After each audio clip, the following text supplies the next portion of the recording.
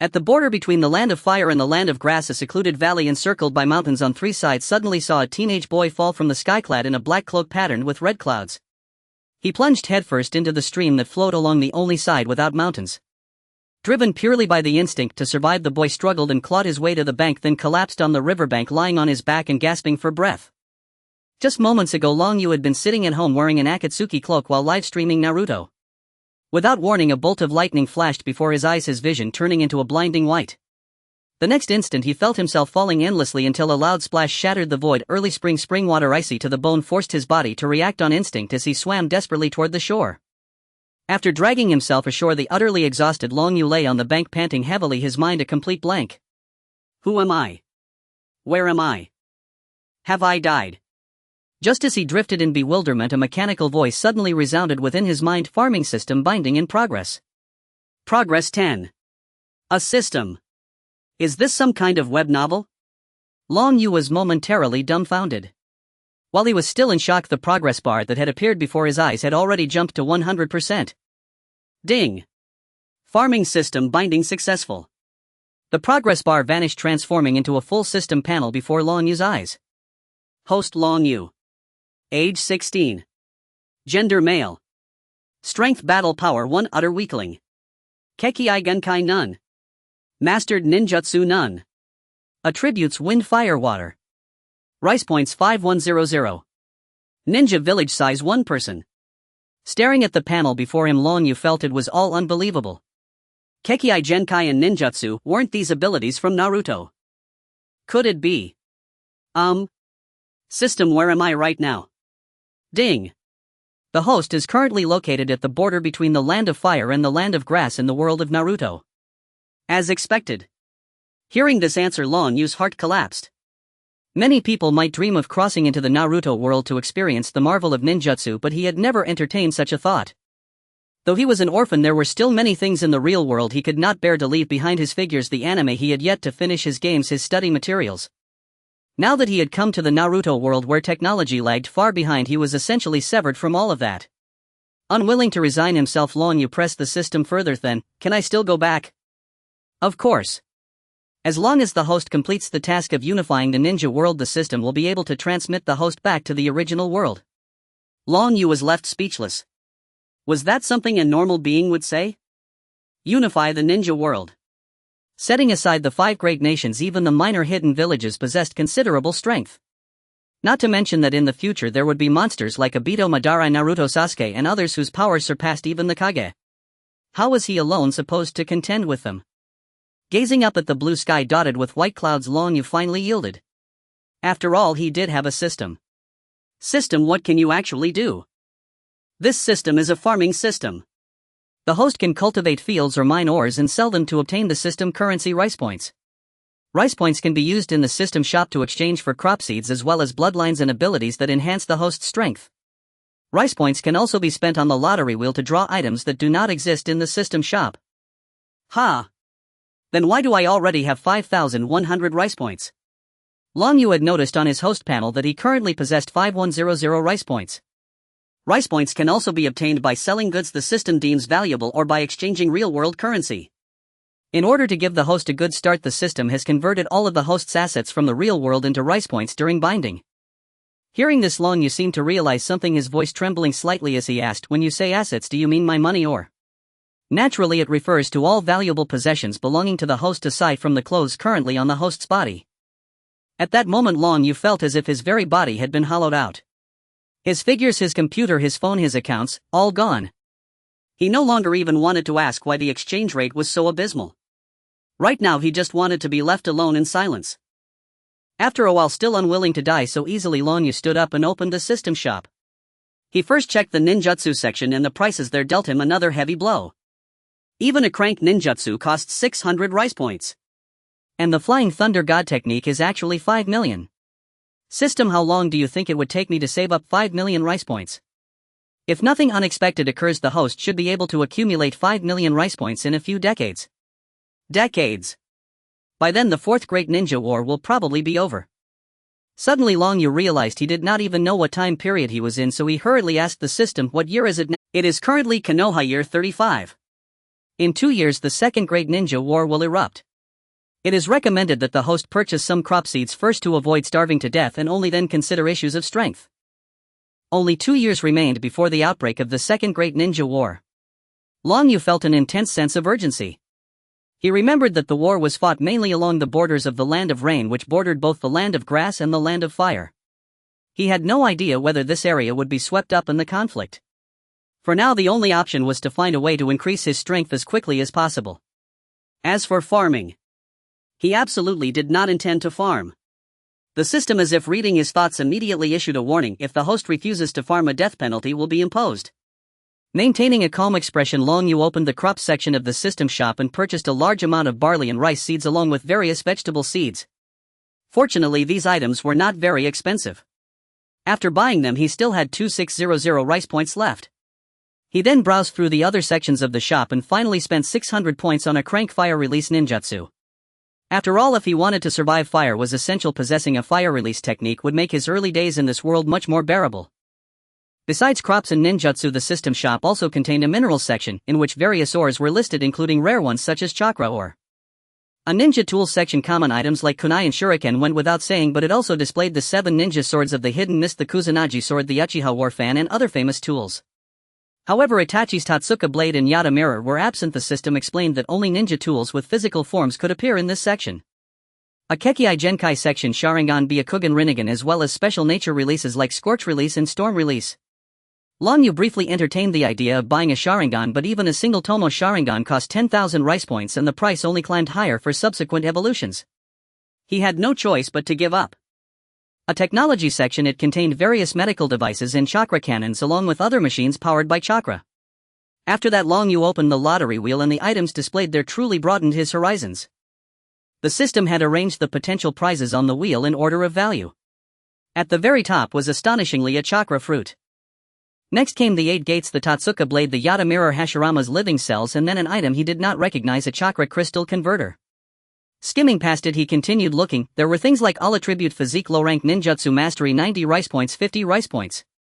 Long Yu had a very clear understanding of his own luck.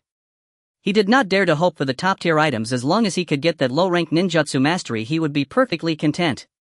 Below those were a variety of nearly worthless items, shampoo, body wash, and the like, which together occupied the greatest proportion of the wheel. A single draw cost 100 rice points. Gritting his teeth, Long Yu went straight for a 10 times draw. Congratulations, you have obtained shampoo 2, bag of salt 3, bath towel 1, tent 1, compressed biscuits 3. Seeing the results, Long Yu felt it was acceptable. At least he would not have to sleep out in the open tonight, and he had even gotten some food. This was precisely why he had been willing to spend precious rice points on the lottery. He had noticed there were quite a few daily necessities on the wheel. Though these items might be useless later on, for now they were extremely valuable to him. Without hesitation, Long Yu tapped for another 10 times draw. A flash of blue light flickered, and to his delight he saw the most precious reward, this time low-rank ninjutsu mastery. In an instant he mastered all rank and below ninjutsu of every attribute, though aside from wind, fire, and water release he was unable to use the others. Although this meant he had essentially wasted the 600 points he had spent earlier, Long Yu was still elated. With mastery over these low-rank ninjutsu, he now possessed at least some ability to protect himself. Calling up his character panel, he saw that his strength had already risen to genin level and his ninjutsu field was no longer empty.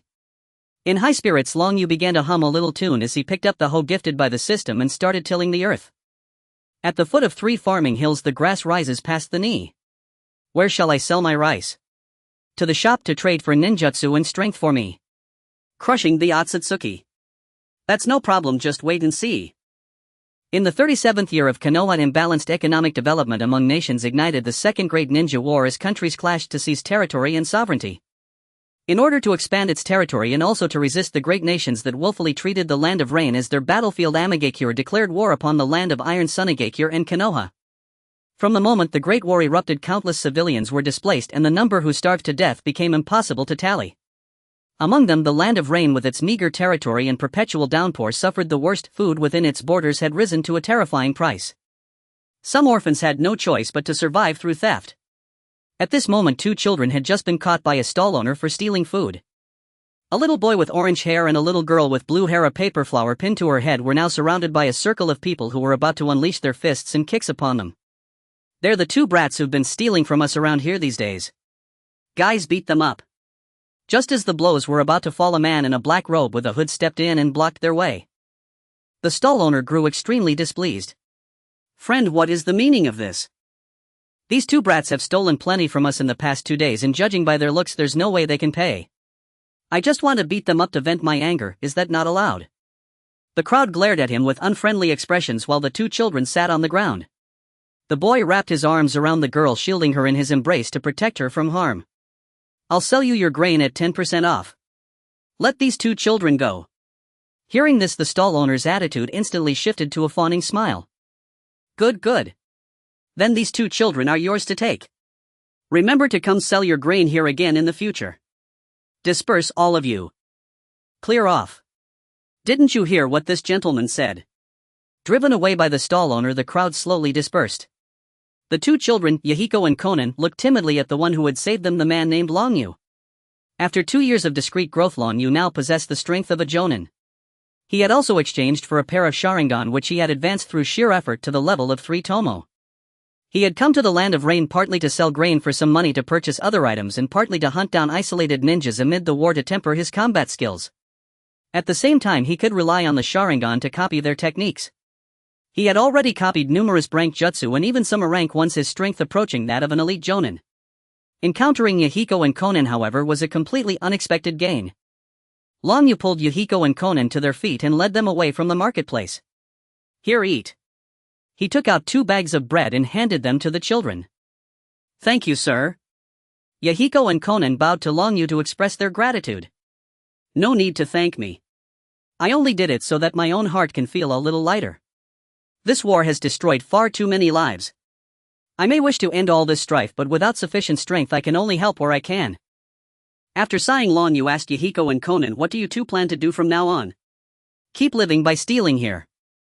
Flushed by his question, Yahiko and Konan lowered their heads. In the end, it was Yahiko who answered, "If we had any other choice we wouldn't do this. But with food prices so high, there's no way two children like us can survive through normal means." Yahiko tightened his fists. "It's all because of the war. Those ninja villages stir up conflict for their own gain, and in the end it's us common folk who suffer the most. If I ever gain enough strength, I will definitely find a way to stop wars from happening." Hearing Yahiko's words, Longyu knew it was time to emulate a certain serpent-like predecessor.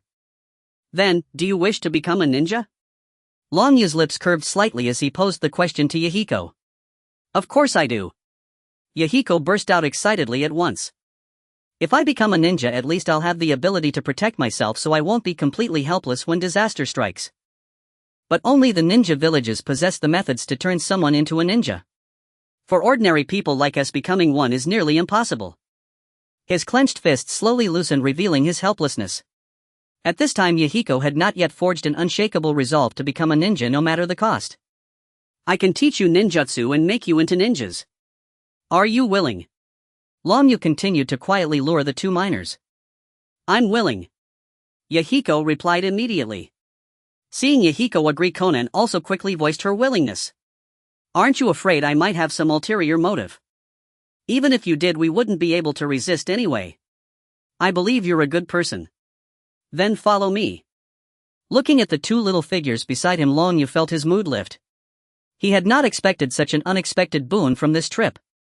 In truth, he could have sent Yahiko and Konan back, then secretly tailed them, and once Nagato appeared, taken all 3 away together. But he knew that Nagato would surely have White Zetsu watching over him, and with Madara still alive at this time, any mishap would likely spell his end. For the sake of caution, Longyu decided that abducting only Yahiko and Konan this time was enough. As for Nagato, he would leave that for the future. With the 2 little ones in tow, Longyu hurried eastward. He had already accomplished what he came to the Land of Rain to do, having copied many jutsu, and now he intended to return directly. When night fell, the 3 of them took shelter in a cave, and Longyu began imparting some basic ninja knowledge to Yahiko and Konan. To become a ninja, you must first learn to mold chakra. Chakra is formed by the perfect fusion of a person's spiritual energy and physical energy. It is the source powering ninjutsu, genjutsu, and taijutsu. One could say that chakra is the very foundation of becoming a ninja. Now focus your minds and see if you can gather chakra. Longyu taught Yahiko and Konan a method for molding chakra that he had purchased from the system, explaining it carefully as he went. The 2 seemed to half understand, yet still followed Longyu's instructions and began trying. Under his patient guidance, both of them succeeded in molding chakra within a single night. At daybreak the three set out once more. "Teacher, where are we going?" Since Long Yu had not told them his name, the two little ones simply called him teacher. "I'm taking you back to my ninja village." "Teacher, are you a ninja of Kusagakure?" Long Yu wore no forehead protector, so Yahiko could not tell which village he belonged to, but judging by the direction they traveled he knew which villages lay ahead. "No." "Then is it Kanahagakure?" "No again." "You'll understand when we arrive." They traveled for another 3 days.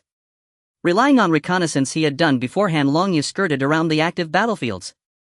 Along the way they encountered only 2 or 3 scattered ninjas whom Long Yu dispatched with a single ninjutsu each. At last the three stood before a great mountain. "Come, we're here." Long Yu walked straight toward the rocky face. "But there's just a mountain in front of us." No sooner had Yahiko spoken than he saw Long Yu's body pass directly through the rock. Startled, Yahiko and Konan rushed after him.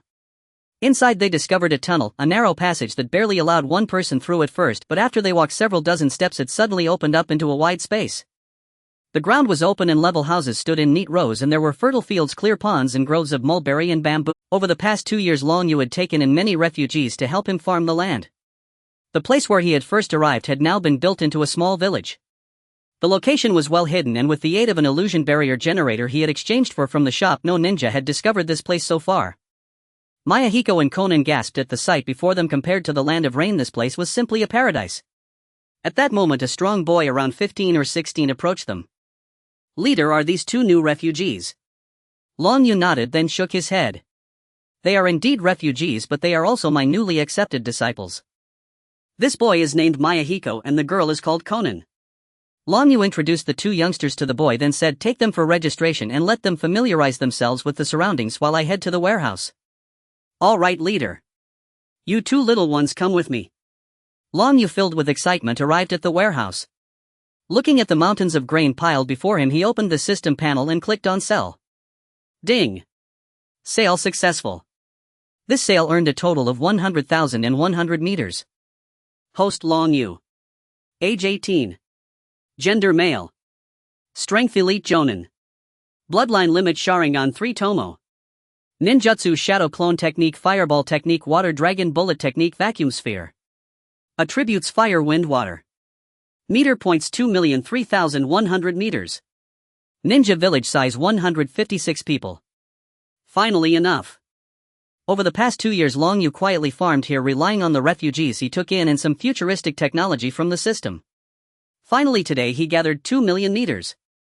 He wanted to exchange for something, a capability that would elevate his strength to a new height and significantly enhance his self-defense. Long Yu opened the system store and found the Mangekyo Sharingan under the bloodline limit section. He selected Kamui and clicked on exchange. Instantly he felt a warm current appear in his eyes, which then flowed out from his eye sockets. Long Yu took out a mirror. The 3 small commas in his eye sockets had now transformed into the shape of triangular sickles. With a thought, the mirror in his hand was instantly sucked into a small vortex. Then he used Kamui to pull himself into the Kamui space. His Kamui space looked no different from Obito's. It was filled with square stone pillars. After turning around for a while, Long Yu found it uninteresting as there was nothing noteworthy inside. It was just a space similar to his system space, but while his system space could only store inanimate objects, Kamui space could hold living beings. With Kamui I can now do more. After all, to unify the ninja world I can't rely solely on these refugees. Although some have quite good talents, they fall short compared to certain ninja clans. It seems it's time for the ninja world to know my name. Long Yu murmured to himself and then disappeared into the Kamui space. On the battlefield between Sand Ninjas and Rain Ninjas, the Sand Ninjas were being pushed back under Hanzo of the Salamander's onslaught. Sand Hidden Ninjas. Hold on. Lady Chio is on her way here, a Sand Ninja shouted on the battlefield. Hanzo noticed the sudden boost in morale among the Sand Village ninjas and couldn't help but snort. Then let's see if you can hold on. Salamander. Toxic Mist Spray.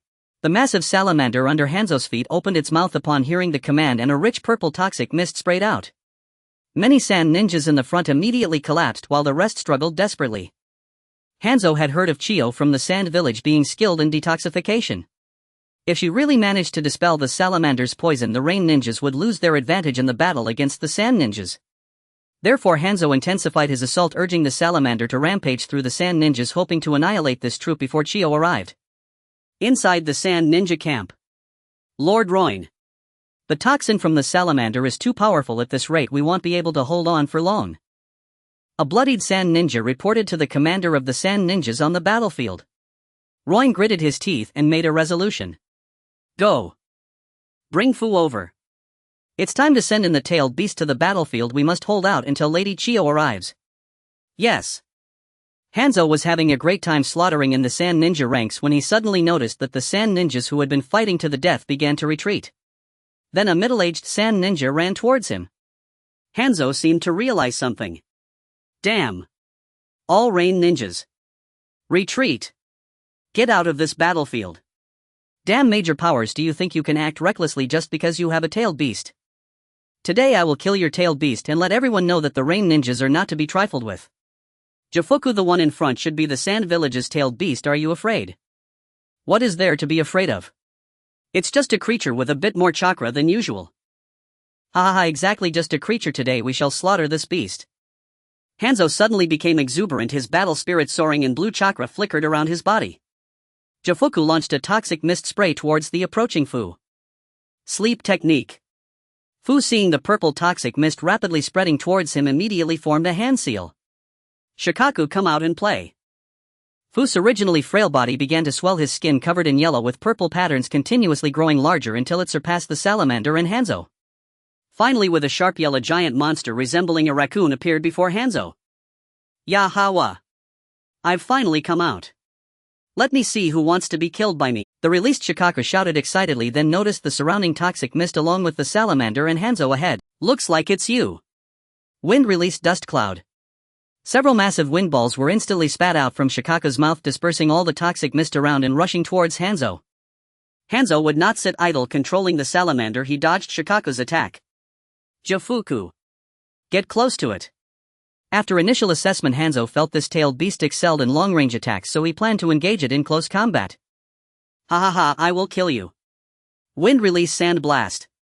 Shikaku clapped its hands onto the ground, causing a flurry of sand to rise, then spat out a strong wind, sending countless small stones flying towards Hanzo. There was no way to dodge. Water release water wall. A tall water wall rose in front of Hanzo, blocking the countless stones that were attacking him. Sword technique 1 slash. Using body flicker technique, Hanzo instantly appeared before Shikaku and his sickle blade struck down, severing one of Shikaku's arms. Ah. That hurts. Shikaku cried out in pain, but Hanzo, having landed a hit, did not wear a pleased expression. Instead, he looked extremely serious. He could not waste too much time on this monster, or else victory in this battle would be difficult. With that thought, Hanzo intended to press the attack on Shikaku, but to his shock, the ground beneath his feet suddenly transformed into a sea of sand. Damn little bug. Go to hell.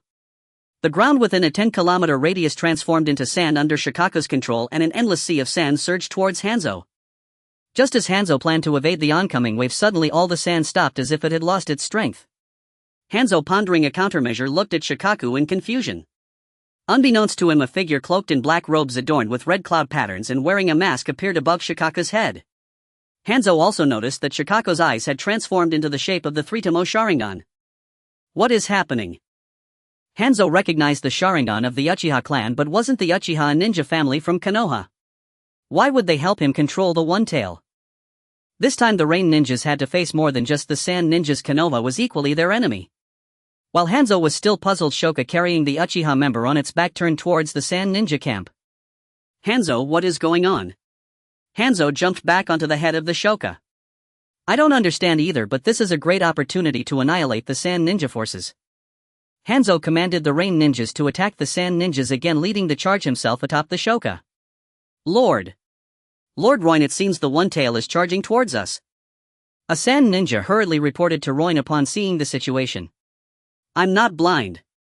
Stop saying useless things and figure out why the One Tail is coming toward us. Roin understood that the One Tail was currently out of control. It wouldn't be surprising if it attacked the sand ninjas, but if it was consciously heading towards them while ignoring Hanzo, who had injured it, then there was a problem. If they couldn't figure out the reason behind the One Tail's actions, they would have to find a way to wake up the summoning spirit from its slumber technique. Just as Roin was contemplating, a signaling ninja arrived. We've figured it out, Lord Roin, it's the Uchiha from Konoha. The One Tail is being controlled by the Uchiha clan. That Uchiha is sitting atop the One Tail. What? Isn't the target of the Rain Ninja's declaration of war also the land of fire? Is Sarutobi Hiruzen trying to declare war on us sand ninjas? Suddenly a loud noise erupted from outside. Roin stepped out of the tent to see the One-Tail wreaking havoc on their camp, and the previously retreating Rain Ninjas were now taking advantage of the chaos, threatening to breach their defenses. Attack the Uchiha atop the One-Tail with ranged ninjutsu. Now Roin could only think of ways to buy some time. Hearing Roin's command, the sand ninjas hurled shurikens and kunai with ranged ninjutsu at the Uchiha on the One-Tail. Oof, useless.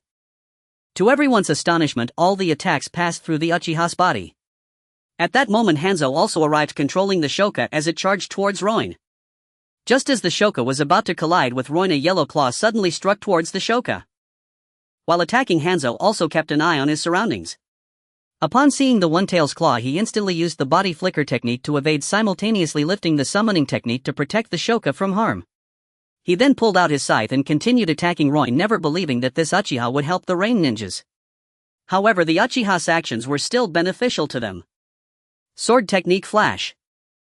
In a rush, Roin could only cast a earth-style wall, but Hanzo used a body flicker technique to get behind him. Just as Hanzo's scythe was about to chop off Roin's head, a white puppet suddenly appeared to block Hanzo's scythe.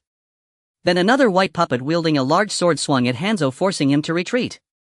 Roin, are you all a bunch of useless fools? How could you let the One-Tail out in your own camp? A middle-aged woman controlling 10 white puppets angrily questioned Roin.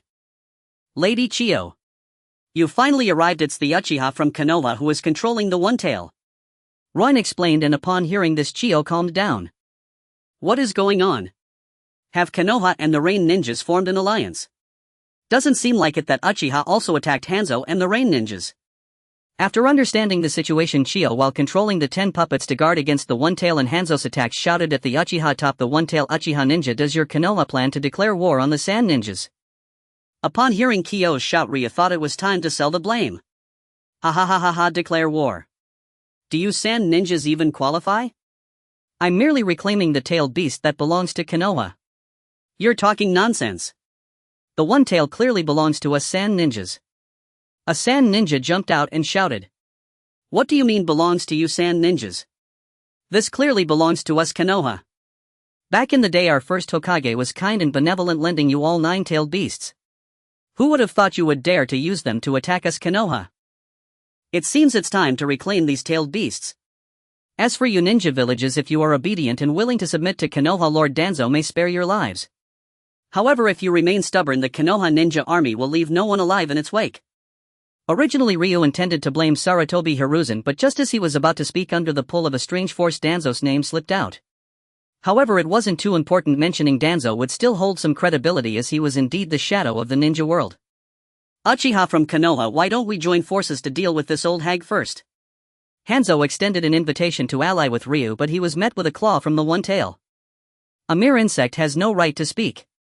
You small nations are not even qualified to guard the gates for us Konoha. As for you Hanzo, your name as a demigod is merely a facade. You barely qualify to serve as Lord Danzo's guard. Listen up, you bunch of ants. Everything we Konoha do is not only for war but also for peace. The ninja world is divided, and wars between ninja villages are endless. For peace we must unify the ninja world. And the only ninja village with the strength to do so is us Konoha. Hearing Ryu's insane speech, Chiyo and Hanzo exchanged glances and then attacked the Uchiha atop the One-Tail. It seems you ants have no intention of surrendering. Very well, let me show you the strength of Konoha. Fire-style windstorm dance. The swirling distorted space stirred up a raging wind, and a serpentine fire snake became even more fervent and violent with the assistance of the wind. Such power is rank ninjutsu. That madman. Sensing the strength of this ninjutsu, both Hanzo and Chiyo dared not take it, Heaton secretly cursing the guy for unleashing a big move right from the start. Fire-style exploding flame array. With Hanzo's hand seals, a long strip made of explosive tags wrapped around Rya's leg, emitting a sizzling sound about to explode. Boom. Hanzo and Chiyo stared at the smoke produced by the explosion. Yeah, accompanied by a painful roar from the One-Tail, Rya's figure in a black robe reappeared before them. Is this all you two are capable of?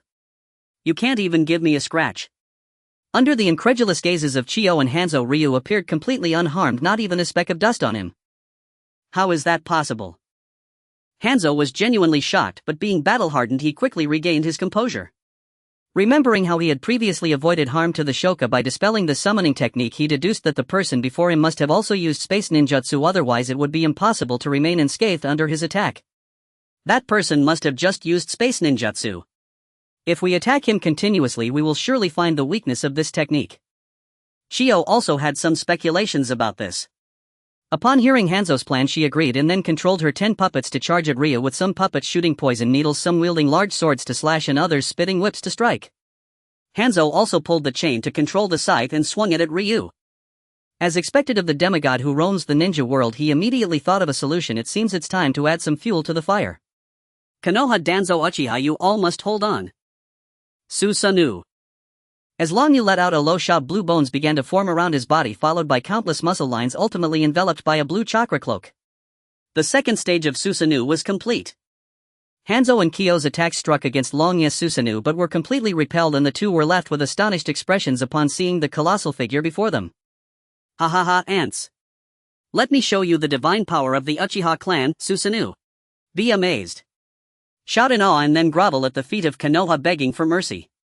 As Long Yu shouted loudly, his vision suddenly blurred immensely and tears of blood flowed from his eyes as he clutched his mouth and began to cough violently. Hanzo and Shio certainly would not let such a good opportunity slip away. Endless attacks rained down on the blue shell of Susanoo. Long Yu spat out a mouthful of blood and Susanoo could no longer be maintained, dissipating with a hum into the cosmos. Seeing the troublesome Susanoo vanish, Shio immediately controlled a puppet to open its body and release countless ropes in an attempt to restrain Long Yu, while Hanzo swung his chain sickle towards him. Just as the ropes and sickles were about to touch Long Yu, his figure suddenly vanished into a whirlpool. This time I will let you two go. When the Konoha army arrives next time, your tailed beasts will be reclaimed and your ninja village will be flattened by us. Remember, I am under Lord Danzo of Konoha and my name is Long. The arrogant voice gradually faded away.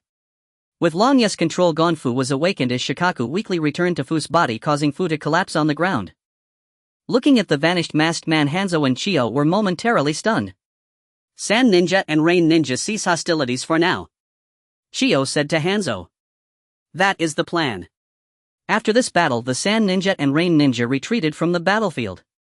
Once all the ninjas had left, several white heads emerged from the ground. We need to hurry and inform Lord Obito about this situation. After saying this, White Zetsu activated the Shinsho technique and hid back into the ground, heading towards the Kamizukuri Bridge. Inside the Wind Shadow office building. Bang. Arrogant. Does Konoha think this is still the time when Hashirama and Tobarama were alive? They still want to reclaim the tailed beasts from all countries. What utter arrogance. Since Konoha wishes to make enemies of everyone, then we shall grant them that. The third Kazekage stood up in anger after hearing Kyo's report. Aizo. The seated Aizo stood up. Send a letter to Konoha. From today onwards, the Sand Ninja formally declares war on Konoha. Additionally, inform the other ninja villages about the situation on the battlefield today and the information regarding that Uchiha. Yes. Hoto, you two take the advance troops to the Konoha border to scout the situation and await orders to launch an attack on Konoha. Yes. Yes. A red-haired man and a black-haired woman replied simultaneously. Shio, what is the attitude of the Rain Ninja? After arranging these matters, the third Kazekage sat back down, rubbed his head, and asked Shio beside him. Hanzo has agreed to temporarily join forces with us against Konoha, but he demands that any benefits from victory be split in half. A mere small country thinks it can negotiate terms with us. If it weren't for Hanzo propping up this Rain Ninja with a salamander, they would be nothing. However, Hanzo's lethality on the battlefield indeed deserves the title of demigod. Seeing the third Kazekage's dissatisfaction with the Rain Ninja, Shio reminded him at the right moment. I know that. You handle it as you see fit.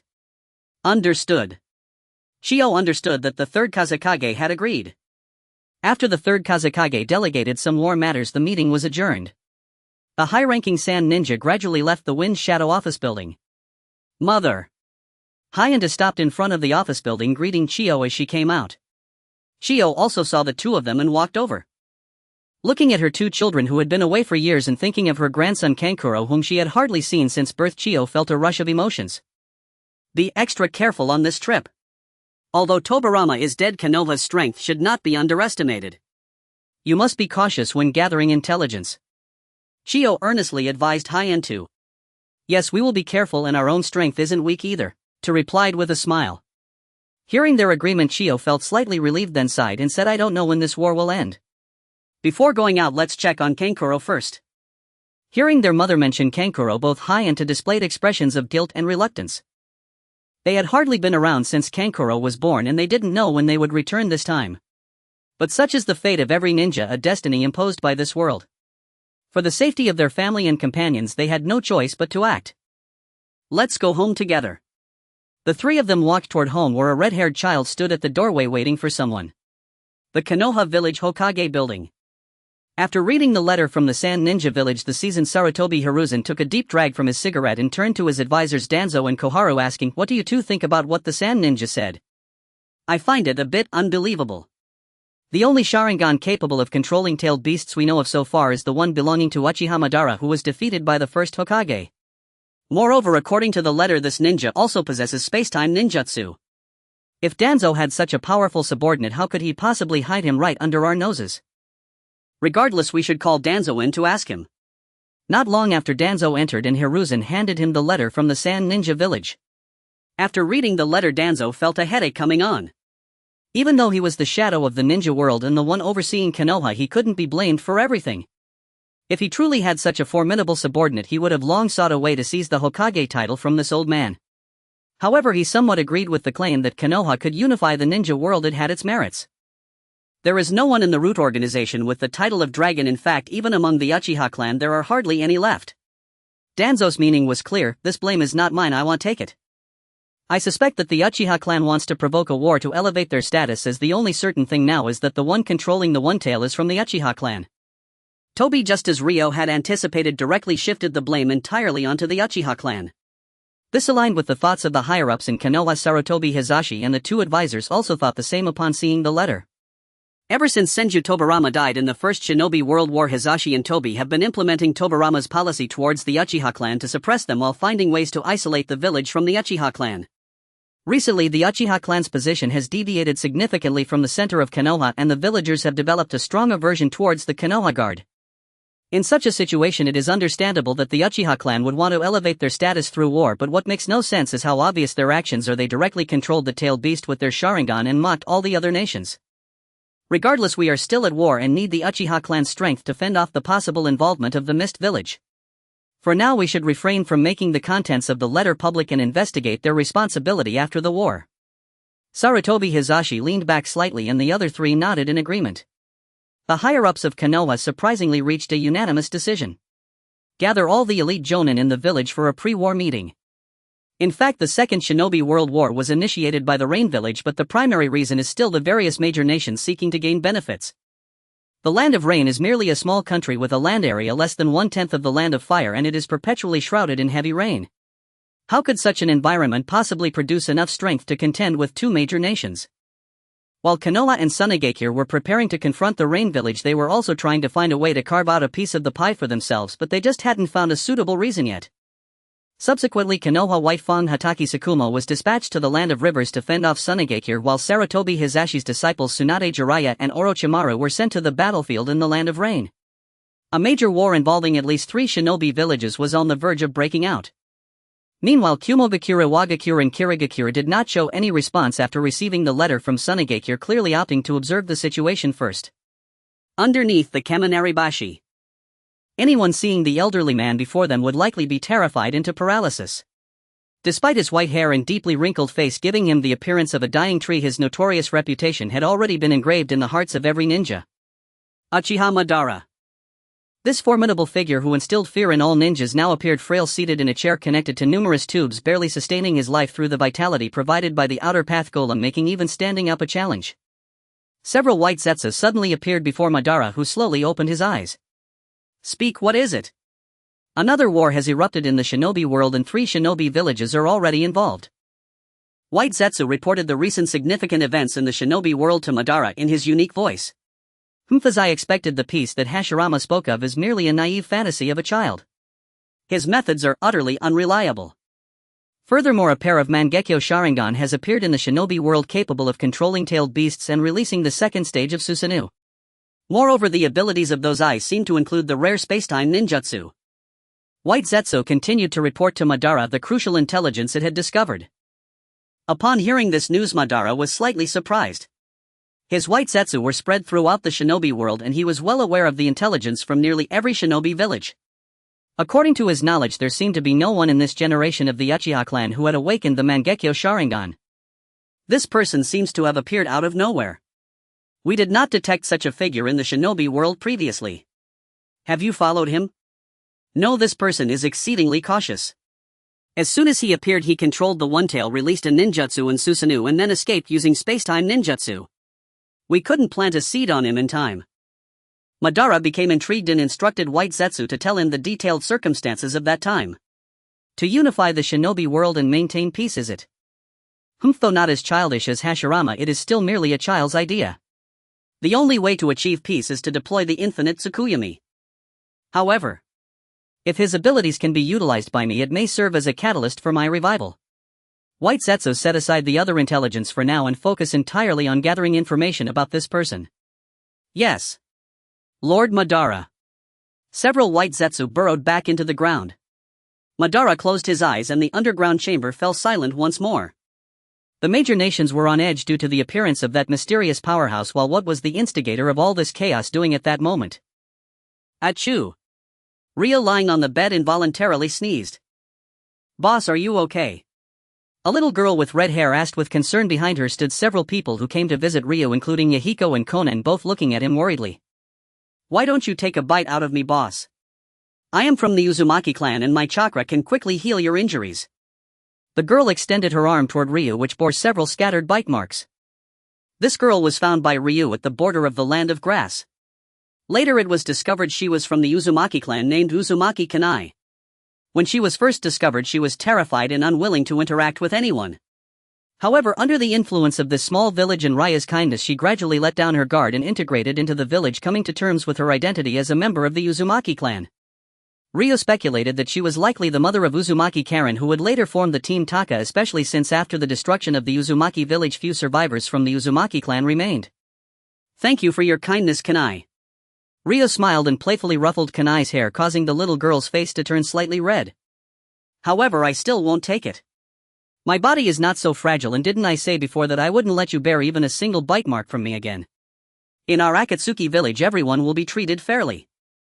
Boss. The little girl was so moved she was about to cry. After the destruction of the Uzumaki village, the members of the Uzumaki clan were mostly hunted down. Relying on her ability to heal others' injuries, she managed to survive while living under the roof of others, but others only used her as a tool. Until she met Ryo and came to this idyllic place. Not only was Uzumaki Kanai feeling this way, but everyone in this small village shared the same sentiment. They were originally just refugees grateful for any food to survive. However, after arriving here, they not only had enough to eat and wear, but they could also learn ninjutsu that only elite ninjas were qualified to study. All of this was thanks to their leader. Also, please don't call me leader anymore, it makes me feel old. From now on, just call me brother. Longyu continued. The villagers mostly called him leader. He always thought that a name was just a title interchangeable with any other. However, now being called leader by such a cute little girl felt a bit strange. It seems I need to have a daughter. The villagers in the room all thought at the same time. How can that be? You are our benefactor, how can I call you by your name directly? How about I just call you brother instead? Uzumaki Kanai said anxiously, looking exceptionally cute. Alright, that works. Longyu thought that calling him brother directly didn't seem like a problem. After all, many people love to adopt younger sisters, right? Like a certain someone. Brother, you need to get better soon. The soft voice almost sent Longyu to the heavens. Due to the many people around, he didn't dare make any other moves. Afterward, the villagers each offered their well wishes to Longyu. Once he instructed them on some matters, they all left. The crowded room became empty and Longyu stared at the blurry ceiling, contemplating his next plan. He truly hadn't anticipated the significant burden the eternal Mangekyo Sharingan would place on his body. He had only used a few skills, yet his vision had already begun to blur. Although his situation was much better than Kakashi's when he used Kamui, it still couldn't compare to Obito, who used Kamui as a passive skill. It seemed that until the Sharingan evolved into the eternal Mangekyo Sharingan, or without implanting Hashirama's cells, Kamui could not be used continuously. Next, Konoha would likely be fighting against the Rain Shinobi and Sand Shinobi simultaneously. According to the plot, Konoha should still emerge victorious in this war, while the Rain Shinobi would gain little and the Sand Shinobi would likely be pierced through by Hatake Tsukumo. As expected, Konoha should not take action against the Uchiha clan during the war, but it was almost certain that Konoha's higher-ups would pursue the Uchiha clan's responsibility afterward. The Uchiha clan would eventually sever ties with Konoha, and all he needed to do was accelerate this process. Then when they were desperate, he could extend an olive branch. However, that alone wouldn't suffice. He needed to establish a certain status within the ninja world, otherwise those arrogant Uchiha clansmen would never take orders from him. There's still so much to do. Long Yu sighed helplessly and summoned the system panel to open the lottery page. After buying Kamui, he had 3,100 meters left and planned to do a 30 consecutive draw. The pointer on the wheel kept spinning and finally stopped. In the end, Long Yu surprisingly received a daily necessities gift pack, a total of 30 items. Despite being mentally prepared, he was still frustrated by this outcome. A lottery without a guarantee is indeed not suitable for someone like him who has bad luck. Looking at the 100 meters left in his personal information, Long Yu didn't want to save it anymore and went for a single draw. Moments later, a red light suddenly appeared. Long Yu covered his mouth in disbelief. Indeed, single draws were more likely to produce miracles. He had actually drawn the 8 gates. This could be considered a divine technique, allowing one to unleash their internal limits and enhance their combat power by several folds or even tens of folds. Opening the final dead gate could enable a lowly genin to possess the strength of a strong shadow, and the Mist Ninja's 7 ninja swordsmen were turned into nothing by this move, while even Uchiha Madara, who achieved the 6 paths, almost perished under it. Although opening the dead gate comes at an exorbitant price requiring one's own life, Long Yu did not need to reach the dead gate. The first 7 gates would suffice. The method of using the 8 gates appeared in Long Yu's mind. Like usual, when acquiring a new ability, he decided to try it out. Opening just 1 gate would not cause too much commotion, so he planned to test it in the room. With an excited heart, Long Yu shouted in the room, "Open gate, go!" Long Yu's chakra gathered towards his brain, intending to impact the brain to open the gate. However, after a minute, nothing happened. Long Yu could even feel a flock of crows flying over his head, squawking, "Baka! System, what's going on? Why can't I use the 8 gates I drew from you?" Long Yu, feeling tricked, questioned the system angrily. Ding! The premise for using the 8 gates is extraordinary, excessive, and requires prolonged training beyond limits.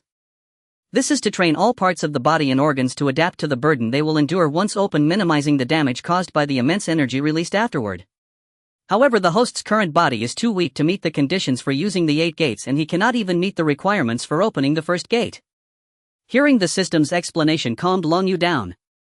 It seemed he hadn't specifically trained since arriving in the ninja world, completely relying on the system's golden finger. It's no wonder his Kamui usage duration was also likely related to this. Awakened, Long Yu immediately decided to start exercising every day from today. After taking a day off, Long Yu's vision finally became clear again. The vivid world before him made him never want to return to yesterday's state. There are currently 2 methods to avoid the drawbacks of the Mangekyo Sharingan. The first is to spend 300,000 meters in the system store to evolve the Mangekyo Sharingan into the Eternal Mangekyo Sharingan. However, this method takes far too long, and it may take him another 2 years to gather 300,000 meters. The other method is to implant Hashirama's cells like Obito did back then. However, he currently doesn't have Hashirama's cells, nor does he know how to implant them, so that will have to rely on Orochimaru.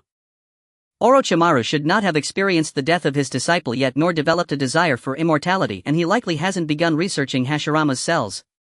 However, by the time the Second Shinobi World War ends, that should change, and he would need to pay a visit to Uncle Snake. Thinking this, Long Yu pushed open the door and walked out. Currently, Long Yu's Akatsuki Ninja Village is still under construction. Although the villagers have a place to live and do not worry about food and clothing, some basic infrastructure is still incomplete, such as a ninja school, hospital, restaurant, etc. The main reason for all this is that the population of Akatsuki Ninja Village is still quite small, and the villagers also have to farm, leaving them with no extra energy to build these facilities. This Akatsuki Ninja Village is his foundation for unifying the ninja world in the future. How can he grow stronger without these? However, Long Yu has already thought of a solution. Although the neighboring Grass Ninja Village is a bit poor, it has a considerable population. Moreover, this Grass Ninja Village doesn't even have a shadow level power, making it a soft target. Long Yu plans to emulate Obito's approach. Master and Yahiko and Konan, holding a water flask and bread, had just stepped outside when they spotted Ryoyu and called out joyfully. Ryoyu had originally intended for the two to live with him. This would allow more time for instruction, as both, once properly trained, would surely rise to at least cage level strength. Yet shortly after their arrival, a warm-hearted elderly woman invited them into her home for dinner. During their conversation, Yahiko and Konan learned that her husband, child and parents had all perished in the war, leaving her utterly alone. Moved by compassion, the two decided to stay with her, and Ryoyu reluctantly agreed. Well. It's Yahiko and Konan. Up so early, you're off somewhere. Ryoyu approached them. Truth be told, he felt rather inadequate as a teacher. Beyond teaching them chakra condensation during their journey back, he had imparted nothing else to them thus far. The thought filled him with quiet remorse. And honestly, the sun's already high, how can it still be early? Master, have you overslept? Villagers have long since headed to the fields, and Yahiko glanced up at the sun and sighed, exasperated. Ryoyu tilted his head upward as well. The sun hadn't even reached the western horizon yet. Was it truly late before afternoon? Honestly, these brats weren't the least bit endearing. Konan gently eased the awkward silence. And we're taking lunch to Aunt Ryoko. Master, is your injury fully healed? She asked with genuine concern. Anna, Konan is truly adorable, thoughtful of her master, unlike someone over there. And Ryoyu smiled warmly and ruffled her hair. Poof. Yahiko turned away in mock indignation. And my injury has fully recovered, thank you for your concern. That's wonderful. Then if you're quite well, we'll deliver lunch to Aunt Ryoko first. And hearing his reassurance, Konan's face lit up with relief. Go ahead then. Once you've finished, meet me by the riverbank. I've set aside time these days to teach you some ninjutsu. Really? And Yahiko's eyes sparkled instantly at the mention of ninjutsu. He had always yearned to become a shinobi. After Ryoyu brought them here, only the village elder Okita had instructed them, but Okita's chakra nature was earth, limiting him to earth-based techniques. Yahiko's own nature had been confirmed as water, while Konan's astonishingly encompassed three natures: earth, water, and wind. Consequently, these past days had seen Konan advance visibly, while Yahiko could only perform physical conditioning drills. Though he bore no jealousy, a quiet imbalance lingered within him. Of course it's true, off you go. And receiving confirmation, Yahiko leapt with unrestrained excitement.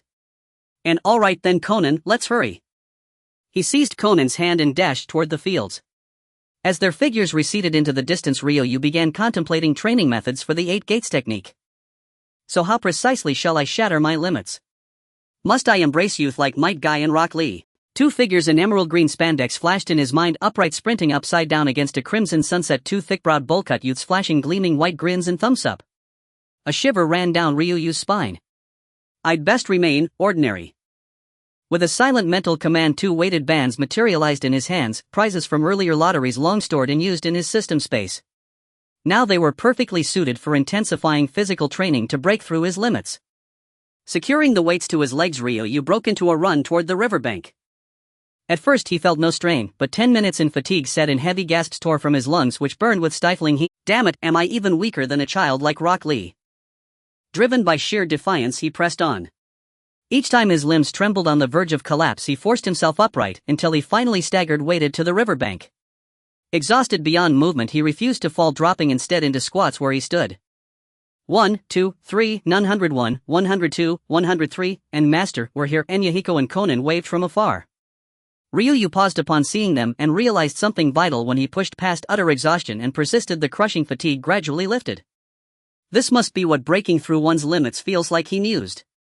And so even Master practices foundational training? And Yahiko asked, curious. He just witnessed Ryoyu performing squats. In his eyes, Ryoyu was already formidable. During their journey, several shinobi had fallen instantly beneath his swift, decisive jutsu. He'd assumed such basics held no place in his master's regimen. Absolutely, foundations are paramount. Today I'll begin by teaching you core shinobi abilities. And Ryoyu wiped sweat from his brow as he replied. Let's go, the training ground lies across the river. He planned to start with tree climbing and water walking. Both honed chakra control, the bedrock upon which all advanced jutsu rested. Stronger control meant exponential progress later. Moreover, these exercises required minimal supervision, freeing him to develop a new technique simultaneously. Strictly speaking, it was an invention, though unknown in this world. He'd witnessed it, and knew precisely how to master it. That technique was the 7th Hokage's signature move, the Rasengan. To be frank, it was somewhat embarrassing for a transmigrator. Ryoyu had dwelled in the shinobi world for over 2 years, and still couldn't form a Rasengan. Seeing every jutsu available in the system shop, he'd unconsciously dismissed self-driven mastery, yet it was never too late to begin. Ryoyu and the 2 children crossed the river into a vast forest, technically within the land of fire, yet so remote and shielded by 3 towering mountains that even during wartime he'd never once glimpsed a Konoha shinobi here. What will Master teach us? Something incredibly powerful, and Yahiko's face glowed with eager anticipation. And what I'll teach surpasses any jutsu, it's the art of climbing trees and walking on water. Eh? And both Yahiko and Konan stared dumbfounded. And climb trees? Seriously? We already know how. Watch. And Yahiko grabbed a trunk and scrambled up like a monkey settling on a branch to wave down at him. Konan said nothing, but her expression betrayed quiet bewilderment. Ryu smiled faintly, walked to the same tree, channeled chakra to his soles and ascended vertically, straight up the bark, until he stood beside Yahiko. So, can you climb like this? Xiaonan and Yahiko stared at Long Yu in shock, unable to speak. Sigua E. Sigma. Yahiko's eyes sparkled and Xiaonan looked at Long Yu with admiration. Long Yu grabbed Yahiko by the collar and climbed down from the tree. Watch closely, I will demonstrate it to you again and share the method with you. The two little ones obediently nodded and knelt in front of Long Yu, attentively watching. First, you need to attach chakra to the soles of your feet. It's important that the amount of chakra is neither too much nor too little. If it's too little, you won't be able to stick to the tree. If it's too much, you'll break the tree. To help the two little ones see better, Long Yu lifted his foot with blue chakra clinging to the sole and then placed his foot on the tree. Once the appropriate amount of chakra is attached to your feet, you can do this. Long Yu walked step by step up the tree and then hung upside down from a branch. Is it really that easy? I can learn it right away. After watching Long Yu's explanation, Yahiko was filled with confidence and immediately wanted to give it a try. First, attach chakra to the soles of your feet. Yahiko gathered chakra and then attached it to his feet, which glowed with the same blue light as Long Yu's. Next, he stepped onto the tree. Yahiko placed one foot on the tree without any issues. Then he raised the other foot to walk up the tree and his whole body became parallel to the ground. However, just as he took his second step, a sudden crack sounded from the spot where his first foot was and Yahiko fell straight to the ground. Long Yu had anticipated this situation. Generally, those with a passionate and boisterous personality might have a weaker control over chakra, as controlling chakra requires a calm mind. Thus, girls might find it easier to master tree climbing and water walking quickly. Long Yu laughed heartily as he watched Yahiko sprawled on the ground with his feet in the air. Ha ha, it really is simple, you just fell to the ground. Ha ha ha. Xiaonan also covered her mouth and laughed at the sight. Hearing their laughter, Yahiko's face turned red and he hurriedly got up from the ground. Damn it. Last time I wasn't prepared. This time I can definitely do it. After saying that, he tried again. Then just keep trying. I can also develop a new ninjutsu. Long Yu then turned to Xiaonan and said, you should give it a try too. Xiaonan nodded and chose a tree next to Yahiko to start her own attempt. Seeing their determination, Long Yu felt relieved and took out a water-filled balloon, preparing to begin practicing the first stage of the Rasengan.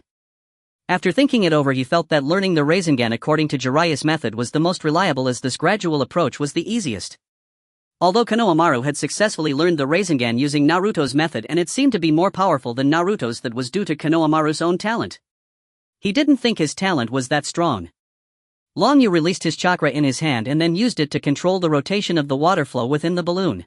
The water balloon immediately began to swell, but when Long Yu injected a second stream of chakra, the first one lost control and dissipated, causing the water to swell in one direction before stabilizing. It seems my chakra control isn't strong either. I need to control multiple streams of chakra. And they all have to maintain different trajectories. This is indeed not easy. After pondering for a moment, Long Yu decided to continue trying, but then he heard Yahiko's exclamation. Wow! That's amazing! He looked up and saw Xiaonan steadily walking on the tree, already at a height of 6 or 7 meters. This scene excited Yahiko, who shouted and began running up the tree. After running 3 or 4 meters, he fell down due to insufficient chakra attachment, but he had experience now and landed safely with a backflip, then immediately began trying again. Alright Xiaonan, you've completed this training. Come down and I'll start teaching you the next exercise. After seeing Xiaonan finish the tree climbing training, Long Yu planned to teach her the second exercise, water walking. For the next 2 weeks, Long Yu continued to teach Yahiko and Xiaonan while also training hard himself.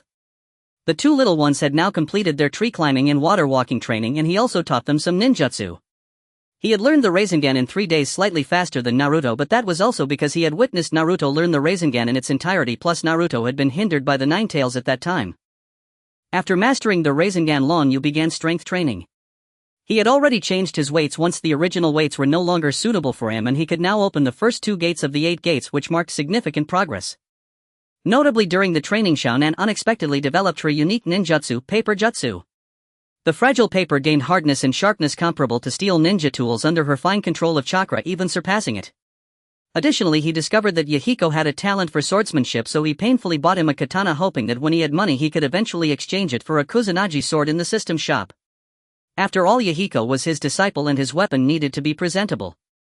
At this moment, Yahiko and Xiaonan stood on either side of him, each taking their stances, with Yahiko gripping the katana he had been given. Battle. Begin. Long Yu commanded, then jumped up onto a tree to watch their fight. Upon hearing Long Yu call for the start, Xiaonan immediately gathered chakra to form several paper shuriken that floated around her. Yahiko, knowing his advantage lay in close combat, began to approach Xiaonan with his blade. Paper shuriken technique. Xiaonan waved her hand forward and several paper shuriken flew swiftly towards Yahiko. Yahiko raised his sword to slash at the paper shuriken that had reached him, producing a sound of clashing metal.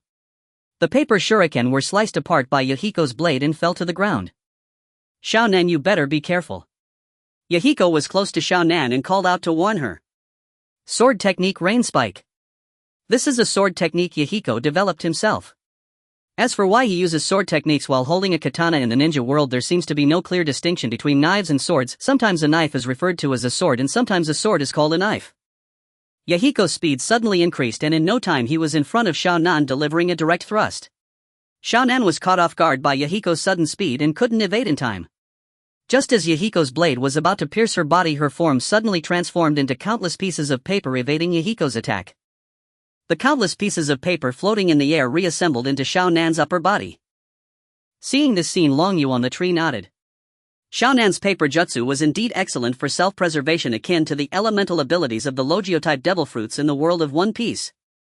However, the drawback was that she was vulnerable to ninjas with strong fire release abilities. For instance, when Jiraiya fought Xiaonan, she was completely defenseless. I'm not that weak. Now it's your turn to be careful, Yahiko. Paper jutsu, paper feather. A paper-like spike suddenly appeared in front of Xiaonan. With a low shout, Xiaonan's spike surged toward Yahiko with even greater speed than the paper shuriken. The spike struck Yahiko, but his body turned into a piece of broken wood and his real body was nowhere to be found. A substitution technique. Xiaonan thought. Where could his real body be? The airborne Xiaonan looked around but couldn't find any trace of Yahiko. However, Long Yu on the tree could see everything clearly. After using the substitution technique, Yahiko was hiding behind a tree next to Xiaonan, secretly forming hand seals. It seems he wants to use water release to counter Xiaonan's paper jutsu, Long Yu thought. This was indeed a way to counter. Xiaonan paper loses its toughness when wet and becomes soft. It seems I need to remind Xiaonan later to avoid getting caught off guard in the future. Yahiko completed his hand seals in the tree and then jumped up. Water release, water surge. Yahiko, appearing behind Xiaonan, unleashed a wave of water from his mouth. Caught off guard, Xiaonan was drenched by the water and the soaked paper lost its lightness, forcing her to drop back to the ground. Seizing the opportunity, Yahiko rushed toward Xiaonan. However, although Xiaonan's paper jutsu was rendered ineffective, she possessed 3 chakra: nature's water, earth and wind, allowing her to hold her ground against Yahiko using some lower level ninjutsu. In the end, both were exhausted, resulting in a draw. Long Yu jumped down from the tree ready to give feedback when he suddenly heard footsteps behind him. Hurry! It seems there are ninjas fighting ahead. Strange, I clearly heard sounds of battle from this direction. One ninja scratched his head, puzzled. I think you're just too nervous. We're only at the border of the land of grass. How could there be a ninja battle here? The battlefield is in the land of rain. It's not like the ninjas from the grass village would dare to fight us from the leaf. That's true, I guess I've been too tense lately. Don't worry, this time we're led by the 3 disciples of the 3rd Hokage and we will definitely defeat those rain ninjas. You two hurry up. We still need to rest in the land of grass. The 3 leaf ninjas left. Long Yu emerged from the Kamui space and after confirming that no one was around, released Yahiko and Xiaonan. Is war about to start again? Xiaonan said with her head down, looking rather unhappy. The war has never stopped. I'll send you both back, I have some matters to attend to these days. You two stay in the village and behave well. The 2 little ones obediently nodded. The grass ninja village. Isn't bad. The triangular scythe in Long Yu's eyes transformed back into 3 Magatama. The plan can begin. In the daimyo's manor of Tsurji country, a rare council had convened. The subject under discussion was a request from my village of Hoji country for Kaozi's support in a campaign against Yunnan village.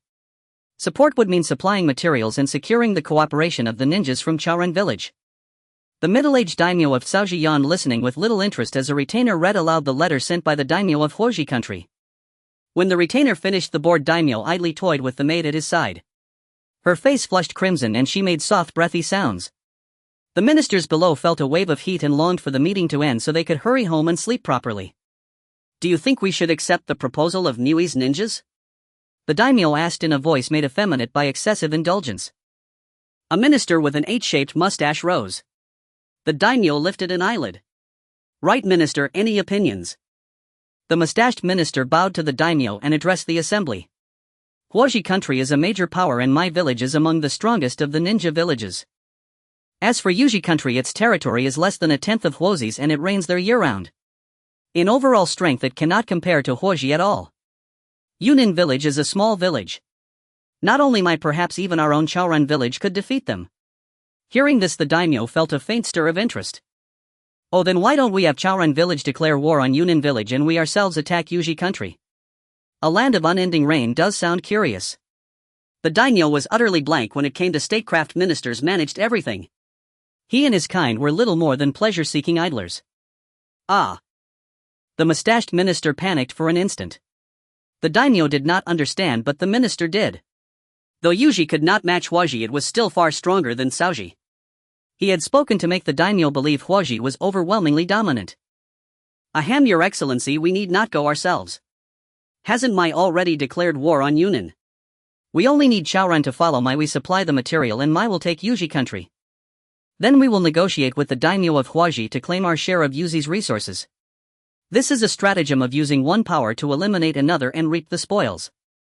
Using to swallow a stratagem." The phrase was clearly beyond the daimyo's understanding. He repeated it with effort. "Oh, so it means using might to secure Yuji for us," the mustached minister said with a smile as he explained. "I see. But won't that leave us with less food and supplies?" The daimyo, grasping the idea, faintly covered his mouth with a small folding fan as he asked. "Rest assured, your excellency, I have a method that will not deplete our treasury."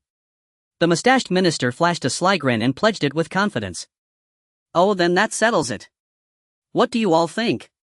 the daimyo asked the other ministers. "The right minister speaks truly." "Agreed." "Well said, right minister." The daimyo yawned once more. "Very well, right minister will take charge of this matter." Dismissed. The daimyo led the maid toward his bedchamber while the ministers stood waiting for him to depart. Just as he was about to go, he paused, turned and spoke. "By the way, don't forget to attend tonight's banquet." "Yes. Certainly." Only then did the daimyo leave satisfied. After the daimyo departed, the ministers filed out. The right minister returned home and closed his door. A figure wearing an animal mask suddenly appeared behind him. "This is your payment," the masked man said coldly, dropped a chest at the right minister's feet and vanished. The right minister rubbed his hands eagerly and opened the chest. The glittering gold reflected on his wrinkled face, twisting it into a greedy smile. In a town within Caoji country, a crowd of commoners pressed together to read a newly posted notice. "Hey, don't shove. Anyone who can read, please read it aloud." "I'll do it." A slight young man squeezed forward and read the notice in a loud voice. "Recently, Yunnan village has been invading neighboring lands and instigating war. My village of neighboring Huoji country will punish Yunnan village. To show neighborly support, Caoji country will provide supplies to the arriving Mai ninjas. Accordingly, taxes will be raised and collected immediately to be sent to the Mai ninjas. Those who refuse to pay will be beheaded and displayed." When the youth finished reading, some commoners began to sob. "Taxes again and collected at once, how are we supposed to live?" An old man covered his face and cried while those nearby wore looks of pain, anger and helplessness. Even if their fury was boundless, they were powerless. Such were the commoners of the ninja world, the lowest among men. They had no right to choose their fate, only to be chosen by it. Ninjas might be fearsome, but they wielded tremendous power. Commoners had nothing. In such circumstances, most could only await death. Even if they resisted, they would be no match for the daimyo's ninjas' eggs against stone. The crowd dispersed in grief. Barring some unexpected turn, some among them would likely not live to see another year. The sun sank in the west and night descended, swallowing the world. The moon was completely veiled by clouds and even the stars seemed dimmed. Lights had gone out in the daimyo's compound, only a few torches burned outside and several drowsy guards' weapons in hand nodded off. Suddenly a gust of wind blew, snuffing out several torches and instantly rousing the guards.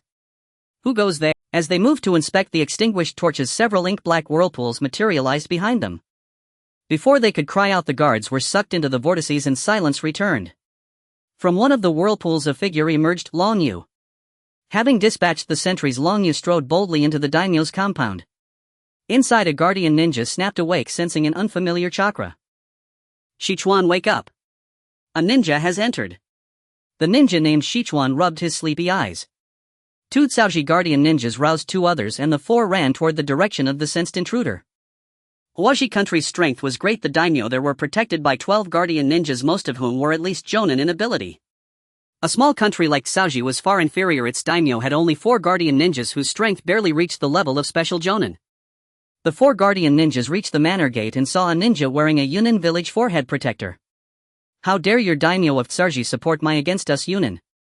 Tonight I will make sure the daimyo of Tsuji is replaced. Water escape, water surge. After finishing his seals, Long Yu immediately unleashed a torrent of water from his mouth, aiming to drown the 4 ninjas before him. Although the 4 guarding ninjas appeared inferior compared to the guardians of great nations, they possessed strength close to that of special jonin. Upon seeing the rain ninja unleash his jutsu, they immediately reacted and prepared for battle. Earth escape, earth flow barrier. One of the guarding ninjas clapped his hands together and a wall of earth rose from the ground, blocking the surging waves rushing towards them. How did the rain ninja know so quickly? And how dare he openly attempt to assassinate the daimyo? The earth ninja questioned, maintaining the earth flow barrier. Who knows what's going on? Let's confront him first. I feel this person has at least jonin level strength. The ninja who sensed Long Yu earlier responded quickly, producing a paper umbrella, opening it and pointing the tip at the rain ninja before him. Secret technique, poison needle spray. A slender poison needle burst forth from the umbrella tip, swiftly shooting towards Long Yu. This time Long Yu intended to disguise himself as a rain ninja. He could no longer use the abilities of his previous disguise, so he opted for skills similar to those of the rain ninja to avoid being guessed by the Kinid. Therefore, as the poison needle flew towards him, he had no choice but to use body flicker technique to evade, causing his offensive momentum to halt. Seeing this, the 4 guarding ninjas hurriedly unleashed their respective offensive jutsu, sending torrents of water, flying stones and fire needles hurtling towards Long Yu. Realizing the gravity of the situation, Long Yu did not dare to be careless. After all, he was not in his true form here. Wind escape, wind wall. Water escape, water chaos wave. In an instant, Long Yu unleashed 2 jutsu. The wind wall blocked all attacks except for the fire release, while the water chaos wave neutralized the fire release and surged towards the 4 guarding ninjas without losing momentum. The 4 guarding ninjas managed to fend off the attacks and then began to taunt. Surrender. We had already called for assistance from the grass ninja village before coming here. Soon you will become a turtle in a jar. Although your strength is formidable, you cannot possibly withstand so many grass ninjas. If you surrender now, you might still have a chance to survive. One of the guarding ninjas shouted at Long Yu, trying to persuade him to give up resistance. Hoof. Before that, you 4 dogs and your master will already be gone. Long Yu sneered coldly, undeterred, his hands continuing their movements, determined to fight to the death with him. Stubborn and unyielding. Then await the arrival of death. Seeing the fierce determination of the rain ninja, the 4 guarding ninjas continued to engage him in combat, but they were merely on the defensive. They were waiting for the grass ninja's reinforcements. After all, no one wanted to die. Given the strength of this rain ninja, it was safer to wait for the grass ninjas to arrive before launching an attack. After exchanging several rounds of attacks, though the 4 guarding ninjas bore many injuries, they had also bought enough time, and the reinforcement from the grass ninja village was almost there. At that moment, a loud and arrogant voice rang in their ears. What's all this noise? A bunch of lowly peasants dare to disturb my rest. I will make your entire clan pay. The daimyo of the land of grass appeared out of nowhere, directly cursing at them. The 4 guarding ninjas internally exclaimed, not good, and hurriedly ran towards the daimyo, attempting to stop the rain ninja while also warning the daimyo. Daimyo, run! The ninjas from the rain ninja village are trying to assassinate you. As expected, the rain ninja executed a body flicker technique and appeared before the daimyo, seizing his neck and lifting him up. The daimyo's face turned purplish from suffocation, his hands frantically beating against the arm gripping his neck, his legs flailing helplessly. Just when the 4 guarding ninjas thought that the rain ninja would use the daimyo as leverage to threaten them and the arriving grass ninjas, the rain ninjas' actions exceeded their expectations. The rain ninja directly pulled out a kunai and stabbed it into the daimyo's neck, crimson blood gushing forth instantly. The 4 guarding ninjas were left in shock, thinking, could this be an assassin? At least an assassin of Jonin level. Is the rain ninja village really this strong? Without giving them any time to recover from their shock, the rain ninja casually tossed the daimyo aside and charged towards the 4 guarding ninjas. Seeing their master already dead, the 4 guarding ninjas lost their will to continue fighting and planned to flee after enduring a few more of his attacks. Long Yu pursued vigorously. Just as the 4 guarding ninjas were about to escape the daimyo's estate, a young man dressed in fine clothing suddenly burst into the estate, colliding head-on with the 4 guarding ninjas. Just as they intended to throw this young man at the rain ninja and continue their escape, the young man's eyes suddenly turned red, rendering the 4 guarding ninjas frozen in place. Taking advantage of this opportunity, the pursuing rain ninja swiftly killed all 4 guarding ninjas. At that moment, the voices of the grass ninjas could be heard outside. A team of grass ninjas had rushed to the daimyo's estate overnight after receiving the guarding ninjas' message, including 10 of the few jonins in the village. As a team of grass ninjas arrived at the estate, they witnessed the rain ninja slaughtering the 4 guarding ninjas, followed by a heart-wrenching cry. "Father!" The young man standing at the entrance of the daimyo's estate called out, looking at the blood-soaked body of the daimyo of the land of grass. His voice carried 3 parts sorrow, 6 parts glee, and 1 part anger, embodying a prince waiting for his father's demise. "I want you dead. Wind escape gale pong." The young man shouted fiercely, quickly forming seals, gathering the power of the fierce wind in his hands, and struck towards the rain ninja before him. The rain ninja snorted coldly, also executing gale pong. The 2 techniques clashed. The young man was clearly no match for the rain ninja and was blasted away, crashing down before a group of grass ninjas. The leading jonin of the grass ninja village recognized the young man and exclaimed in surprise. The eldest son. He realized that he knew this young man, who was none other than the eldest son of the daimyo of the land of grass, Santian Xuanjian. This eldest son of the daimyo of the land of grass was entirely different from other pleasure-seeking noble youths. He cared for the common people and had repeatedly advised the daimyo to treat his subjects kindly in his youth, though his counsel was never heeded. Moreover, he showed an interest in the power of ninjas. At the age of 12, he went to the grass ninja village to learn ninja techniques. The leading jonin Kusanagi Miyoshi was responsible for his safety in teaching him ninjutsu at that time. The eldest son possessed decent ninja talent, having wind and water chakra natures, learning quickly. In less than 6 years, he reached the level of a chunin, making him an outstanding genius in the grass ninja village. Recently, this eldest son had just set off to return home, and it seemed he hadn't been back for long before this incident occurred. Santian Xuanjian recognized the ninja before him as his former teacher. "Teacher Miyoshi, that rain ninja killed my father and the 4 guarding ninjas. I want to kill him," Santian Xuanjian said with a voice full of fury. Kusama Yayoi was initially reluctant when he received this task. As one of the few ninjas in the ninja world with an overflowing sense of empathy, he harbored a deep disdain for the indulgent aristocrats, which was also the reason he could relate to the young master Mita Genkan. In his eyes, Mita Genkan resembled a true sovereign, and he strongly agreed with many of Genkan's views. Before Mita Genkan had even left Kusagakure, he was already contemplating how to help Genkan become the daimyo.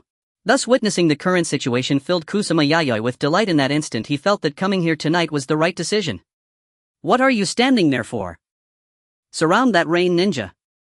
Kusama Yayoi commanded the gathered Kusagakure ninjas while he helped Mita Genkan to his feet.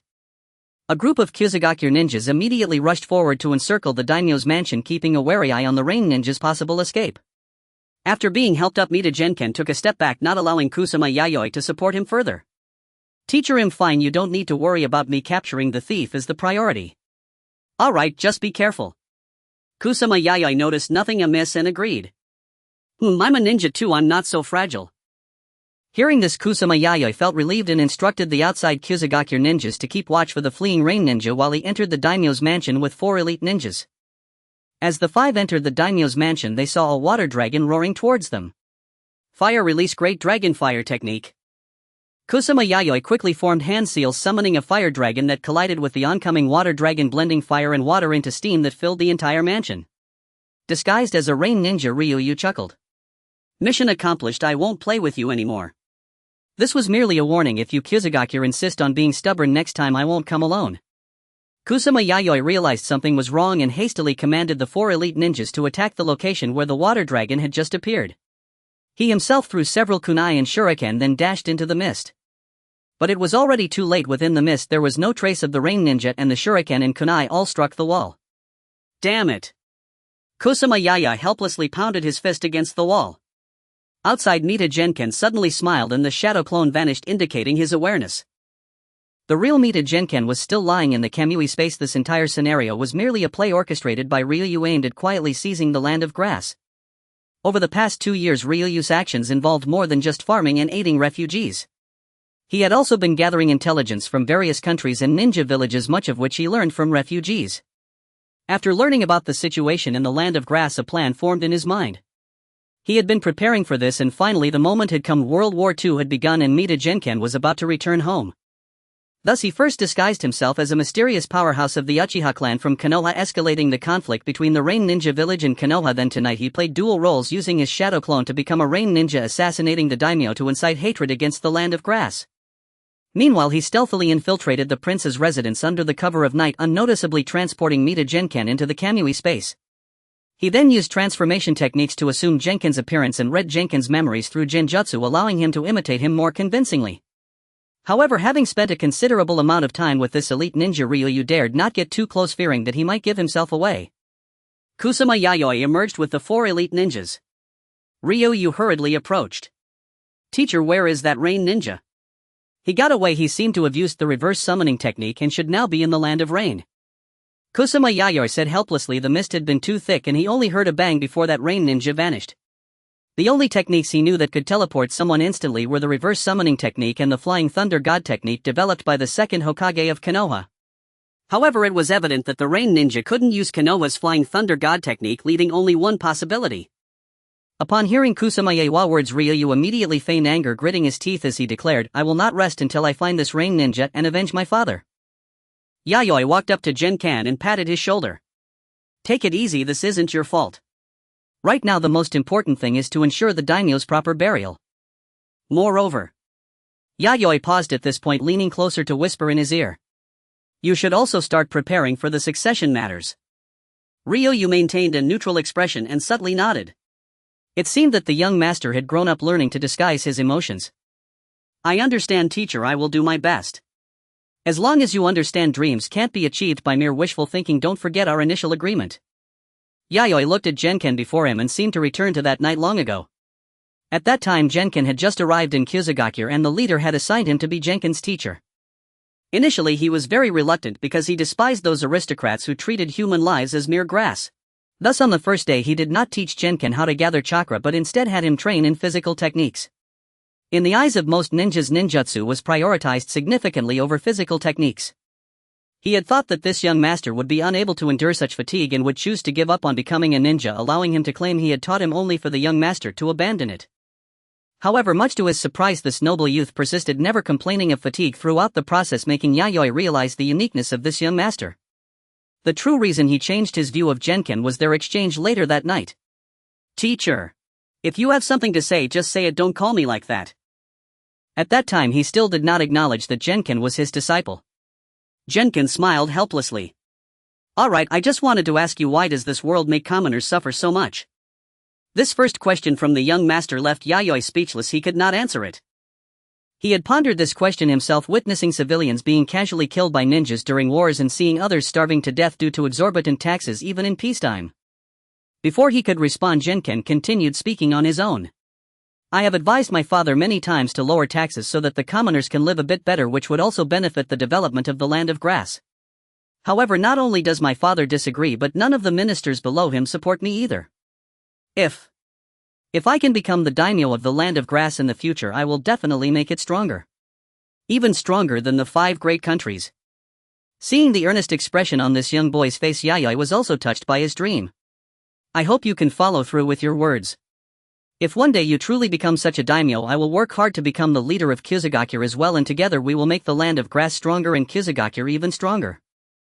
The master and disciple made a promise that night, and now the disciple was about to take an important step toward realizing his dream. However, Yayoi felt no joy in his heart and even felt sadness, though he did not show it, continuing to present himself as the teacher of the person before him. "You all should return to the hidden village first, my apprentice, and I have some old matters to discuss." "Yes." The other grass ninjas replied and disappeared into the night. Kusama Yayoi held a high reputation in the grass ninja village. In terms of strength he was on par with the village leader, both possessing the prowess of elite jonin. According to his contributions to the village, he had fought formidable foes multiple times, earning great merit, and he had also trained many powerful ninjas for the village.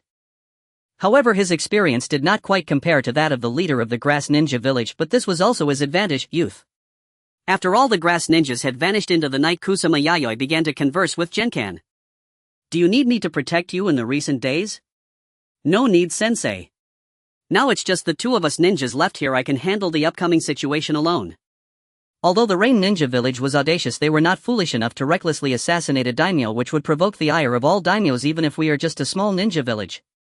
Dragon Yu forced a smile towards Yaya, hoping he would leave soon. He did not want to keep someone around who could potentially discover his true identity. However, Yayua's response was indeed consistent with what he had learned from Jenkin's memories. He was a responsible and protective, strict teacher. "That's true. Since you don't need it, I won't insist. But do be careful here, although I believe you can manage everything well." I will be careful. Then I will head back now. If I return late, the leader might become suspicious." Finally about to leave, Dragon Yu felt a sense of relief, although he displayed reluctance on his face. "Goodbye, sensei. Hopefully there will be another opportunity. After all, I am not as young as I used to be, and now that war has broken out, if we survive, we can have a good talk next time." Yayoi left behind a profound remark and then vanished into the night. Dragon Yu stood still for a moment before walking into the daimyo's residence, kneeling beside the deceased daimyo of the Land of Grass. Only after the sounds of fighting had long faded did the people in the daimyo's residence dare to emerge. Among them were the daimyo's concubine children and some servants of the residence. Upon witnessing the scene before them, they all cried and knelt on the ground like Dragon Yu. The entire daimyo's residence seemed to be engulfed in sorrow. The next day, the daimyo's coffin was placed in the mourning hall, and Dragon Yu and the daimyo's relatives donned white clothing along with several high-ranking ministers who also arrived. "Hey, how did the daimyo die?" One minister nudged another minister beside him. "It seems he was assassinated by the ninjas of the Rain Ninja Village." "Are the ninjas of the Rain Ninja Village that bold? Would they dare send ninjas to assassinate us? We are just ordinary people doing errands. Why would they want to assassinate us?"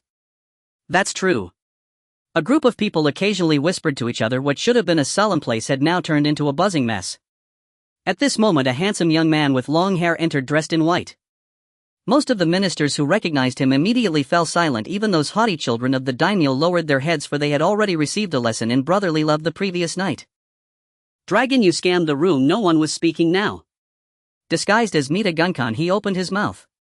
"Last night, my father, the daimyo of our Land of Grass, was assassinated by the ninjas of the Rain Ninja Village." Upon confirming the cause of the daimyo's death, a group of ministers gasped at the audacity of the Rain Ninja Village. "This grudge must be avenged. Therefore, I believe we should not only support Konoha in fighting against the Rain Ninja Village but also declare war against those arrogant Rain Ninjas ourselves." Most of the ministers remained silent at that moment. The left minister raised his question. "But young master, if we declare war on the Land of Rain, we will need more supplies."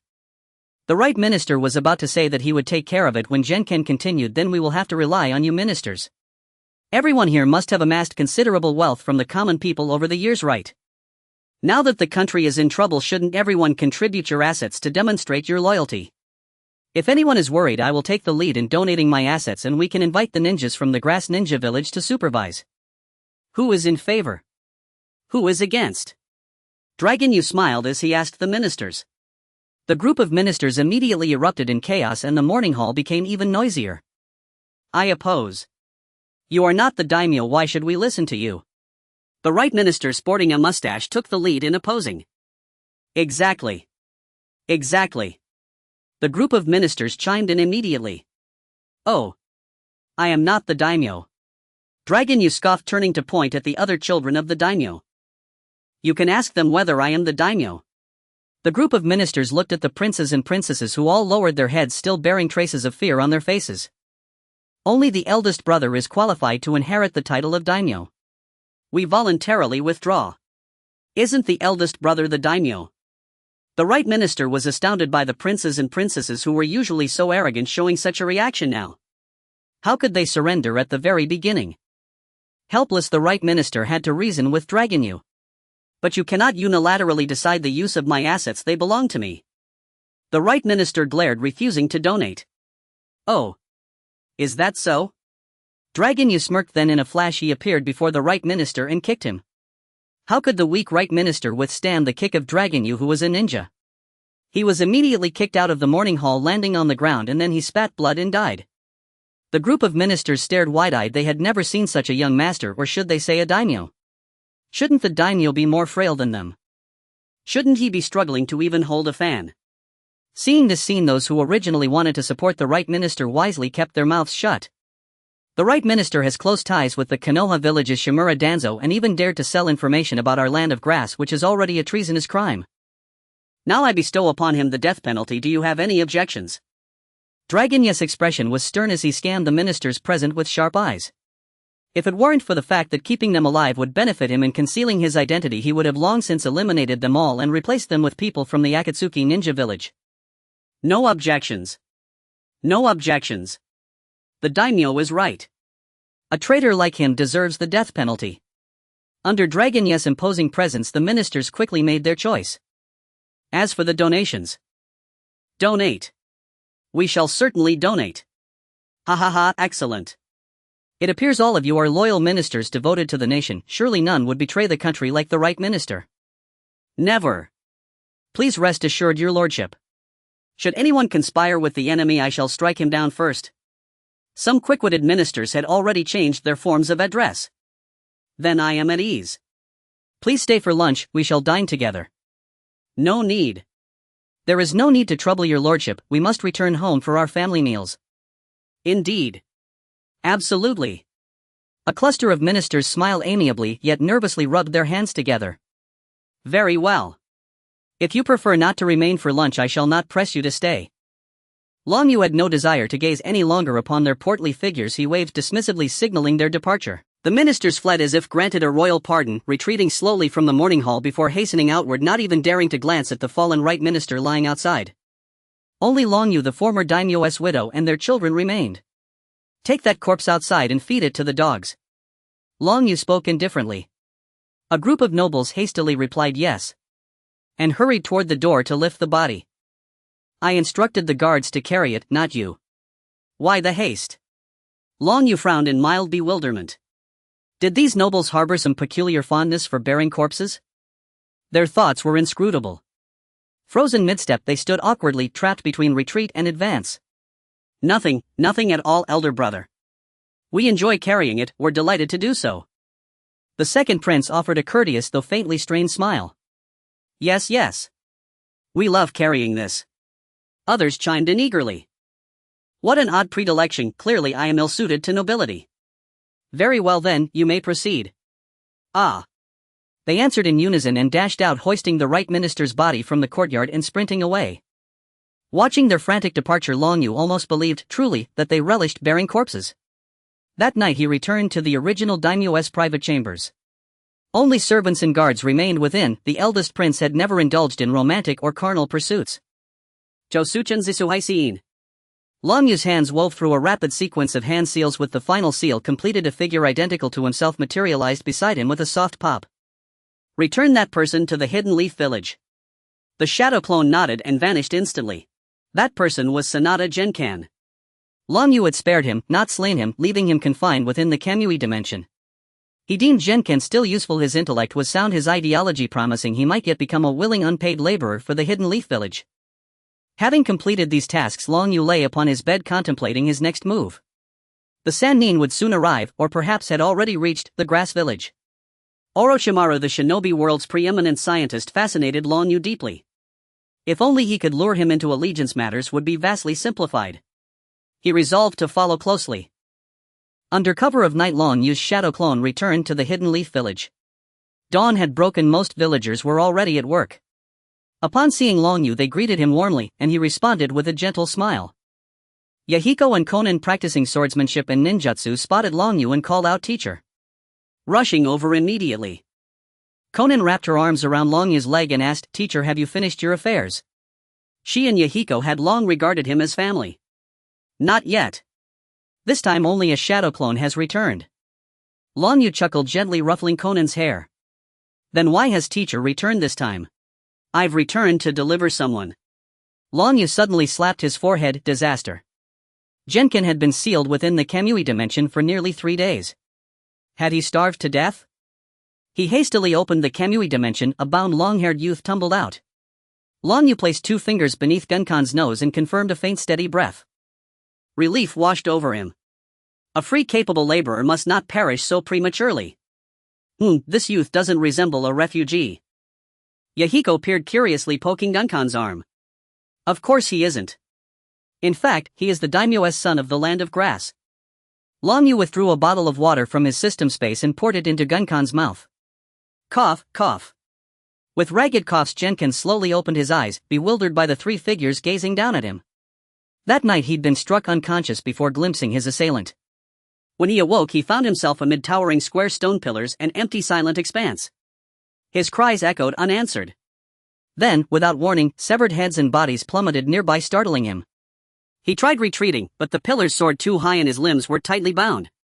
With no escape, he remained beside the corpses. Fortunately, his resolve held firm. He felt little distress. He assumed his captors sought ransom, why else spare him? Yet as hours bled into days, no one appeared, only headless corpses kept him company. His composure began to fray. Speak up. What do you want? Kill me, or release me. Why leave me here like this? 2 more days passed. Starvation overwhelmed him. He collapsed upon the pillar, and when consciousness returned, he found himself staring up at a young man his own age and 2 children. Genkan made no struggle. He lacked the strength.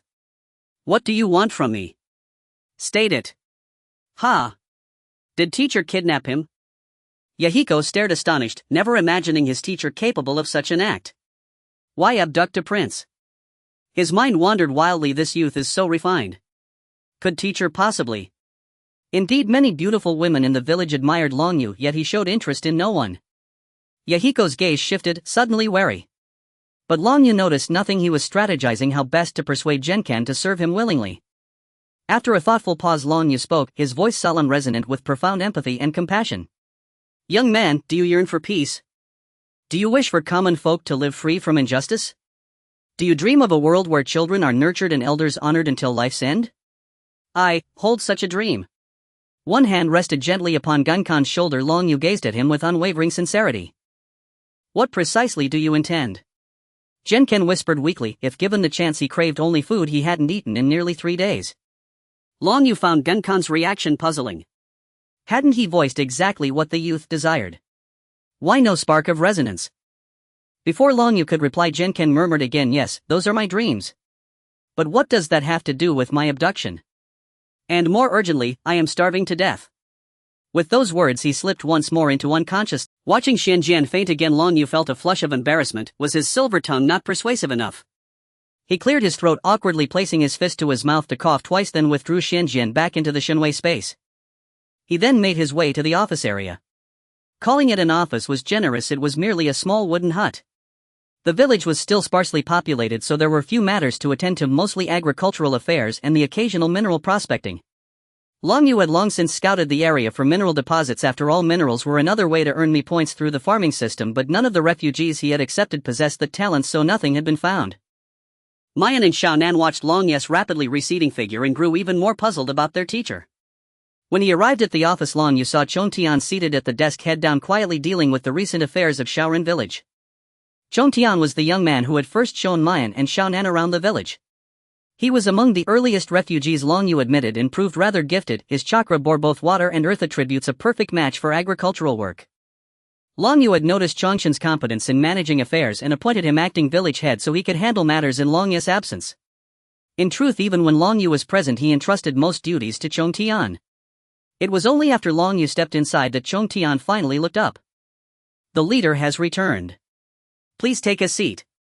There have been many matters recently, Chongtian said, lowering his head again. Not respected at all. After all, he was still Chongtian's superior. How could he be treated so lightly? Upon his arrival, should he not have been shown simple courtesies such as having tea served? Unknown to Long Yu, Chongtian was rather astonished inwardly. This absentee lord had actually come into the office. This time I brought you a talent to help lighten your burden, Long Yu declared. Thinking himself magnanimous, Long Yu pushed open a nearby door and strode in. What talent? Chongtian asked, puzzled, raising his head. What the hell are you doing in my room? Chongtian blurted. Speechless at his superior entering without a word of pretense, he set aside his work and followed him inside. Inside, Chongtian saw Long Yu laying a bound, long-haired, handsome youth upon the bed and beginning to undo the ropes. What on earth was happening? Chontian stood stunned. A talent. What kind of talent is knocked unconscious, bound and tossed onto a bed? Could I be the so-called talent? Stop standing there, go fetch something to eat. This is the daimyo of Tsuji country, do not let him starve. Long Yu said as he worked on the knots. Though Chontian could not fathom Long Yu's method, he obeyed and brought back a strip of dried meat and a bowl of tea. Why did you bring the daimyo of Tsuji country here in bonds?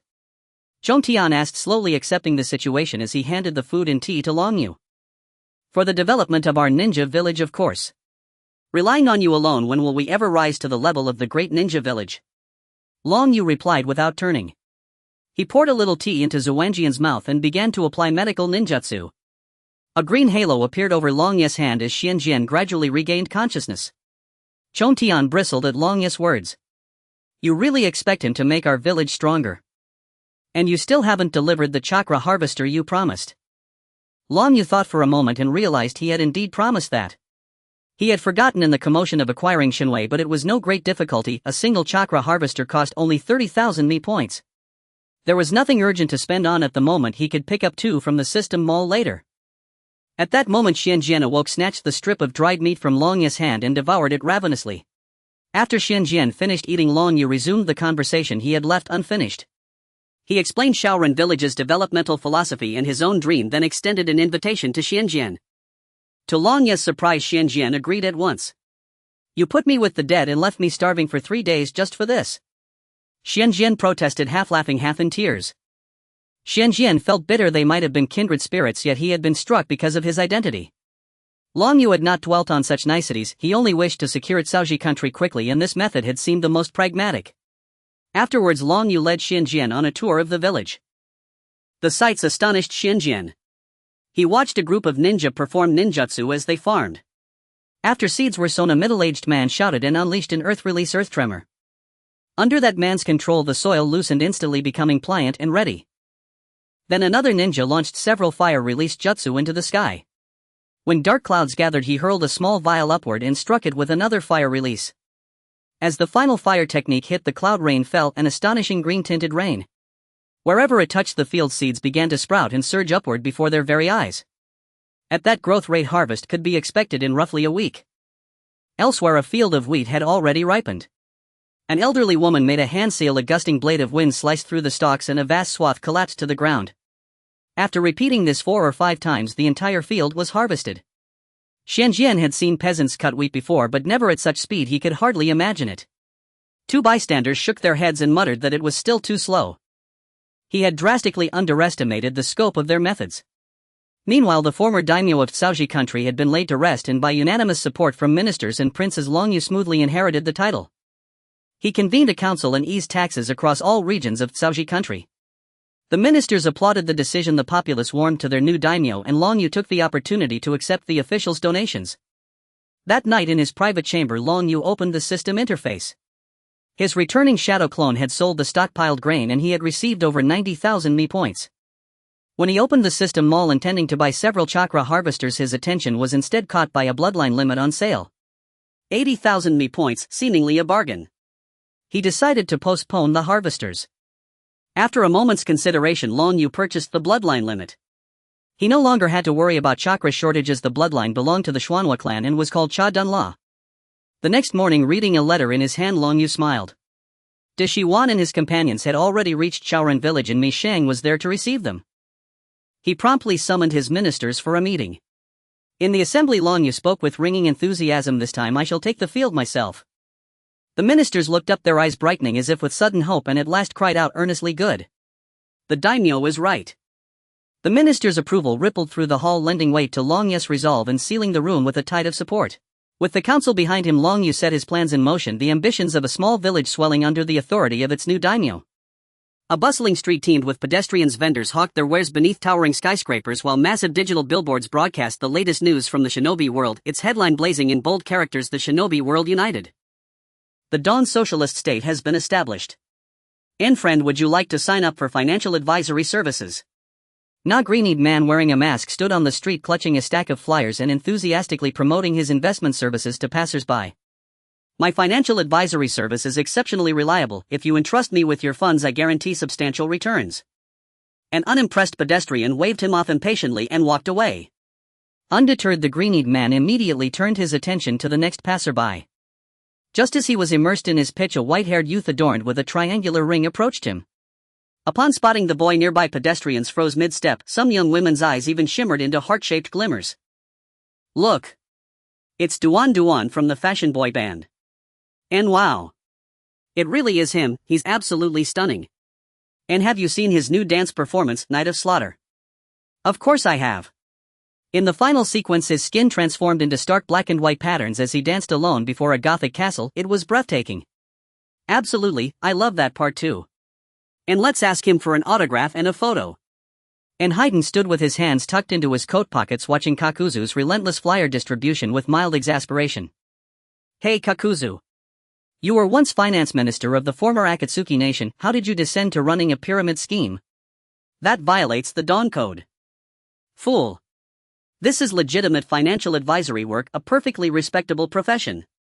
And it's merely a hobby, nothing more. As for you, your so-called deity was slain by Lord Longyu. How then do you still perform rituals in its name? And ha! A jagged vein pulsed on Hayden's forehead. His former god was long dead, the cult had dissolved entirely. Yet he had already embraced a new faith. Never speak that false god's name before me again. It couldn't even compare to Lord Longyu's smallest fingertip. I founded the Akatsuki god sect, devoted solely to Lord Longyu. Will you join us? Refuse and I'll kill you. And feel free to try if you dare. Kakuzu remained utterly unfazed, continuing to hand out flyers without missing a beat. Wait. Hayden paused, reconsidering Kakuzu's words, and suddenly realized something. He pointed incredulously at Kakuzu. You watched my new dance. Idiot. Kakuzu said nothing further, turning sharply and walking away. And watching him recede into the distance, Hayden called after him, hey, do you want tickets to my next performance? At those words, Kakuzu quickened his pace. Just then, two blushing young women approached Hayden and asked shyly, Lord Hayden, may we take a photograph with you? Sure, go ahead. These two devoted fans instantly pulled out their phones and the three of them appeared together on the glowing screen. Longyu leaned against the windowsill, gazing upon the world he had forged with his own hands, his heart swelling with quiet reflection. He had fully unified the shinobi world. The Akatsuki clan had been eradicated, those who survived now drifted helplessly through the cosmos, their survival uncertain, and even if they endured they would never again pose a threat to the shinobi world. Ding! Congratulations host, you have completed the system's ultimate quest, unify the shinobi world. And completion 100 and reward cross-dimensional travel ability now embedded within your Rinnegan. Hearing the system's chime, Longyu felt neither surprise nor overwhelming elation. He had long become inseparable from this world. Here dwelled his beloved wife, his children, and his brothers-in-arms who had stood beside him every step of the way. In contrast, the real world held nothing for him. He had long abandoned any desire to return, yet he pressed forward with unification, not out of nostalgia but because he had journeyed so far that he himself began to yearn for the vision he and his comrades had always dreamed of, a shinobi world reborn in harmony and splendor. Still, returning for just a brief visit might not be such a bad idea. At that moment, two slender fair arms slipped silently around his shoulders and clasped gently across his chest. Leaving again. Nice, but I'll be back soon. And Longyu patted her hands reassuringly. And all right then. After departing home, Longyu opened his Rinnegan and activated his newly acquired spacetime ability. A rectangular obsidian gateway materialized before him. Without hesitation he stepped through. Emerging from a fleeting void of darkness, Longyu found himself inside a wooden chamber. Before him stood a writing desk upon which lay an illustrated book. The cover depicted Naruto as Hokage, yet its pages revealed a chilling scene. Boruto, transformed by Momoshiki's chakra, drove a blade into Naruto's chest, pinning him to the wall. Sasuke lay motionless on the floor, pierced by multiple black rods. This is Boruto. And then where am I? And Longyu scanned the room, his gaze settling upon the bed where a figure lay sleeping. A suspicion forming in his mind, Longyu approached the bed in utter silence and gazed upon the sleeper's face. It was Kishimoto. He hadn't expected his first interdimensional transit to land him directly in Kishimoto's bedroom. And suddenly a mischievous notion flickered across his thoughts. He climbed onto the bed, leaned close to Kishimoto's ear and whispered, you don't understand a single thing about the Naruto canon. And Kishimoto jolted awake, staring in terror at the intruder looming over him. Who are you? How did you get into my room? Leave or I'll call the police. And clutching his blanket, Kishimoto shrank toward the corner and fumbled for his phone. But the moment he grasped it, a tiny vortex spiraled into existence in his palm and swallowed the device whole. And terrified beyond measure, Kishimoto shrieked at the top of his lungs, "Help! Help!" And Longyu chuckled softly, sealed Kishimoto into his Kamui dimension, then retrieved a complete set of Naruto manga volumes before reactivating his Rinnegan to reopen the dimensional gate and depart. The following morning, Longyu arrived early at Konan's bookstore, Yannan Bookstore, co-owned by her and Nagato. "Master!"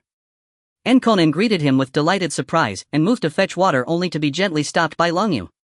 "And Nagato! Master is here!" At Konan's call, Nagato emerged and the three settled down together. "And what brings you to our shop today? Is it another incursion by the Akatsuki remnant?"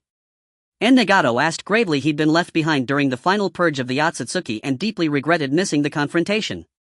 Longyu smiled faintly.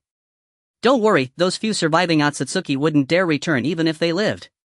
And I came to ask you both to print several additional copies of this manga series and distribute them across the entire shinobi world."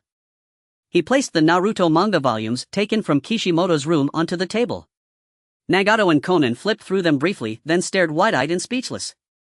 "This is, and I'll explain everything shortly, just begin printing extra copies for now." "Very well." Longyu nodded quietly. Outside Yannan Bookstore, Kushina Uzumaki passed by the shop and was captivated by a manga series displayed on the stall. "Isn't this depicting our son Naruto?" Puzzled, she turned to Konan, who sat at the store's entrance. "Konan, what exactly is this manga about?" "You mean Naruto?" "Yes. Why does my son appear in it?" "It's not just your son, this manga was brought back from another world by our teacher.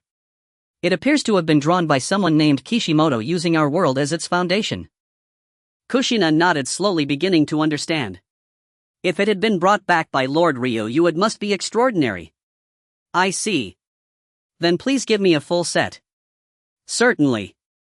Before long, the manga Naruto surged in popularity across the shinobi world. Based on their own reality, it stirred widespread fascination, but reactions were sharply divided. Some hailed it as genius while others vowed to find its author and beat him senseless. Orochimaru, having just completed an artificial human experiment, lay idly on his sofa, engrossed in a manga volume handed to him by his assistant Kabuto. When he reached the scene where, as a member of Akatsuki, he had coveted Itachi's Sharingan only to be instantly subdued by a single genjutsu, he burst into laughter. "Ha ha ha! He vastly underestimates my scientific prowess. If I desire a Sharingan, why not simply cultivate one myself?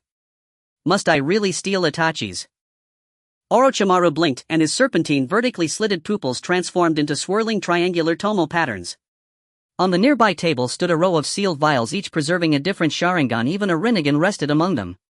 Yet his gaze lingered fondly upon this pair of triangular kaleidoscopic Mangekyo Sharingan. Sasuke Uchiha, returning from a perimeter patrol, finished reading the Naruto manga and wordlessly drew his Kusanagi sword. "How disgracefully I've been portrayed. Either getting beaten or on my way to being beaten.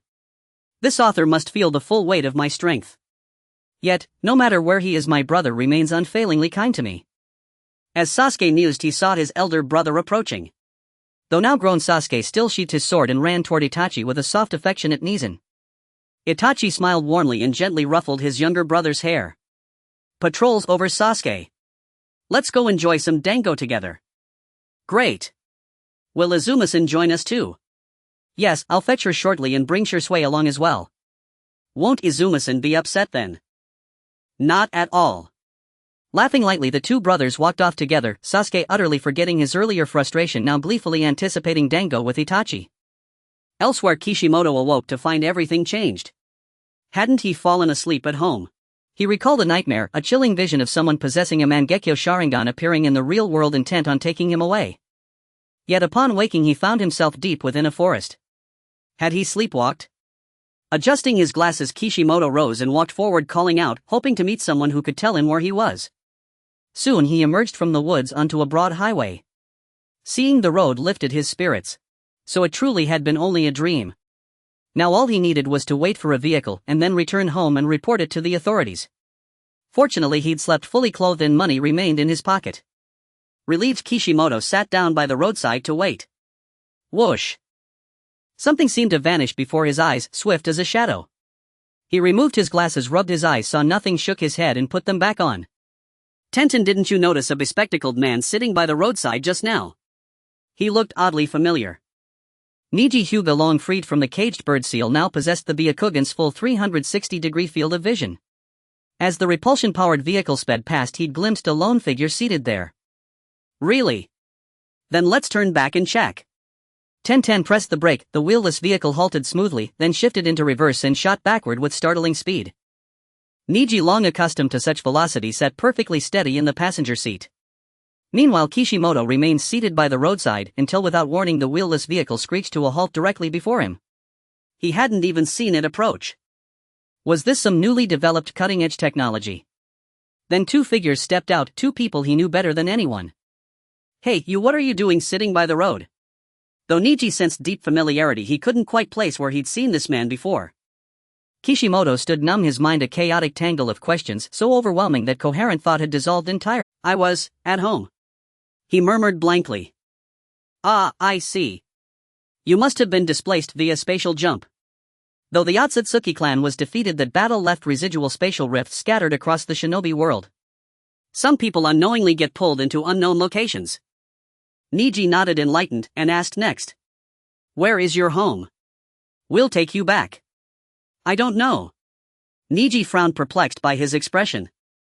"But spatial displacement shouldn't impair cognition. Let's take him to the Dawn City Security Division first, let them handle it." Tenten made the suggestion. Niji agreed with a nod. Dazed and disoriented, Kishimoto was unceremoniously ushered into the vehicle and whisked toward Dawn City, pressed flat against the seat by relentless acceleration, barely able to move. Tenten parked outside the security division. Niji hauled the limp Kishimoto out, muttering, "Are there still people in the shinobi world this physically frail? Hasn't everyone received Orochimaru's physical enhancement serum?" "No idea," Tenten shrugged helplessly. Inside the security division, they found Fugaku Uchiha seated behind his desk, exhausted, dark-circled, and simmering with quiet fury. Fugaku was indeed furious. He'd stayed up all night reading the manga volume his second son had brought home and erupted in rage. The author had depicted his beloved eldest son slaughtering the entire Uchiha clan, including himself and Makoto. His eldest son was gentle, compassionate, deeply devoted. How could he commit such atrocity? This author was utterly depraved. If ever caught, he would pay dearly. "Uncle Fugaku, we found someone on the road." Inside the Grass Ninja Village, Konoha's main force had already established camp along the border between the Land of Grass and the Land of Rain, poised to launch an offensive against the Rain Ninja. The Rain Ninja in turn stood ready for immediate combat. At this battlefield, Konoha's commanding officers gathered within a large command tent. Alongside them sat the leader of the Grass Ninja Village in Kusama Yuki.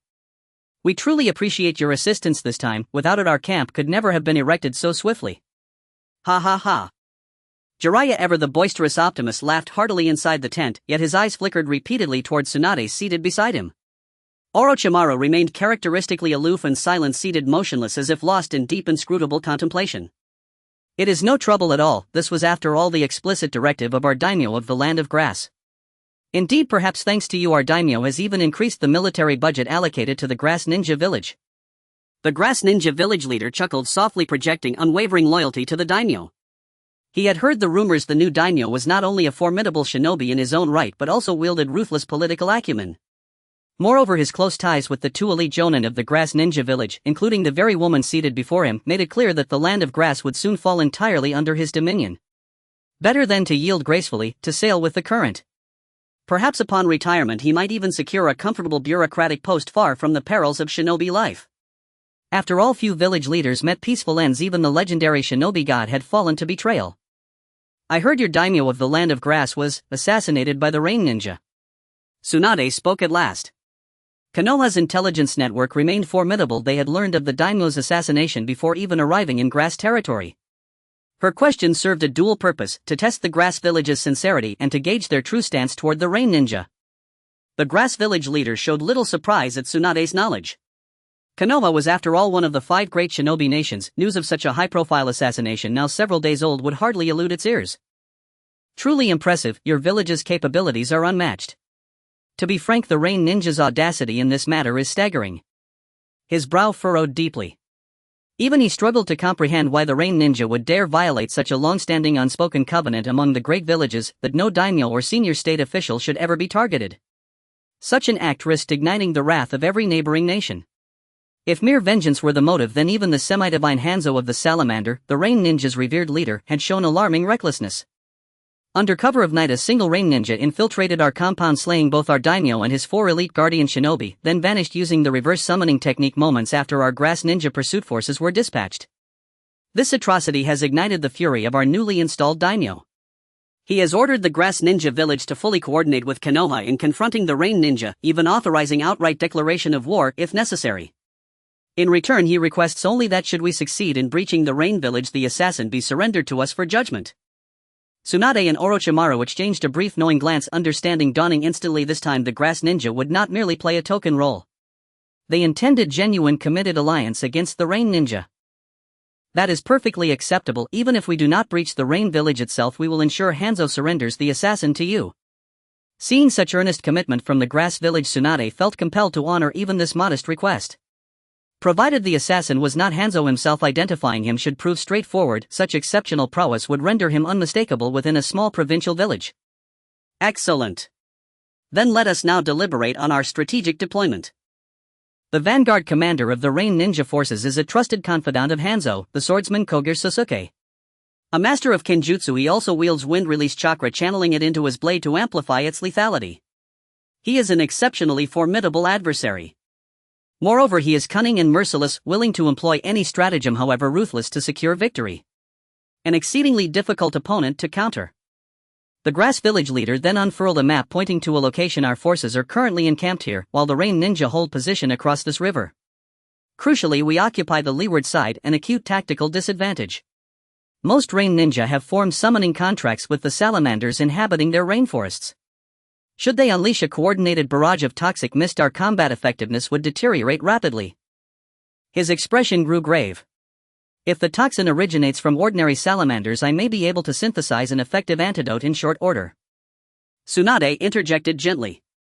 The leader slapped his forehead, chuckling ruefully, admitting he'd grown forgetful, having momentarily overlooked the presence of the world's foremost medical nin.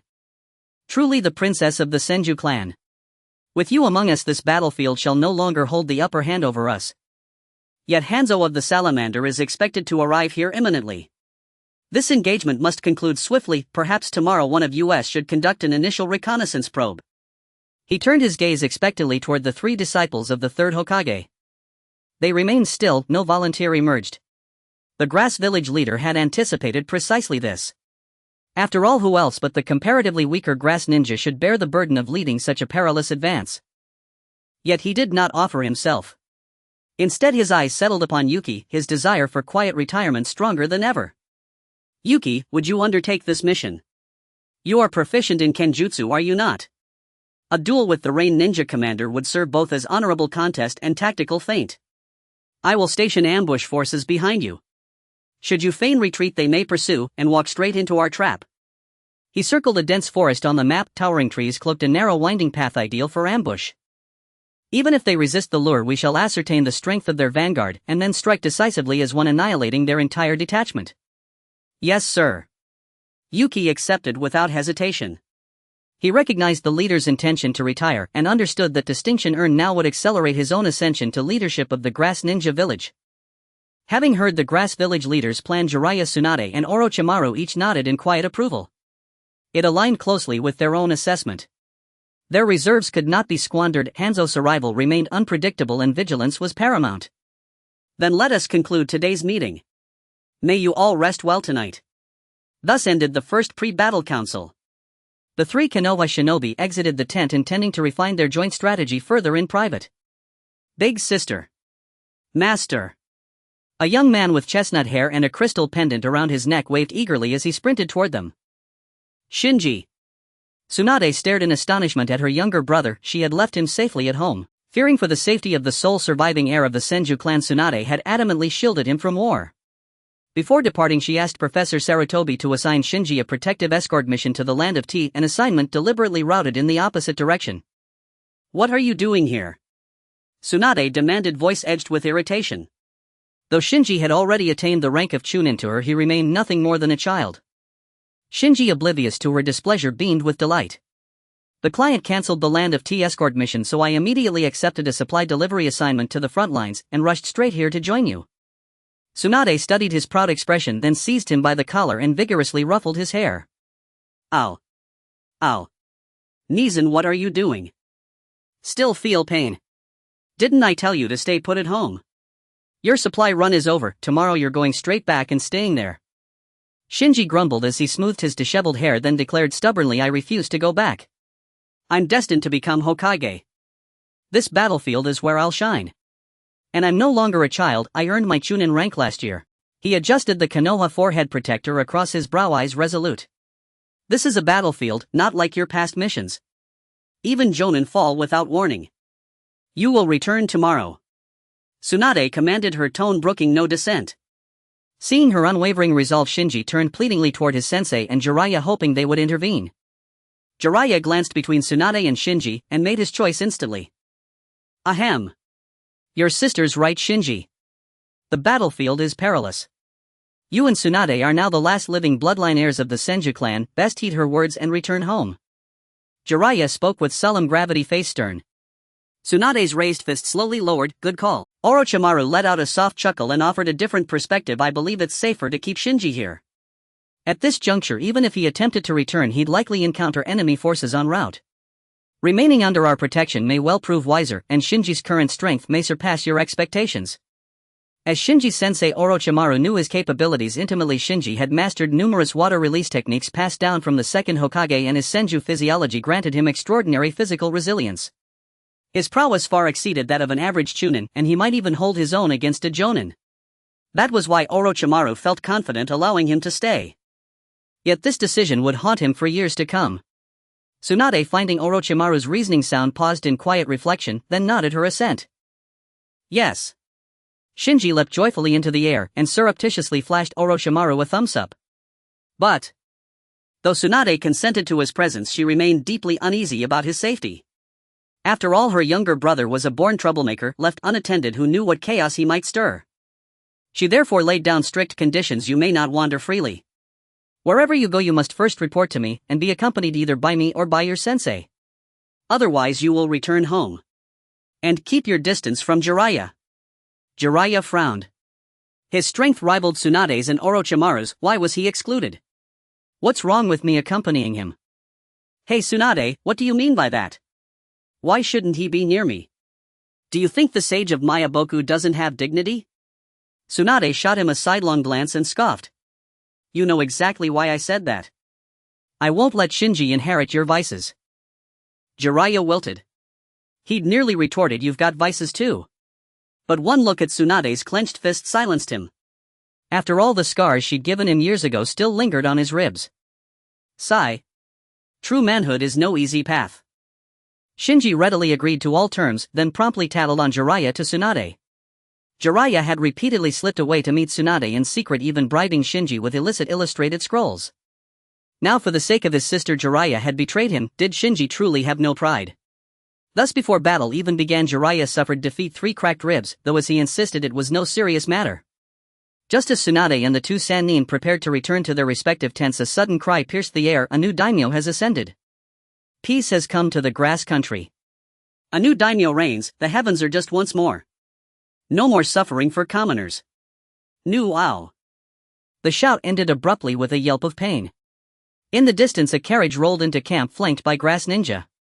At its fore stood 2 silk-robed youths clutching their heads, while behind them loomed a long-haired, strikingly handsome youth who berated them sharply. Are you fools? We're on the battlefield, and you're still shouting. The 2 youths dared not retaliate, only glared with quiet resentment. You told us to shout all the way here. Did we want to? Now you strike us too. They swallowed their fury, biting back protest. A grass ninja sprinted into the village leader's tent. Moments later, the leader emerged, with his aide Niyu at his side. Tsunade and the Sannin halted. Having reprimanded the 2 young princes, Ryuyu looked up and saw the grass village leader and his sensei approaching alongside the distant trio of legendary shinobi. Daimyo-sama, what brings you here? The leader was stunned. He'd received no advance notice of the new daimyo's arrival at the front. After all, I am also a grass ninja, and the rain ninja killed my father. Could I truly sit idly in the daimyo's mansion while vengeance beckoned? Ryuyu smiled faintly as he spoke. In truth, those words were mere rhetoric. Ryuyu had come solely to win hearts and minds. He'd slashed Grass Country's taxes, and now arriving with the two princes shouting his virtues along the road, he ensured every commoner knew their new daimyo marched to war to protect them. Grass Country's populace bore deep resentment toward the former daimyo, so framing his arrival as selfless protection was strategic. Nor did he seek only civilian loyalty. He aimed to sway Grass Ninja as well. For the future, the one nation one village model would prove untenable. He sought now to lay foundations for eventual unification, minimizing resistance when the time came. Who is that? Tsunade pointed at Ryuyu, disbelief coloring her voice. Could such a being truly be a daimyo? This is our newly enthroned daimyo of the Grass Country, and also a chunin of our Grass Ninja village, the leader announced. These three are the commanders of Konoha's forces deployed here. Orochimaru, voice low and rasping, remarked, "We trust his presence will not interfere with our operational plans or command structure." They cared little for Grass Country's internal affairs, but the Grass Ninja were currently allied with them, sharing the same encampment. Any disruption in Grass Village leadership would severely impact Konoha's battlefield effectiveness. Rest assured, honored shinobi of Konoha, I am here solely as a Grass Ninja chunin. I shall neither meddle nor interfere in any other matter. Hearing Ryuyu's words, Tsunade instantly deemed Fire Country's daimyo little more than a swine, perhaps even less. Very well. Satisfied that the front would remain unaffected, Orochimaru departed with Jiraiya and Tsunade. Your Highness, now that you've arrived, what of the daimyo's mansion? Will our military supplies reach us intact? The leader voiced his concern. Have no fear, I've made arrangements. Though Ryuyu stood on the battlefield, a shadow clone remained at the daimyo's mansion. Worried the clone might dissipate too soon. Ryuyu had recently perfected a technique theoretically enabling seamless persistent clone deployment, exceedingly useful. A great man once remarked, to thrive one must not lack alternate identities. Long Yu already possessed several such accounts. He was the chieftain of Shaorun village, the daimyo of Chao country, and secretly a formidable member of the Uchiha. Yet owning multiple accounts brings a vexing problem. Different identities cannot be used at once, much like how one cannot log 5 accounts into a single phone and play 5-man matches simultaneously. Having recently solved that dilemma, Long Yu happily created another alt whose purpose was simple: to collect Asima heads across the ninja world, plainly put, to make money. Long Yu was indeed short of funds. Chontian had asked him several times for a chakra harvester, claiming rapid development, expanding fields, and a shortage of hands. Crops grew so swiftly that harvesting could not keep pace. But taxes from Shaorun village had already been siphoned off by Long Yu. Where would the money for a harvester come from? Poor Chontian still believed the chieftain had saved a fortune and thought the purchase had merely been forgotten. So Long Yu planned to spin up an alt to earn some pocket change. In a dim cellar, several desperados lounged against the walls, watching those who came and went. Whenever a suitable mark appeared, they would contrive a black ambush. Long Yu, cloaked and concealed, carried a sack as he stepped inside. A few assassins glanced through a small booklet and then filed out. At the exchange counter, Long Yu set the sack down and a human head emerged from within. The clerk behind the counter compared the head with the wanted register and after examination confirmed the deceased's identity. Rogue shinobi of Tuin village, Shirmu. Rank Jonin. Reward 10 million liang. The clerk produced a suitcase, handed it to Long Yu, and after a brief glance he walked out of the exchange. As he stepped into the gloom, the suitcase vanished from his hand and a voice formed inside his head with a crisp chime. Host has sold ninja world currency and received 10,000 Mi points. What a terrible exchange rate. This alt account had been created during his journey to the Rain Country battlefield. Since then he had hunted wanted shinobi and to date had only managed to earn one Asima head, 35 million lian, which converted to a mere 35,000 Mi points. Even that sum was only possible because he possessed the Uzumaki constitution, his perception markedly heightened. Most of the wanted he selected were Jonin level. Such foes could be handled by his shadow clones, and the bounties were respectable, usually around 10 million liang. Money was hard to come by. Long Yu left the underground exchange, squinting against the bright sunlight.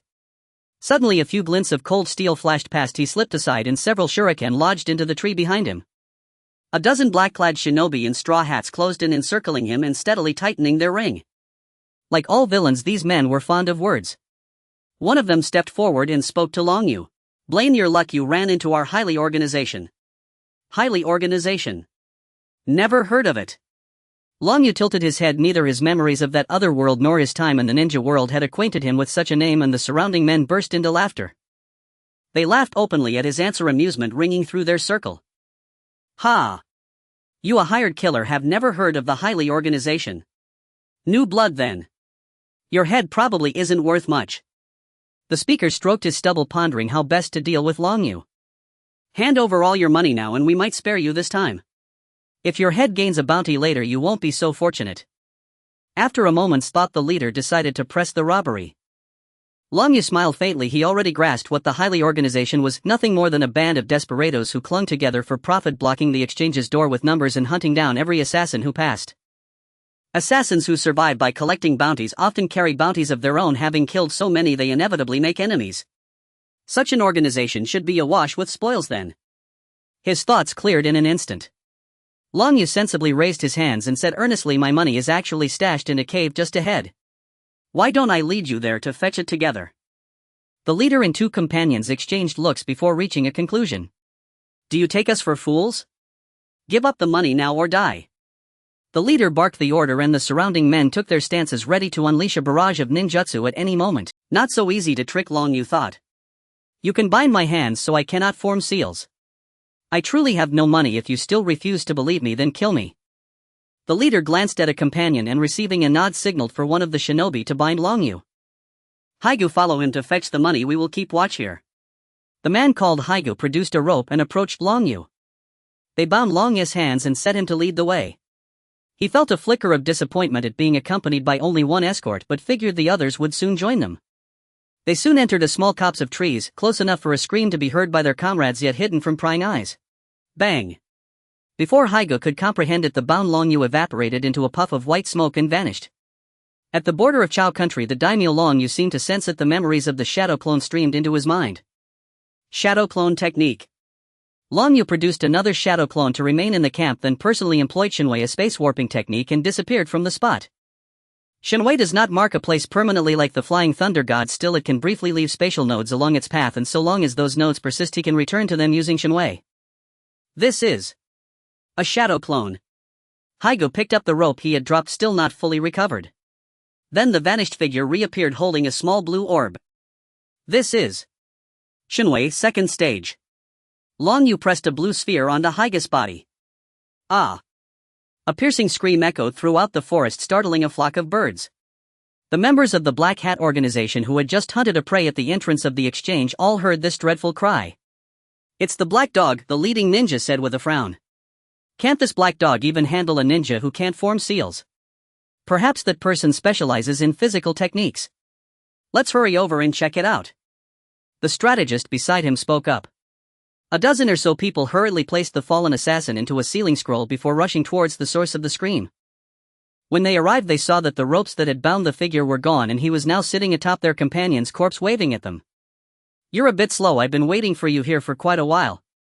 Can someone like you even be called an assassin?" Long Yu mockingly twirled a kunai in his hand. "Damn it! How dare you underestimate us and kill a member of our organization? You brat, even if you beg for mercy, we won't let you go." The leading ninja growled fiercely, then drew his ninja blade, charging towards Long Yu with several others following suit, brandishing their weapons. "Die, brat!" The leader sneered, swinging his blade. Long Yu swiftly dodged, knowing that he didn't need to use his divine might to handle this group. After standing up, the leader kicked the corpse of the black dog behind him. "Seal the black dog's body." In fact, he didn't need to remind them, the others had already taken out the sealing scrolls to begin sealing the black dog's body. These people were indeed frugal. Long Yu felt he should learn something from them. If they couldn't even make a profit, it would be a shame. However, he didn't have much time to think as the group was already attacking him.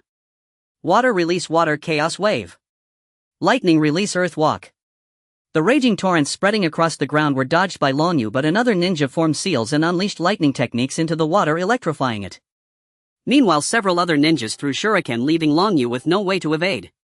However, he remained calm and a shadow clone appeared, throwing him out of the attack range. Long Yu landed steadily on a tree. Wanting to win by numbers. Multiple shadow clone technique. "You're about to die, brat."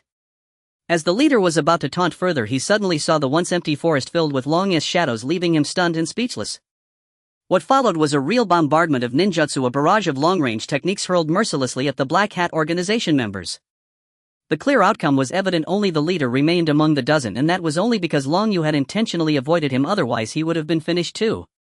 Grabbing the leader by the neck, Long Yu was about to use illusion techniques to extract the location of their wealth when a column of lightning shot up from below, forcing him to release the leader to evade the attack. "Not bad, you actually managed to dodge my attack." From the battle just now, your heart is worth taking. A black-haired green-eyed ninja stepped out from behind a tree, revealing a mask connected to countless black threads on his back. Seeing the newcomer, Long Yu's pupils constricted sharply. Kisame. Although Long Yu now possessed the strength of an elite, he had never truly fought against one. His previous battles with Chiyo and Hanzo had merely relied on divine might to unleash several techniques.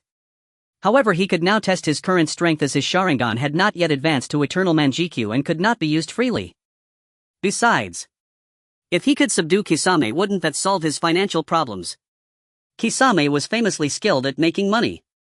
I didn't expect to gain such a harvest by coming to the exchange today. Kid, hand over your heart. Kisame clearly had no idea what Long Yu was thinking. He only regarded Long Yu as a suitable heart. A fist flew out but was dodged by Long Yu, crashing into a large tree behind. Kisame's words were surprisingly concise. Long Yu had expected him to boast about his battles with the first Hokage no matter who he fought. Lightning, release false darkness. A lightning spear shot up from below towards Long Yu, who remained in the air. Understanding the attribute countering relationships, Long Yu quickly used wind release to defend. Wind release vacuum wave. 3 rotating wind blades flew from in front of Long Yu towards the lightning spear launched by Kisame, both vanishing into thin air upon impact. Hey Kisame, how about joining my ninja village? From now on you'll manage our village's finances. What do you think? Long Yu landed on the ground, attempting to persuade Kisame. Ha ha ha, you think you can make me submit? You really dare to say that, brat? Even if you're one of the 5 Kage, you don't have the right to say such things. Kisame replied, and another mask broke through from behind him. Water release water curtain. Lightning release false darkness. A water column surged up towards Long Yu, while the false darkness lightning spear intertwined with the water column, greatly amplifying its power. So strong. It was only after the real battle began that Long Yu realized he had underestimated himself too much. Both the speed of forming seals and the power of ninjutsu were significantly stronger than his own. Without using divine might, he truly seemed unable to win. Excluding divine might, Long Yu's current strength should be comparable to Naruto's after 2 years of training. At that time, Naruto had ordinary wind release Rasengan Shuriken as a powerful technique, while Long Yu possessed the 3-Tomo Sharingan and numerous other jutsus. As for the 8 gates, he could only open up to the 3rd gate, which didn't have much practical significance. Sharingan activate.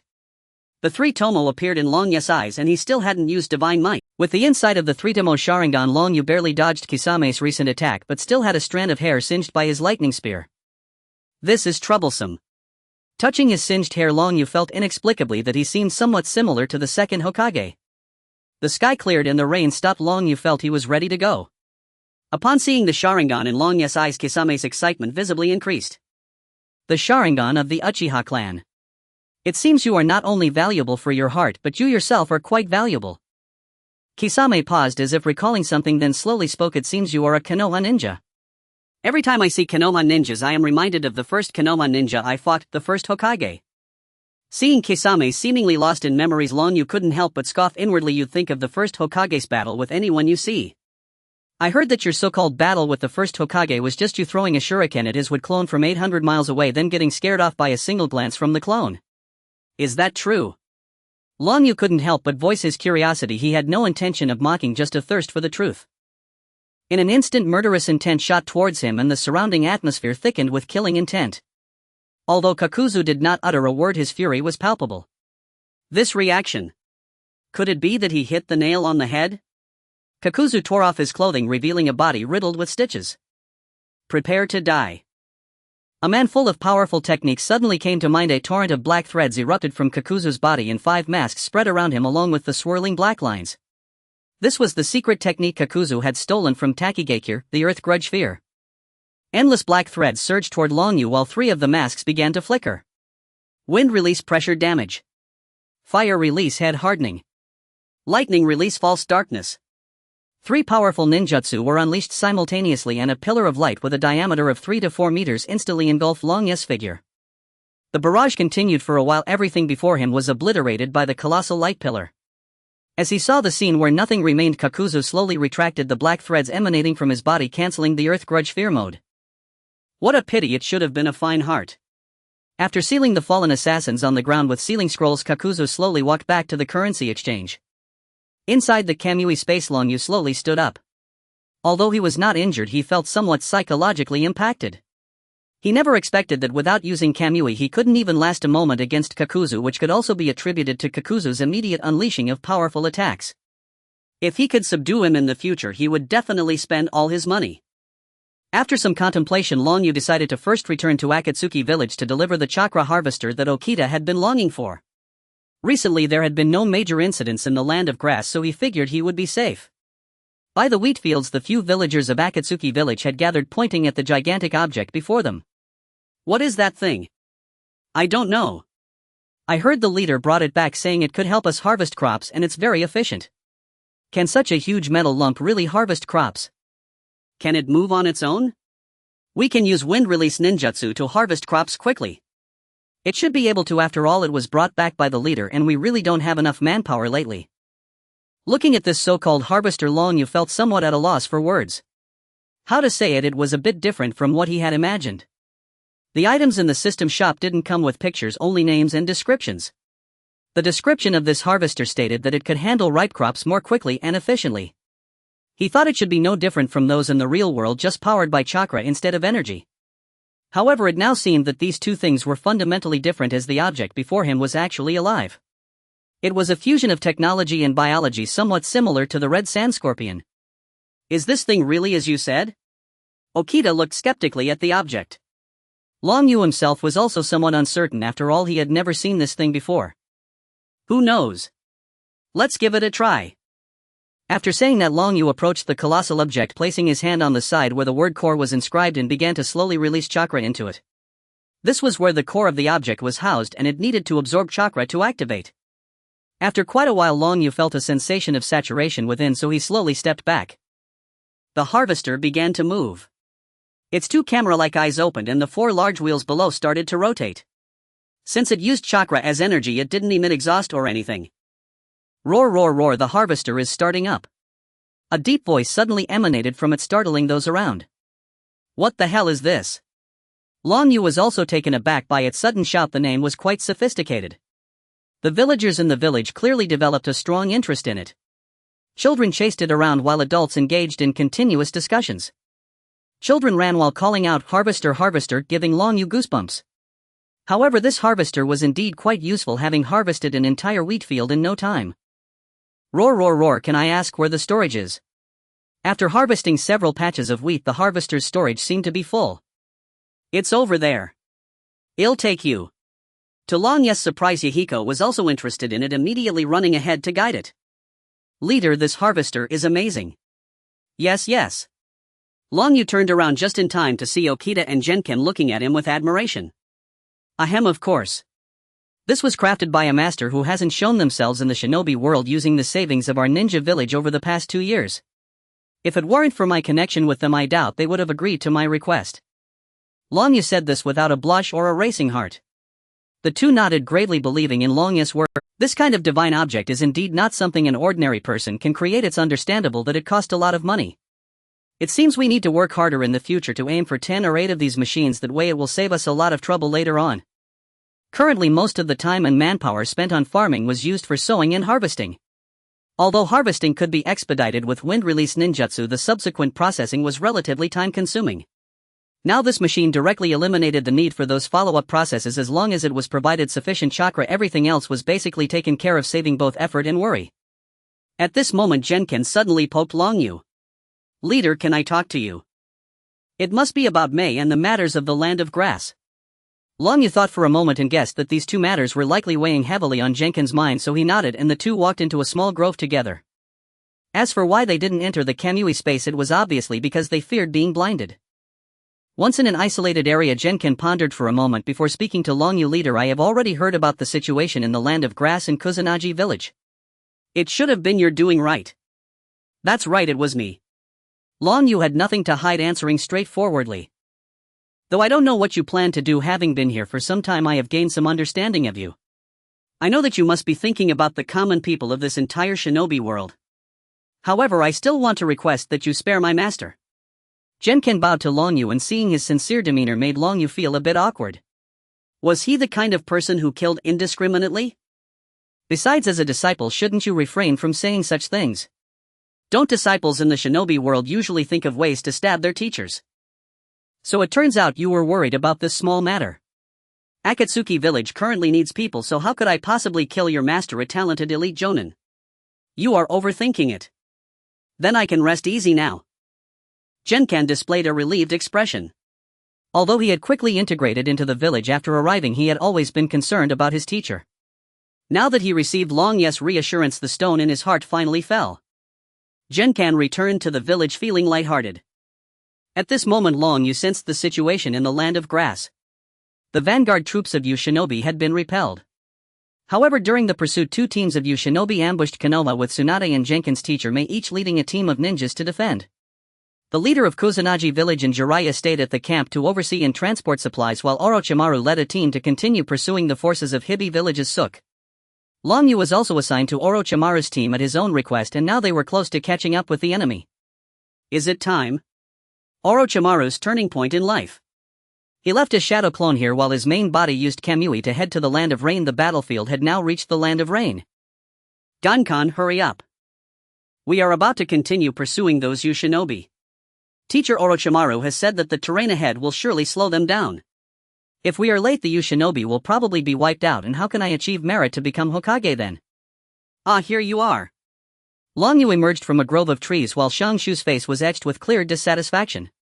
Lately Long Yu and Shangshu had grown unusually close, frequently sparring together. Katsuya and the others said nothing about this arrangement.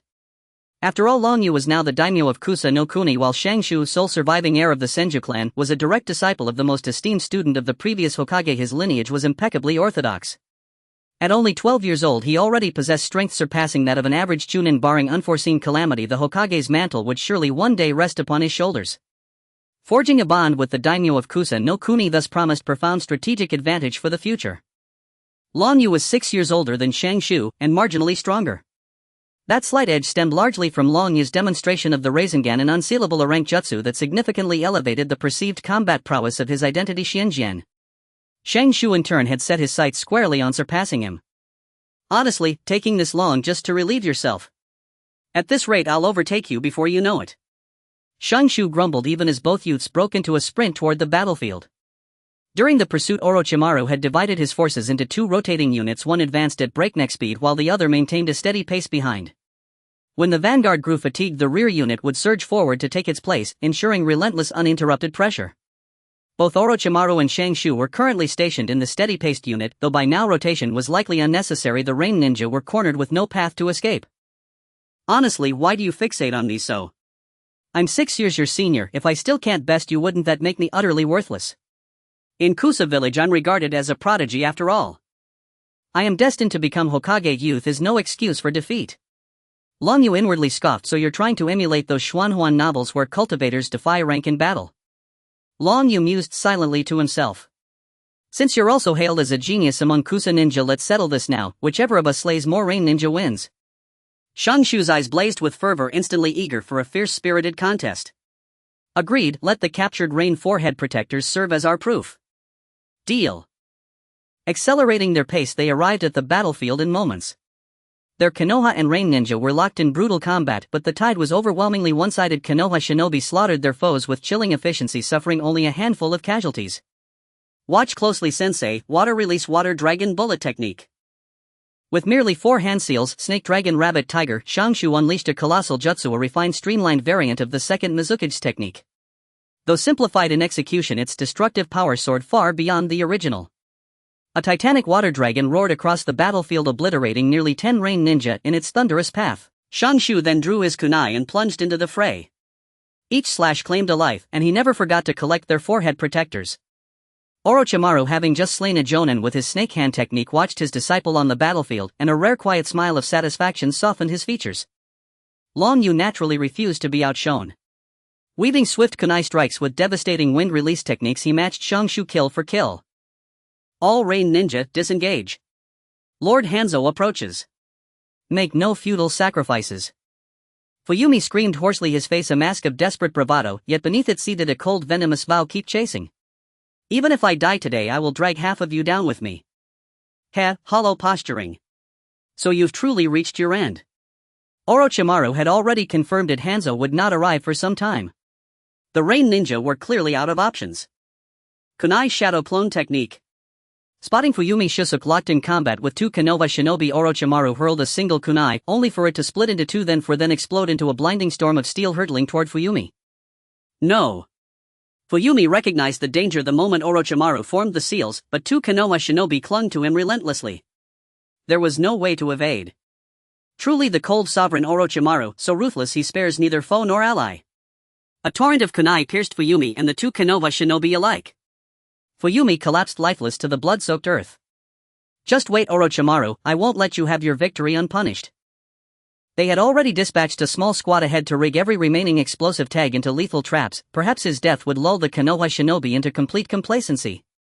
With that thought, Fuyumi closed his eyes forever. Fuyumi Shusuke is dead, annihilate the remaining rain ninja. Orochimaru's voice, thick with murderous intent, echoed across the battlefield. The surviving rain ninja lost all will to fight, fleeing in panicked disarray. I'll take the lead. Shangshu slashed open the throat of the rain ninja before him, then dashed after the fleeing enemies without hesitation. Their morale is shattered. Shangshu, you have truly become a shinobi who stands alone. Watching Shangshu sprint past him, outpacing every Konoha shinobi in the hunt, Orochimaru felt a flicker of genuine pride. Yet, just a heartbeat later, a deafening explosion ripped through the air. Shangshu! Long Yu roared, lunging forward as if to seize him, his body in that instant eclipsing Orochimaru's line of sight. Fire erupted. A pendant flew through the blaze and landed at Orochimaru's feet, his expression frozen in shock. Long Yu crumpled to his knees, tears streaming silently down his cheeks. Despicable rain ninja. I'll slaughter every last one of you. Long Yu surged to his feet ready to charge, but a Kusa shinobi seized him tightly from behind. My lord, compose yourself. More explosive tag traps likely lie ahead. To pursue them now would cost you your life. After several days of shared trials, the Kusa shinobi had fully accepted him as their new daimyo. Indeed, he already held considerable esteem in their hearts.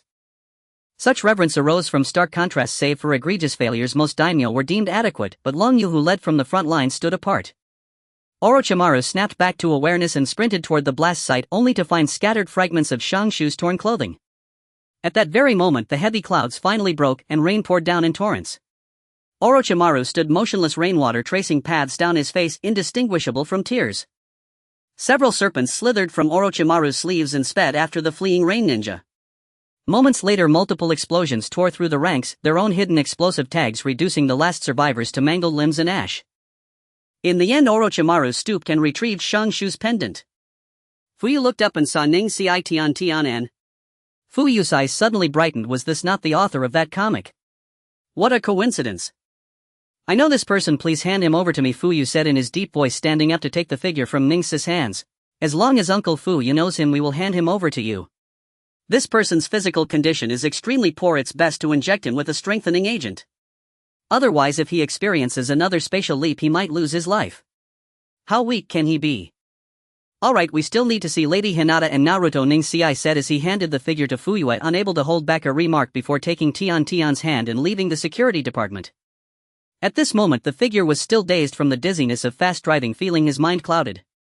After leaving his shadow clone behind the desk, Fuyu took the figure into the interrogation room. It was only when he was handcuffed to the interrogation table that the figure started to regain consciousness. He then saw a middle-aged man with tear troughs holding a syringe about to inject him, which filled him with immense fear, causing him to struggle incessantly. What? What do you want? If you keep this up, I will call the police. Hearing the ramblings of the person in front of him, Fuyu felt that this man was not quite right in the head. Call the police. You are currently in the interrogation room of our security department. I am the head of the entire security department. Fuyu looked at him with a caring expression as he continued to press the syringe into his body. Moreover, this is a body-strengthening agent. With your current physical condition, you can't withstand any more strain in doing this for your own good. Ultimately, the figure could not escape the injection, but soon he stopped struggling as the sensation was incredibly pleasant, warming him all over as if he were soaking in a hot spring. Yet while hot springs only warmed the skin, this syringe made him feel as if every cell in his body was basking in the warmth of a hot spring, making him want to moan. At the same time, he felt his body, which had become weak from years of staying indoors, growing strong and powerful. In short, he felt like he could take down a bull. However, he had not enjoyed it for long when the man in front of him spoke. Feeling good.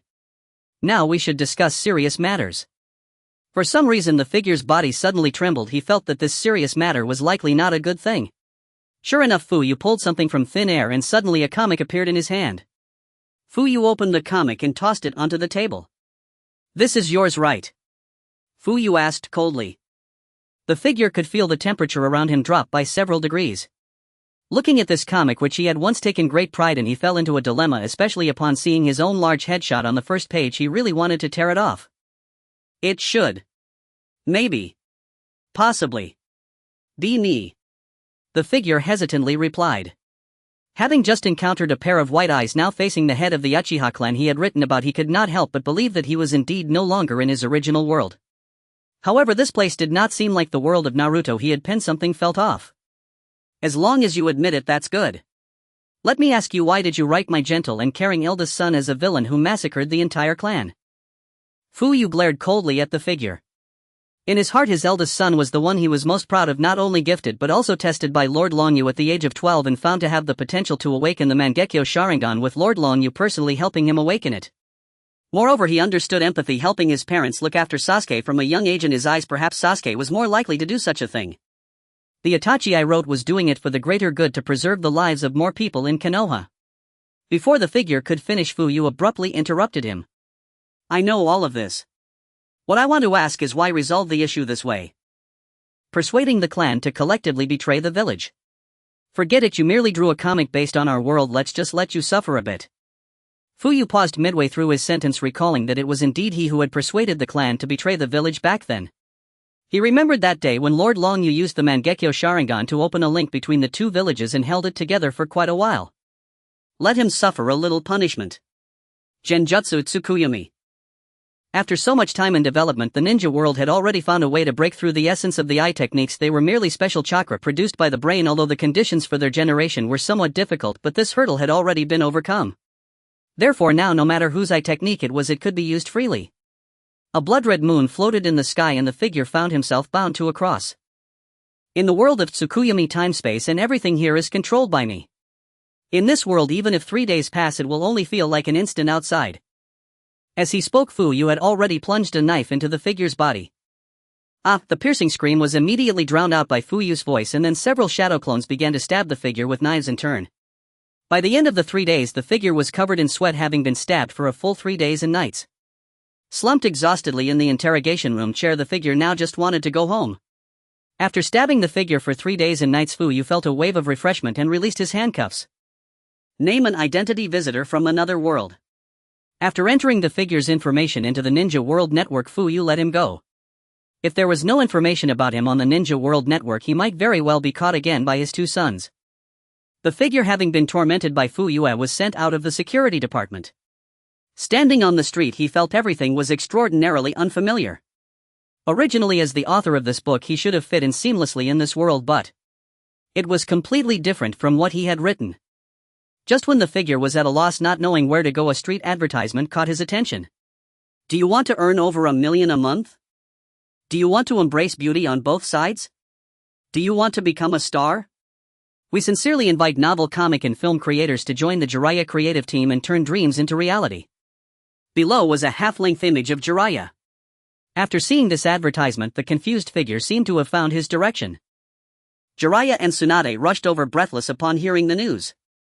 Inside an abandoned wooden hut in the land of rain, Tsunade approached Orochimaru but was held back by Jiraiya. Orochimaru took out the necklace made by the first Hokage. Because we are currently at war. Of course, he felt guilt in his heart. After all, Shosuke was his disciple, and it was he who had left Shosuke on the battlefield. Shosuke died right in front of him, and it was his failure to protect Shosuke. However, he was not the type to express his emotions, so he merely uttered this one sentence. His companions did not blame him. They simply took the necklace and held it in their hands, weeping. Jiraiya stepped forward and patted her shoulder. The war is still ongoing. Hanzo is almost here. Although deeply pained by the plight of her companion, the war was still raging on, and an unprecedentedly powerful enemy was about to reach the battlefield. They did not have time to grieve. If they could not achieve victory in the war, more friends, brothers, and loved ones would fall into such a fate. Though she would cry, Tsunade was not the type to be weak. Soon she wiped away her tears, put the necklace back around her neck, and temporarily suppressed her grief. As the three of them stepped out of the abandoned hut, they heard piercing screams. It's coming from the camp over there. The three exchanged glances and immediately ran towards the camp. A deep purple toxic mist enveloped the entire camp and a massive salamander rampaged through the crowd with the legendary demigod of the ninja world, Hanzo, standing atop its head. Nearly 1,000 rain ninjas wearing gas masks were engaged in a fierce battle with Konoha and grass ninjas amidst the toxic mist. However, they were clearly no match for the poisoned attackers and lives were lost every second. Hanzo looked down from atop the salamander. When did the grass ninjas become Konoha's lapdog? In the purple mist, Long Yu feigned struggling against the poison, but in reality he had long been prepared. He had purchased an antidote from the system shop and had already injected it. This battle participating in the war between Konoha and the rain ninjas was the main event. Engaging in combat with the demigod Hanzo would grant him immense prestige in the ninja world, just as the legendary Sannin had gained fame despite not winning. Even if they surpassed Hanzo in strength in the future, the name of the Sannin would remain with them, though whether this name would be regarded as honor or shame was uncertain. Hanzo stopped pretending. You sent rain ninjas to kill our daimyo of the land of grass. We grass ninjas must fight you to the death. A grass ninja said fiercely, a reason drilled into them by their new daimyo every day. After fighting for so long, they had already become mortal enemies with the rain ninjas. Hanzo was momentarily baffled by the grass ninja's words. Was this grass ninja insane? How could he throw such a huge accusation at him right away? If you want to be Konoha's dog, at least find a better reason. The salamander crushed the grass ninja with a kick and continued to seek its next target. Hanzo did not take the grass ninja's words to heart, as the reasons for wars between ninja villages were varied. It's not uncommon for someone to slander another just to justify a war, like how the future Sand Village would use the disappearance of the third Kazekage as an excuse to attack Konoha, unaware that it was their own people who killed him. Just as Hanzo was wreaking havoc, three voices echoed in unison. Summoning technique. Summoning technique. Summoning technique. A slug, a toad and a serpent appeared under Tsunade Jiraiya and Orochimaru respectively, their enormous presence filling the battlefield. Even Hanzo's gaze was drawn to them. Wow! How impressive! Watching the three Sannin display their grandeur, Long Yu couldn't help but feel envious, thinking about acquiring a stylish summoning beast in the future. It's the three great lords, Tsunade Jiraiya and Orochimaru. Upon seeing Tsunade and the others, the morale of the Konoha ninjas surged, and those who had fallen to the ground stood up again, roaring as they charged towards the nearby rain ninjas. The presence of those three summoning beasts is truly terrifying. The title of the Sannin spread during this battle. Tsunade called Slug. Divide and heal. Yes, Lady Tsunade. The gigantic slug instantly split into numerous smaller slugs, moving toward the Konoha ninjas on the battlefield. Jiraiya shouted, Bunta. Block the salamander. Understood. Bunta blew a smoke ring, leaped onto the salamander and slashed down with his short blade, which was blocked by Hanzo's scythe. Orochimaru exclaimed, Old man. Cough, just joking, serpent. Attack Hanzo. Orochimaru, you want me to fight such a formidable opponent? At least prepare me 100 sacrifices afterward, or I'll swallow you right now. The relationship between Orochimaru and his summoning beast was clearly not normal. His expression had turned quite grim, but he still nodded. Reluctantly, the serpent moved towards Hanzo, emanating purple toxic mist around it. Countless rain ninjas had undoubtedly been poisoned, and all the Konoha ninjas along the way suffered as well. Fortunately, Tsunade, knowing her friend well, had prepared antidote pills and distributed them to each of the allied ninjas. After distributing the antidotes, Tsunade joined the battle, venting all her grief over her lost loved ones on the rain ninjas.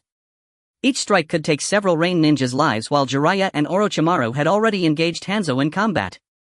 This great battle lasted a full 2 days and nights. The entire rain ninja army led by Hanzo was annihilated, and Konoha suffered a similar fate. At this point, only Jiraiya, Tsunade, Orochimaru and a ninja from the grass village remained on the battlefield. Hanzo found it puzzling.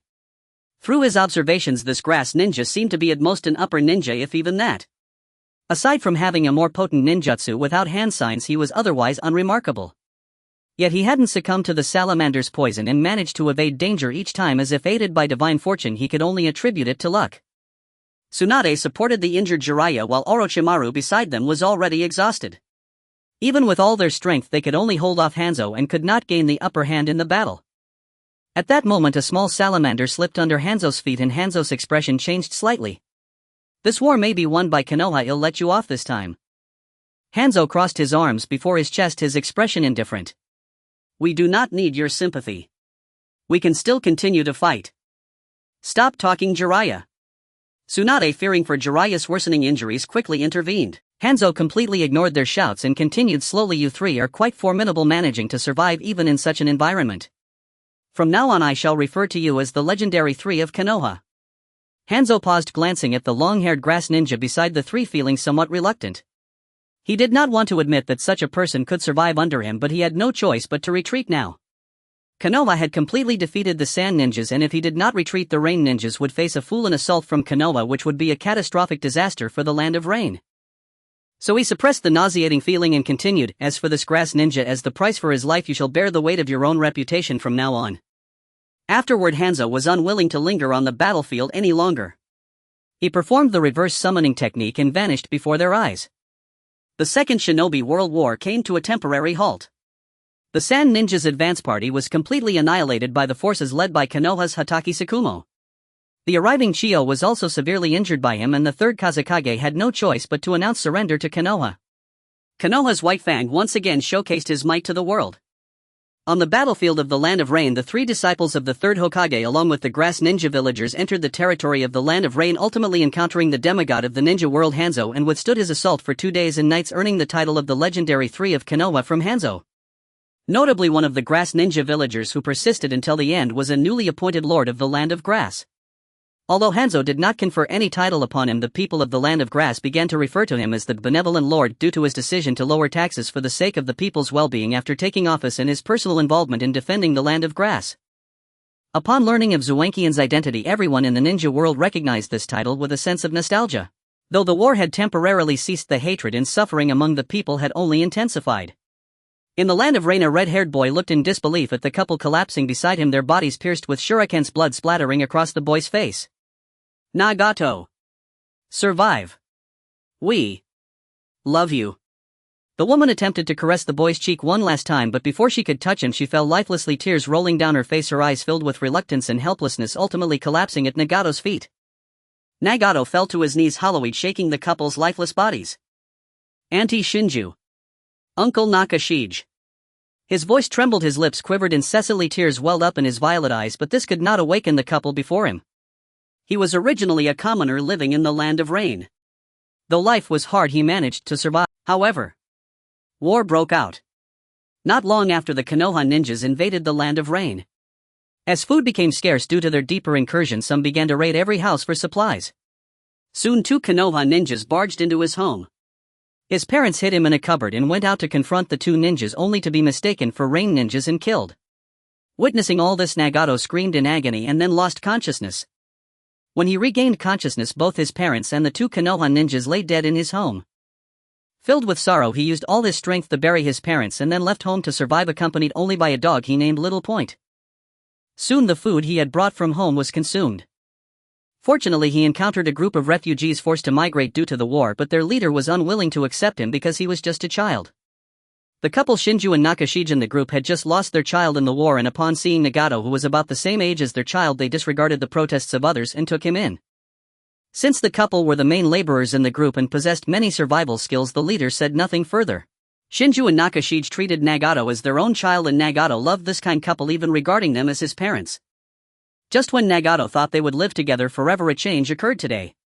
The leader decided to head to a more prosperous town away from the war within the Land of Rain, and they set off at dawn. As they passed through a forest, an explosion suddenly rang out. Someone in their group triggered a trap with an explosive tag, and more than half of the group was instantly killed. But that was not the end. The tremendous shockwave from the explosion scattered countless kunai and shurikens hidden in the trap, taking the lives of the remaining survivors. He would have been among them, but Shinju and Nakashige shielded him with their bodies. The shurikens and kunai pierced through Nakashige's body and finally stopped within Shinju's, blood spraying onto Nagato. Aha! Nagato's Rinnegan trembled continuously, emitting a strange wave around him, causing all the living creatures in the forest to collapse as if they had lost their souls. Why? Why does war exist? What is this world all about? Nagato clutched his head, sinking into endless pain as the deaths of his parents and Shinju and Nakashige haunted him like a nightmare. Do you want to know how to change the current situation? A carnivorous plant suddenly sprouted from the ground. Die for me. In an instant, Nagato seemed to find an outlet for his rage. He turned to see a black and white creature, its face twisted in a grimace, one hand waving towards Zetsu, and suddenly a powerful repulsive force emerged, expanding outward in a semicircle from Nagato. Zetsu was instantly pushed back several meters, and then Nagato reached out towards the void, causing Zetsu's body to be pulled towards him uncontrollably. Indeed, he is a genius. Just after awakening his Rinnegan, he can already utilize universal pull and almighty pull. Zetsu was not concerned about what Nagato would do to him with his newly awakened Rinnegan, which was not even his own. He could not inflict any meaningful harm. Aha! Nagato gripped Zetsu's neck and slammed him to the ground, then mounted him and began to strike fiercely. 3 seconds later, Nagato indeed fell into a faint, just as Zetsu had predicted. White Zetsu was already killed by Nagato's blows, but Black Zetsu remained unharmed, chuckling as he took Nagato away from the scene. In the eerie underground chamber, the dim flicker of candlelight maintained the only source of illumination. A red-haired youth lay on the ground, trembling incessantly, his head shaking continuously as if trying to grasp something in the air while murmuring softly, "No. Don't go." Longman abruptly sat up, his forehead drenched in cold sweat, a look of anguish etched across his face. He had once again dreamt of the scene of his parents and the couple Jinzi meeting their tragic end. He wished fervently that it was all just a dream. However, the black creature beside him made him acutely aware that everything was painfully real. "You're awake, huh? What should I do?" Longman lowered his hands, revealing his purple Rinnegan, coldly questioning Heiju. "What?" Heiju seemed oblivious to what he was referring to. "The method you mentioned to change the current situation. Tell me or I'll kill you." Longman's face twisted in rage, his eyes filled with brutality. He, of course I'll tell you how to do it. But before that you need to listen to a story of mine." After saying this, Heiju disregarded Longman's interest and began to narrate. In the past, during the Warring States era, there were 2 powerful clans in the ninja world that had been enemies for generations. One was the Uchiha clan, possessing the mighty Sharingan, a powerful bloodline limit. The other was the Senju clan, known for their exceptional recovery abilities. By chance, the Uchiha clan leader's son Madara encountered the Senju clan leader's son Hashirama on the battlefield, unaware of each other's identities, for in those days strangers could not reveal their surnames upon meeting lest they become immediate foes. In ignorance of their identities, the two became friends due to their shared dream of peace, practicing ninjutsu together and sharing their aspirations. However, it wasn't long before their fathers discovered their friendship, and they both learned of each other's true identities, at which point their fathers demanded they lure each other out and kill. Even though both families had killed their loved ones, they could not bring themselves to harm their friend, and each warned the other. Yet from that moment on they became enemies. Years later, both had grown into the most powerful members of their respective clans, successfully inheriting the role of clan leaders. They fought each other year after year, and during their battles Madara's brother fell, leaving him in deep sorrow, but it also awakened new powers within him. Ultimately, the two clans engaged in a final battle. Madara faced the 2 strongest brothers of the Senju clan, holding his ground, but ultimately fell short due to exhaustion. However, in the end, upon witnessing Hashirama's sincere demeanor, he softened and agreed to his friend's request for a handshake and reconciliation. Soon after, they established the village of their dreams in the place where they had shared their ideals as children, naming it Kanahagakure.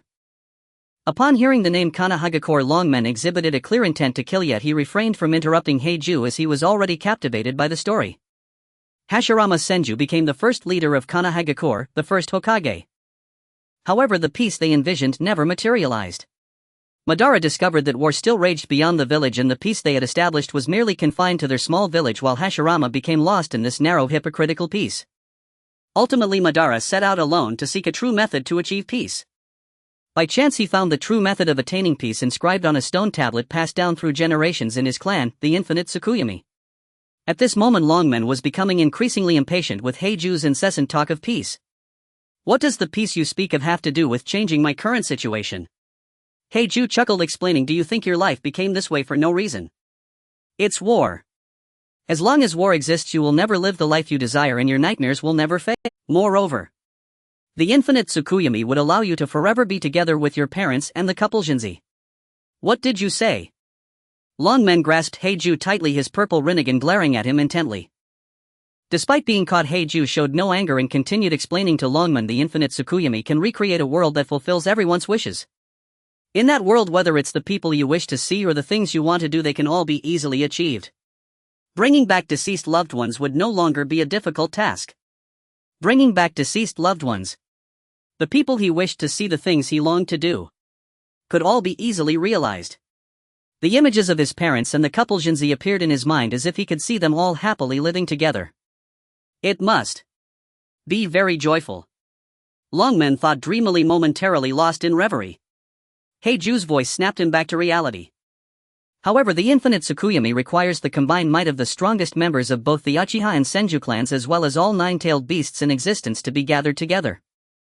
Madara desired to achieve peace, but he could not bring himself to harm his friends, so he chose to journey through the ninja world while also seeking information on the nine-tailed beasts. In the end, he found the most powerful of the nine tails. After much contemplation, he decided to return to seek out Hashirama. When they met again, their powers had greatly changed and they engaged in a final battle at the Valley of the End. Madara chose to be killed by Hashirama, deliberately relying on the Uchiha clan's forbidden techniques to resurrect himself, gaining the power of the Senju clan. However, he could no longer gather all nine-tailed beasts to perform the infinite Tsukuyomi. Thus I was born as the will of Uchiha Madara. I began to search the ninja world for the destined child who could help Madara realize this plan, and that person is you, Longman. Your Rinnegan is proof. Longman believed Heiju's words. After all, he was only 10 years old and there were no apparent flaws in Heiju's words, which seemed to be directed towards Uchiha Madara. What should I do? Work hard to become stronger, gather the tailed beasts, and finally at the right moment use the Rinnegan to resurrect Madara. Then Heiju added another statement. Do not think about using the Rinnegan to resurrect your parents and the couple Jinzi in the future. I told you, as long as the war continues you will never live the life you desire and your nightmares will never disappear. As long as Madara uses the infinite Tsukuyomi, everything you desire will become a breeze. I will follow you and guide you from now on. I will verify what you said myself, but until then I will do as you said, Longman replied coldly. You will find out whether what I said is correct. After finishing, Heiju slowly merged into the ground. Master Ban, everything has been arranged on Nagato's side. Heibai temporarily returned to Ban's side, reporting the situation regarding Nagato. The elderly Ban, sitting in a chair, slowly opened his eyes. Next, I still need someone who can walk in the ninja world in my place. Nagato alone is not enough to instill fear. As he spoke, Ban began to inquire of Baiju, have you not found that Uchiha with space-time abilities yet? Several Baiju emerged from the ground. Not yet.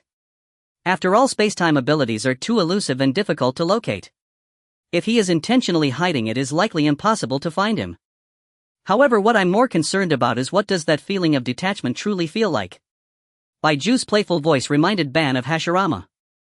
Then let's put it aside for now. My time is limited. I should first find a suitable replacement within the Uchiha clan.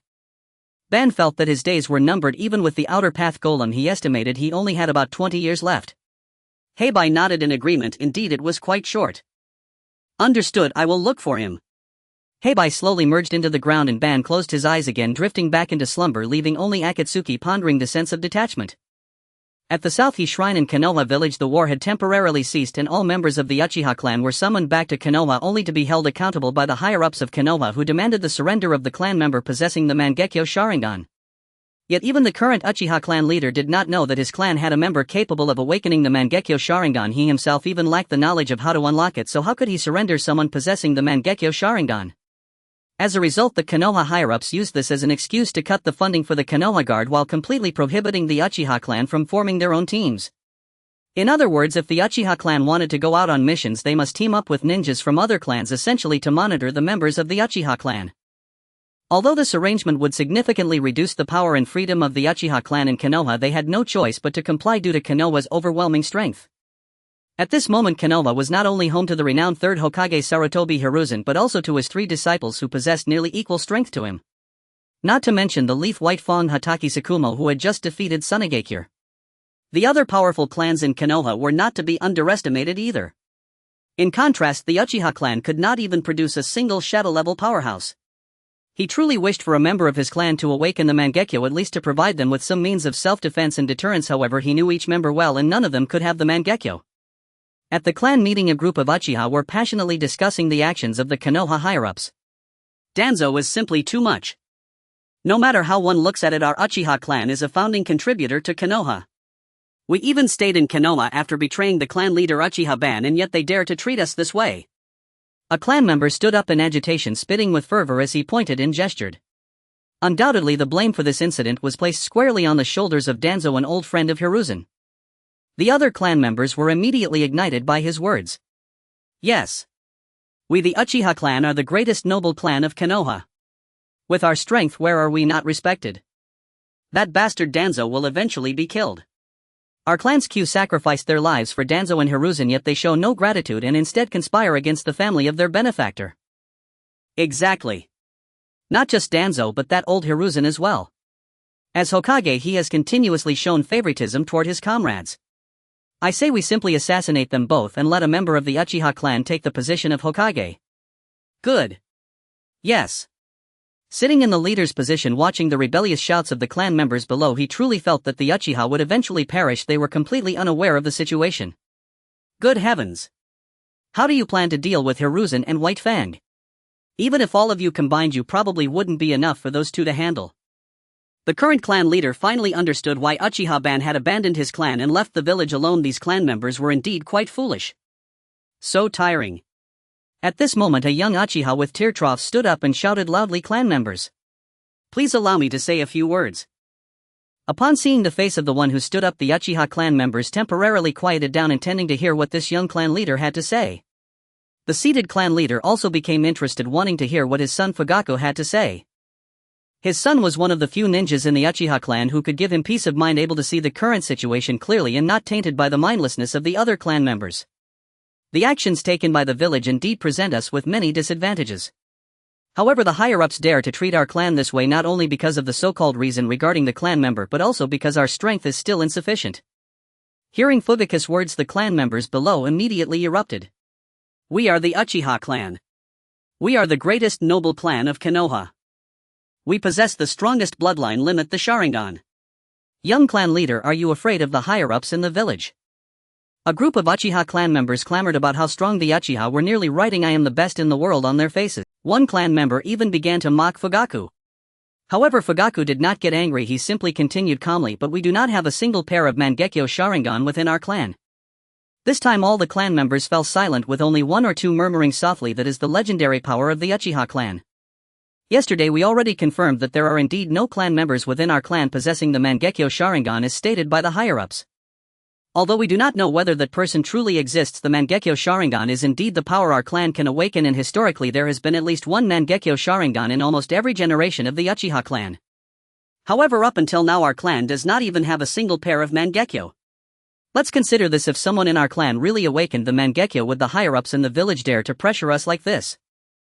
Seeing no clan members speaking up, Fugaku continued, "Let's wait until our clan possesses the Mangekyo Sharingan before discussing these matters." Fugaku did not believe that anyone in the clan could awaken the Mangekyo, as indeed from Uchiha-ban until now there had not been a single pair. However, Fugaku was unaware that the words he spoke today dug a huge pit for himself, not only concealing his own long-hidden strength but also indirectly escalating the conflict between the clan and the village. Under Fugaku's speech, the Uchiha clan members finally quieted down. However, the higher-ups in the village began to argue. Danzo stormed into the Hokage's office shouting at his old friend right away. "Hiruzen, how could you not consult me about such a significant matter as allying with the Grass Shinobi and exchanging students?" Originally Danzo had just felt pleased after once again fulfilling the teachings left by their master. Little did he know that as soon as he stepped into the route he received a report from his subordinates about Hiruzen agreeing to ally with the Grass Shinobi and exchange students. He had been planning ways to weaken the Grass Country's power upon learning about the new daimyo, but now his old friend had immediately abandoned him to befriend his enemies. Thus he came early in the morning to confront Hiruzen directly. Hiruzen, unfazed, took a couple of puffs from his cigarette and looked at his weary old friend, blowing out two smoke rings. "As Hokage, do I need to report to you before making decisions? The Grass Country has provided us with so much food and resources, and their shinobi have helped us fight against the Rain Shinobi. Can we not agree to this small request?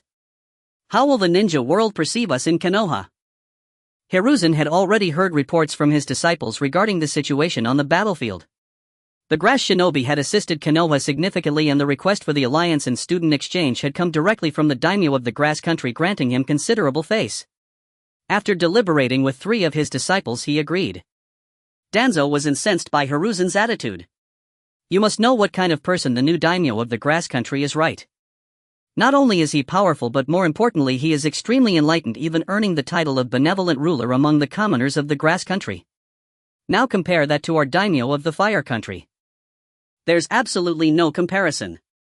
If this continues, the Grass Country will surely pose a threat to us in Konoha. Why aren't you thinking about how to restrict their development instead of forming an alliance with them? Even if the grass shinobi village grows stronger, they won't be our enemies. Foolish. There is no possibility of villages not becoming enemies. You are digging Konoha's grave. Hearing Danzo's relentless aggressiveness, Hiruzen also became agitated, slamming his hand on the table and shouting, "Enough! Danzo, I am the Hokage." Danzo was momentarily stunned into silence by Hiruzen's declaration and could only glare at him fiercely. "Hiruzen, you will regret this." With that, he stormed out. Watching his old friend slam the door behind him, Hiruzen sat back down and took a couple of puffs from his cigarette, ignoring the situation. Inside the grass shinobi village, after the war ended, Lonyu did not return immediately but stayed in the grass shinobi village. Although they had established a good relationship with Konoha, they had paid a considerable price for it. The national treasury was nearly emptied and more than half of the grass shinobi who participated in the war had died.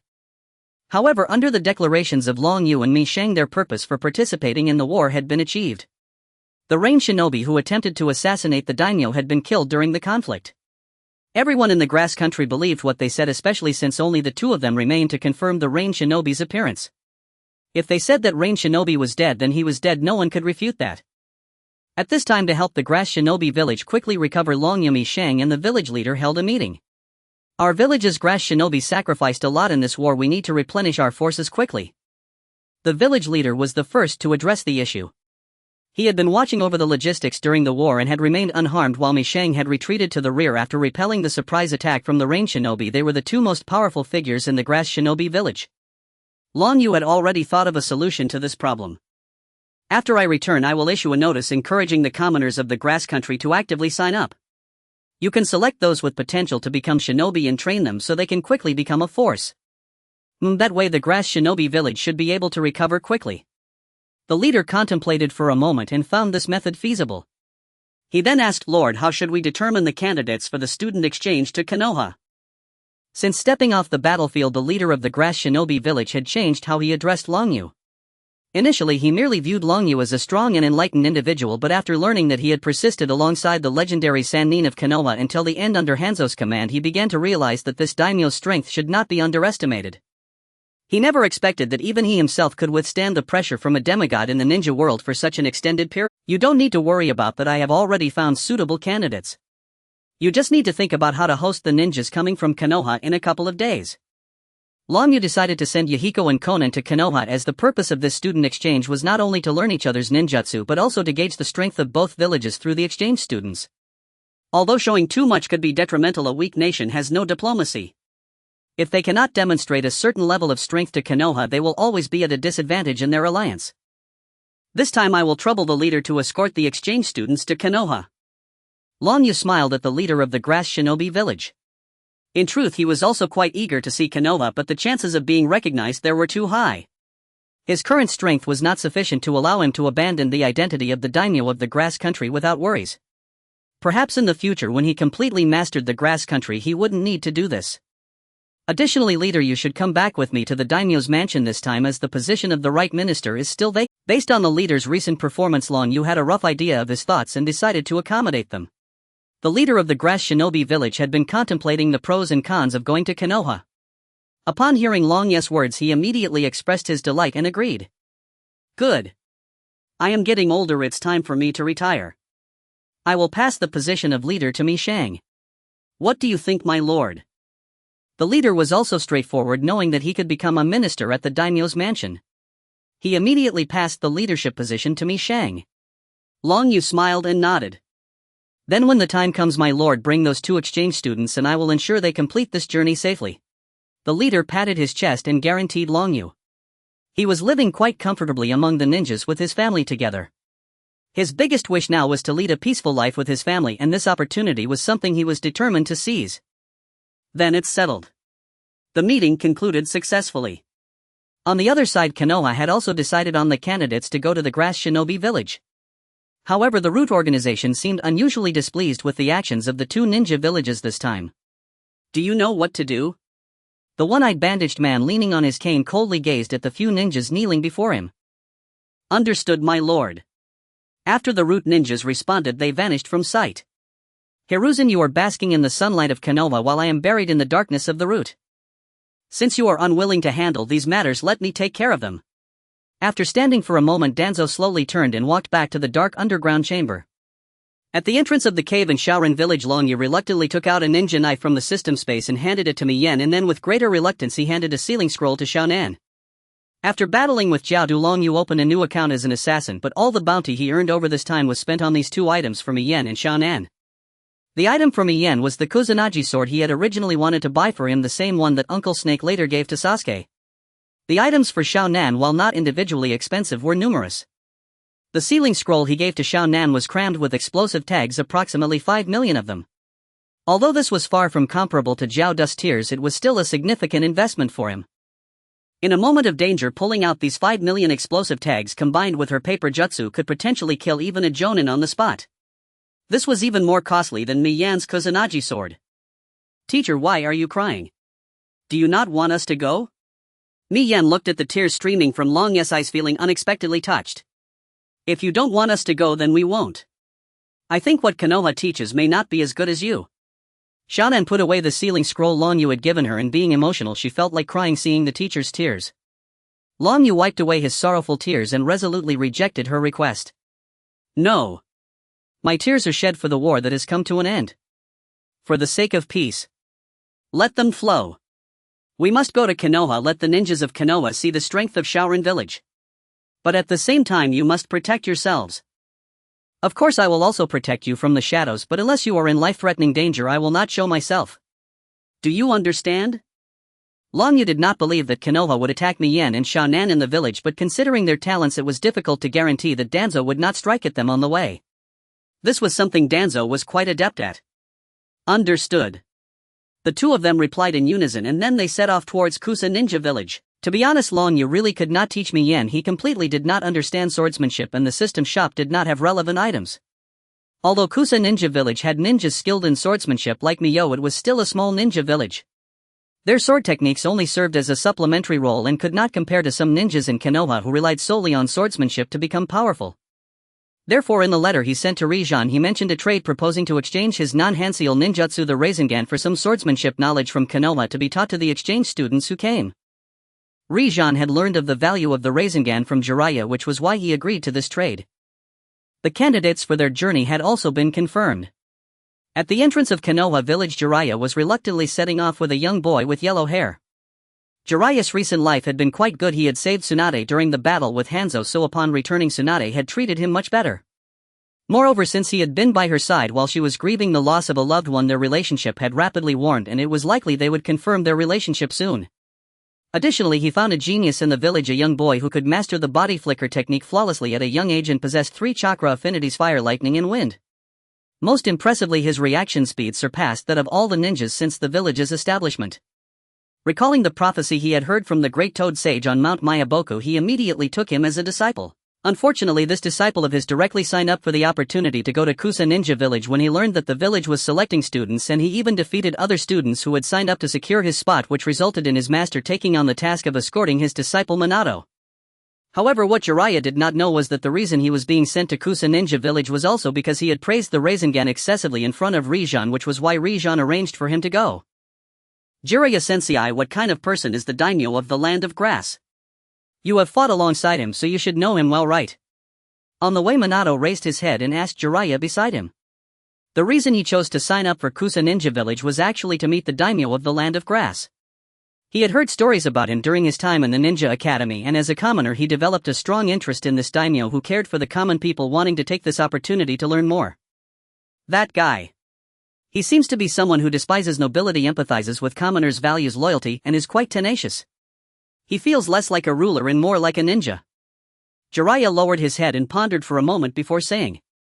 His disdain for nobility was evident from his attitude towards the two princes, and his empathy for commoners was learned from the words of the common people in the land of grass. As for his tenacity, Jiraiya had experienced it firsthand. He saw him practicing the most basic physical techniques every day, which reminded him of a certain lower ninja from Konoha who wore a green bodysuit. "Why are you asking me this?" Jiraiya asked in confusion. Then, as if recalling something, he stopped and angrily tapped Minato's head, saying, "Right. I haven't settled the score with you yet. I had originally arranged to go to the tavern with Tsunade tomorrow for a couple of drinks, but now I have to go to the land of grass with you instead.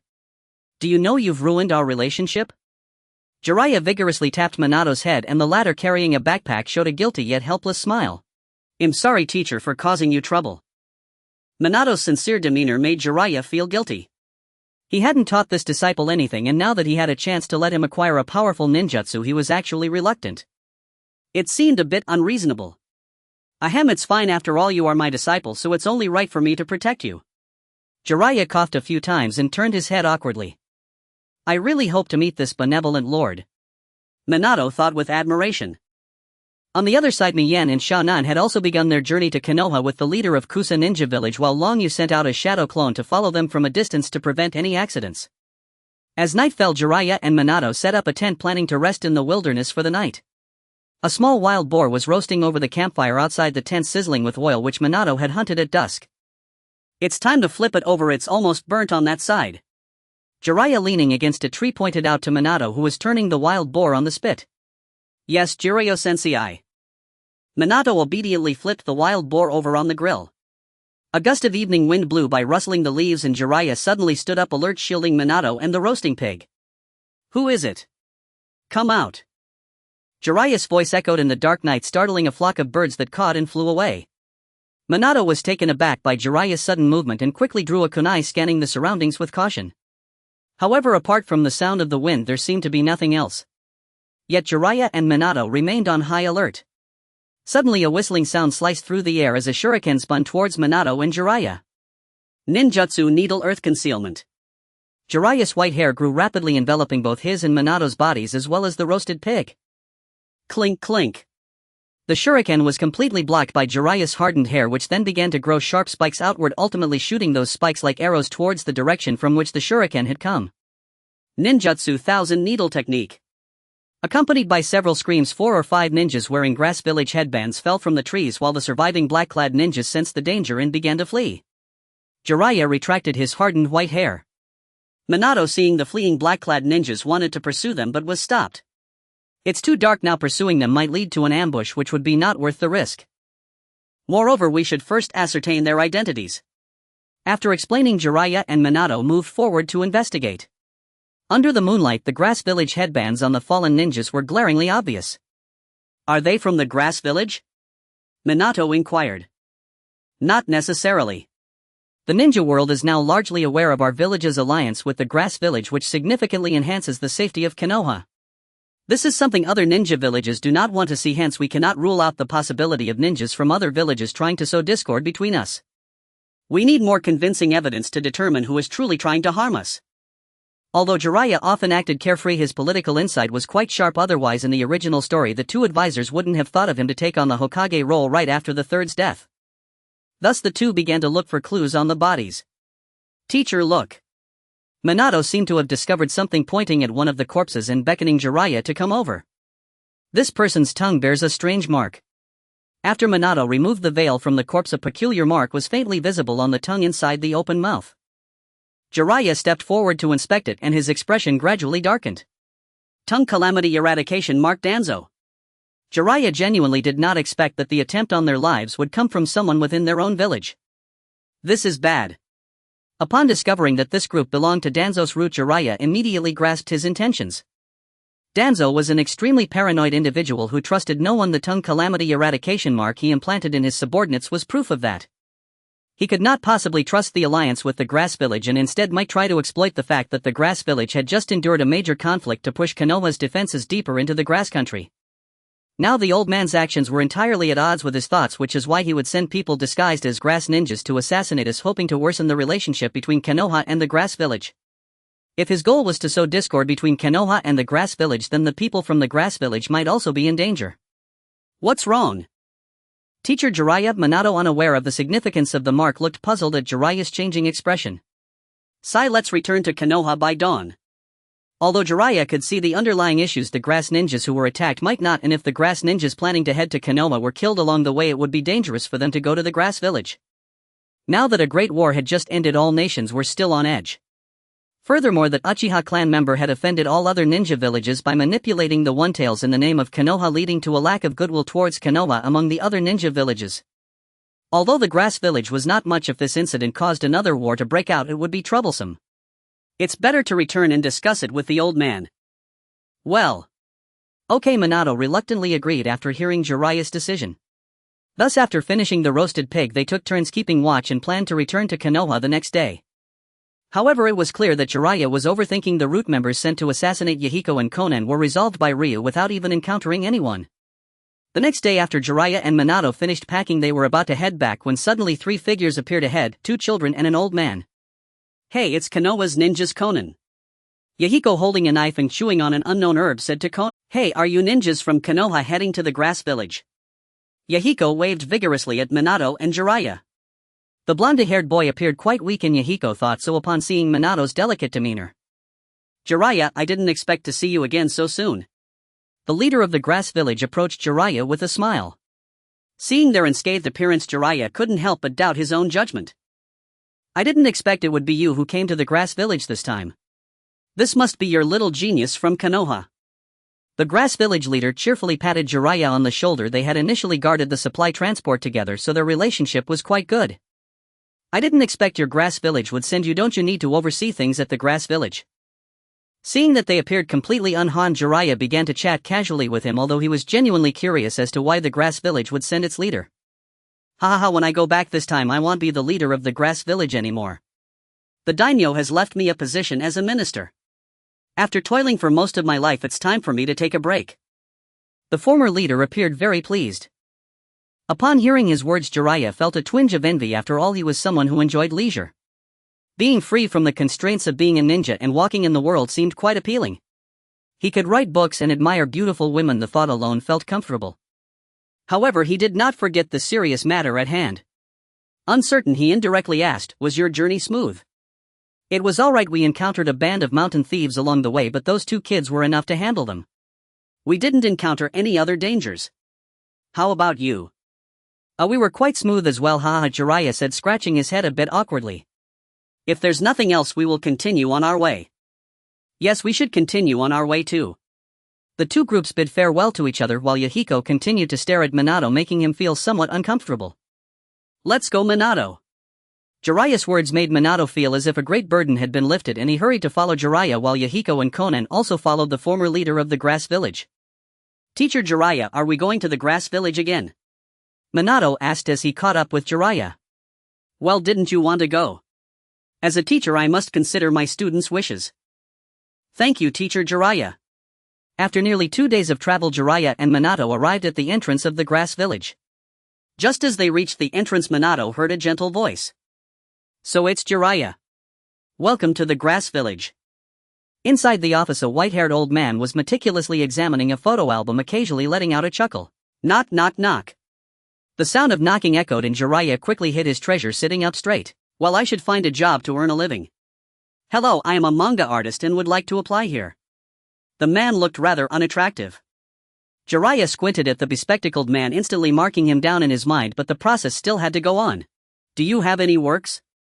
What are your achievements?" "I have quite a few works, and one in particular that I am very proud of, which has received good feedback from readers."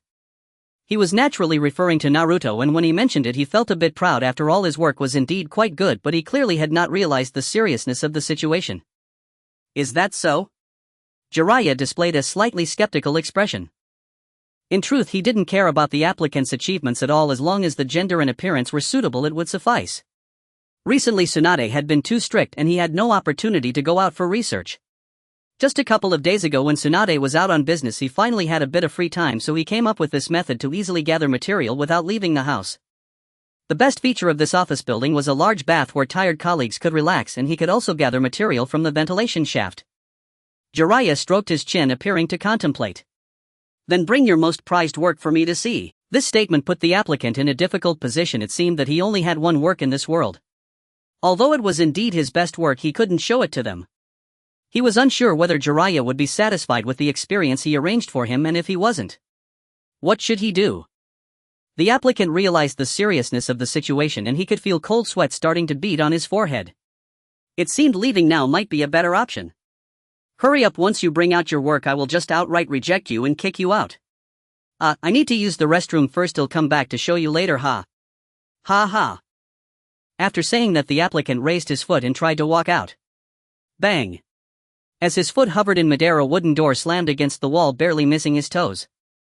The applicant turned his head with difficulty and a voluptuous woman with golden twin tails burst through the door exuding a terrifying aura. Jiraiya immediately stood up, his expression filled with fear as cold sweat poured down his face. Tsunade. You're back. Was the journey smooth? Tsunade completely ignored what Jiraiya said, leaping into action with a powerful kick. The desk in front of Jiraiya was instantly shattered, leaving a large pit on the floor. This was the reason Jiraiya had his office on the first floor. Then Tsunade grabbed Jiraiya. Bastard Jiraiya.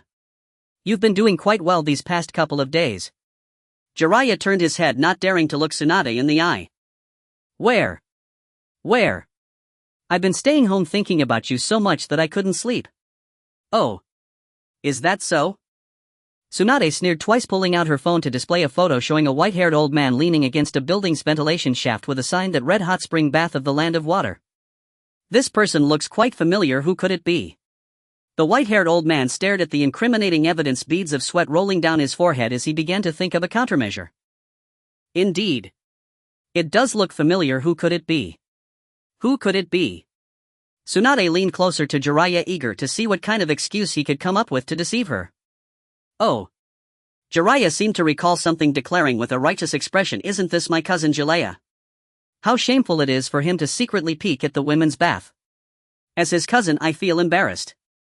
I thought you could come up with a decent excuse, but it seems your storytelling ability is lacking," Tsunade said disdainfully, shaking her head. Then go die. In an instant, Tsunade unleashed her power and a massive fist loomed larger in Jiraiya's eyes, ultimately smashing into his face. Fortunately, Tsunade didn't use her full strength. Jiraiya's face merely caved in upon impact, with the wall bouncing back and returning to normal save for a fist-shaped bruise and a trickle of blood from his nose. Fortunately, the building materials were sturdy, otherwise he would have likely been sent flying several streets away. Tsunade, calm down. I swear there won't be a next time. Spare me this once. Jiraiya raised 3 fingers as if to swear, his entire body retreating in fear. Go die. Another fist followed, slamming into his ribs with a cracking sound. He wondered how many intact ribs he had left. Jiraiya teaches us that the most terrifying thing in life is to have a violent wife, and what's worse is that this violent wife is incredibly strong. Even more frightening is that she knows medical ninjutsu. In the following hours, every time Jiraiya was on the verge of collapse from the beating, Tsunade would use medical ninjutsu to bring him back, only to proceed to beat him up again, creating a vicious cycle that left him wishing for death. The applicant, sensing the situation was dire, had long since fled from Jiraiya's office, and as he listened to Jiraiya's pain screams, he was so frightened that his hair stood on end. It seems that to survive in this world one must find a safer profession. But I am so hungry. Having been here for almost a day, the applicant had not eaten anything and had been frightened multiple times.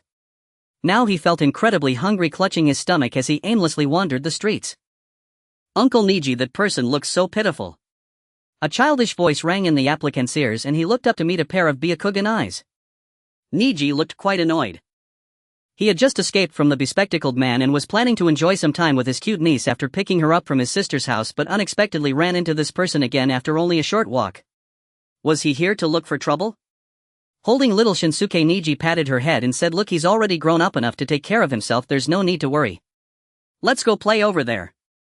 Tian chimed in, "Yeah, he just looks a bit weak, let's go have fun at the amusement park over there." But he looks really hungry. The kind-hearted Shinsuke had seen her brother punished by Uncle Niji and forced to go hungry, so seeing the weak applicant revealed her sympathy. Niji's murderous gaze turned toward the applicant. Shueiman turned to look at the source of the voice, and a man in a light green robe was walking toward them with a smile. Is this the daimyo of the grass country? Shueiman gazed at the man before him, inexplicably feeling that he was the person he had been yearning to meet.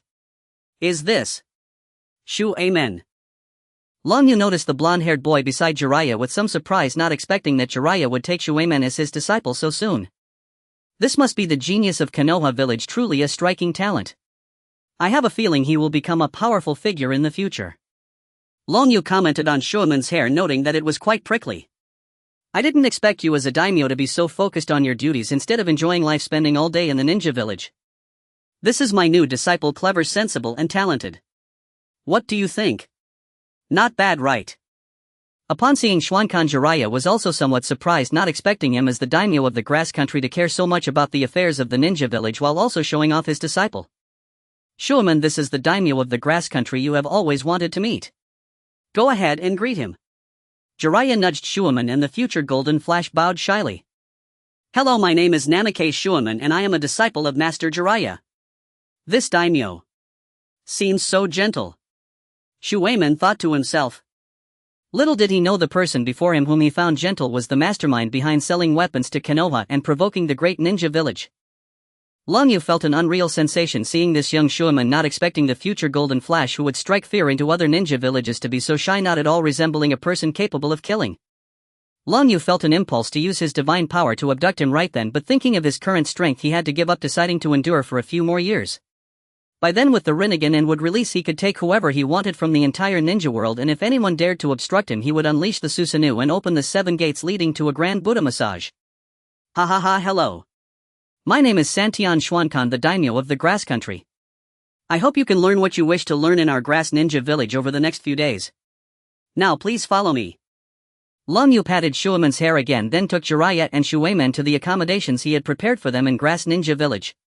After they settled in their luggage, he planned to take Shueman to the ninja school. Although teaching him the Rasengan was the main purpose of this student exchange, the normal procedures still had to be followed, which would also allow him to challenge the newly recruited ninjas of Grass Ninja Village, igniting their motivation.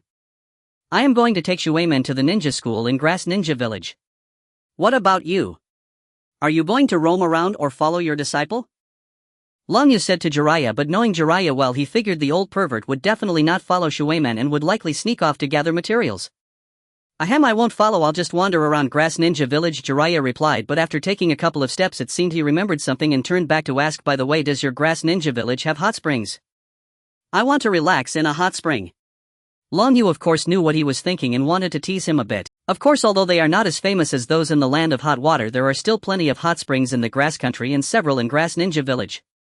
If you want to soak, I can disperse everyone in the mixed gender hot spring right away to let you relax. Those young people won't mind not soaking for a few days. Jiraiya picked up on a few key words from Longius' words: hot springs, mixagender, young people. It seems like there's nothing wrong with coming out this time, he.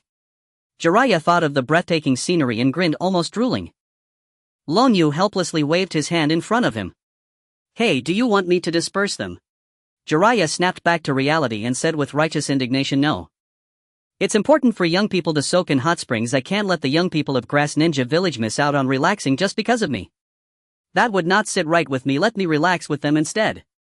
Jiraiya said, waving his hand and running off. I seem to have forgotten to tell him the location.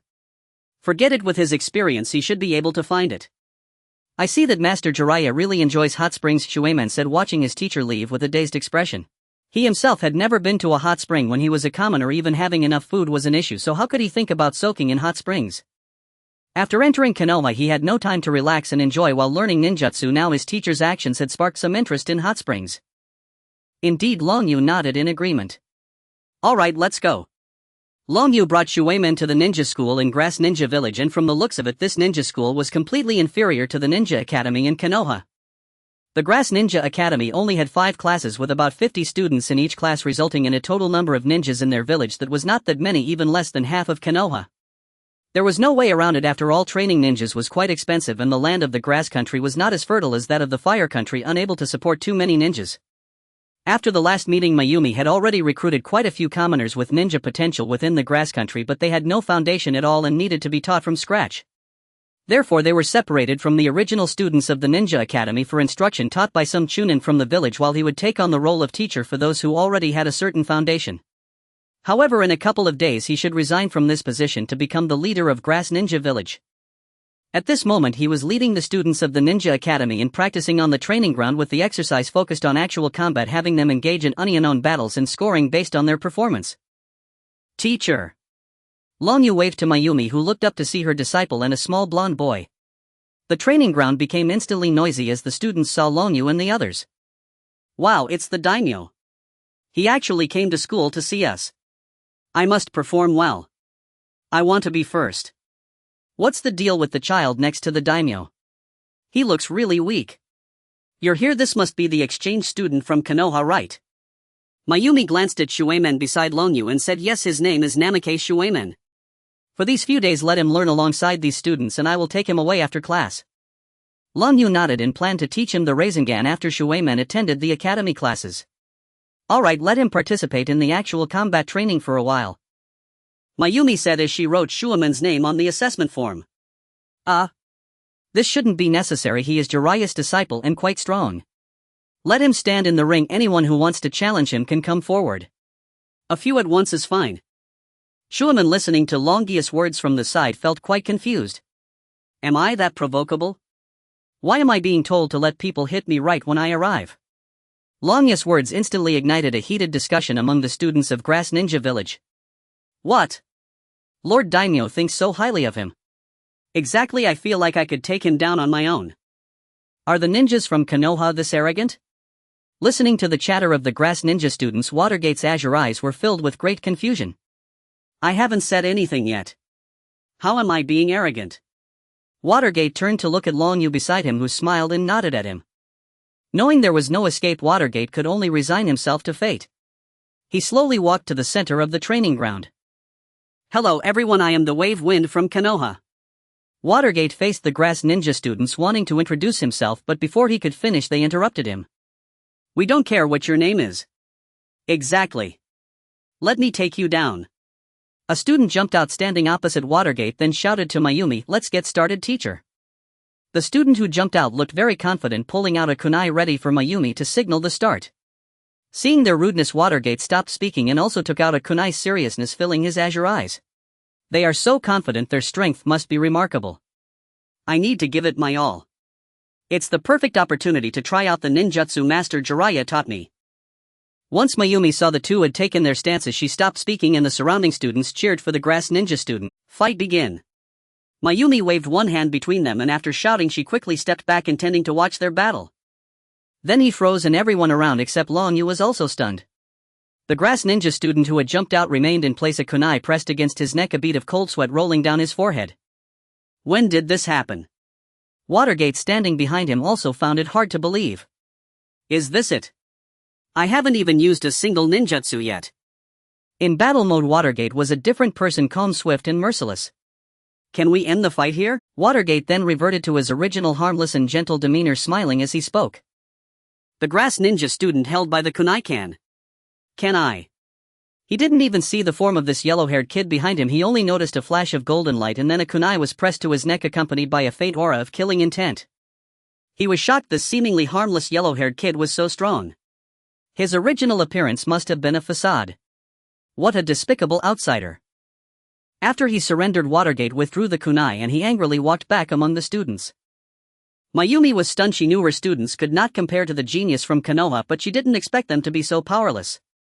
The student who had just gone up was one of the top performers in their school and his shuriken throwing was among the best, yet he didn't even have a chance to draw a shuriken before this Konoha student. The Grass Ninja students standing nearby were also dumbfounded, feeling a tinge of fear toward Watergate in the center of the arena. However, Mayumi did not forget this was a competition and called out loudly, "Is there anyone else who wants to challenge Watergate?" No one responded. The surrounding students knew that the person who had just gone up was among the stronger ones, but he had been defeated in an instant, so anyone else going up would likely fare no better. Seeing no one respond, Watergate thought this match should be ending and was about to walk over to them to learn together. To be honest, he didn't even know what he could learn here. He initially thought Master Jiraiya would guide him, but to his surprise Jiraiya had vanished without a trace upon arrival. At that moment Long Yu spoke up, addressing the Grass Ninja students with a hint of sternness. Now do you realize the gap between you and true geniuses? Weren't you just a couple of days ago looking down on those civilian students? Why are you silent now? Let me tell you, Watergate is also a civilian student. The group of children displayed incredulity. Just 2 days ago when the civilian students entered the Ninja Academy they had mocked them for their lack of foundation, yet now they found out this powerful genius from Konoha was also a civilian. A group of students looked at Watergate in the center of the training ground with questioning eyes. Hearing Long Yu's words, Watergate immediately understood his intention, not only forgiving him for letting him stand in the arena without permission but also feeling quite fond of him. When he first entered the Ninja Academy in Konoha he was often looked down upon by other classmates because he was not a native of Konoha but a civilian from outside the village. However, he eventually caught up with his classmates through hard work, even surpassing them quickly, and was recognized by Master Jiraiya, who became his teacher.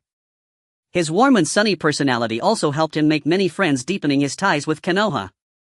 Understanding Long Yu's intention, Watergate looked at the Grass Ninja students and calmly said, "I am indeed a civilian." Suddenly chaos erupted in the training ground. This must be a joke. How can those civilians who can't even throw a shuriken become so strong? Could it be that we are this weak? The clown is actually me. The civilian students in the school building crowded by the windows watching the scene in the training ground below all developed a sense of admiration for Watergate while also planting a seed of determination to become stronger in their hearts, with the goal being the figure in the center of the training ground. That's enough. Long Yu observed that the pride in the eyes of these grass ninja students had almost vanished. Seeing that they were about to deny themselves, he began to encourage them again, but you don't need to be too discouraged. After all, Watergate is a disciple of Jiraiya, one of the legendary 3 ninjas of Konoha. It's normal that you can't defeat him unknown. After Long Yu finished speaking, Watergate had a rough idea of what he was about to do and smiled helplessly. However, he didn't resist this nobleman's actions. Sure enough, Long Yu continued, if you can't defeat him unknown, you can always team up. After all, he is that strong. Moreover, if any of you can team up to defeat Watergate, I will let your teacher teach you a ninjutsu. Hearing Long Yu's words, the students' enthusiasm was reignited. They currently had no access to cool and powerful ninjutsu, and now being able to learn a ninjutsu just by ganging up on a Konoha student felt like an incredible bargain. They never considered that even when they all teamed up they still might not be able to defeat Watergate, and enthusiastically surrounded him. As a result, they could indeed compete with Watergate when they teamed up, but once Watergate used ninjutsu they quickly fell to defeat. However, to prevent them from losing confidence, Long Yu still had Mayumi teach them a crank ninjutsu while he took Watergate away. Once they were in a secluded area, Long Yu said to Watergate, "Thank you for today. You helped those children realize their mistakes and shortcomings." Long Yu's words made Minato feel a bit embarrassed. "It's fine, I am just an ordinary citizen. I am very happy that you care about us.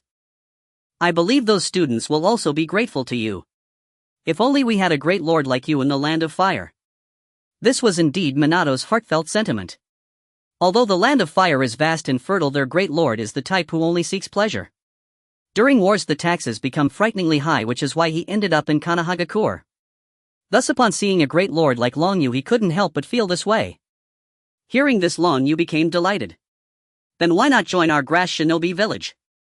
As long as you are willing, the future leader of Grass Shinobi Village will definitely be you.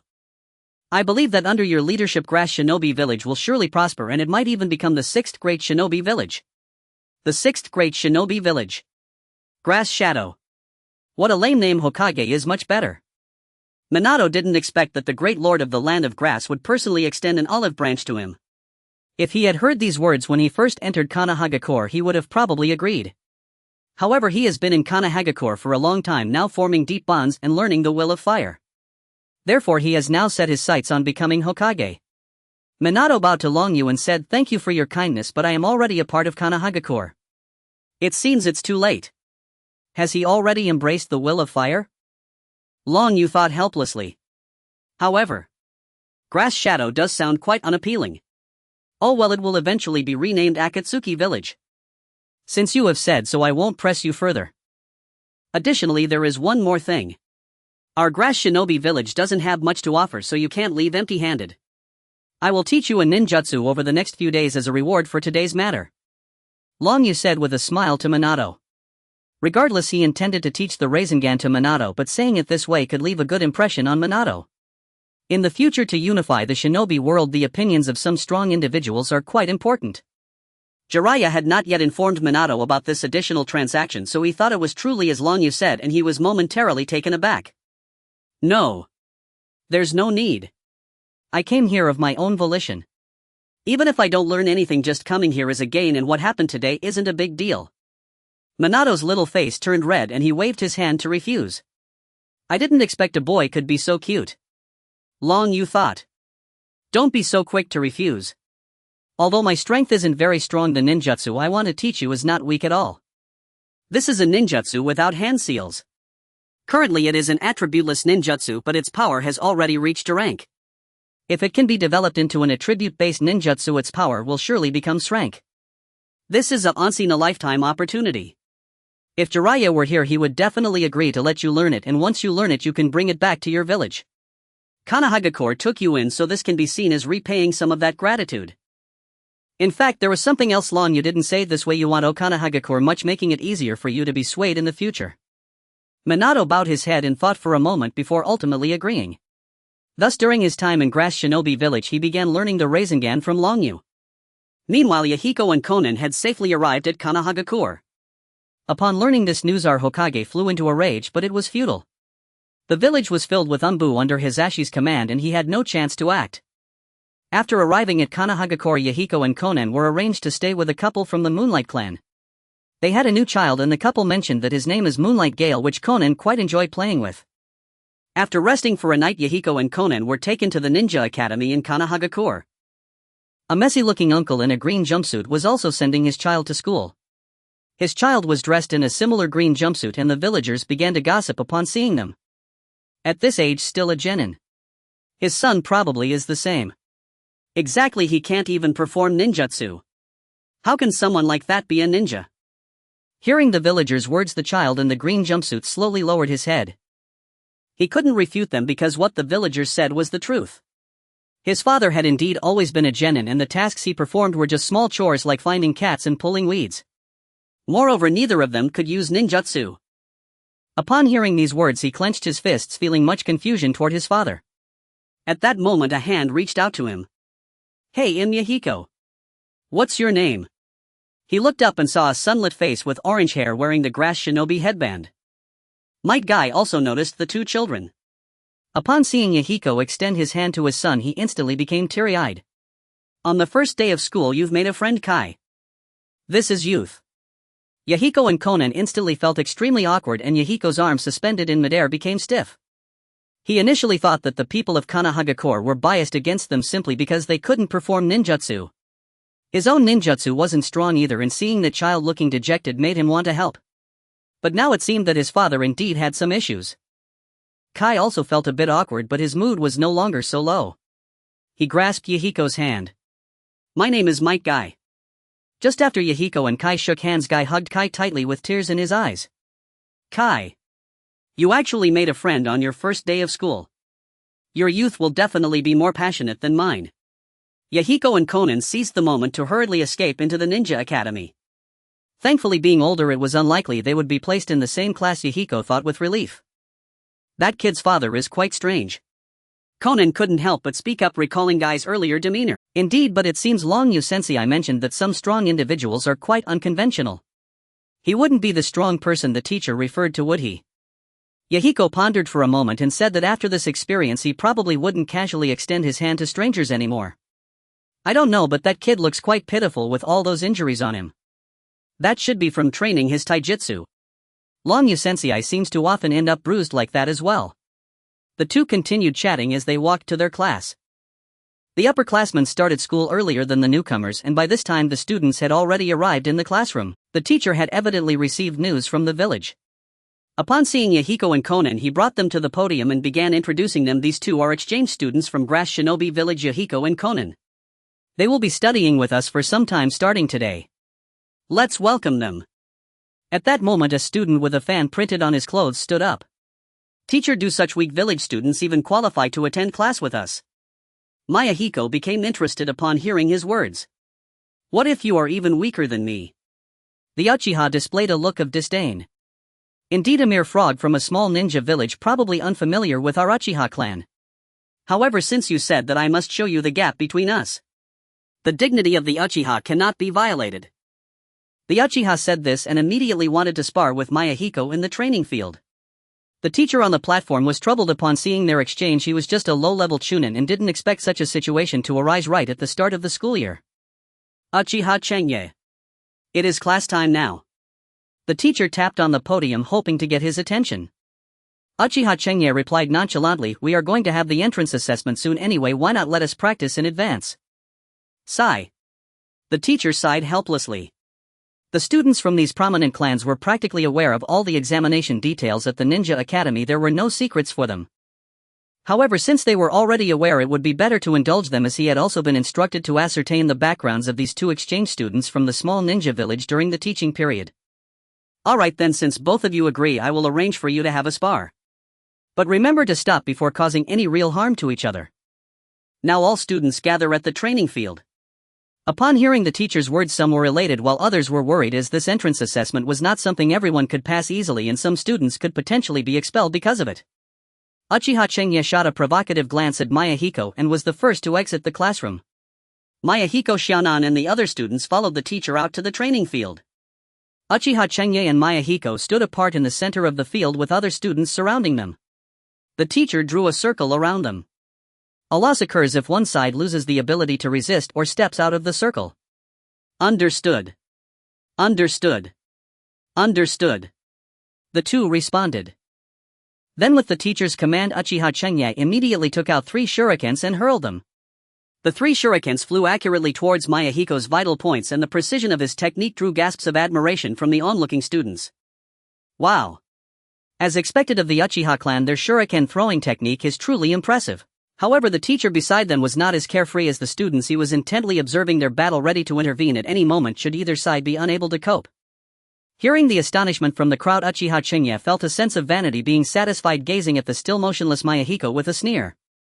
Weakling, it's my victory. However, Mayahiko was clearly not someone who could be easily defeated. At the last moment he drew out a kunai. With 3 ringing sounds of ding ding ding, the 3 shurikens were all deflected away by the kunai in Mayahiko's hand. He refrained from using the Kusanagi sword, not wanting to reveal too much, and because this person before him was not worthy of him using the Kusanagi. Seeing this scene, Uchiha Chenya was slightly surprised. Not bad, you managed to withstand my attack. However, it won't be so easy next.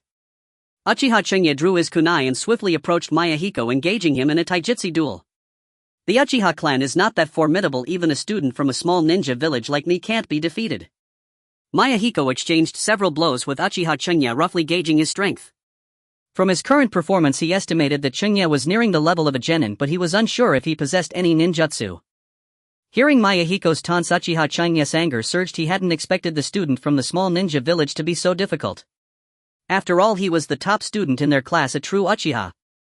Uchiha Chenya blocked Mayahiko's kunai with one hand and kicked towards him.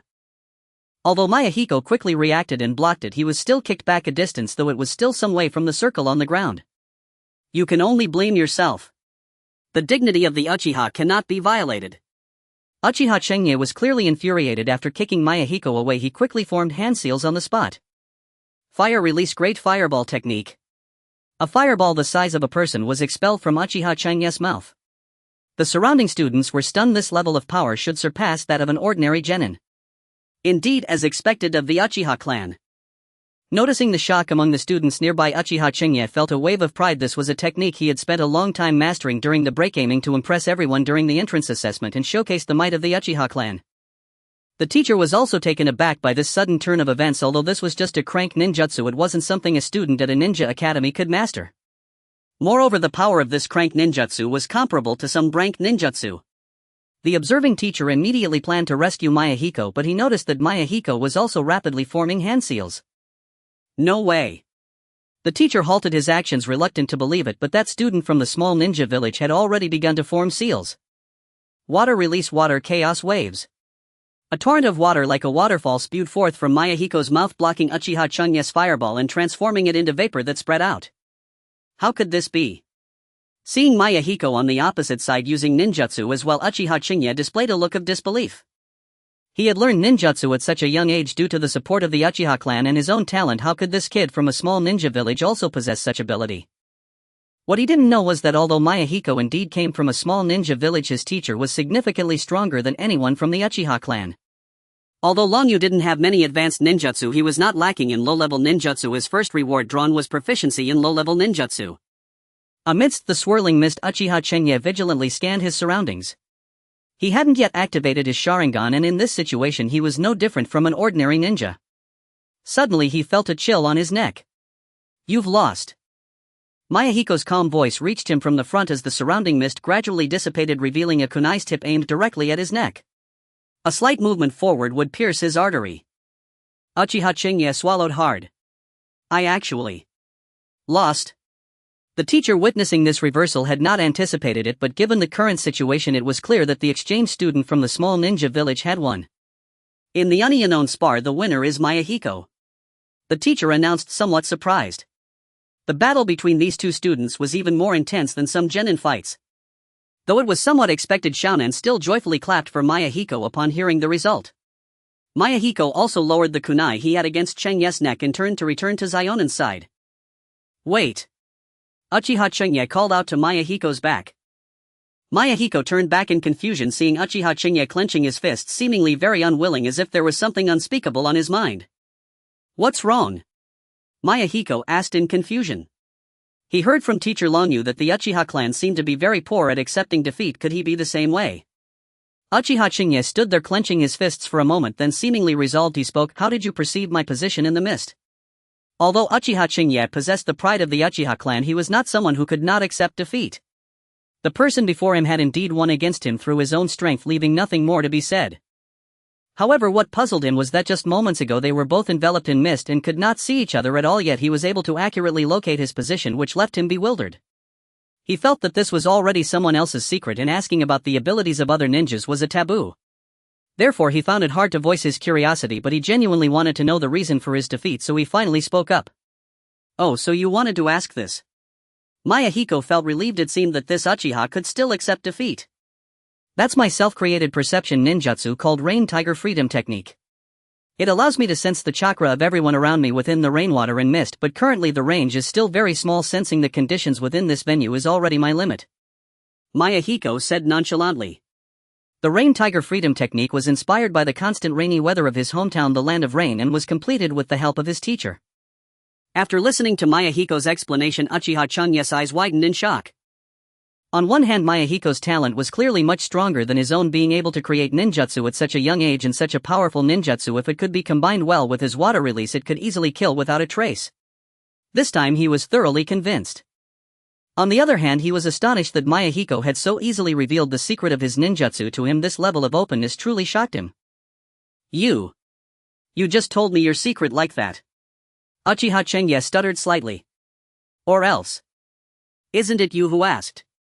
Mayahiko felt a bit puzzled. You asked me a question and I answered, yet you still asked me why I answered you. How strange. Aren't you afraid that I will defeat you with your own ninjutsu in our next battle? Uchiha Chunye continued to ask. Mayahiko smiled. I will become stronger and stronger, strong enough that no one can exploit my weaknesses, strong enough to rival the gods. In that moment, Mayahiko radiated an overwhelming aura as if he were a divine being.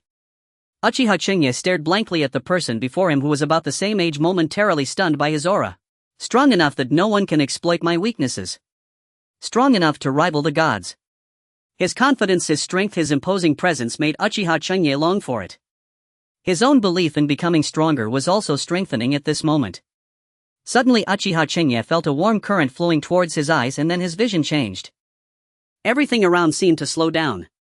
The teacher beside him looked at Uchiha Chunye with a shocked expression. He had experienced this feeling countless times today. This is... Uchiha Chunye's eyes turned red with a tomo in each pupil. Sharingan. The teacher exclaimed in surprise. Uchiha Chunye seemed to be only 10 years old and had already awakened the Sharingan. Such talent. Uchiha Chunye touched his eye socket. He felt that to awaken this power he seemed to owe a debt of gratitude to the person before him. Mayahiko also noticed his difference. It seemed that his teacher also had such eyes. Could teacher Longyu also be a member of the Uchiha clan? It seems you have gained a considerable amount of power. Do you want to fight again? Mayahiko was now interested in Changye's newfound power. He hadn't had enough just moments ago. However, Changye at this moment no longer wished to compete with Mayahiko. The two had just had a fierce battle and he must have expended quite a bit of energy. If he were to defeat him with his newly acquired power, wouldn't that be an unfair victory? Moreover, this power was obtained because of him. Chunye thought to himself. Thus Uchiha Chunye said earnestly, thank you for helping me strengthen my resolve to become stronger. Today we both have little energy left, let's do it another day. Mayahiko, upon hearing this, thought he was tired, so he did not insist further, nodding as he returned to Shaonan's side. The other students who had come to their senses simultaneously applauded. So impressive. Yeah. They are both so strong. At this moment the teacher also recorded Mayahiko's strength information and then began the entrance examination with the students, but Mayahiko and Chunye certainly did not need to take it. After a day of study, Mayahiko and Shaonan returned to their residence in Konoha. I'm back. Upon entering, Mayahiko and Shaonan saw a man dressed in black, stern and unsmiling. They had not seen this person yesterday. When they arrived here, there was only a gentle woman with a child named Moonlight Changming. However, they had heard Aunt Changming mention that the head of the household was named Moonlighting, who seemed to be a very powerful ninja. When Moonlighting saw Mayahiko and Shaonan, he walked over to them. Who is Mayahiko? Mayahiko had already heard from Longyu about the extra transaction before coming, so he stepped forward. Moonlighting looked at him and said flatly, come with me. Without waiting to see if Mayahiko followed, he turned and walked toward the backyard. Mayahiko and Xiaonan exchanged glances, reassuring her, and then followed Moonlight-in. By the time Mayahiko arrived at the backyard, Moonlight-in was already there, eyes closed, waiting for him.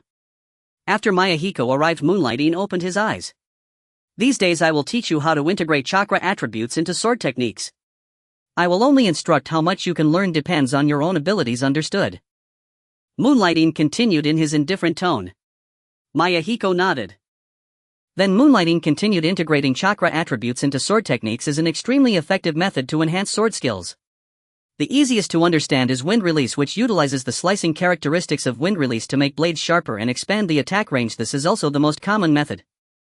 Secondly, there is lightning release, which allows the integration of lightning attribute chakra into sword techniques, enabling all your attacks to carry a paralyzing effect and also increases attack speed and power. The most representative sword technique of this is our village's White Fang. Next is fire release. The explosive and burning characteristics of fire release significantly enhance the power of sword techniques and allow for spreading attacks. The representative sword technique of this is the Uchiha style swordsmanship. Additionally, there are two types that are the most difficult to understand and the least common: earth release and water release. Moonlight-in said this while looking at Mayahiko. What is your chakra attribute? Water attribute. Watching the murderous gaze of the genius, he had created and slowly swallowed his saliva. Actually, I'm not hungry at all. And immediately straightened his back, putting on a look of vibrant energy. Seeing him so perceptive, Ningxi retracted his gaze and turned to look gently at the little sunflower. You see, I told you he wasn't hungry. Quick, let's go play in the amusement park ahead. However, although the sunflower was small, she did not seem so easily fooled. That's because Uncle was harsh on him, which is why he said that. Let's buy him some takoyaki, Uncle, the little sunflower called out to Ningxi cutely and then gave him a kiss on the cheek. Ningxi's heart was instantly warmed by the adorable little human. He said indulgently, all right, my kind little angel. The little sunflower's request for takoyaki had its reasons. There was a stall selling it nearby. Ningxi turned around and asked the stall owner for 4 takoyaki, and the owner responded and quickly started preparing. At this moment, the little sunflower began to educate him. You're already this old, you need to find a job to support yourself. Brother Mukamar was already a teacher at the Dawn City Ninja Academy when he was 15, and you're at least in your 40s now, right? How can you not find a job? Look at you starving like this. You must go find a job tomorrow, do you hear me? The sunflower put on a fierce expression, but given her age, no matter what expression she made, it was undeniably adorable, prompting Tian to steal a kiss on her. And never imagined that one day he would be educated by a 3-year-old for not being able to support himself. Back in the day, he had found a job that could sustain him before even finishing school. However, now he found himself in a desolate world, unable to use even his most proficient abilities and constantly at risk of encountering malicious individuals harboring ill intentions. Thinking of his predicament and couldn't help but sigh. But his sigh caught Ningxi's attention. In Ningxi's eyes, failing to humbly accept the scolding from his adorable niece and instead sighing was tantamount to disrespecting her words. Wasn't this slapping his own face? Are you dismissing my niece's words? Ningxi said coldly, his gaze once again fixating on him. Hearing this, Tian also looked coldly at him and even considered pulling out a sealing scroll to unleash ninja tools. No, absolutely not. Please don't misunderstand. I'm just a bit emotional about my experiences these past 2 days. I will definitely listen to this little angel and will look for a job tomorrow. Ningxi caught an important piece of information from An's words, the experiences of the past 2 days. Hadn't he been transported to the wilderness through a spatial leap node? Then he was brought to the security department by Ningxi. So you are displeased with me bringing you to the security department? Ningxi said coldly once again. And looked at Ningxi's pure white pupils, a cold sweat running down his back. He should have made him a weakling in his writing. No. I'm very grateful to you for bringing me to the security department. And said reluctantly. After being tormented by Fuyue in the Tsukuyami world for 3 days and nights, how could he possibly feel grateful to Ningxi for bringing him there? I will leave now, I won't eat anything. And never expected that after just wandering outside for a while he would encounter such a situation. If he stayed here any longer, he felt he would be killed by Ningxi's glare. He just wanted to escape quickly. So you don't want to accept my niece's kindness? Ningxi said coldly yet again. I am wronged. At this moment, and truly felt the feeling of being unable to justify himself. No matter what he said, it was wrong. He found himself stuck, unable to move forward or backward, unable to speak or remain silent. For takoyaki are ready. Here you go. Oh great. Just as Zen was caught in a dilemma, the stall owner's shout rescued him. Ningxi turned around to grab a skewer of takoyaki and Tian took out her phone to pay for the other 3 skewers and handed one of them to him. And looked at the takoyaki handed to him, caught in a dilemma. After much hesitation he still took it. Ningxi was still feeding takoyaki to the sunflower, slowly walking ahead with Tian no longer paying attention to him. An's anxious heart finally settled at that moment. What was this all about? Being frightened by the characters he had created to the point of not daring to breathe. And took a bite of the takoyaki and walked away in the opposite direction of Ningxi and the others without looking back. He did not want to see those white eyes any longer. Slowly night fell and finished the skewer of takoyaki, feeling less hungry. In truth, he shouldn't have become so starved after a whole day, but while in the security department Fuyue had injected him with a body enhancement agent. Although this agent did enhance his physical attributes significantly, it also consumed the nutrients in his body, leaving him feeling hungry. Now that he was less hungry and realized a more serious issue, he still had no place to stay. Thus he continued to walk forward, hoping to find a place to spend the night, even if it was just a park bench. Fortunately, he didn't walk far before he spotted a park, and he hadn't encountered anyone he knew along the way. He truly did not want to meet someone he recognized, as that would mean encountering the characters he had created. He had no idea how those characters felt about the endings he had arranged for them, and if even one was dissatisfied, he could very well lose his life on the spot. Additionally, even more fortunately, the park not only had benches but also lounge chairs. And filled with surprise, immediately found a lounge chair to lie down on. These lounge chairs were somewhat different from those in the vanishing world. These chairs were fixed. Lying on the lounge chair, exhausted from a day of fright, and quickly fell into a deep sleep. In his dreams he seemed to hear a few people talking beside him. Is this the person? Yes indeed. His photo is behind the cover of that comic book. That's good, let's take him away. Yes. At this moment he really wanted to wake up to see who these people were and what they wanted to do, and to see if he could escape. But no matter how hard he tried, he couldn't open his eyes or move his body. Even though his consciousness was very clear, he couldn't do these things, as if a ghost were pressing down on him. No please. Yue Guangyin frowned upon hearing the chakra attributes of Yahiko. Compared to the 3 attributes mentioned earlier, both water and earth attributes are quite difficult to integrate into sword techniques, and there are no known precedents for this in the ninja world. Seeing the expression on Yue Guangyin's face, Yahiko felt a bit anxious. Would he return empty-handed this time? Uncle, can water attribute chakra not be integrated into sword techniques? Yahiko asked cautiously. Yue Guangyin shook his head. No, theoretically any attribute should be able to be integrated into sword techniques. However, due to the nature of each attribute, the degree of compatibility with swords and the difficulty of integration vary. As of now, it seems there has not been a case of water attribute chakra being integrated into sword techniques. Hearing this, Yahiko breathed a sigh of relief. He was not afraid of difficulties as long as there was a possibility of success. That was enough. Then there's no problem. As long as there's a chance, no matter how difficult, I will definitely succeed. Yahiko said confidently. Yue Guanyin felt a bit touched by Yahiko's confidence. Since you're so confident, let's get started. Yue Guanyin gestured for Yahiko to sit down, and Yahiko moved to sit beside him. Let me first tell you about the characteristics of water attribute chakra. Only by understanding these can you determine the direction for developing sword techniques based on these characteristics. Yahiko nodded, and Yue Guanyin continued. The characteristic of water attribute chakra is impact. Most water-style ninjutsu relies on impact to inflict damage on enemies. Additionally, water not only inflicts impact but can also mitigate it.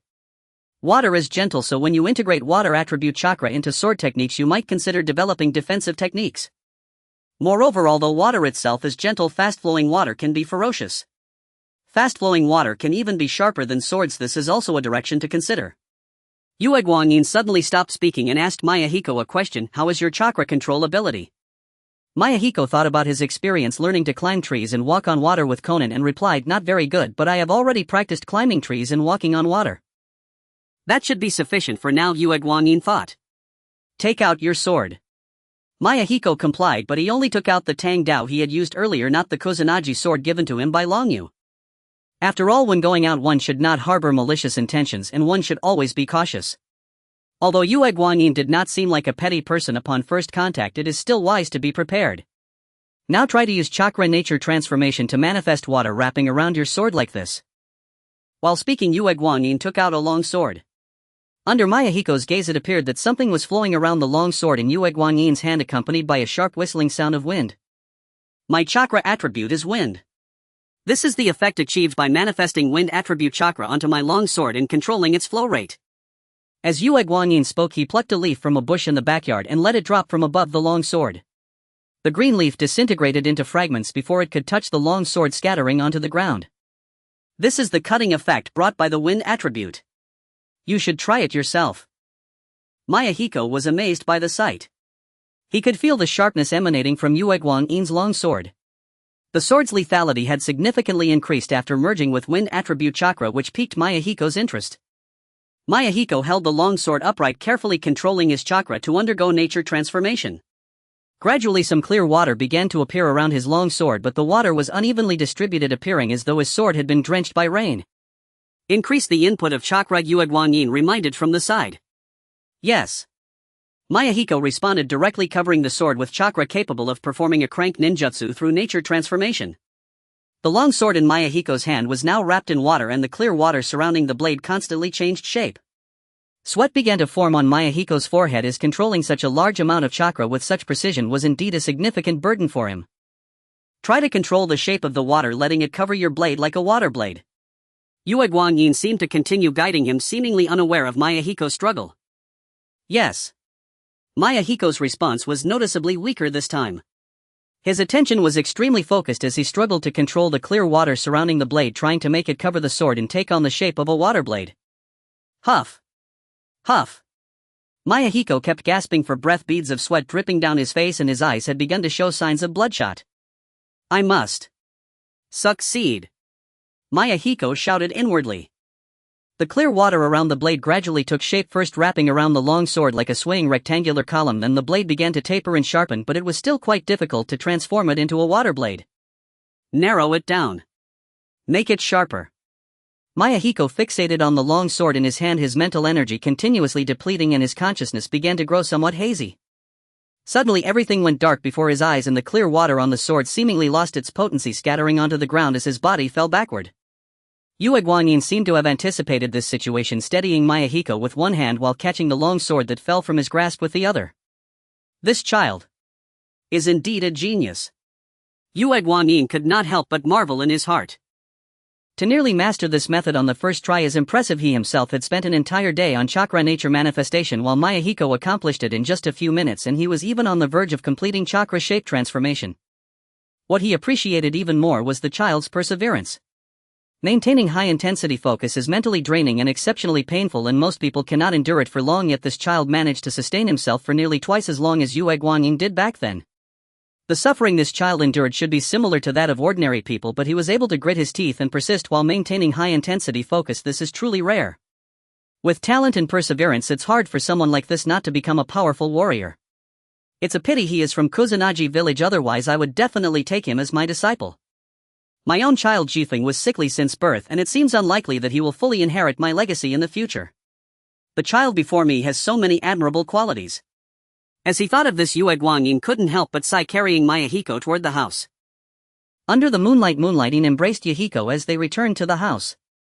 The leader of the Grass Ninja Village, who had just entered the door, looked on with some confusion. The leader of the Grass Ninja Village was arranged to stay in a house next to the Moonlight family after entering Konoha.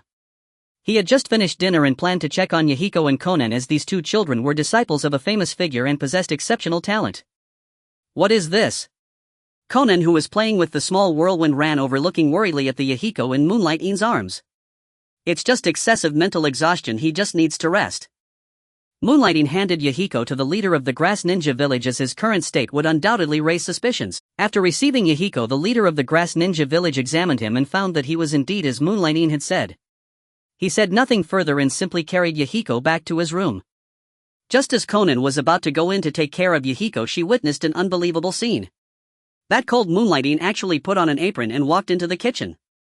Could he actually cook? Konan couldn't help but think. However, this did not hold her attention for long, and she quickly ran into Yahiko's room.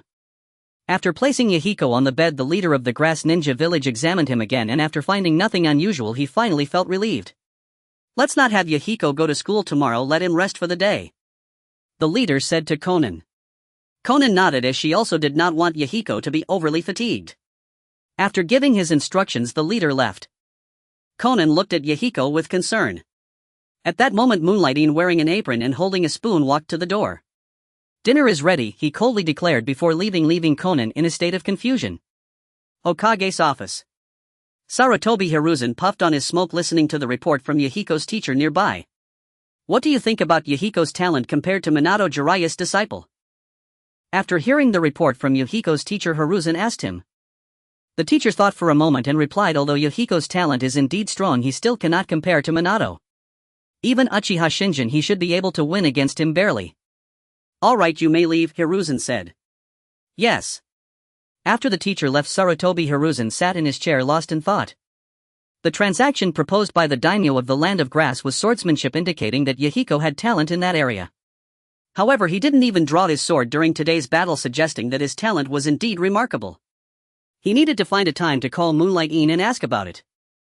Sarutobi Hiruzen exhaled a smoke ring, feeling somewhat puzzled. When did the Grass Ninja Village have such a genius? In his impression, the Grass Ninja Village had always been weak, and it was challenging to even find someone who could become a jonin. Yet the student they sent this time had a talent that was nearly comparable to the young geniuses of Konoha. It seems that forming an alliance with the Grass Ninja Village was the right decision. In the future, they might even rely on them to fend off the Rock Ninja Village from the northwest. However, they couldn't let them develop too well. Danzo had a point, and this had to be managed carefully. Sarutobi Hiruzen thought. After pondering for so long, he felt tired and decided it was time to relax. The third Hokage set down his pipe and moved a crystal ball on the table closer to himself, using both hands to channel chakra into it. An image began to appear in the crystal ball, and the third Hokage immediately leaned in closer, hoping to see more clearly, while laughter occasionally echoed in the office. Ha ha ha. I got it. I got it. In the Akatsuki village, Long Yu laughed heartily. What did he obtain? That was of course the eternal Mangekyo Sharingan. He originally thought it would take another 2 years to gather 300 million rice points, but unexpectedly, after buying a few harvesters, he had gathered enough so quickly. Of course, the newly discovered chakra mine also contributed significantly. In short, he could now freely use Kamui, and his Susanoo was likely to last even longer. After laughing, Long Yu began to analyze the current situation. The Second Ninja World War had just ended, and a brief peace had settled between the ninja villages, but such peace would not last long. The impact of the Kumo Ninja Village's betrayal incident involving the Gold and Silver Brothers was estimated to have been restored. Coupled with the fact that their ninja village had two-tailed beasts, Kumo Ninja Village's strength should be second only to Konoha, and they likely would not stay too quiet.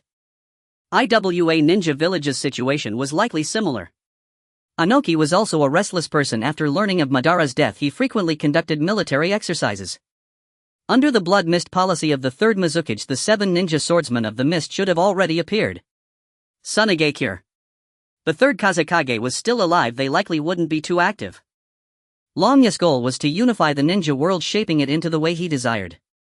His own strength was already considerable, but it seemed that his ninja village's strength was still lacking. Long Yu opened the system panel. Host Long Yu. Age 19. Gender male. Strength Kage. Rice points 193200. Bloodline limit Sharingan Eternal Mangekyo Uzumaki Bloodline. Attributes Wind Fire Water. Ninjutsu Great Fireball Technique, Shadow Clone Technique, Vacuum Wave Water Dragon Bullet Technique, Rasengan. Ninja Village Scale 311 people. After the Second Ninja World War, he had taken in some refugees, and now the population of Akatsuki village was substantial, starting to set up some basic infrastructure like ninja academies, restaurants, and hospitals. Looking at the system panel, Long Yu fell into a daze, uncertain of what to do next. Should he focus on developing his ninja village or continue to enhance his own strength, ultimately facing the entire ninja world alone like Madara? He already possessed the Eternal Mangekyo Sharingan, but the rice points required to evolve into the Rinnegan had increased 100-fold. He needed 300 million rice points to evolve into the Rinnegan. Clearly, trying to enhance his strength in that direction would be too time-consuming, so he should focus on developing the strength of Akatsuki village. However, before that, he needed to meet someone. A small vortex appeared, sucking Long Yu's form into it. Outside the door, Xuanjian and Okita, after hearing no sound from inside, disappointedly moved their ears away from the door. What do you think the leader meant by "I got it"? What could it possibly be? Xuanjian asked, looking thoughtful. Okita shook his head indicating he did not know. I remember when my father's concubine was found to be pregnant, she shouted like this. Do you think the leader might be? Xuanjian looked at Okita with some doubt. Okita imagined Long Yu with a big belly covering his mouth and bending over to dry heave. Seeing Okita's reaction, Xuanjian continued, I remember when my father's concubine was pregnant, she would. Shut up. Okita interrupted before Xuanjian could finish his sentence. Long Yu arrived in the Kamui space where a brown-haired youth was trapped. Long Yu walked to his side and asked, have you made up your mind yet? The brown-haired youth was none other than Nawaki. Long Yu had been closely observing him when he accidentally triggered the explosive tag trap. At the very instant the blast erupted, Long Yu swiftly pulled Nawaki into his Kamui dimension while simultaneously shielding him from Orochimaru's line of sight. Long Yu chose to save Nawaki for two reasons. First, the boy possessed remarkable talent and potential, perhaps one day he would ascend to cage-level strength. Second, Long Yu sought information about the location of the Shikatsu forest, hoping to train there and master senjutsu. To his dismay, Nawaki refused to engage with him at all, and worse, branded the Akatsuki village an evil organization, claiming that Gunma and the others had been utterly deceived by him. Preposterous. Every member of the Akatsuki village was a visionary young shinobi on the cusp of realizing their ideals, and Long Yu himself, the resolute guide who would shepherd them toward that fulfillment, could hardly be deemed a villain. Upon seeing Long Yu, Nawaki let out a disdainful snort and turned his head away. Don't waste your breath, I will never betray Konoha. He spoke coldly. Long Yu, hearing those words, felt bewildered. After all, he had never declared any intent to oppose Konoha. Why then did this boy harbor such suspicion? I've never said I intend to oppose Konoha, why would you think that? I merely wish to learn the whereabouts of the Shikatsu forest. And even if you refuse to tell me, you'll still owe me several days of farm labor to repay the meals you've consumed under my roof. Long Yu pleaded earnestly. Nawaki cast him a sidelong glance. Do you take me for a 3-year-old? You're the so-called Uchiha prodigy who once controlled the One Tail and framed Konoha, aren't you? You schemed relentlessly to incite fury among other villages against Konoha. How is that not an act of hostility? Nawaki roared at Long Yu, convinced now that the man was profoundly hypocritical, preaching peace while sheltering civilians yet stoking war that brought suffering upon those very people. On one hand he claimed no enmity toward Konoha, on the other he brazenly deflected blame onto it. Hearing Nawaki's words, Long Yu finally grasped the root of the misunderstanding. The boy believed he sought Konoha's downfall precisely because of that incident. Long Yu fell silent. Though his true motive had been to accelerate Konoha's suppression of the Uchiha clan so that he himself might later assume control over it, this stratagem, objectively speaking, did constitute an assault upon Konoha. Very well. If you refuse, I won't force you, but neither will I release you. After all, your life was saved by me. Stay here a while longer and reflect. Reflect carefully on whether what I've said holds any truth. Having delivered these words, Long Yu exited the Kamui dimension. He had already explained his vision to Nawaki, the unification of the shinobi world as the sole path to enduring peace, yet clearly the boy had failed to comprehend it. With no choice left, Long Yu confined him not only for his own safety but because Nawaki now knew far more than a mere personal secret.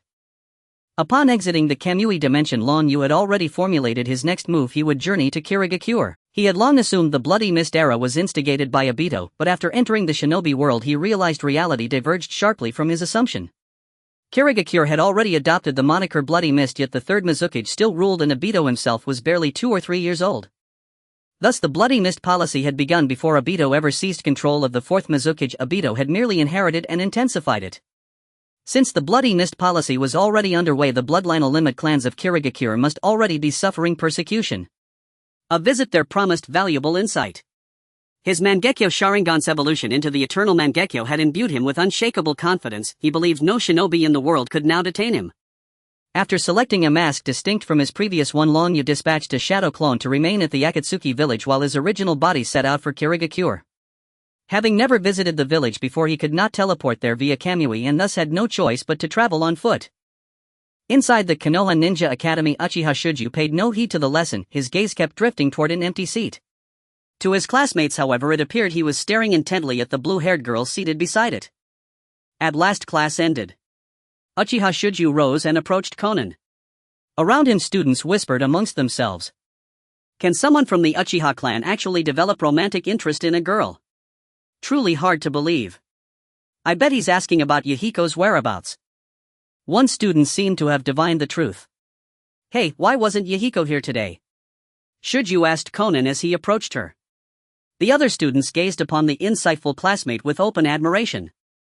Yahiko collapsed yesterday from overtraining and is resting at home today, Konan replied, her voice tinged with quiet concern. Hearing her answer, Shuju said nothing, merely lowered his head and returned to his seat lost in thought. Yahiko had already awakened. Konan had left him a note informing him she'd secured his absence from the academy, a convenience he welcomed. Yet he had no intention of spending the day idle. Inspired by insights gained the previous night, he planned to test a new idea today. Tsukiyomi Shin had long since departed on a mission. Yahiko simply informed Tsukiyomi Nagamichi before stepping out, then found a secluded spot and began chopping trees. Behold, he drew his blade, stilled his breath and focused. A thin film of water gathered along its length. Then with precise chakra control he directed the water to surge rapidly along the edge, sharpening its cutting power through sheer velocity. This technique had come to him in a dream, a vision of a youth wielding 10 distinct sword forms. Of those, Yahiko had grasped only one, harnessing high-velocity water flow to generate lethal cutting force capable of severing adversaries mid-battle. Thus he chose tree cutting as his method of testing the technique's efficacy, though execution proved far more difficult than imagined. With his current chakra control, the water's speed remained insufficient to cleave wood. It seems I must refine my chakra control further, Yahiko mused. But how? Tree climbing and water walking were already mastered, what method could elevate his chakra control to the next level? As Yahiko stood at an impasse, a voice suddenly pierced his reverie. Hey you! Who are you and what are you doing here? Yahiko turned toward the voice and saw a boy perched atop a tree wearing a mask and possessing sleepy fish-like eyes, likely a fresh academy enrollee. I am cultivating here, can't you tell? Miyen, unwilling to engage with the little brat, continued to immerse himself in finding ways to enhance his chakra control. Can chopping trees be considered cultivation? The boy with dead fish eyes leaped into the air and landed steadily on the ground. Kakashi was initially training in this area, but before he could focus for long he was distracted by a loud noise accompanied by fervent shouts prompting him to investigate the commotion. Upon arriving he saw a boy with orange hair wielding a long knife to chop trees. Although he had never seen this person before, he recognized him by the forehead protector of the Grass Ninja, realizing that he must be an exchange student from the Grass Ninja village. Yesterday word had spread among the students at the Ninja Academy that the ninja from the Grass Ninja village was a genius. Even someone like him who was new to school had heard of it. However, it appeared that this so-called genius was not very bright, practicing by chopping trees with a long knife. Even for strength training, shouldn't he be using an axe? I am practicing infusing chakra attributes into my sword techniques. Chopping trees is merely a means to test the power of my sword techniques. Miyen found the child before him rather unappealing. Despite being so young, he had an arrogant and cold demeanor, even wearing a mask. Could he be quite ugly? With that thought, Miyen found himself somewhat curious about his appearance. Infusing chakra attributes into sword techniques. Is that what you mean? Kakashi replied as he drew a short knife from his back and held it in front of him. Soon arcs of electricity began to appear on the blade, accompanied by subtle crackling sounds. Seeing this scene, Miyen was stunned. Are all the children from Konoha this monstrous? This boy must be only 3 years old. Kakashi had seen his father practicing like this since he was young, and his father Minato Namikaze would occasionally instruct him. Moreover, the fusion of lightning attribute chakra with sword techniques only required controlling the changes in chakra properties to cover the blade, which is why Kakashi could learn it at such a young age, although the power still needed verification. How? How did you do it? Miyen couldn't believe it. He had practiced to the point of exhaustion without achieving what this child had easily accomplished. He now thought Kakashi must have already controlled the flow of lightning attribute chakra, which left him utterly astonished. Seeing Miyen's shocked expression, Kakashi thought, isn't it just a matter of having hands?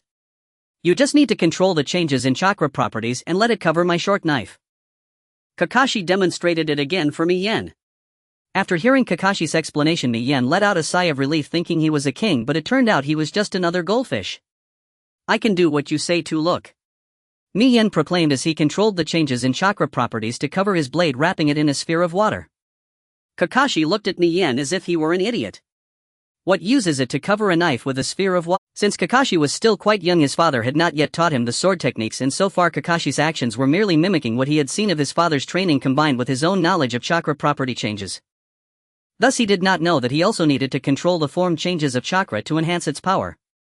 He thought that infusing chakra attributes into sword techniques seemed to have no effect, while lightning release could add a bit of paralyzing effect. Water release seemed utterly useless. Right now this is indeed useless, but if I can control the water to flow rapidly using chakra, it would significantly increase the power of my sword techniques. Miyen began to experiment again, once more trying to control the flow of water with chakra. This time the situation was slightly better. The water flowed at a decent speed enveloping the blade, though the flow rate was still not very high. Mi Yan raised his long knife and struck it against the large tree. Some wood chips were swept away by the water flow, although the blade had not yet touched the trunk. A notch had already been cleaved into the tree, albeit a small one. My control over chakra isn't sufficient yet. If I could stabilize and control the water to flow at a higher speed, I could generate a force even sharper and stronger than the blade itself. Mi Yan explained to Kakashi. After hearing Mi Yan's explanation, Kakashi understood the immense power of his father's sword technique stemmed from this. Thus Kakashi began to follow Mi Yan's instructions. The arcs of electricity on his short knife no longer trembled wildly but began to flow around the knife under Kakashi's control. Soon beads of sweat appeared on Kakashi's forehead. When he felt the flow of electricity stabilizing, he lifted the short knife and struck at the tree ahead. As expected, the power had indeed increased significantly. Kakashi's performance was much better than Mi Yan's. The short knife easily sank into the trunk and the surrounding cut was charred, evidently scorched by the high temperature of the lightning. Indeed, that's the case, but why did you use water attribute chakra to do this? Wouldn't it be easier with other chakra attributes? Kakashi, having completed his own trial, was somewhat puzzled by Mi Yan's actions. He had 5 types of chakra and could use the appropriate attribute for any task, so he couldn't relate to Mi Yan, who only had 1 chakra attribute. I only have this 1 chakra attribute, and if I can master the fusion of water attribute chakra with sword techniques, it won't be any weaker than the others. Mi Yan replied, helplessly unsure how this child could say such a thing. Isn't having only 1 chakra attribute quite normal? Kakashi appeared slightly surprised after hearing Mi Yan's explanation. Isn't the chakra attribute something that requires at least 2 to start with? My name is Hatake Kakashi, what about you? Boys tend to enjoy playing with older kids, especially when this older kid seemed to know quite a bit. Kakashi found himself somewhat interested in the orange-haired boy. Mi Yan. After introducing himself, Mi Yan resumed pondering ways to enhance his chakra control. After a while, he could only think of the simple method of continually trying to stabilize and accelerate the flow of water, so he returned to his earlier state and resumed chopping at the trees. After learning Mi Yan's name, Kakashi fell silent and began practicing infusing lightning attribute chakra into his sword techniques beside him. Time passed quickly. The sun was now directly overhead. Mi Yan had made even deeper cuts, and it seemed like Kakashi's training was also making some progress. Kakashi, it's time to go home for dinner. A middle-aged man with silver hair looking much like Kakashi walked out from the woods and spoke to him. Yahiko tilted his head curiously and saw a man with silver hair identical to Kakashi's, clad in a dark green shinobi vest and carrying a short sword across his back. Oh. Kakashi murmured, then darted forward and took his father Tsukumo Hataki's hand. Tsukumo too noticed Yahiko standing nearby and glanced faintly askance at the boy's earnest expression. Say goodbye to your friends, Tsukumo said, gently crouching down and ruffling Kakashi's hair. A reluctant glint flickered in Kakashi's dull fish-like eyes. He had never been one for conversation, having already exchanged more words with Yahiko than he usually did in an entire day. Now being asked to bid farewell again left him distinctly unenthusiastic. His ideal friend would be just as taciturn as himself. Goodbye. Kakashi rolled his eyes with resigned weariness, uttered the word, and promptly tugged Tsukumo's hand, walking away. Yahiko watched the retreating figures with quiet admiration. His own parents, he recalled, had perished in war when he was about this age. Then his gaze hardened with resolve. For the peace our leader envisions, I must grow stronger. Returning to himself, Yahiko prepared to resume training, only for his stomach to rumble loudly. Better eat first. Gathering his things, Yahiko turned to leave when a figure suddenly descended from the sky, face etched with urgency, then lighting up with surprise and a faint trace of reproach upon spotting him. Didn't I tell you to rest today? Why come here instead? It's past mealtime, you should have gone home long ago. Konan's paper form dissolved into flesh and bone as she landed beside Yahiko, speaking with gentle but unmistakable exasperation. Knowing he was in the wrong, Yahiko let Konan scold him in silence, waiting patiently until her temper softened before speaking. Last night I dreamed of a prodigious youth wielding extraordinary swordsmanship, 10 distinct techniques fusing water nature chakra with blade artistry. The vision sparked inspiration, so I came out today to test it. Yahiko scratched his head sheepishly. But that doesn't excuse neglecting your body. Konan's voice still held warmth beneath its reprimand, born not of anger but deep tender concern. Both were orphans of Amigakure, surviving war's brutal chaos together. Day after day Yahiko had shielded her, giving her food first, stepping before her when they were beaten. To Konan he was among the most vital people in her life. Seeing him disregard his own well-being stirred both fury and heartache. All right, Konan, I understand. I'm sorry for worrying you. Next time I go out I'll tell you first, promise. Seeing Konan's softened expression, Yahiko smiled warmly and offered the promise. Let's go home and eat together. Her composure fully restored, Konan stepped forward and took Yahiko's hand, then the two walked side by side out of the forest. How shall I put it? You have a father, I have a childhood friend. It's hard to say which of us is truly happier. Grandmother, let me carry that for you. Just as Yahiko and Konan emerged onto the street, they spotted a child wearing orange goggles and a shirt emblazoned with the Uchiha fan emblem. Beside him walked an elderly woman struggling under the weight of a heavy sack of rice, sweat glistening on her brow beneath the midday sun. The goggle-wearing boy immediately took the sack from her hands, but being small he staggered visibly beneath its burden. Yet he paid it no mind, flashing a strained yet bright smile as he asked, Grandmother, where do you live? I'll carry this rice all the way home for you. The old woman, sensing his difficulty, reached out to take it back. Thank you, child, but I'll manage myself. You're still so young, it's too heavy for you. He evaded her hand and beamed with radiant, unwavering cheerfulness. It's fine, Grandmother, I'm going to be Hokage someday. How could I possibly fail to lift a single sack of rice? Let me see you home. Seeing his firm insistence, the grandmother relented and pointed him toward her home. Clutching the sack, the boy began trudging slowly along the path she indicated. Thank you so much, child. I truly believe you'll become Hokage one day, she said, gratefully shuffling behind him with bent back and weathered hands. Hearing her words, the boy flushed with excitement and pointed proudly to the Uchiha crest on his back. Of course. I bear the Uchiha clan's insignia, I'll surely stand before you as Hokage one day. Though his words burned with fervor, he was already straining to hold the sack. Now with one hand raised in gesture, the weight pulled sharply at his frame, threatening to topple him onto the ground. Realizing his peril, he grabbed the sack with both hands, but wobbled precariously nonetheless. The grandmother, alarmed, instinctively stepped forward, yet hesitated, unsure how to help. Just as he teetered on the verge of collapse, a pair of steady hands caught him. Before doing good deeds, first measure your own strength. It was Yahiko who'd intervened. Steadying the boy, he lifted the sack from his arms. Let me carry this. You go support grandmother from behind. Yahiko hoisted the sack effortlessly. He sensed the boy's innate kindness and eagerness to help, and so chose not to let Konan assist the grandmother, knowing the boy would find greater joy in contributing himself. The goggle-wearing boy was of course a young Obito Uchiha. His cheeks flushed faintly at the earlier embarrassment, but he obediently moved to support the grandmother from behind. Grandmother, let me guide you. Yes, thank you all so much. Wrinkles crinkled into a warm, grateful smile across her aged face. The four soon arrived at the address the grandmother had indicated. Grandmother, which floor is your home? Yahiko asked, gazing up at the modest multi-story building.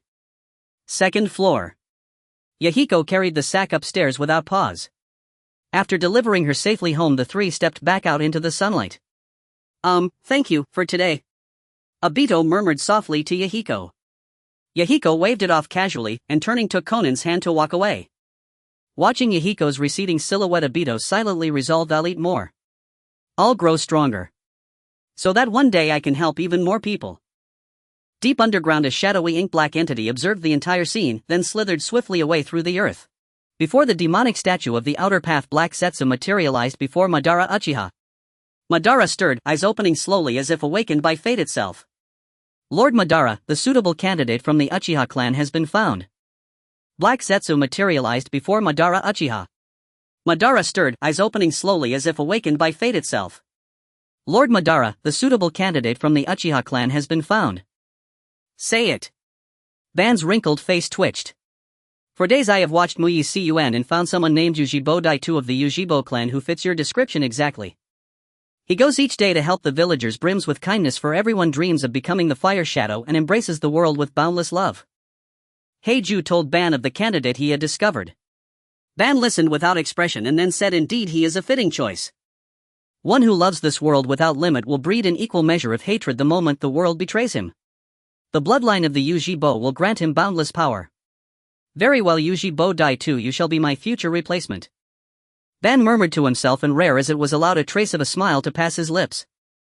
Ignore him for now. Let him fall a little more in love with this world, let him form deeper bonds. When those bonds are sundered, his original identity will fade away. Yes. How fares Chang Men then? Ban asked. He has been taught 5 varieties of ninjutsu and the yin-yang release.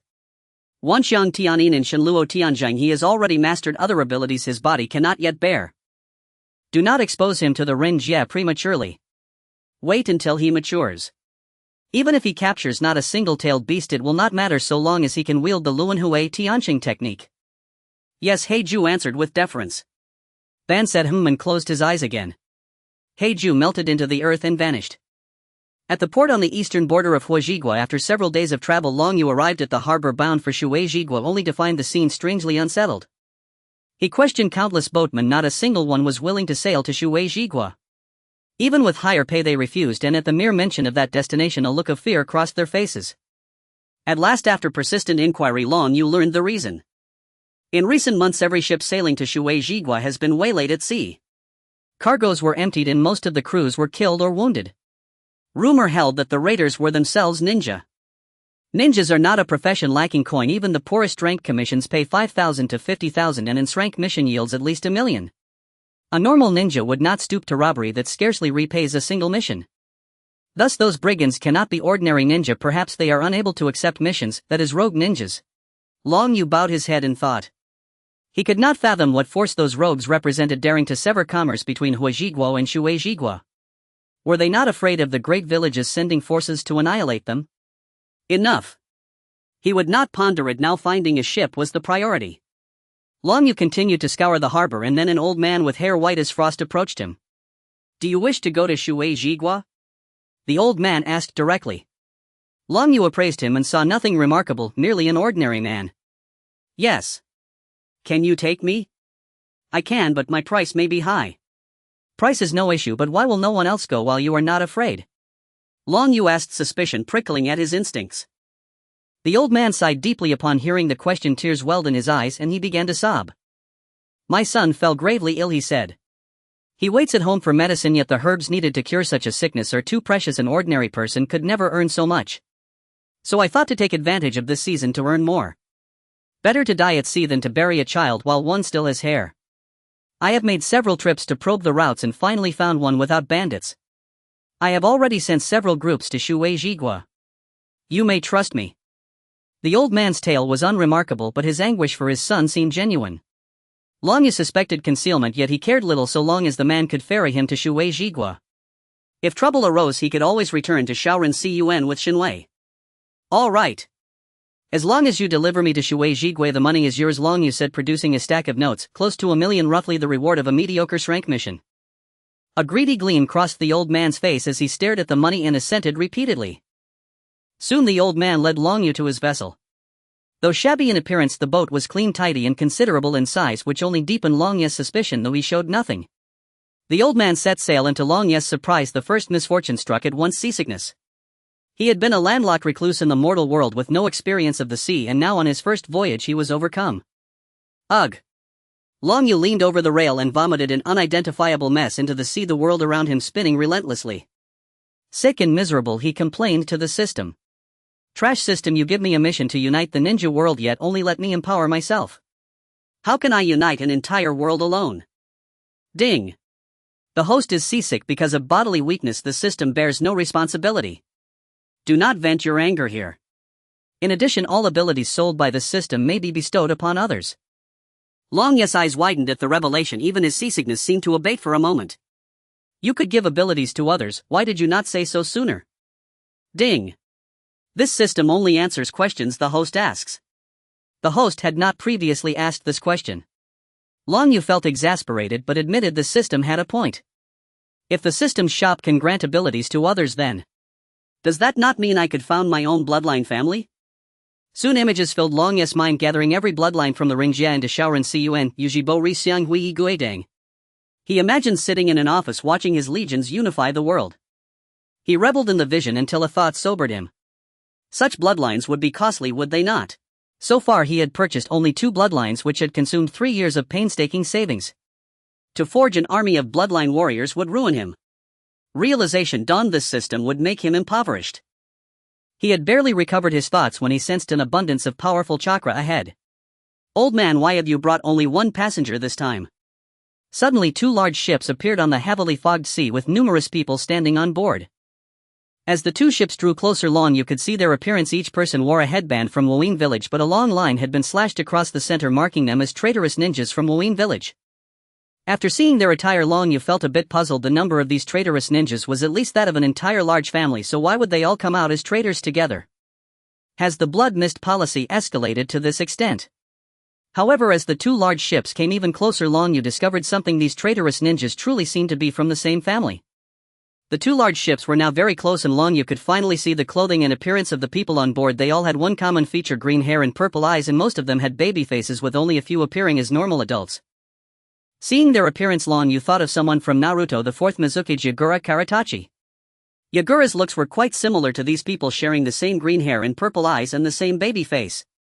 However, Yagura Karatachi was the fourth Mizukage. If these traitorous ninjas are his kin, how did he become the fourth Mizukage? The other party did not give Long Yu much time to think. 3 or 4 traitorous ninjas jumped onto his ship. Long Yu for the moment refrained from acting rashly, wanting to see what they intended to do. The 3 or 4 traitorous ninjas seemed to disregard him entirely. One of them approached and grabbed the old man steering the boat, throwing him to the ground. How much could a single person have? Old man, don't forget your son is still in our hands. If you can't bring the wealthy here, your son's life is at stake. That traitorous ninja said menacingly to the old man on the ground. Upon hearing the traitor's words, the old man hurriedly rushed forward and clung to the traitorous ninja's leg. Sir, this person is a real wealthy man.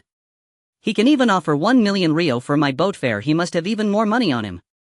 I'll do as you say, please don't harm my son. The old man pointed at Long Yu, quickly explaining to the traitorous ninjas. After hearing the old man's words, their gazes towards Long Yu changed from indifference to a mix of surprise and aggression. I didn't expect this kid who looks unremarkable to be a rich man. Hey! Kid, take out all your money. That way we might let you live a little longer. The traitorous ninja shouted at Long Yu, but another one beside him couldn't hold back. This guy isn't wearing a headband, he's just an ordinary person. Why don't we just take his money and bring him along? Why bother talking so much? After saying this, he appeared right in front of Long Yu, intending to lay hands on him. Long Yu was instantly furious. He had initially wanted to observe for a while longer, chat with them and see if he could extract some information, but unexpectedly this guy came up with intentions of assaulting him. Although he was indeed good-looking, he was a man.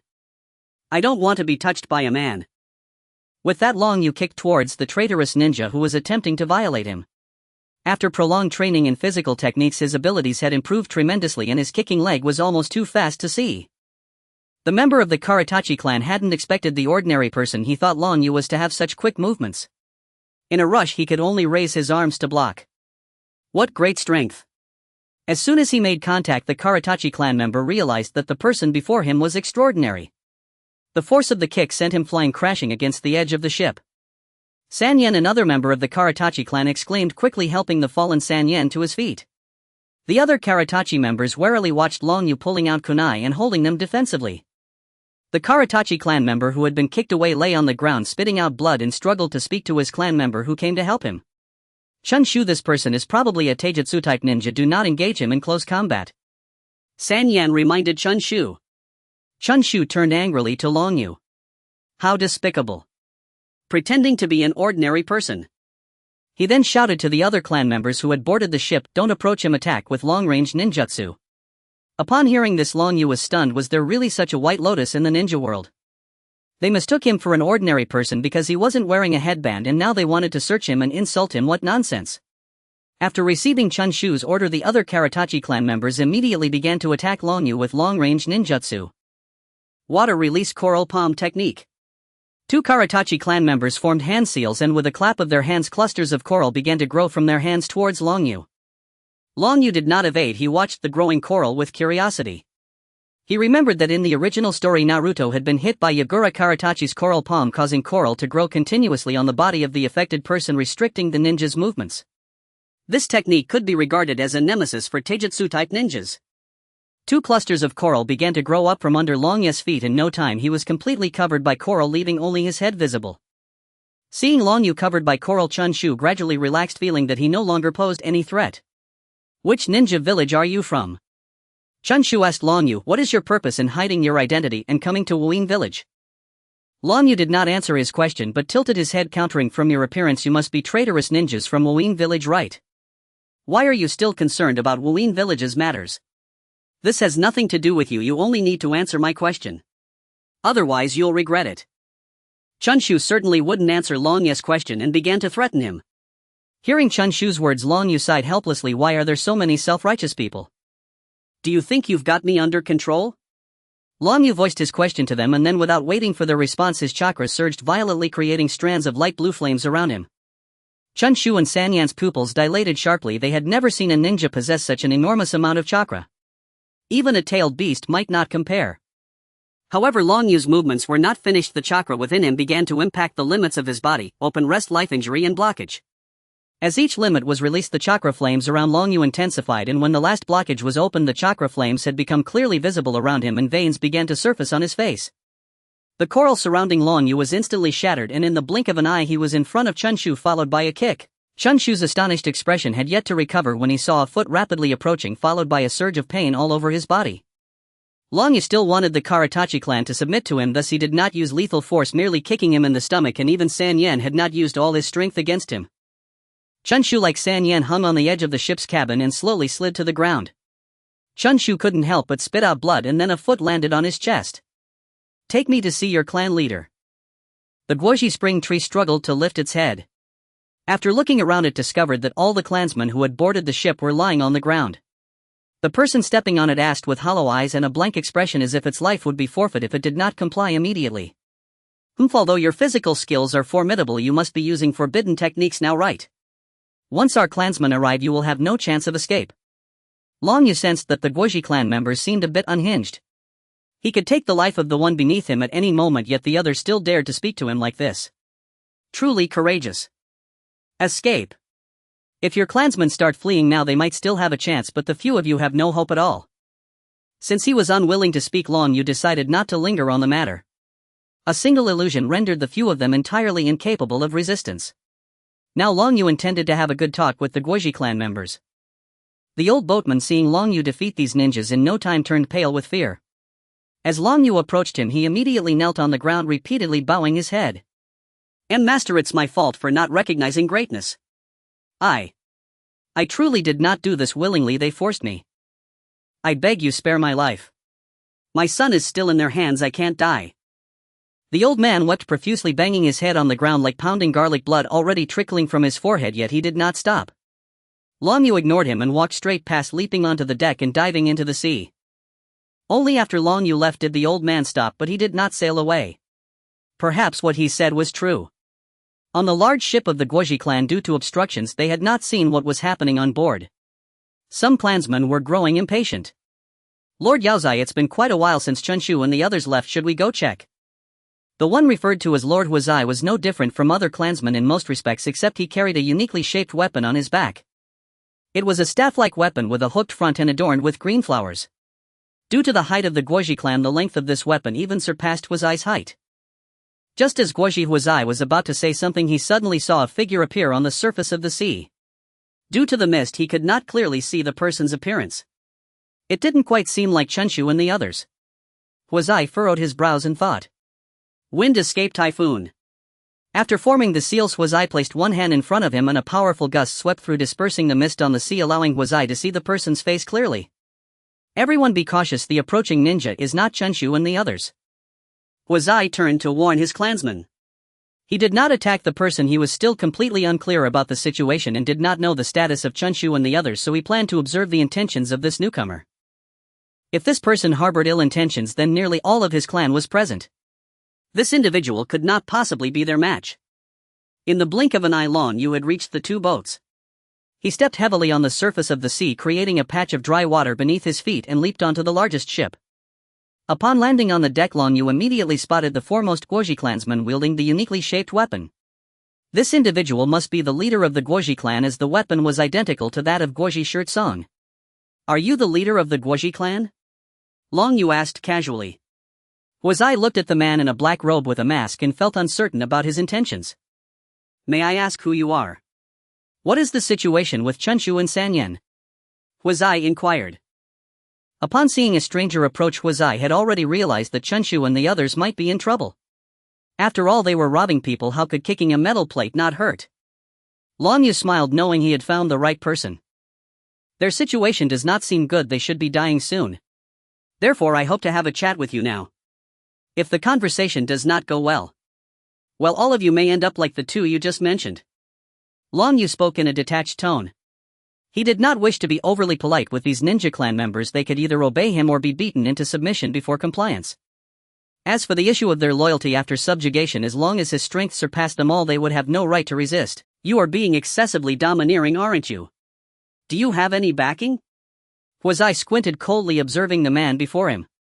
One hand subtly gestured behind him, signaling the clansman not to act rashly, for he was still unclear whether the opponent was alone or had companions. No need to probe further, I am alone. If you do not take action soon, your subordinates may perish. Of course you could choose to have a proper conversation with me. I do not particularly enjoy resorting to violence. As Long Yu spoke, Huazai's expression gradually turned dangerous. Before he could finish, he moved, drawing the weapon from his back and swinging it forward. A water dragon instantly appeared, roaring as it charged towards Long Yu. Long Yu was slightly surprised upon seeing the water dragon, not because of the technique's power but because a member of the Guoji clan had executed a brank ninjutsu without forming seals. This was not the era where one could just clap their hands and call for techniques. Being able to use ninjutsu without seals was impressive.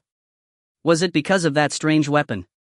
Long Yu noticed that the water dragon was generated from the green flowers on that weapon. Long Yu did not move as the roaring water dragon approached. It completely passed through his body. What? Huazai looked on in disbelief at the scene before him, while other Guoji clansmen were equally astonished. One must admit the phasing ability of Shinwei surpassed any ninjutsu in terms of intimidation. Attack, kill him. Although Huazai was shocked by this ability, he did not lose his composure.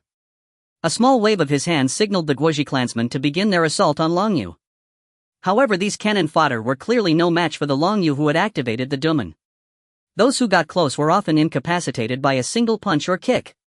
At this time, some Guoji clansmen had already realized Long Yu's formidable close combat abilities and began to distance themselves, launching ninjutsu from afar. However, they were left in despair as all their attacks ultimately passed through the figure of the man, some even accidentally injuring their own clansmen. Hiding in the back, Guoji Huazai observed for a while and discovered a flaw in Long Yu's ability. He found that once this person entered a state of avoiding attacks, he seemed incapable of attacking others. This person's ability to evade attacks cannot be used simultaneously with his attack capability. Let's attack him in waves. While he had a youthful face, Guoji Huazai's wisdom and maturity were undoubtedly on par with, if not superior to, that of an average adult. Upon hearing Huazai's command, the Guoji clansmen began to launch continuous wave attacks on Long Yu in batches. Surrounded by many, Long Yu felt somewhat frustrated by the situation. He realized that the opponents he encountered seemed to quickly analyze the flaws of Shinwei and devise countermeasures. The previous Hanzo was like this, and now Guoji Huazai was the same. This made him envious of Obito, who seemed to have faced few who could quickly analyze Shinwei's capabilities. However, even if you have analyzed it, what use is it? The gap in strength cannot be compensated for by mere intelligence or the number of cannon fodder. Since you are unwilling to have a proper conversation with me, then I shall wait until I have subdued you to talk further. Long Yu formed a cross seal with his index and middle fingers. Multiple shadow clone technique. This was a ninjutsu Long Yu had exchanged for quite some time ago in the system shop. The ability to create so many clones relied entirely on this technique. Now using it in combat, its effectiveness was no less. With the vast chakra reserves of the Uzumaki clan and the boost from Duman, Long Yu easily produced a number of shadow clones equivalent to the Guoji clansmen. This was also because Long Yu feared that the ship would not withstand too much weight, otherwise he could have let all the Guoji clansmen experience the sensation he just demonstrated.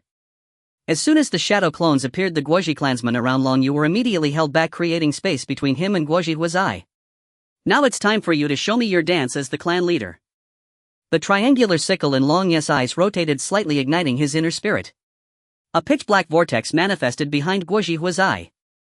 A deep blue sphere emerged from the vortex behind Huazai, the shadow clone of Long Yu that had just been created using the multiple shadow clone technique, now appearing unexpectedly behind Huazai. A gentle whirlwind stirred the green hair at the back of Huazai's head. He quickly reacted, raising the weapon in his hand to shield his back, where a water barrier formed to block the spiral sphere launched by Long Yu's shadow clone. Very alert, aren't you? Although the surprise attack failed, Long Yu was not discouraged. Instead, he felt even more exhilarated. This intense rush stirred an unusual fascination within him, a former recluse, and he could even hear his own heartbeat. Huazai swung his weapon in reverse, shattering Long Yu's shadow clone. Now his gaze toward Long Yu was filled with wariness. From the earlier attack, Huizai deduced that the person before him possessed the most peculiar spacetime abilities in the ninja world. Such abilities were particularly troublesome. The second Hokage relied on spacetime ninjutsu to move freely within the ninja world, and it was surprising that someone so casually abducted could also possess such power. Not very lucky, huh? But I absolutely cannot let him go. If the hidden mist village learns of our whereabouts, the consequences would be dire. Huizai fixated his gaze on Long Yu, pointing his staff-like weapon at him. Up until now he had not performed any hand seals, and this time he did not form any seals either. Water release, water jet. Huizai shouted, and a narrow jet of water shot towards Long Yu like a white ribbon. As a clan leader, is this all the power you possess? Long Yu paid no mind to the water jet rushing toward him and instead used his phasing ability to charge directly at Huizai. To his surprise, Huizai did not retreat but advanced as Long Yu charged at him. His attack had not fully passed through Long Yu when he was already in front of him. This distance is sufficient. Long Yu slightly gauged the distance between himself and Huizai as well as the time required for the water jet to pass through his body. He estimated that during this attack he would just be able to materialize. He reached out a hand toward Huizai's neck. Based on their previous skirmish, he noted that the Kyukitsu clan's physical techniques were quite weak, though he couldn't fathom why Huizai dared to charge at him. But he was the one who would win. Long Yu's hand was about to touch Huizai's neck when Huizai suddenly took a small step back and placed his staff-like weapon in front of him. A water mirror formed between them, clearly reflecting Long Yu's figure, though the Long Yu in the mirror had not activated the 8 gates and was simply in his normal state. So this was his intention in approaching me. Long Yu finally understood Huizai's goal, but looking at his reflection in the water mirror he felt no panic. Instead he was curious about how much of his power this technique could replicate. The shadow emerging from the mirror grabbed Long Yu's hand, reaching towards Huizai's neck, while its other hand formed a spiral sphere aimed at Long Yu's chest. At the same time, Huizai, using the water mirror technique to replicate Long Yu, became aware of the true nature of Long Yu's abilities. So that's how his evasive ability works. However, with this level of power the shadow probably wouldn't last long. Knowing Long Yu's abilities made Huizai even more cautious as cold sweat began to bead on his forehead. I must say the water mirror technique is indeed a remarkable ninjutsu. Utilizing the Kyukitsu clan's weapon allows for instantaneous use, and the replicated shadow possesses the same strength as the original. However, as the strength of the person replicated increases, the shadow's existence time decreases and it must be close to the person being copied.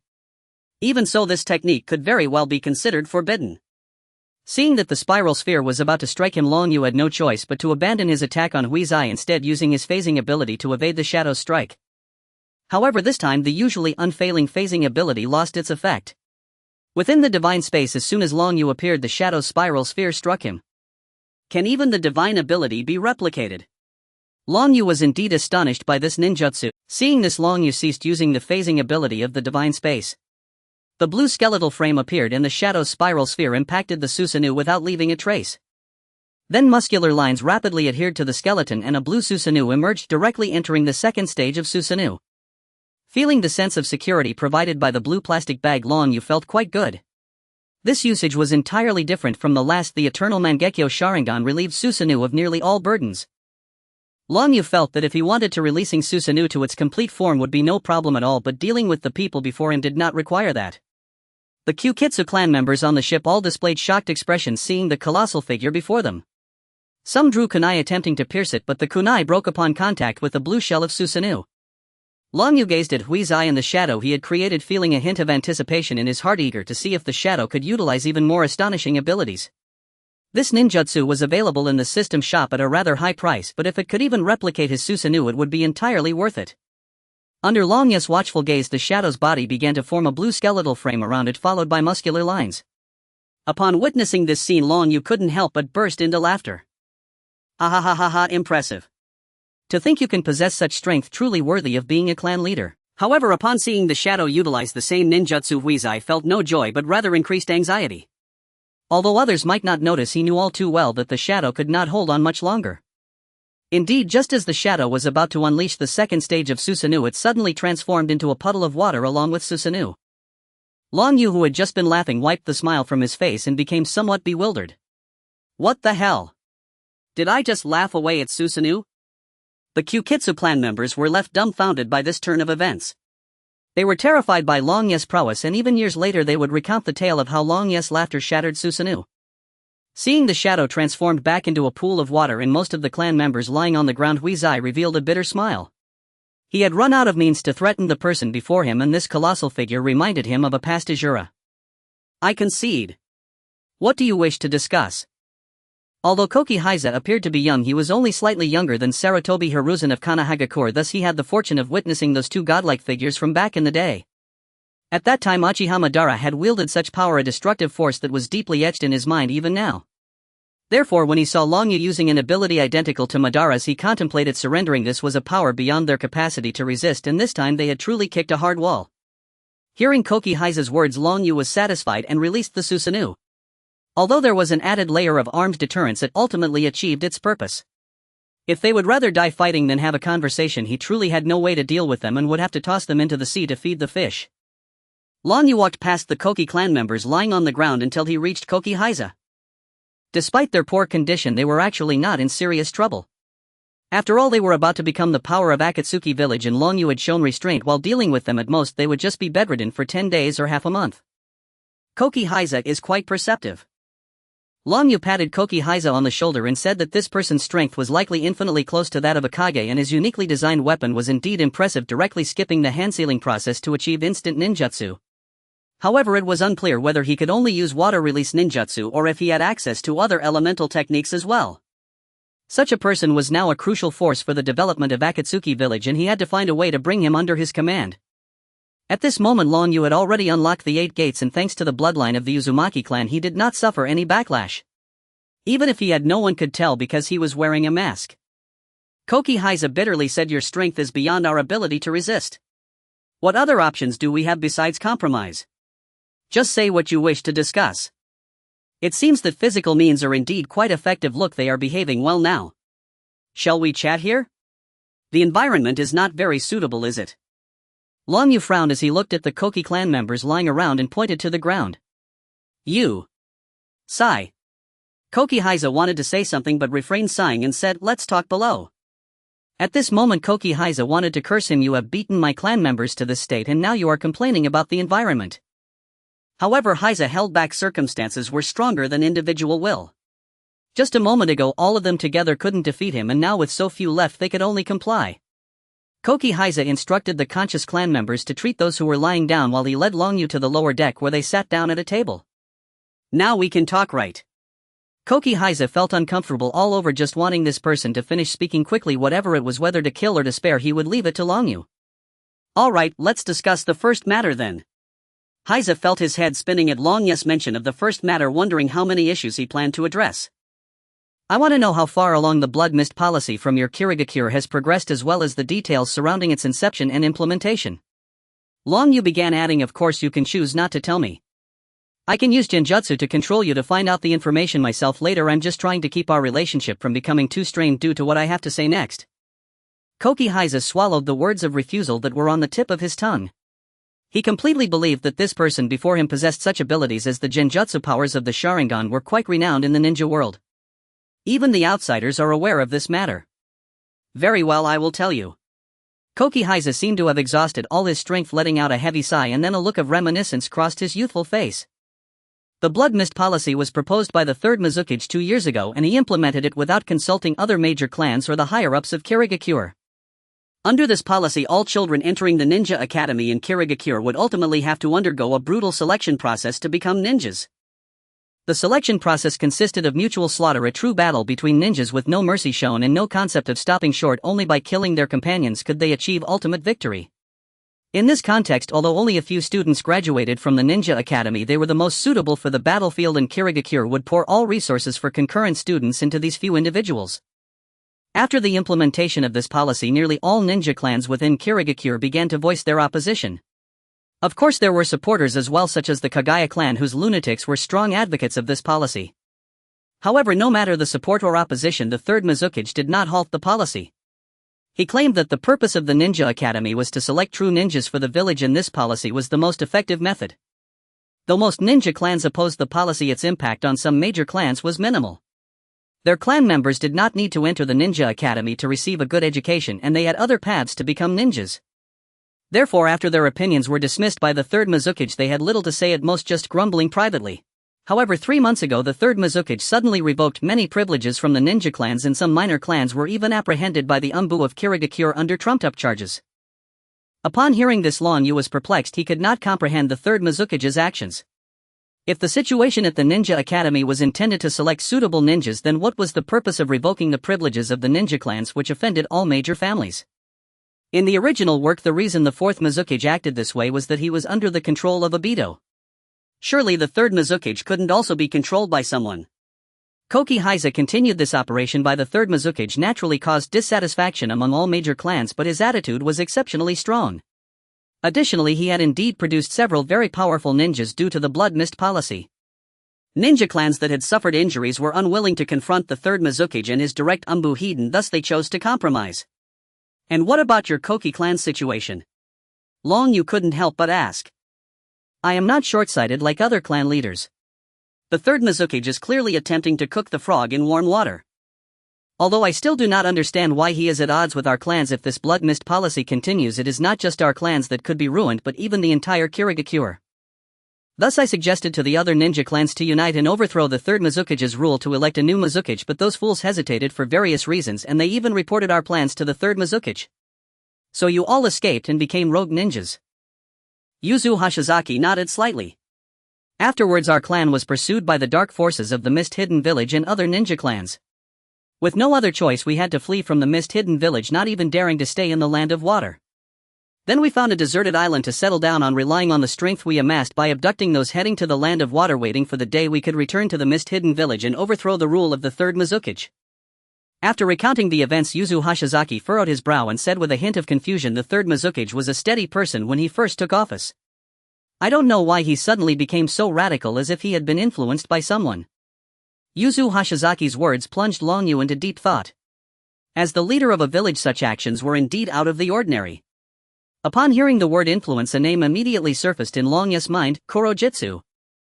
This ancient prodigy has always been a master at manipulating hearts. Both Indra from back then and the current Uchiha Madara were undoubtedly influenced by him. Kurojitsu must still be disguised as the will of Uchiha Madara. Could it be that the situation in the Mist Hidden Village is related to Madara? The more Long Yu thought about it, the more plausible it seemed. Madara's current body could no longer walk, and he could rely on Kurojitsu for information from the ninja world. However, many tasks could not be completed relying solely on Kurojitsu. For example, during the Third Great Ninja War, a series of coincidences unfolded. Minato happened to leave his team to complete a mission, and Kakashi and Obito encountered a formidable enemy, resulting in Noara Rin being captured. Subsequently, Rin was implanted with the Three Tails, and when Kakashi rushed to rescue her, she willingly collided with Kakashi's Raikiri, not wanting to implicate Konoha, only for this scene to be witnessed by the arriving Obito. Such a series of coincidences could not be orchestrated by Madara alone. Thus it stands to reason that Madara must have allies or puppets in the ninja world, and this person's status must not be low, otherwise these events could not have occurred. The Mizukage of the Mist Hidden Village is clearly the most suitable candidate. The Mist Hidden Village is located on an island essentially isolated from the world, making it difficult for outside events to be known, which greatly benefits Madara in hiding himself. If that's the case, perhaps this third Mizukage is aware of Madara's existence and may even have formed a cooperative relationship with him. Do you have any more questions to discuss? Yuzu Hashizaki asked helplessly as Long Yu continued to lower his head in silence. You'd best not think about returning to overthrow the third Mizukage's rule. He may have an ancient monster from the Warring States period backing him. Even if you manage to succeed, the losses would be immense, and there's a possibility that those behind him could seize the opportunity to control the newly appointed Mizukage. Long Yu did not immediately propose capturing them, but wanted to make them realize that the current Mist Hidden Village was no longer a place to stay, even if they overthrew the third Mizukage. After hearing Long Yu's words, Yuzu Hashizaki felt somewhat speechless. The Warring States period. If I had to say, I'm also a remnant from that time. Ah. Long Yu was somewhat bewildered. Whether watching the anime or now, he had always thought of the Warring States period as something far removed, never having calculated it seriously. Now that he thought about it, the Warring States period seemed to be only about 40 years ago. If that's the case, Madara's age seems to align with that of an ordinary long-lived person in the real world. Though I may look younger, I'm nearly 50 years old now. What's so strange about having experienced the Warring States period? Yuzu Hashizaki assumed Long Yu was questioning his age. Ah. While Long Yu knew that the actual age and appearance of the Hashizaki clan members might not match, he didn't expect the difference to be so great. He had thought the clan leader was at most in his 30s. However, With such a physique, many people in the real world would probably desire it. Coming back to his senses, Long Yu continued to share some information. Since you've experienced the Warring States period, you must know the two ninjas who ended it right. Hearing Long Yu's words, Yuzu Hashizaki instantly displayed a shocked expression as he had witnessed the power of those two individuals. Are you saying one of those two is still alive and now stands behind the third Mizukage? Yuzu Hashizaki asked in disbelief, then shook his head. That's impossible. The member of the Uchiha clan died during the Valley of the End battle, a fact confirmed by all 5 great ninja villages. And the member of the Senju clan also passed away shortly after that battle due to illness. How could they still be alive? Could it be that there exists a technique in this world that can resurrect the dead? Long Yu thought to himself that he was indeed correct. Not only are there techniques that can bring people back from the dead, but there is more than one. You should be able to tell which clan's abilities I'm using, right? Just like that person's abilities. Yuzu Hashizaki spoke with difficulty. The person before him could easily kill him, so he probably wouldn't lie could what he said be true. But why would he tell me all this? Are you representing Konoha? Why are you telling me this? Yuzu Hashizaki easily assumed that Long Yu was from Konoha. He speculated that Konoha must have told him these things in order to confront that person together. After all, he had wanted to destroy Konoha back then. No, I am not from Konoha. As for my abilities, they were acquired through certain means. If I wanted to, I could bestow such abilities upon you, but that leads to the second matter. Long Yu shook his head, indicating that he wanted to recruit the Hashizaki clan. Using Konoha's identity might lead to issues in the future. As for the last 2 sentences, they were just bait. Let me have you experience it first. Long Yu said as he reached to place his hand on Yuzu Hashizaki's forehead. To bestow me with such abilities. Yuzu Hashizaki felt puzzled upon hearing Long Yu's words just as he saw Long Yu standing up to place his hand on his forehead. Instinctively wanting to retreat, he stopped himself upon thinking of the strength of the person before him. After placing his hand on Yuzu Hashizaki's forehead, Long Yu opened the system shop intending to test the abilities mentioned by the system. This clan leader was clearly suitable experimental material, but he had to choose the abilities he purchased carefully. He couldn't let him gain immense power right away. It had to have some identifiable features and could not be something he originally possessed. Soon Long Yu found the right choice: seduction technique. After spending 5,000 points, the system issued a notification. Ding! The host has purchased seduction technique and granted it to Yuzu Hashizaki. So this Hashizaki clan leader is called Hashizaki Hashizai. In fact, the art of seduction can only be considered an advanced application of E-rank ninjutsu transformation techniques. The reason it costs Long Yu a rank ninjutsu price is due to the seed resources required for some of the transformations that come with this technique. A few hundred T, an absolute bargain. Soon Koki Kenzuya's face began to flush as the images in his mind became incredibly vivid, overwhelming even for someone in his 50s. Long Yu looked at Koki Kenzuya with some confusion. Could this guy be a lifelong virgin? Just a single seduction technique could have such an effect on him. If Long Yu knew the truth, he would probably regret his current ignorance. You must have already received the ability I bestowed upon you, right? Long Yu asked. Koki Kenzuya struggled to pull himself back from the hundreds of T in his mind. Ahem, this ability is indeed remarkable. Koki Kenzuya felt a slight heat in his nose. This is just a very ordinary ability. If I wanted to, I could bestow the Sharingan of the Uchiha clan, the Byakugan of the Hyuga clan, or even the wood release of Hashirama Senju to others. Long Yu said with a hint of temptation. In truth, this was just a way to paint a rosy picture for him. Given his current financial situation, he could barely afford to buy wood release for himself, let alone for them.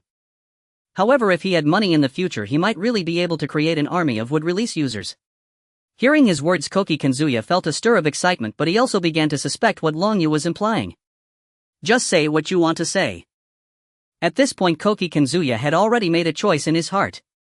The words of the person before him were highly likely to be true. The unusual actions of the third Hokage could indeed be explained by this notion: the current hidden mist village had become a den of danger, and perhaps it was indeed not suitable for them to stay. I want your Koki clan to follow me to unify the ninja world in the future. Sure enough, Long Yu's words aligned closely with what Koki Kenzuya had been thinking. This person hadn't killed a single one of them during their confrontation, and he had shared so much information with him. Besides wanting to recruit them, Kenzuya couldn't think of any other ulterior motives. However, what surprised Kenzuya was the sheer scale of his ambition. He actually wanted to unify the ninja world. This was something even Uchiha Madara and Hashirama Senju had not achieved, though it was also possible that they simply did not want to. The entire ninja world has been divided for far too long, with constant wars between the great nations, suffering and disasters occurring at any moment, and hatred being passed down endlessly. The only way to resolve this issue is to unify the whole ninja world. People from the same village can understand and tolerate each other, while ninjas from different villages will constantly fight. So as long as there is only one village in the entire ninja world, the conflicts will gradually diminish and people will slowly come to understand each other. This is the ultimate goal of our Akatsuki. Long Yu expressed his vision with some embellishments and then looked at Koki Kinzuya. So what do you think? Have you made up your mind? I'm not forcing you, but now that you know of my existence and our purpose, if you refuse, I will definitely not let you go. Hearing Long Yu's statement, Koki Kinzuya was somewhat shocked. He had initially thought this person wanted to unify the ninja world to satisfy his own ambition, but he never expected it to be for such a lofty ideal. However, this is too much of a bully. Is this not forcing me? I agree, from now on the Koki clan will serve you. Koki Kinzuya had already made up his mind. The Hidden Mist village had already abandoned them and it was so dangerous there now, it was better to find a new place. Besides, this new leader could make them stronger. If not now, when? Of course, a small part of the reason was fear of death. Very well, you will surely be glad for the decision you made today. The allegiance of the Koki clan made Long Yu feel very pleased. He came to the Land of Water for this very purpose, and unexpectedly he had won over such a powerful ninja clan even before reaching the Land of Water. Leader, what step is our Akatsuki at now? Koki Kinzuya quickly adapted to his role. After all, being recruited by such a powerful figure was nothing to be ashamed of. Moreover, if the leader was this strong, the Akatsuki should be quite formidable as well. This question made Long Yu feel a bit awkward. He couldn't just say that they were still in the farming stage, as that sounded very unreliable. Ahem, we are still preparing for the future unification, so you don't need to concern yourself with that. As the first major clan to pledge allegiance to our Akatsuki, you will definitely not be treated poorly. Upon hearing Long Yu's words, Kinzuya immediately felt that the Akatsuki seemed a bit unreliable. Being the first major clan to pledge allegiance meant that they were only just getting started. The leader's strength was likely greater than that of the Kage of the 5 great villages, so why was his organization so lax? Here, this is your token of identity as part of our Akatsuki. Long Yu handed Koki Kinzuya a ring which bore the character for empty. This was something Long Yu had purchased in the system shop. He hadn't expected such a small item to also fall under the category of ninja tools, priced at 100 meters, which wasn't too expensive. Koki Kinzuya took the ring handed to him and put it on his finger, finding its ability quite impressive. So what should we do now? Koki Kinzuya asked Long Yu. Originally, Long Yu had planned to bring them back to the Akatsuki village to farm, but after thinking it over, he felt that bringing such a powerful group of ninjas back might be difficult to manage. How about letting them farm on their island? He was just unsure whether their isolated island was large enough or suitable for farming. What is the situation regarding your isolated island? How big is it? Is it suitable for crop growth? We haven't measured its size, but it's enough for all our clan members to reside. However, the land there is not very suitable for crop cultivation. Kinzuya was somewhat confused by the leader's train of thought. He was asking what to do next, yet he was being queried about these strange matters. Nevertheless, Kinzuya answered truthfully. I see. Long Yu frowned. If the land was unsuitable, then letting them farm here would be somewhat impractical. How have your earnings been from robbing around here recently? Earnings? Not too good, we can barely make ends meet. For some reason, Koki Kinzuya felt that this leader wanted to rely on them to make money. Sigh. Long Yu sighed deeply. As a ninja clan, how could they be so bad at making money? It seemed better to bring them to the Land of Grass first. After all, there were fewer people there and there was plenty of land available that no one was managing. Hidden Mist Village Water Shadow Office. A black-haired man stood with his eyes closed, gazing out the window, lost in thought. Suddenly, a ninja wearing a mask of the Yambu from the Hidden Mist Village appeared in the office of the Mizukage. Lord Mizukage, the candidates for this session have been selected from the Ninja Academy. The Yambu ninja knelt on one knee to report to the third Mizukage. The third Mizukage did not turn around or open his eyes, merely stating in a calm tone and just placed their information on the desk. Keeping his eyes closed was a habit of his, and given his perceptive abilities, the eyes were not of much use anyway, as he was not the main character in the Legend of the Eyes. Yes. The Yambu respectfully placed a booklet on the Mizukage's desk, but after completing this he did not leave immediately. Instead, he stood there looking as if he wanted to say something. The third Mizuki sensed his dilemma, but he said nothing. After a while, the Umbu seemed to have made up his mind and spoke up. Father, isn't the current blood mist policy a bit too cruel? This Umbu was none other than the son of the third Mizuki, who had just witnessed the graduation assessment at the Ninja Academy a few days ago. The scene at the time made him deeply sympathetic toward the children who were to die at the hands of their comrades before even stepping onto the battlefield. Coupled with the grievances within the clan against the third Mizuki, he mustered the courage to voice this concern to his father. Cruel, huh? Dying without pain at the hands of comrades is far better than being captured by ninjas from other villages and tortured to death in the future. An increase in numbers means a decrease in quality. A group of mediocrities is far less valuable than a single elite. The blood mist policy is designed to weed out those mediocrities and identify the true elites for focused cultivation. Allowing those mediocrities to end their lives now is not necessarily a bad thing. The third Mizuki still kept his eyes closed.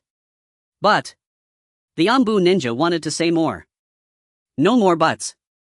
It was those old fogies in the clan who sent you here, wasn't it? The third Mizuki interrupted him with a question. Yes. The Ambu ninja nodded, unable to lie to his father. Those guys don't care about the graduation assessments at the Ninja Academy, they only care about their own interests. However, the village as a whole, not merely an aggregation of families. For the benefit of the village, the clan should make concessions. Liangxiu, your compassion has been exploited by them. Go on, this is not something you should concern yourself with. The third Mizuki turned around but still did not open his eyes. Yes. Lord Mizuki.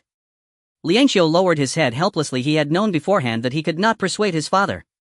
However, he simply could not bear to see his former students resorting to mutual slaughter for a mere chance to become a ninja. Therefore, with the encouragement of several elders in the clan, he decided to give it a try. The third Mizuki turned around again and Liangxiu paused at the door.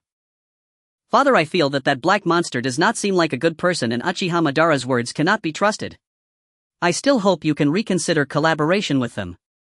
Originally his father was not like this. Ever since he met that old man 2 months ago, he had become extremely radical, ignoring any advice from others.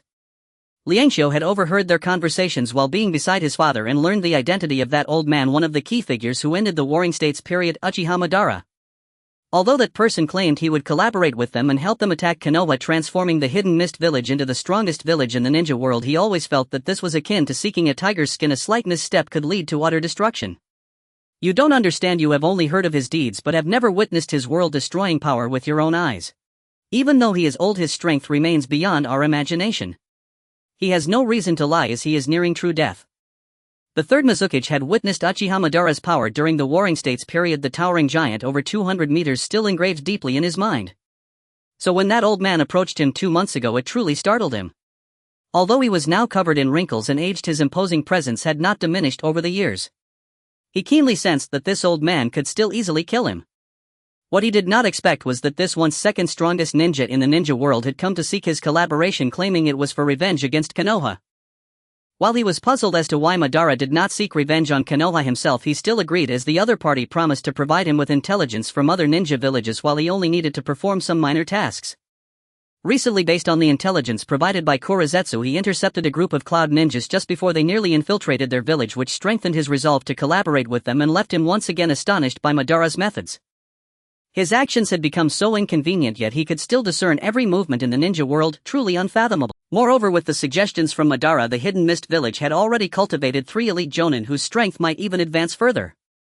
This was also the reason he insisted on implementing the blood mist policy, as cultivating an elite jonin is no trivial matter. Hearing that his father was completely unyielding to his words, Liangxiu sighed and exited the Mizuki's office. After Liangxiu left, the third Mizuki approached the desk and picked up the booklet. Pipa Shizaku Sugi Sumi and Korokoro Rega. The talents of these 3 children are quite impressive. Perhaps each of them has hope of obtaining a ninja blade. In a small forest somewhere in Konoha, Yahiko and Kakashi stood at a distance from each other. Kakashi held a chakra short blade while Yahiko held his long sword, and their sparring was about to commence.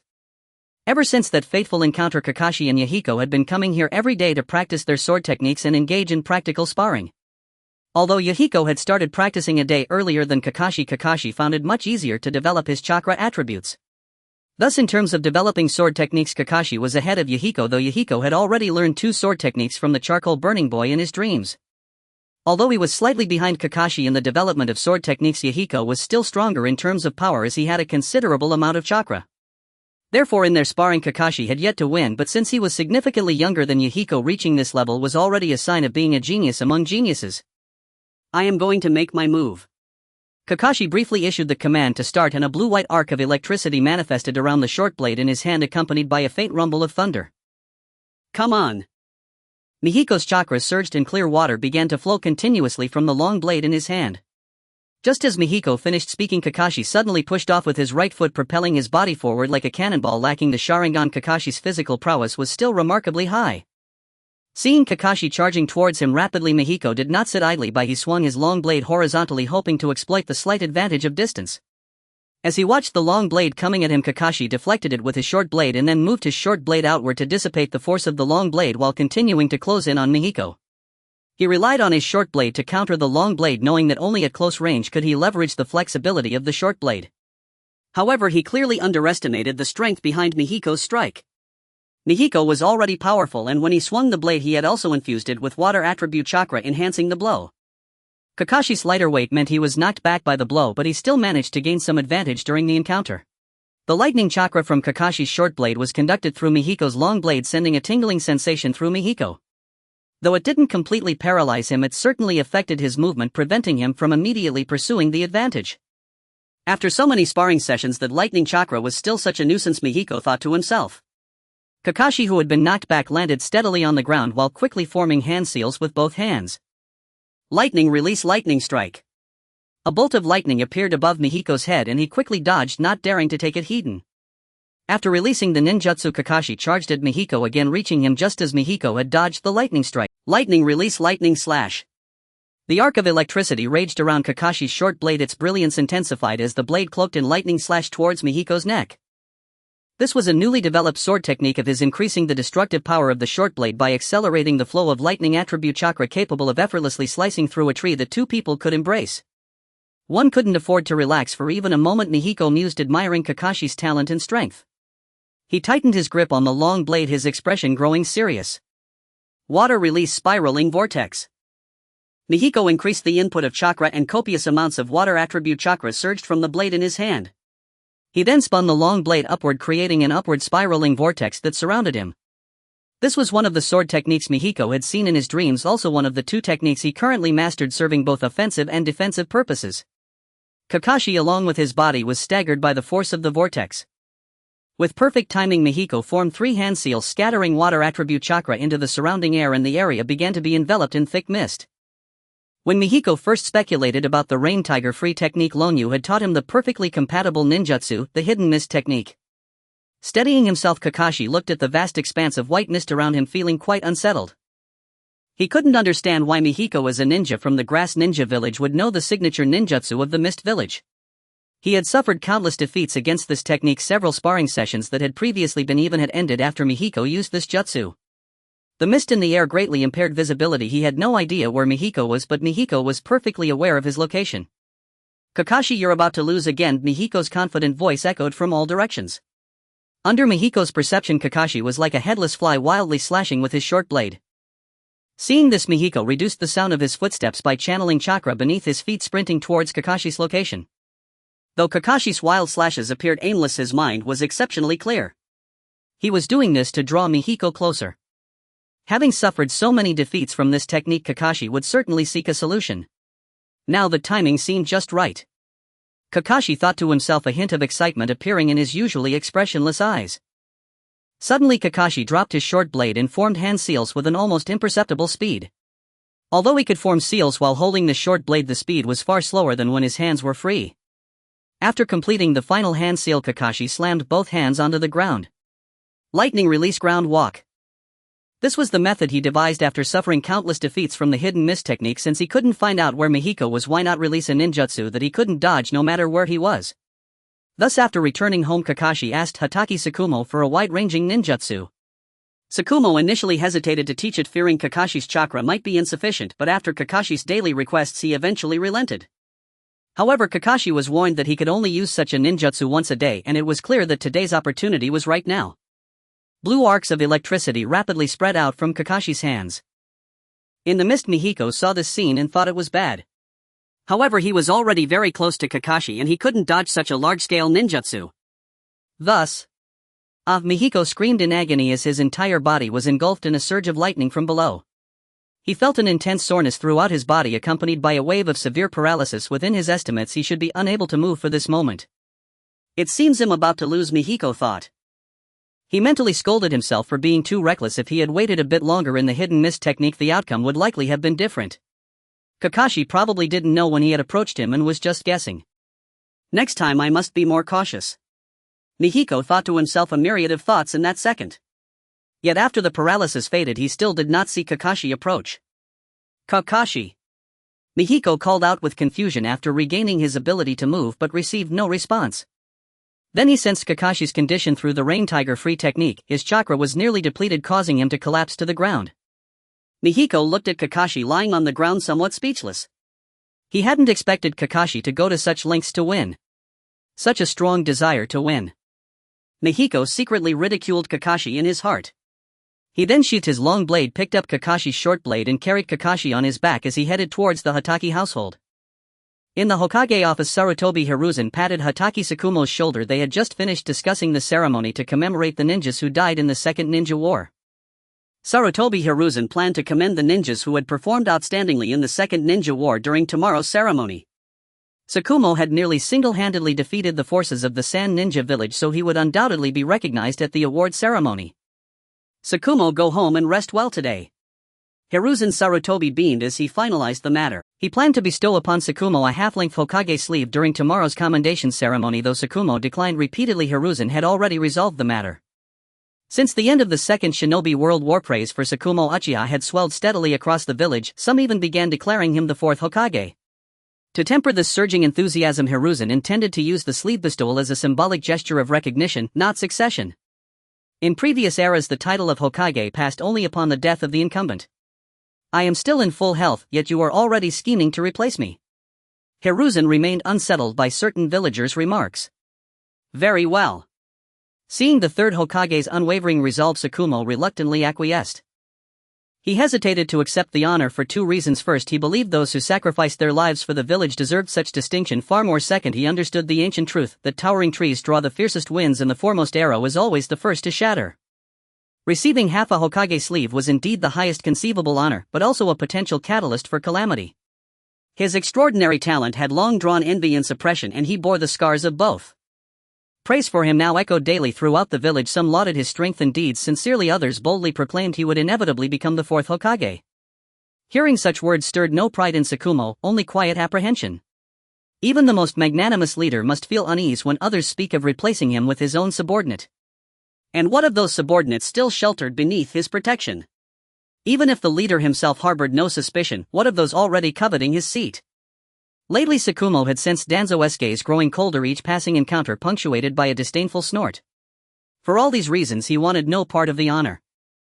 Yet the Hokage's decision was final, and Tsukumo could not refuse.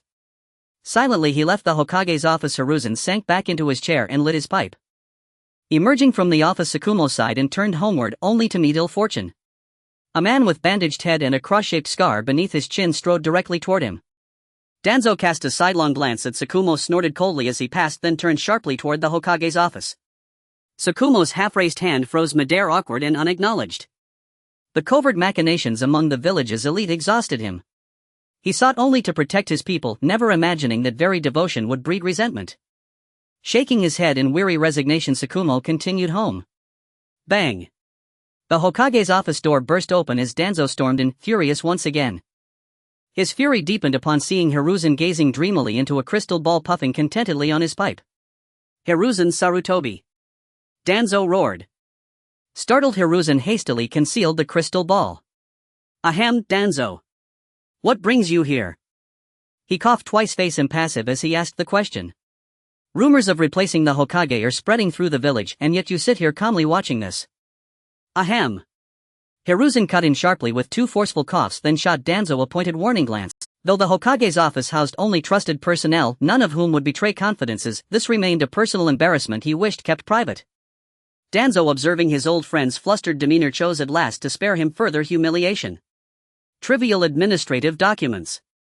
He slammed his cane hard against the floor, clang. Relieved, Hiruzen exhaled slowly. Weren't these rumors circulated by your root division? He asked, eyeing Danzo skeptically. Danzo bristled, indignant. I just shielded you from disgrace and now you accuse me. Danzo would never fabricate slander about the Hokage's succession, though if I were to slander anyone it would be myself, claiming I sought the title.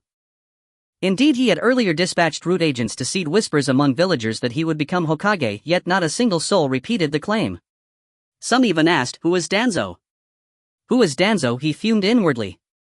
I am Danzo, the leader of Root, the shadow of the shinobi world, disciple of the second Hokage and a man devoted to becoming Hokage.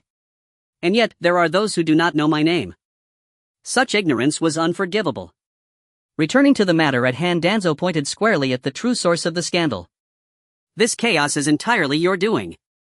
Since you announced this morning that Tsukumo would receive half a Hokage sleeve tomorrow, villagers have begun insisting he is your anointed fourth Hokage. You consult me on nothing anymore, yet I have borne your darkest burdens for decades. Hiruzen drew deeply on his pipe, brow furrowed.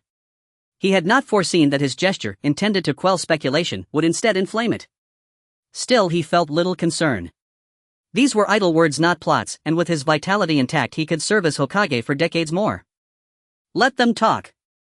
Tsukumo has earned this honor, and when my time comes, passing the mantle to him would be fitting. He embodies the will of fire. Danzo longed to retort, when you falter I will stand ready. But he held his tongue. Hiruzen's words pierced him. His oldest friend no longer regarded him with warmth but with distance, perhaps even betrayal. Then, do not blame me for what follows. Calm settling over him, Danzo said evenly, if the Hokage himself feels no urgency, neither shall I press the matter. He turned toward the door, only for Hiruzen to call out, wait, Danzo. Danzo paused, turning back with quiet inquiry. Hiruzen looked away, scratching his cheek with mild embarrassment. About today's conversation, please keep it to yourself. A vein twitched faintly on Danzo's forehead, but he replied flatly, understood. Then he strode out, slamming the door behind him. Meanwhile, Tsukumo reached his home only to see Minato carrying Kakashi on his back, walking steadily toward his gate. Kakashi fainted from excessive chakra depletion during our sparring session. Yahiko, noticing Tsukumo nearby, spoke up quickly to prevent any misunderstanding. Thank you for bringing Kakashi back, would you like to rest indoors for a while? As he spoke, Tsukumo gently took Kakashi from Yahiko's back. Having trained together frequently of late, Kakashi and Yahiko had grown close, and so too had Tsukumo and Yahiko. No, it's already getting late, I need to hurry home for dinner, Yahiko replied with a smile. Yet one unspoken thought lingered, if I'm late again Konan will worry. With that, Yahiko dashed off toward the Tsukiyomi residence while Tsukumo carried Kakashi back inside. The next morning, nearly every villager of Konoha gathered solemnly at the memorial stone garden, honoring the shinobi who had fallen in war. Even the academy had organized student attendance. Clans stood in distinct groups, academy students clustered together, and Umbu operatives lined the periphery. Hiruzen Sarutobi stood beside the flame statue. Closest to him stood Konoha's heroes of the Second Shinobi World War, Tsukumo, Hatake, Orochimaru and Tsunade, alongside a framed photograph of Jiraiya held reverently in Tsunade's hands. Since Jiraiya remained in grass country and could not attend in person, Orochimaru had provided his photograph. Tsunade had placed it in a frame and now held it aloft as his proxy. Under the rapt gaze of thousands, Hiruzen Sarutobi, robed in the Hokage's mantle and crowned with its hat, began his address. Wherever the leaves of Konoha flutter, fire burns ever anew. After a grueling battle, Konoha shinobi secured victory, defending our village. This triumph came at great cost. Many valiant shinobi sacrificed their lives for our home, like autumn leaves consumed by flame. Yet their sacrifice was not in vain. They shielded the village and those they cherished. Their spirits shall nourish the great tree, allowing tender new shoots to flourish. Hiruzen concluded his abridged oration. Villagers clad in black bowed their heads in silent mourning for the fallen. 3 minutes passed before heads rose again, and Hiruzen resumed his speech. In this war, exceptional shinobi also emerged, leaders whose strength and wisdom guided Konoha to victory. Today we honor them. A murmur rippled through the crowd as people whispered of heroic deeds. First, Tsukumo Hatake, the White Fang of Konoha, who led our forces to victory on the Sand Village front. Hiruzen himself bestowed upon Tsukumo half of the Hokage's sleeve, a gesture that ignited the crowd. Cheers erupted, thundering Tsukumo's name. Kakashi watched his father with quiet, radiant pride. Yahiko, however, found the ceremony tedious and let his mind drift back to the 10 sword techniques revealed in his recent dream. His time here was limited. He resolved to master all 10 before returning. After all, once he left, no one would be able to guide him in this art. When the sun reached its zenith, the ceremony finally ended. Yahiko exhaled deeply, then resolved to spend this unexpected stretch of free time practicing the remaining 8 sword techniques. Though utterly indifferent to the event, Yahiko observed that Konoha's villagers were not. Even after dispersal, they continued animatedly discussing the honored shinobi.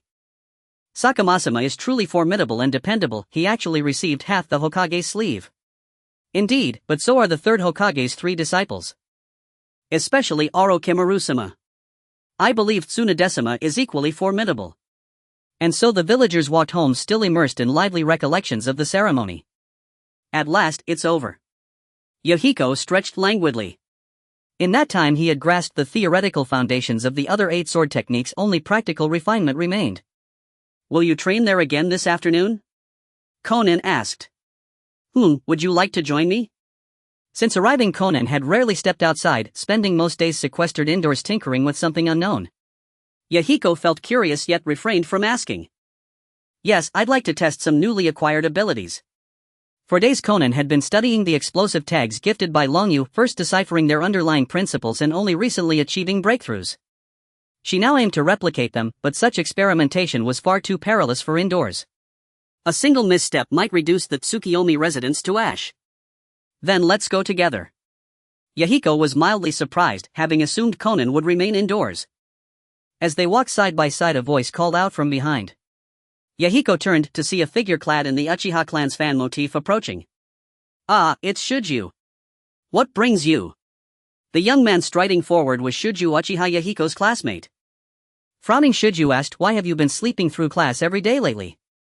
Ever since awakening his Sharingan, he had been granted special attention from the clan, training daily in unique Uchiha techniques. Driven by an unyielding desire to grow stronger, he devoted himself completely. Yet lately he kept seeing the very person who had first kindled his resolve to excel slumped asleep over his desk. Confusion gnawed at him, worse still a disquieting sense of betrayal. I've been developing sword techniques, so my mental energy depletes rapidly, leaving me fatigued during lessons. Yahiko did not understand why Shuju had asked, but answered honestly. He's even more dedicated than I am. Without another word, Shuju spun and sprinted away, determined to redouble his efforts.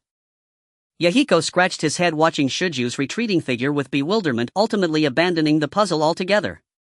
He simply took Konan's hand and led her toward their usual training grove. Meanwhile, Minato had already mastered the Rasengan and was now collaborating with Longyu to explore its nature transformations. Since Minato himself had originally conceived the technique, joint research promised extraordinary efficiency. After all, success would yield an entirely new strength jutsu, surely a reward worth pursuing. As for Jiraiya, he had fallen utterly under Grass Country's spell, departing each dawn and returning each dusk, nose stuffed with tissue, swaying unsteadily. By now his blood may well have cycled entirely anew.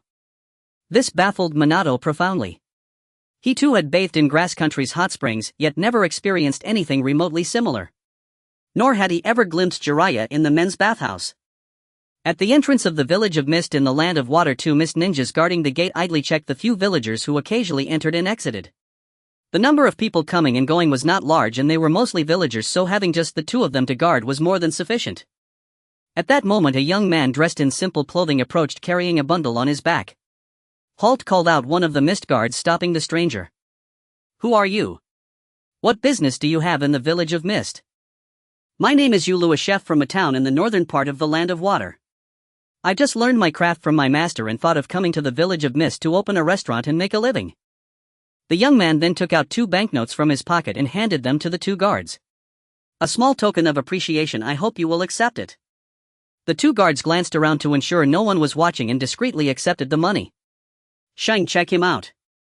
Although they accepted the money, the guards remained diligent and began to inspect the young man. The guard named Shang approached Yulu and placed one hand on his forehead. Do not resist, this will be over quickly. Shang said in a low voice, then closed his eyes. As a sensory ninja, he would roughly read the memories of unfamiliar individuals entering the village. While he could not achieve a very detailed level, he could still discern whether the person was sent by another ninja village. Yula showed some displeasure but did not resist allowing him to perform the ninjutsu. After about 3 minutes, Shang lowered his hand. Meow, there's nothing wrong. At this moment the guard named Meow relaxed his expression and patted Yulu on the shoulder with a smile. I apologize, brother.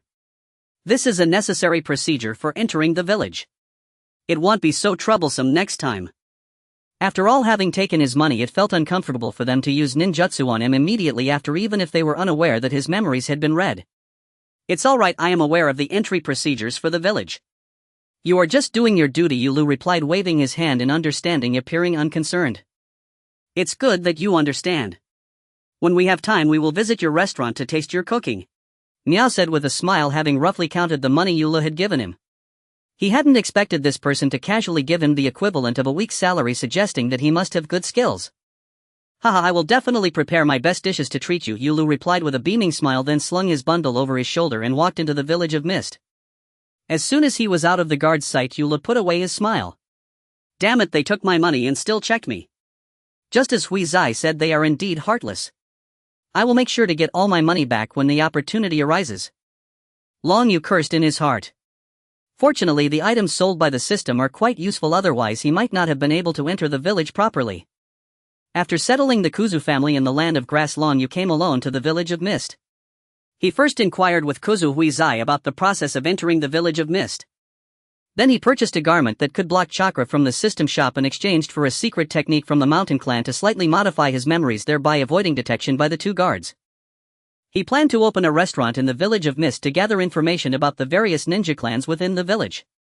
Currently, the blood mist policy was not severe and the situation of the various ninja clans should be relatively stable. He wanted to see if he could subtly incite discord between the ninja clans and the village of mist, and when the ninja clans found it hard to stay in the village, he would reveal his true identity and subdue them. It was no wonder Long Yu wanted to target the village of mist. The situation there was just too suitable. After all, in the original work very few of these bloodline families remained, and his actions were also for their benefit. Yule's identity was likely to remain in the village of mist for a long time, so he needed to buy a house first, and it would also be good to observe where to open his restaurant. Long Yu hoped to find a location next to the task assembly hall in the village of mist. This way fatigued ninjas finishing their tasks would be more likely to visit his restaurant, allowing him to gather more information. Perhaps he could even establish some connections with ninjas from bloodline families, laying a foundation for subduing them in the future. Upon entering the village of mist, Long Yu noticed that most of the buildings were cylindrical, not knowing the reason behind it. After wandering for about 2 hours, he finally found a standalone house relatively close to the task assembly hall. This house originally belonged to a jonin from the village of mist, but the jonin had recently died during a mission, so the house was inherited by one of his relatives. However, this relative owned another house, so they put this one up for sale, but due to the high asking price it had not been sold until now. Long Yu found the seller of this house based on the address posted on the notice. After knocking, a plump middle-aged woman came out of the house holding a cat. "Excuse me, are you the owner of the house at 28 Morning Mist Street?" Upon seeing this woman, Long Yu was reminded of the various pet-seeking quest givers from Naruto, thinking that this woman probably often lost her cat. The middle-aged woman sized Long Yu up and down. "What? Do you want to buy that house?" Looking at the young man in simple clothing before her, she found it hard to believe that he had the means to buy that house. Although his clothing was passable, he certainly didn't look wealthy, and the large ugly handbag he held made him seem like a country bumpkin. "You must be new to the village of mist, right? That house is in the best location in the village, and its price is not something someone like you can afford. I advise you to give up." The plump woman looked at Long Yu with disdain, and after speaking she turned to go back. "Is this enough?" Long Yu opened the handbag he was holding, revealing a large amount of cash inside. What a joke! How could Long Yu, as a major landowner, the daimyo of the land of grass and a ninja killer, possibly be short on money? Hearing Long Yu's words, the plump woman's eyes inadvertently glanced back. She had initially thought this young man could only muster a few thousand and was about to mock him, but when she saw the money in his handbag, her attitude completely changed. The woman turned around stunned, covering her mouth, and the cat in her arms fell to the ground.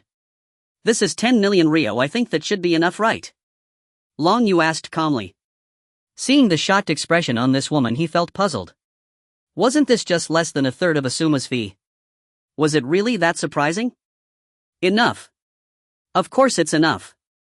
I'll go back right now to get you the key to that house," a plump woman hurriedly said, as if afraid that Long Yu would go back on his word, and quickly ran back to fetch a key, handing it over to Long Yu before snatching his handbag and slamming the door shut. Long Yu stared blankly at the key in his hand, thinking that the speed of this woman was probably faster than the flying thunder god. After obtaining the key, Long Yu also purchased a storefront next to his home along with some necessary items for opening a shop, finally putting up a recruitment notice on the wall outside. Being an orphan, he had learned to cook for himself at an early age, and after earning money from streaming Naruto, he taught himself many recipes at home, as a homebody who wanted to eat well every day had to cook for himself. After working hard until evening, Long Yu finally made his little shop look somewhat presentable. To do this, he even posted a grade mission hiring 2 ninjas to help him, as he couldn't reveal his identity as a ninja at the moment. 1 month later, at the entrance of the Mist Village Mission Assembly Hall, 2 Mist ninjas had just finished delivering a mission and were walking out. "It's already noon, let's go have some dumplings at the Yule restaurant," one of the ninjas stretched and said to his companion. Hearing his words, the other ninja looked puzzled and asked, "Is that the new restaurant in Mist Village? I haven't heard of it before. And what exactly are dumplings?" "Oh, I forgot. You've been out on a mission for over a month and don't know about the newly opened Yule restaurant." The first ninja began excitedly introducing the restaurant to his friend. "This restaurant opened a month ago. Not only is the food delicious, but they also frequently introduce many new dishes, and it's just a short walk ahead. A few more steps and we'll be there.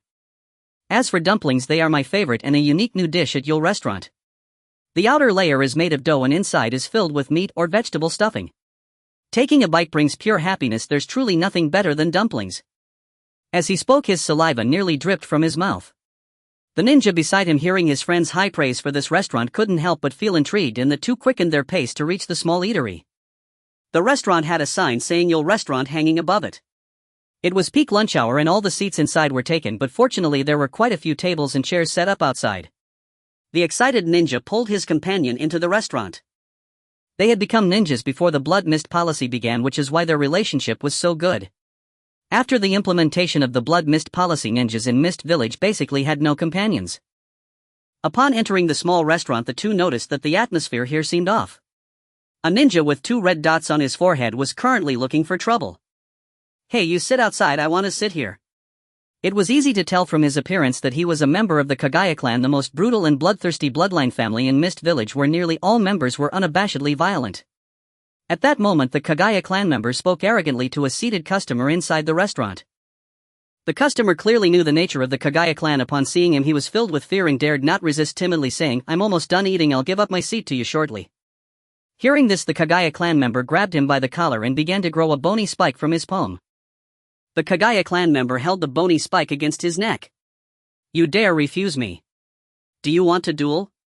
The cold bony spike pressed against his neck. This unfortunate fellow wasn't even a ninja and was trembling all over, not knowing what to do. "Since it's a duel, it won't matter if you die, right?" The Kagaya clan member's eyes widened in a manic grin, and the bony spike slowly pressed forward, even showing a hint of crimson at the tip. "Stop. No fighting allowed in my restaurant." At that moment, Long Yu stepped forward. He sensed the presence of several umbu from Mist Village nearby, so he decided to make a good impression. Even if it wouldn't be very useful, it might still attract a few more patrons. Hearing the shout, the Kagaya clan member turned his head and released the customer. "Since you want to die first, I will grant you that wish." The Kagaya clan member crazily charged at Long Yu with the bony spike in hand. Just as the spike was about to pierce Long Yu, a kunai intercepted it. 2 masked umbu suddenly appeared, subdued the Kagaya clan member, and then took him away. After seeing this, Long Yu felt that he might not even need to provoke the Kagaya clan against Mist. These Kagaya clan members must be completely brainless. Even with the blood mist policy in effect, they are still so arrogant. But this is fine. Although none of this clan except for Kimimaro are suitable for recruitment, they can still be very useful as a group of combat machines in the future. After the Kagaya clan member was taken away by the umbu, the restaurant became harmonious again. "Boss, you'll 2 plates of dumplings." "Sure." At the training ground in Konoha tomorrow, Yahiko would be leaving Konoha. He had fully mastered the 10 sword techniques he saw in his dreams and had basically integrated them. Therefore, Tsukikage planned to test his strength today. "Go all out against me, no need to hold back," Tsukikage said coldly to Yahiko. Actually, Yahiko would have done so even without him saying so. Over the past few days, he had already roughly understood the strength of the person teaching him swordsmanship, which was at a level he could never hurt. Yahiko took a deep breath, his gaze sharpened. He also wanted to test the results of his training during this time. Konan, on the other hand, looked on anxiously from the side. Looking at Tsukikage before him, Yahiko did not rush at him immediately. Instead, he first used the mist technique to conceal his figure. Then he unleashed the 10th sword technique, life-flowing transition. He was well aware of the gap in strength between himself and Tsukikage, so he opened with a powerful move, knowing that if he didn't use it first, he might not have the chance later. Tsukikage observed the surrounding mist, which was pure white, and did not make a move. With his perception abilities, he could tell that Yahiko's mist technique was completely ineffective, but he wanted to see how far Yahiko could go, so he decided to give him a chance to prepare. In the mist, the head of a water dragon formed on Yahiko's long knife, and then he began to swing his blade to gather power. Finally Mayahiko had accumulated enough speed and power in his blade through constant turning and swinging, reaching the limit of his control. Continuing to gather more force might cause the immense power in the blade to slip from his grasp. He then charged towards the direction hidden by the moonlight, the water dragon on his long blade roaring as the surrounding mist suddenly vanished in an instant. Water escape ever flowing. Mayahiko let out a low growl, exerting all his strength to control the immense power on the blade, striking towards the moonlight. Standing firm, Moonlighting did not dodge. Countless fine wind blades appeared on his long sword, then he raised the blade to strike. The two long swords clashed, creating a tremendous force that caused the surrounding leaves to rustle. Ultimately Mayahiko's long sword shattered, but Moonlighting was also pushed back several meters. Moonlighting sheathed his sword and tossed a handful of coins to Mayahiko. "I have taught you everything you need to know and you have learned it well. This money should be enough for you to buy another sword." Moonlighting felt a twinge of reluctance knowing that Mayahiko would be leaving the next day, but he said nothing and turned to leave. Mayahiko bowed to Moonlighting's back. During this time Moonlighting had patiently taught him the swordsmanship and Mayahiko had long regarded him as his master. The next day Mayahiko and Konan departed from Kanahagakure amidst the farewells of many. Even Uchiha Kuya, who rarely interacted with others, was present. Similarly Jiraiya and Minato left Kusagakure, though it remained unknown whether the research on the nature change of the Rasengan had succeeded. On a clear afternoon, not being mealtime, the Yura restaurant was not busy. Longyu sat at the entrance consolidating the information he had gathered recently. After observing for some time, Longyu discovered that the blood mist policy seemed to indeed have some effect on the development of Kirigakure. Simply put, the blood mist policy has seized some resources from the major clans in the village to nurture the geniuses discovered in the ninja academy. Of course, the method of identifying geniuses is rather cruel, but thanks to the blood mist policy, Kirigakure has indeed produced some powerful ninjas. From the news he had heard recently, Longyu learned that Kirigakure had already begun training the 7 ninja swordsmen. Moreover, 3 candidates had already been found and they were currently being trained with all efforts. It was believed that soon they would become 3 elite jonin. Although the blood mist policy had not yet inflicted severe damage on the major clans, one clan seemed to have already developed some friction with Kirigakure. The Kagaya clan members acted like they had consumed gunpowder, wanting to explode at anyone they encountered, and frequently expressed their dissatisfaction with the third Mizukage. After being heavily punished by the third Mizukage, they seemed to have calmed down, but anyone with keen eyes could see that the Kagaya clan appeared to be plotting something significant, though no one had yet openly confronted them. According to the original story, the Kagaya clan was supposed to initiate their rebellion after Orochimaru's defection, but there was still quite some time before the Third Shinobi World War. Unexpectedly, those fools were quite patient. Should I light a fire under them? Get lost. Monster. Stay away from us. Just as Longyu was considering his next plan, the voices of several children interrupted his thoughts. However, why did that sound so familiar? Longyu thought for a moment, weren't those words frequently heard by Naruto? Could it be the Jinchuriki from Kirigakure? With excitement, Longyu lifted his head and saw 3 small children throwing stones at another child. The child being hit had his back to Longyu, so he could not see who it was, but this treatment was likely only reserved for a Jinchuriki. Thinking of this, Longyu stood up and shouted at the group of naughty kids, "What are you doing? How can you bully a companion?" He then walked towards the group. Upon seeing Longyu approach, the 3 children scattered in all directions. "Are you all right?" Longyu smiled as he walked up to the child with concern. Not sure if he was the 3-tails Jinchuriki or the 6-tails Jinchuriki. Longyu was pondering this when the child turned his head, causing Longyi's smile to instantly freeze. Because what those children had just said was indeed true, this child really did look like a monster.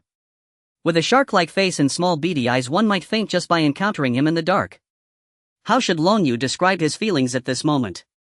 They were somewhat complex. The future strength of Kisame Hashigaki would indeed surpass that of most tailed beasts, but his appearance did not align with Longyi's aesthetic, so he could not say he felt surprised nor did he feel disappointed. He was even a bit curious about what Kisame's parents looked like, feeling a chill down his spine upon deeper thought. Such a level of attack cannot cause me any harm at all. The shark-faced boy spoke in a flat tone. It felt so cliché. Longyu genuinely did not expect that the future killer smiling Kisame Hashigaki would currently have a character somewhat resembling Naruto, but what he said was not wrong. With his physical strength, these children indeed could not hurt him. Why did you scare them away? If it weren't for you, I would have already pinned them down and beaten them, the small Kisame asked Longyu with a blank expression. Goo goo. Just as the small Kisame finished speaking, his stomach growled, making his words seem less persuasive. Longyu smiled and patted Kisame's head, saying, "Of course I believe you, but how about coming into my shop for a meal now? I'll treat you." At that moment Lonyu was just the friendly and sunny elder brother Yulu from Kirigakure caring for the poor children in the village who were starving. Okay, but I won't let you treat me, I will pay you back later, Kisame said calmly. He was an honest person, how could he owe someone money? Lonyu did not mind his stubbornness.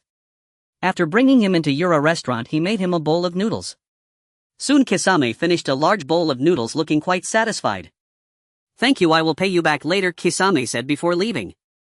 Watching him leave, Lonyu asked the two staff members who were cleaning the tables who was that child just now. These two staff members were hired a month ago and were ordinary people from Kirigakure, one named Aoi and the other named Jin. The boss must mean the child from the Hoshigaki clan, right? I thought you knew him, Aoi said, wiping the table. Hoshigaki clan? Why have I never heard of it? Is there such a major clan in Kirigakure? Lonyu asked in confusion. When he read the original story it seemed that Kisame Hoshigaki was always alone and there was no mention of his family, so Lonyu thought his appearance was an exception. But now listening to this staff member it seemed to differ from his assumptions. It's not surprising that the boss hasn't heard of it, even those who grew up in Wuin village may have never encountered members of that clan. It is said that the members of the Dry Persimmon clan live underwater all year round and rarely appear on land. The child just now should be the only Dry Persimmon clansman currently visible in the village. One wonders what brought him to live on land. Xingye explained to Lonyu. After hearing his explanation Lonyu began to understand and he couldn't help but sigh at the numerous families in Wuin village. Unfortunately most of them had been wiped out by Obito. However, now that he was here their fate would be different. After a tiring day Lonyu returned home to Wuin village. Today marked the beginning of the month and there was a habit he had at the start of each month: he would conduct 10 consecutive draws. However, ever since he drew the 8 gates of Duinjia he hadn't pulled anything useful. Today his luck was evidently good. A flash of red light appeared and a small vial materialized in his hand. Congratulations host, you have obtained Hashirama's active cell's highest activity. System: what does highest activity mean? Lonyu certainly knew about Hashirama's active cells. In the original work it was quite a cheat. After Obito transplanted Hashirama's cells he could use would release. Madara rapidly cultivated many white zetsu with it and even Danzo could use it to balance the power of the Sharingan. It was an incredibly useful item, just not particularly rare. Lonyu had thought that the ranking of Hashirama's active cells was a bit high when he saw the prize rankings for the big wheel, as such items were abundant in Konoha. But now it seemed that the system's Hashirama's active cells were somewhat different. Ding! The system produced only top quality items. This Hashirama's active cells were from the peak moment of Hashirama's sage body, and if the host operated it properly he might even obtain Hashirama's sage body. The system's explanation instantly ignited Longya's passion. Hashirama's sage body could be said to be the most powerful body in the ninja world, possessing an extraordinary regenerative ability and enhancement to various sage arts. Perhaps Uchiha Madara was able to evolve his eternal Mangekyo Sharingan into the Rinnegan because he obtained the power of Hashirama's sage body. Now it seemed that quickly being able to transplant Hashirama's cells had become very important. After doing so it was likely that no one in this era's ninja world could pose a threat to him, even Uchiha Madara would not. However, it appeared that Orochimaru had not yet begun researching this. He was likely to start his research on immortality only after the Third Shinobi World War ended. The death of Shotan was probably just an opportunity for him. It seemed necessary to find a way to make Orochimaru start believing in science quickly. Longya's mind began to race, analyzing the reasons behind Orochimaru's pursuit of immortality in the original work. He recalled that Orochimaru's parents had passed away when he was very young, and when he went to pay respects to them he found a shed skin of a white snake on their gravestone. Then Hiruzen Sarutobi told him that the shed skin of the white snake represented luck and reincarnation. It was probably at that moment that he planted the seed for his research on immortality. Afterward, witnessing the deaths of Shotan and Dan Kato during the Second World War made him realize the fragility of life. Thinking about it this way, it seemed that Orochimaru must have developed the idea of researching immortality at that time. However, it appeared that Dan Kato had sacrificed himself during a war after the Second World War when Tsunegakure attacked Konoha again. Now, due to his intervention, Tsunegakure had not launched another war and Dan Kato was living well. It seemed necessary to provide him with some stimulation. Since stimulation was needed, why not go for something more intense? Yahiko and the others had already returned to Kizugakure and now there were no concerns in Konoha. Perhaps this time would also speed up the progress of the Uchiha clan. Longya's expression gradually shifted from uncertainty to ruthless determination. He planned to summon the Nine Tails in Konoha and then eliminate Hiruzen Sarutobi. Hiruzen Sarutobi as Orochimaru's teacher should still be quite important to him.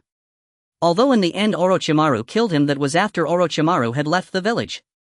At this moment Hiruzen Sarutobi was still quite significant to Orochimaru. Moreover, he had no good feelings towards Hiruzen Sarutobi.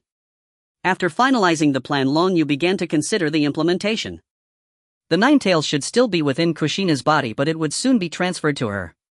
That should be the best opportunity. So, should he infiltrate Konoha to gather information? With that thought, Long Yu split off a shadow clone to stay behind while his main body executed the Kamui and disappeared from the spot. Inside Konoha village, after 3 days of traveling, Minato and Jiraiya returned to Konoha village. Unlike when they left, Jiraiya now had 2 tissues sticking out of his nose. Upon returning, Jiraiya immediately witnessed an astonishing scene. Tsunade was walking alongside a man with light blue hair and they were chatting happily. In a moment of anger, Jiraiya inadvertently expelled the 2 tissues from his nostrils and rushed towards Tsunade. Jiraiya sensei. Minato awkwardly stood in place, unsure of what to do. Shouldn't they be reporting to the Hokage right away? But now that his teacher had run off, he couldn't go alone. Tsunade, who is he? Jiraiya asked, pointing at the man beside her. He simultaneously shot a warning glare at the man, but to his surprise the man actually smiled at him. Provocation. It had to be provocation. It's Jiraiya, you're back. Let me introduce you to each other, Tsunade said after noticing the voice, realizing that Jiraiya had returned. This is Dan Kato from the Kato clan, a friend I just met. If it weren't for him yesterday, the medical team plan I proposed probably wouldn't have passed, so I intend to treat him to a drink today. Since you're back, let's all go together. Tsunade gestured toward the man beside her as she introduced him to Jiraiya. This is Jiraiya, I don't think I need to introduce him to you. Since all 3 of their names were already well known among the people of Konoha, Tsunade refrained from introducing Jiraiya to Dan Kato. Of course not the great Jiraiya, one of the legendary 3. I've heard of his name for a long time, Dan Kato said with a smile as he extended his hand to Jiraiya. Nice to meet you, please take care of me. Jiraiya grunted and did not shake his hand. Dan Kato awkwardly retracted his hand and touched his hair. It seems that Jiraiya-sama is not in a good mood today. Perhaps I should just head back, Dan Kato said somewhat helplessly, feeling inexplicably Jiraiya, you are being very rude, Tsunade said, frowning at Jiraiya. She remembered that Jiraiya was not like this with others. Why had he changed today? Was the trip to Kusagakure not going smoothly? Jiraiya remained silent and simply pulled Tsunade away. Tsunade was caught off guard as Jiraiya pulled her away from Kato-daku. However, now Jiraiya found himself at a loss for words. He instinctively felt uncomfortable and angry seeing Tsunade with another man, but after bringing her here he was unsure of what to say. Well. Jiraiya scratched his face to ease the awkwardness, unable to meet Tsunade's gaze as thoughts raced through his mind for a suitable excuse. Oh right, I wanted to ask if anything significant has happened in the village recently since I've been away for so long. That's it. After thinking for a moment, Jiraiya finally came up with what he considered a relatively suitable reason. The only thing that could be considered major was probably the second war commendation ceremony a month ago. Shomo was awarded a half-length Hokage cloak and the 3 of us received rewards as well, but you weren't back then and I've already spent your prize. Tsunade said this without any shame, then looked at Jiraiya with some suspicion. Why did you avoid Kato-daku to ask this? With him around you could probably get more detailed information, right? Don't tell me. Tsunade chuckled lightly. Are you jealous? Hearing Tsunade say this, Jiraiya found himself speechless, his usually thick-skinned face slightly reddening. He indeed liked Tsunade, having developed feelings for her since they were young. He even once had Orochimaru assist him in a hero-saving beauty act, but the beauty was too strong and before he could show up she had already sent the villainous Orochimaru flying. He had continued to harbor feelings for Tsunade over the years but had never voiced them. On one hand, it was because war could break out at any moment. He had already resolved to sacrifice his life for the village, and if they confirmed their relationship, Tsunade would surely be heartbroken if he were to perish. On the other hand, he felt truly embarrassed to express his feelings. Now that Tsunade asked him like this, he felt an impulse to immediately confess his feelings, but he was also worried about whether she would accept it. No way, we're not even lovers, how could you be jealous? Tsunade said, looking at Jiraiya and talking to herself. In truth, she had feelings for Jiraiya as well, after all they had fought side by side for so many years. Every time she encountered danger, Jiraiya always rushed in to save her, and during the recent second war he had been injured multiple times for her sake.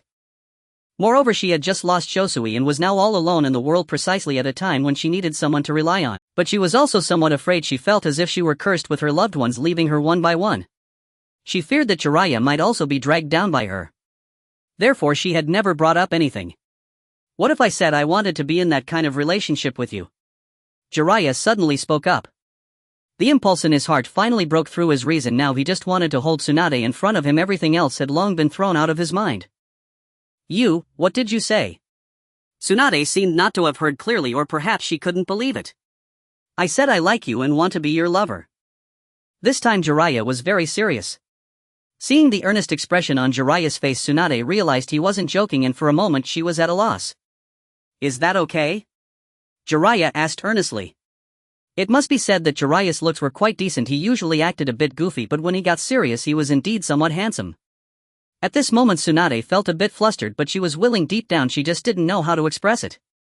She had no experience in this area, especially since it was her longtime friend who was saying such things. So, she punched Jiraiya. He didn't have time to dodge and was sent flying to the ground by her punch. After throwing that punch, Tsunade instantly felt much more comfortable. Sure, but if you ever do something like peeking at the women's bath again, I'll make sure you spend the rest of your life in a wheelchair. Tsunade firmly established their relationship with her hands on her hips. Lying on the ground, Jiraiya was at a loss whether to be happy or sad, so he could only sit up and awkwardly smile. I definitely won't do that. How could I, the great sage of Myobokuzen, do such a thing? Hearing this, Tsunade snorted. She knew Jiraiya too well and didn't fully believe his words. However, she still walked up to Jiraiya and used medical ninjutsu to treat him. Although her punch hadn't used much strength, Jiraiya couldn't avoid some superficial injuries. A green light appeared around Jiraiya and he looked at Tsunade with a silly smile. Jiraiya, Tsunade-sensei, Sarutobi is calling us over. A hoarse voice came from somewhere. Orochimaru had appeared at some point watching them. Seeing his two friends getting together, he felt quite happy in his heart. The sadness brought by Shosui's death had been somewhat alleviated, though he seemed unsure of how to act. This couldn't be blamed on him, as Uncle Snake was most fond of science and matters of the heart were not his forte. Alright, let's go. Tsunade was completely unlike other girls. She didn't shy away when her friends found out she was dating. She pulled Jiraiya up and followed Orochimaru towards the Hokage building. At this moment Jiraiya was already fuming, cursing Sarutobi in his heart, and Orochimaru was also affected. He initially planned to take another step closer to Tsunade during this great opportunity, but unexpectedly it was interrupted so soon. So he decided to take Tsunade out to travel the shinobi world sometime, let that old man take care of things in the village by himself. However, the warmth radiating from her hands still provided him with considerable comfort. The three of them arrived at the Hokage office, and as soon as they entered, Jiraiya immediately began to shout. Hey old man, what do you want us for? Then he pretended to be surprised. Long time no see. You actually didn't look at that crystal ball this time. Sarutobi Hiruzen was smoking and choked on Jiraiya's words, coughing loudly. This rebellious disciple actually dared to expose my secrets. You'll never learn that telescope technique. Sarutobi Hiruzen glared at Jiraiya. Jiraiya remained carefree, secretly pleased. Who told you to have such bad timing? Tsunade and Orochimaru had long known their teacher's habits and didn't react. Tsunade just snorted, thinking all men were the same. Cough cough. Jiraiya, how was this trip to the grass village? How valuable is the ninjutsu you learned? Sarutobi Hiruzen spoke up, asking Jiraiya. This question left him speechless. During his time in the grass village he hardly spent any time beside Minato, only leaving a mark on him to sense danger before going off to play, so he did not have a detailed understanding of the value and power of that jutsu. This needs to be asked to Minato. Wait. Where is Minato? Jiraiya suddenly remembered that he seemed to have left Minato all alone. Knock knock knock. Lord Hokage, I have returned with my report. Hearing this voice, Jiraiya hurriedly opened the door as if he had found a savior. A child with yellow hair stood outside, looking pleasantly surprised upon seeing Jiraiya. Teacher Jiraiya, you're here too. Minato had waited for a while at the village gate, and when he did not see Jiraiya he had no choice but to come to report to the Hokage himself. Jiraiya quickly pulled Minato inside, pushing him forward. Minato, you're just in time. The Hokage was just about to ask you how the Rasengan jutsu is going. The other three people in the room were left speechless by Jiraiya's audacity, and Tsunade even covered her face, looking as if she did not know this person. Minato was unaware of what was happening, believing Jiraiya had informed the Hokage about the Rasengan. I came to see Lord Hokage for this matter too, Minato said as he took out a scroll. This is the method I organized for learning the Rasengan, along with information about its power and its forms. The villagers should be able to learn the Rasengan more quickly following this guide. As Minato handed the scroll to Sarutobi Hiruzen, he continued, the Rasengan is an extremely powerful jutsu, strong in many aspects. It can be said to be the pinnacle of chakra form transformation. Firstly, the Rasengan is an unhanseal's jutsu. It can be executed almost effortlessly and its power reaches the level of an ranked jutsu, making it a formidable trump card in actual combat. This is just the ordinary Rasengan. It is an attributeless jutsu, meaning it can also incorporate elemental chakra transformations. Upon hearing Minato's explanation, the other people in the room's eyes instantly lit up. They knew that adding elemental transformations to an attributeless jutsu would significantly increase its power. If this jutsu already had the power of an ranked jutsu in its normal state, wouldn't it become an ranked forbidden jutsu after adding an elemental transformation? Have you tried adding an elemental transformation? Sarutobi Hiruzen couldn't help but ask. I have already completed an elemental transformation with the daimyo of the Land of Grass. Minato said confidently. We completed the wind attribute transformation for the Rasengan. I named it Wind Release Rapid Cutting Explosive Powerful Rasengan Type 1. As everyone looked on with anticipation, Minato was the first to announce the name of this jutsu, which he was the most satisfied with. When he and the daimyo of Genken completed this jutsu, it was just before they were about to set off, and Genken said that his contribution to developing this jutsu was greater, so he would name it. However, he hadn't thought of a name by the time they set off. Thus on the way back he kept pondering the name for this jutsu and eventually chose one that he found most satisfying. After hearing the name of the jutsu, everyone fell silent. Minato, the name you've come up with. Is it too long?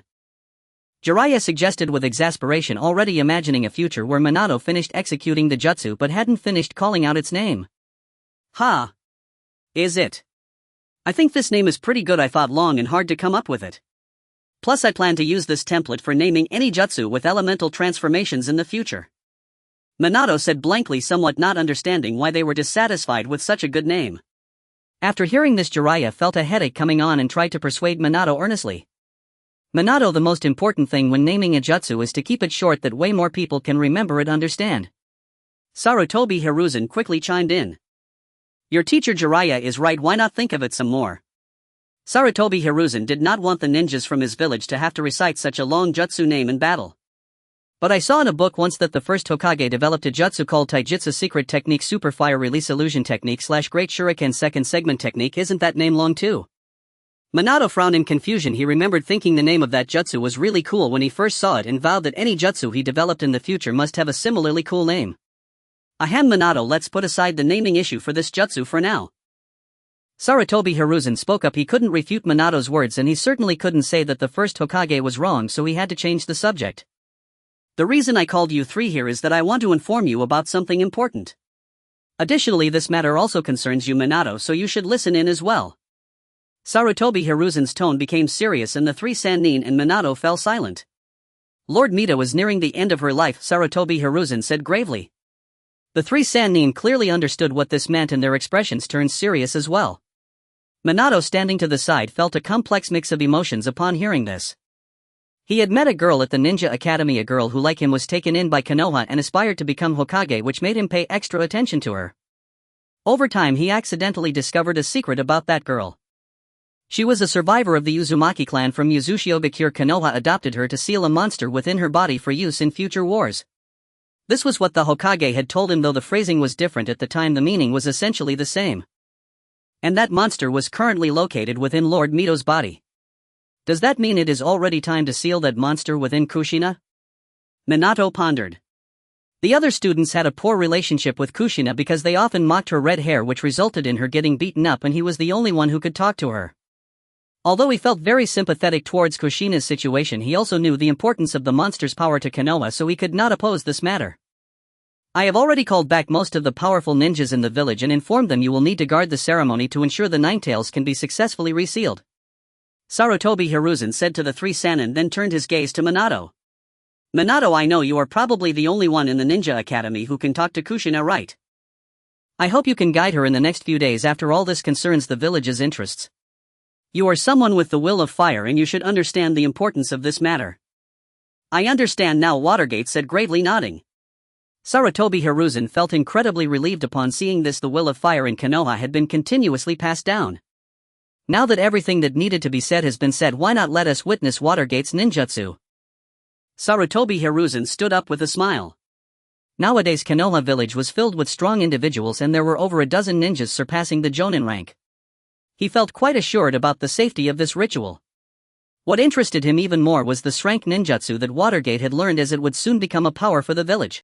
Orochimaru and the others were also intrigued by this ninjutsu, and the 5 of them went together to the training ground below the office building. Just displaying the ninjutsu without any context is rather meaningless. Why not find someone to spar with to also test Watergate's current strength? Sarutobi Hiruzen cared quite a bit about this little genius from Konoha. Jiraiya, go spar with Watergate for a bit, he said to Jiraiya. Ha! Why me? Jiraiya was taken aback as he was just about to hold Tsunade's hand. You are Watergate's teacher, if you don't go, who will? Hiruzen was somewhat speechless. His disciple truly never made things easy for him. Jiraiya accepted this logic as he also wanted to know about his disciple's current strength. He walked to the center of the training ground, crossing his arms as he stood opposite Watergate. Come on Watergate, go all out without holding back, let me test your current strength. Jiraiya beckoned to Watergate, his heart filled with anticipation. The stronger Watergate was, the more it indicated he was the child of destiny. After all, bringing peace to the world required strength. I'm going in, teacher Jiraiya. Watergate held a kunai in hand. Although he didn't believe he could defeat Jiraiya, he was confident in his strength and wanted to test the power of his wind-release rapid cutting explosive spiraling sphere type 1. As soon as he finished speaking, Watergate's figure vanished, reappearing right in front of Jiraiya, kicking towards his head. What a fast body flicker technique! Orochimaru, who had yet to see his friend's disciple in action, was shocked by the speed of this man. Tsunade, witnessing this body flicker technique, recalled their battle against Hanzo of the Salamander, who had made them suffer with his unpredictable body flicker technique. Sarutobi Hiruzen nodded in satisfaction after observing Watergate's body flicker technique. Jiraiya certainly wouldn't fall for such a simple attack. He raised his left hand to block Watergate's sidekick, then drew out his kunai to block Watergate's kunai that came after he twisted his body. What followed was a dazzling exchange of taijutsu. Within less than half a minute, Jiraiya and Watergate had exchanged dozens of moves. However, during this time Jiraiya had not moved his feet. Be careful, teacher Jiraiya. Watergate reminded. Then he formed a bright blue sphere in his hand, completing his spiraling sphere in an instant and smashing it towards Jiraiya. The 3 onlookers' eyes lit up. Such a nearly instantaneous ninjutsu could play a significant role in combat. Seeing the spiraling sphere suddenly appear in Watergate's hand, Jiraiya felt a bit flustered. Earth release hardening technique. Jiraiya's skin hardened. This hardening technique was a weakened version of Kakuzu's earth spear technique. He could harden his skin, though the effectiveness of the hardening would be slightly inferior. Watergate's spiraling sphere struck Jiraiya's abdomen, sending him flying in a spin. As Jiraiya was sent flying, he assessed his Boda's condition. The spiraling sphere broke through his hardened skin, but the damage wasn't severe.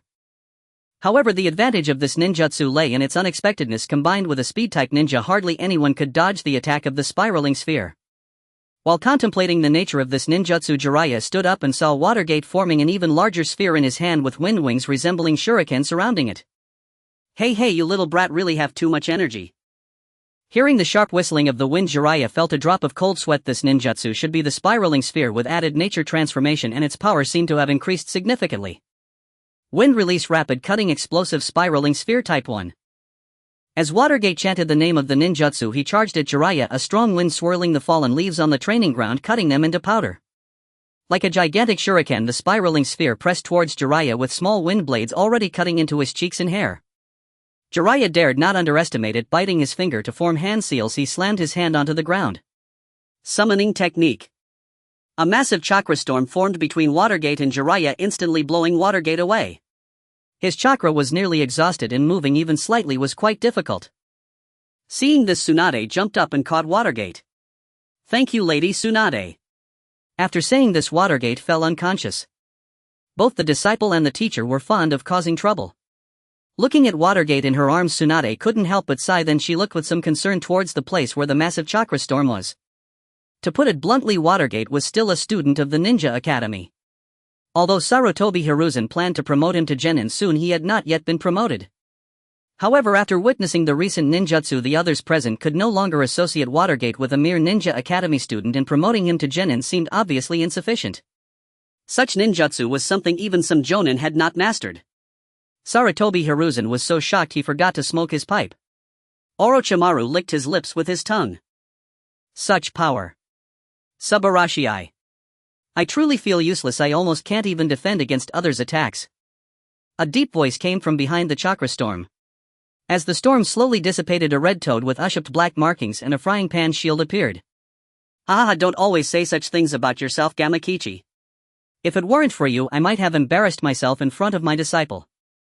A white-haired Jiraiya scratched his head as he walked out from behind the frying pan-shaped shield. He was looking somewhat disheveled with small wounds on his face and his clothes bearing marks from the wind blades. Just as Jiraiya finished speaking, the shield in Gamakichi's hand suddenly shattered and he became even more withdrawn. I truly am a useless toad and going back to Mount Mayaboku. After saying this, he poofed into a cloud of white smoke. Jiraiya felt slightly embarrassed, but that feeling was quickly replaced by relief. This child might truly be the child of destiny foretold by the great sage of the toads. Tonight the village of Konoha feels different. Every street is guarded by numerous members of the Konoha Guard Ninja, indicating that the entire team is mobilized and there are hardly any pedestrians on the streets. Two patrolling members of the guard began to chat. We have been patrolling for so long and found nothing at all, one ninja said with a hint of frustration. I've asked other teams and they haven't found anything either. Do you really think there are spies infiltrating the village? Who knows? Anyway, that's what the higher-ups in the village are saying. As the two ninjas continued their conversation, Long Yu, hiding in the shadows beside the street, was startled by their words. He had only infiltrated Konoha this afternoon. Could he have already been discovered? It seemed he needed to gather more information.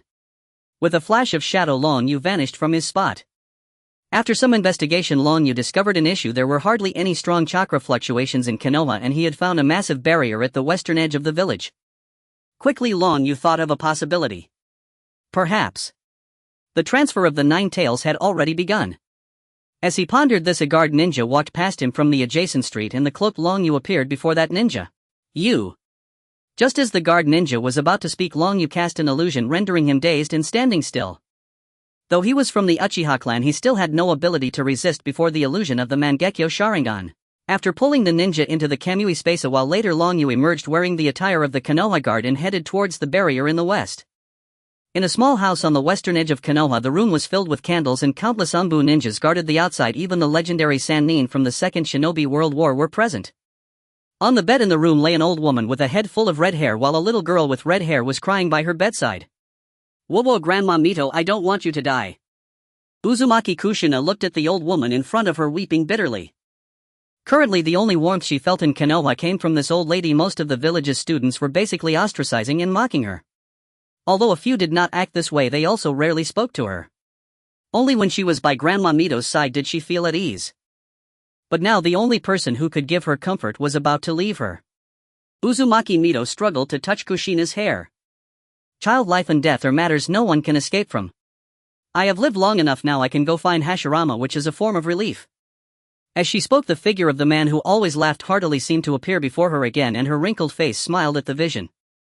I'm about to go, but the village he founded cannot fall. It still needs the tailed beast within me. So I entrust you with the 9 tails.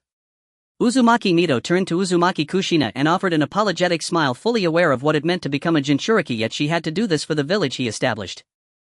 Grandma Mito, I promise you, Uzumaki Kushina replied with a choked voice.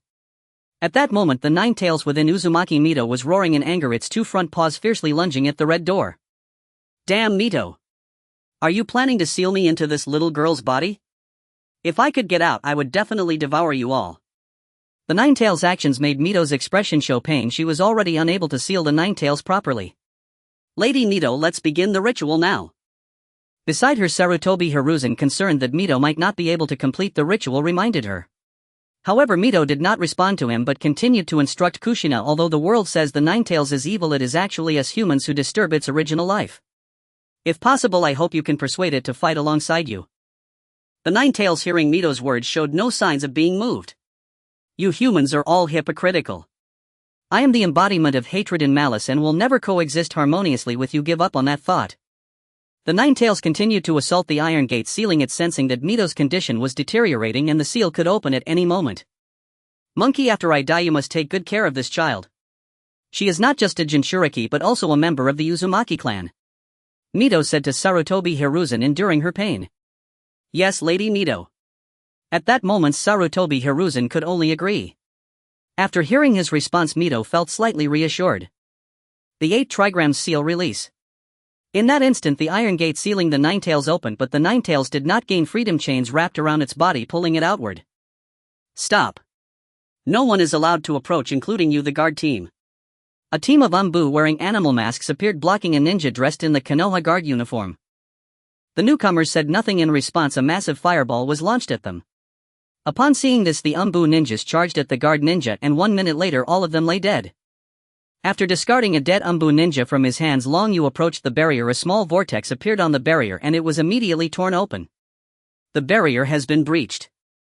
Jiraiya outside the house immediately sensed that the barrier he had set up was destroyed. Someone has entered the barrier. It's from the east, he quickly alerted the others. Upon hearing this, some Umbu ninjas rushed towards the direction Jiraiya indicated, which was a pre-planned strategy. If someone entered the barrier, part of the Umbu would go to intercept them while the others continued to guard the house. Can you sense the strength of that ninja? Tsunade asked Jiraiya. Jiraiya shook his head. Though I cannot sense it, anyone capable of breaking my barrier is certainly not an ordinary individual. The expressions of the three became more serious. Inside the house, Sarutobi Hiruzen had also heard Jiraiya's warning, but he could only feel anxious. The Ninetales had already been pulled out and was now sealing into Kushina. However, due to Uzumaki Mito's physical condition, this process was somewhat slow and the Ninetales struggled fiercely, further complicating the sealing. Just when everyone was in a tense state, a figure dressed in a black robe and wearing a mask appeared in the line of sight of Jiraiya and the others. The three had a tacit understanding. Although they were shocked that this person could break through the siege of numerous Umbu ninjas so quickly, they immediately launched their attacks the moment the masked man appeared. Shadow Snake Hand, Fire Style, Fireball, Superhuman Strength, Fist. 3 attacks surged towards the masked man before them. Jiraiya's Fire Release and Orochimaru's Snake Hand simultaneously pierced through the body of the masked man, while Tsunade, arriving later, struck empty air with a punch. Nani! The three were equally astonished, and just as they froze in shock, Long Yu had already passed through their bodies and kicked the wooden door at the small house. Inside the house, Sarutobi Hiruzen and others heard the commotion, and Mito's speed in sealing the Ninetales increased as Hiruzen instantly summoned the Monkey King. A figure in a black robe and mask appeared at the door. What's going on, Hiruzen? The old monkey wearing a Konoha forehead protector was still trying to grasp the situation. There's no time to explain, transform quickly. Hiruzen shouted, his gaze fixed on the figure at the door, his expression grave. To break through so many defenses consecutively, this individual was certainly not ordinary. And the pair of eyes behind the mask.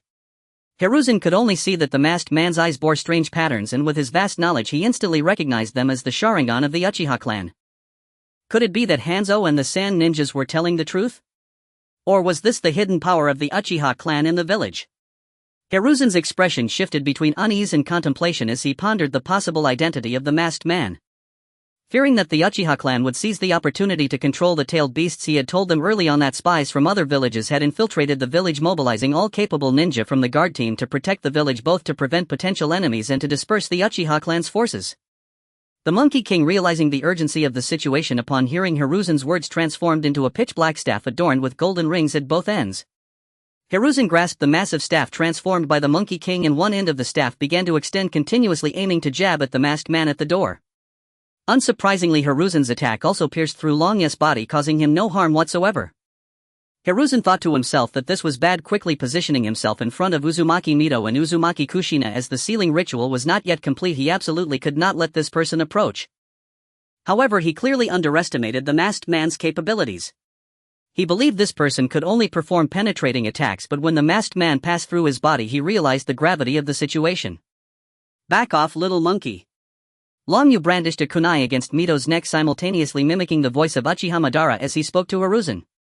The sealing ritual was not yet complete. If Mito were to die, the Ninetales would be released immediately. Now Hiruzen had no choice but to comply and step back. Hiruzen's heart surged with turmoil upon hearing the masked man's voice. At this moment, Jiraiya and the others also entered the room, cautiously observing the masked man by the bedside. You must be the son of Sarutobi Sasuke. I didn't expect that the little brat who once stood beside Hashirama and Tobirama has now become the Hokage. The current situation was already under Long Yu's control. Given Mito's current speed, sealing the Ninetales would likely take some time. He didn't mind throwing Madara under the bus, as his present identity was merely one of his many masks. At worst, he could discard it. After transplanting Hashirama's cells, he would have more than just this ability at his disposal. Who exactly are you? Upon hearing the mention of his father's name, Hiruzen became even more convinced that the masked man was indeed Uchiha Madara. However, he needed to buy as much time as possible to allow Mito to seal the nine tails. Ha ha ha. Long Yu was about to say a few more taunting words when he noticed that the speed of sealing the nine tails had suddenly increased dramatically, nearing completion. The nine tails currently being sealed sensed the power of the Mangekyo Sharingan, making it recall the person who had once controlled it with a mere gaze. Thus, it stopped resisting entirely and even assisted Mito in sealing itself within Kushina. Holy crap! What speed is this? Long Yu was shocked and dared not act recklessly anymore, casually tossing the kunai towards Hiruzen and the others, then swiftly changing his hand seals. 8 trigrams sealing release. Although Uzumaki Karen had brought along a copy of the village's sealing techniques when escaping the village, it did not include the 8 trigrams sealing. This was something Long Yu purchased from the system shop specifically for this moment. Hiruzen and the others watched Long Yu's actions with immense anxiety, yet they had no way to counter it. Although killing Mito and Kushina now could prevent the nine tails from appearing, it would also mean that Konoha would be without a tailed beast for a long time, a consequence they could not afford. Thus they preferred to see the nine tails released. In fact, the nine tails had hardly played a significant role in the wars of Konoha, but it served as a formidable deterrent, which is why it was so crucial. A massive orange-eared fox emerged, breaking through the roof of the small house, its nine tails swirling as its red vertical pupils were filled with brutality and murderous intent. Then it spoke. Its first sound was not a powerful roar, but the nine tails knew it could not resist the power of the Mangekyo Sharingan, so the moment Long Yu released the 8 trigrams sealing, it gave up on resisting, but it would not submit, and before being controlled by the illusion it defiantly cursed several times.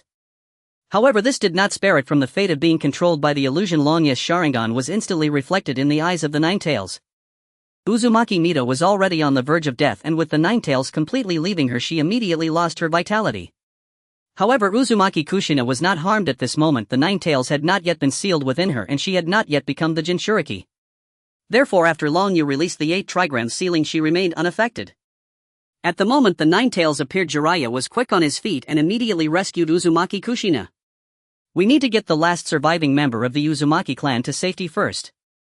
Jiraiya hurriedly handed Kushina to a nearby Umbu ninja, who took her and left upon receiving the order. Seeing this, Long Yu did not intervene. His goal was not her. If Kushina escaped, it might even aid his future plans. Oh, the nine tails controlled by the Mangekyo let out a long howl, its nine tails thrashing, and some Umbu were even killed by its tails. Let's see what Konoha has left without Hashirama. The red light flickered in Long Yu's eyes, and the howling nine tails behind him elevated his presence, overwhelming the 4 opponents in front of him. Fire release, great fire annihilation. A massive wave of flames surged toward Long Yu, aiming to engulf Sarutobi Hizashi and the others.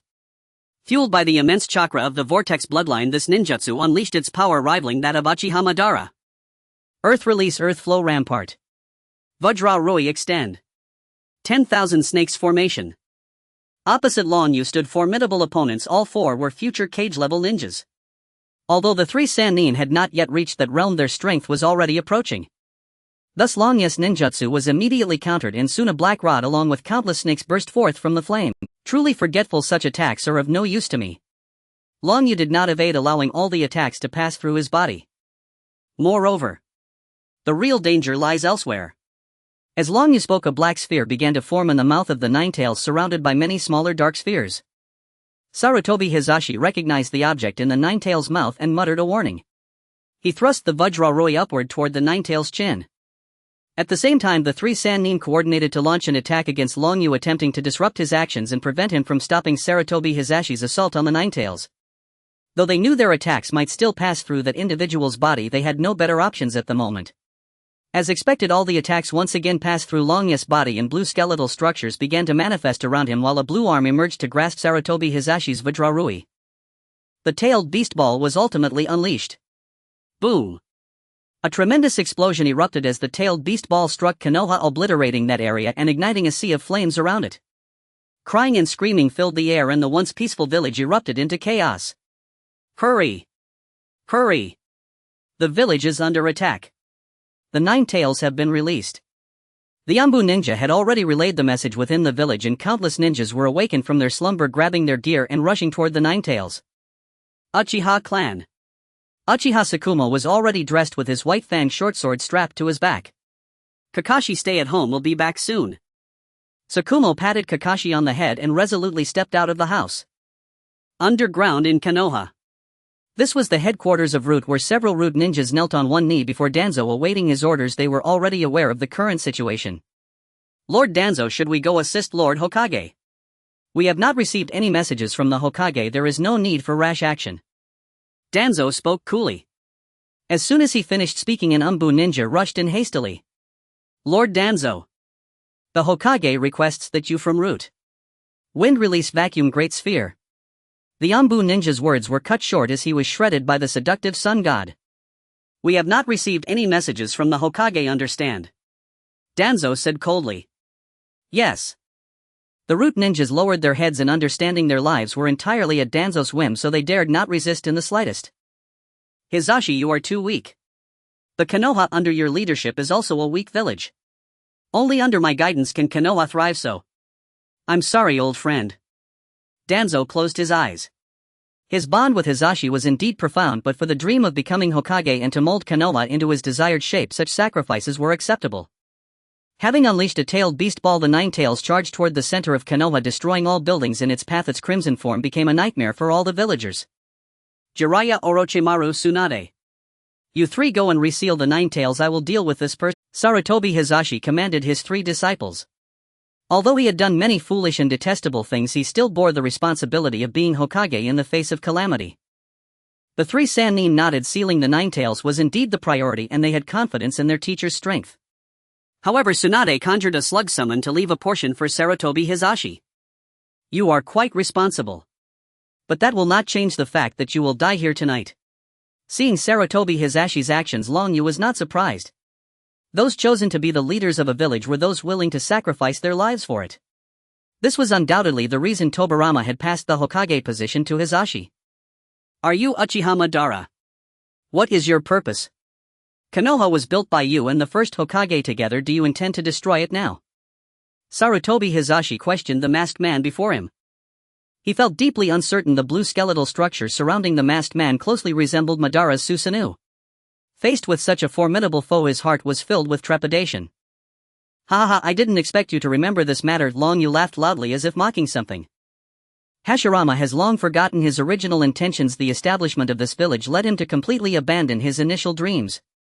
Long Yu paused here. Forget it, these trivial matters are not for you to know. Fire release great fireball technique. After forming seals within the Susanoo, Long Yu expelled a massive fireball. Seeing that he could no longer delay, Sarutobi Hizashi was forced to engage. He discarded his Hokage hat and robe, revealing his black ninja attire. Water release water dragon bullet technique. A water dragon emerged to block Long Yu's fireball, dispersing into mist. Shadow clone technique. Sarutobi Hizashi formed seals again, summoning 4 shadow clones around him. Faced with the enemy before him, he dared not be careless, immediately entering a state to maintain maximum combat power. Earth release earth dragon bullet. Fire release fire dragon flame bullet. The earth dragon spewed forth mud, which was ignited by the fire dragon and shot toward Long Yu. Seeing the technique before him, Long Yu felt a sense of familiarity. He remembered being outclassed when he previously streamed Naruto. Now it seemed he could finally take revenge at its source. With this thought, Long Yu's opinion of Sarutobi Hizashi worsened and his enthusiasm for the battle sword. The blue skeletal structure rose once more, enveloping Long Yu completely. Sarutobi Hizashi's earth dragon bullet and fire dragon bullet were both blocked by the Susanoo. Yasaka Magatama. Several blue Magatamas suddenly appeared in Susanoo's hands, which were then flung towards Sarutobi Hizashi. Seeing the several blue Magatamas approaching him, Sarutobi Hizashi did not panic. He threw his Vajrarui outward, creating a cage that protected him inside. The blue Magatamas could not break through this barrier. The time is almost up. This battle should come to an end. With a calm tone, Long Yu finished speaking. Muscular lines began to grow on the blue Susanoo's skeletal frame, followed by plate-like armor. The Susanoo then sprouted legs rising into the air, revealing a fully realized form over 180 meters tall in front of Sarutobi Hiruzen. In comparison, Sarutobi Hiruzen's figure resembled a tiny ant. From the crystal on the forehead of the complete Susanoo, Long Yu could clearly overlook the entire Konoha village. The Nine Tails was estimated to be less than half the height of a Susanoo, currently rampaging through Konoha, where countless Konoha ninjas rushed towards the Nine Tails like moths to a flame, only to be instantly obliterated.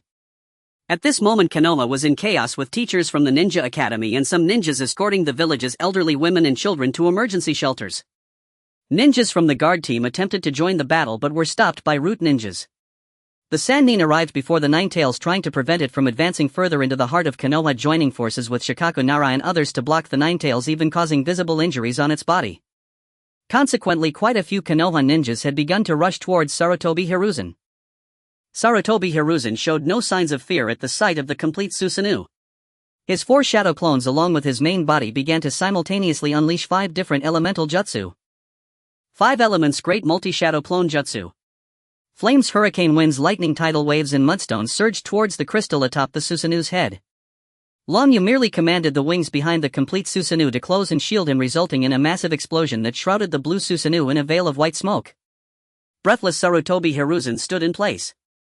Although he was not old yet, he was not in the state of infinite chakra from being reincarnated during the 4th Great Ninja War, and casting this jutsu placed a considerable burden on his body. Did it work? Sarutobi Hiruzen anxiously watched the swirling dust before him. As the dust settled, it was evident that part of the blue Susanoo's wings had indeed been destroyed, but it was not a significant injury. It merely consumed a bit of Longyu's ocular power, which he was now capable of recovering on his own. Due to the size of the complete Susanoo, Longyu could not utilize the dimensional phasing ability of Kamui while employing the Susanoo, as it would geometrically increase the consumption of his ocular power. However, with the current defense of the Susanoo, no one could breach it. He had previously known that during the 4th War even the 5 Kage combined could only break the 2nd stage of the Susanoo. As the wings slowly retracted, Sarutobi Hiruzen felt cold sweat trickle down his forehead as a sense of despair began to take root in his heart. Such power. It seems I can only use that jutsu now. However, before he could ponder further, a gigantic blue hand reached out towards Sarutobi Hiruzen. Quick! The Hokage is here. Attack this blue monster. At that moment, a squad of Konoha ninjas arrived.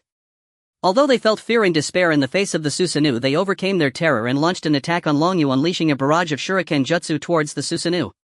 Oof, noisy! Kamui shuriken.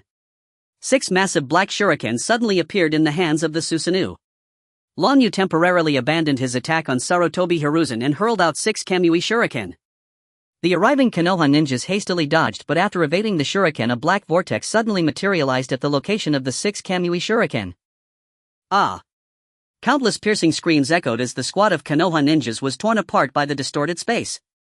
After eliminating the incoming Konoha ninjas, Longyu reached for Sarutobi Hiruzen, whose 4 shadow clones had already dissipated, making it easy for Longyu to capture the exhausted Hokage. However, to his surprise, Sarutobi Hiruzen showed no signs of panic. Instead, he began to laugh. Soon Longyu understood why he was laughing. A massive white figure emerged behind Sarutobi Hiruzen with white hair, holding prayer beads and a knife clamped in its mouth. It was the Shinigami. Let's go to hell together. Uchiha Madara.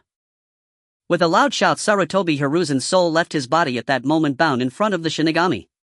Then a hand of spirit extended from Hiruzen's body, reaching towards Longyu, who was inside the crystal atop the Susanoo.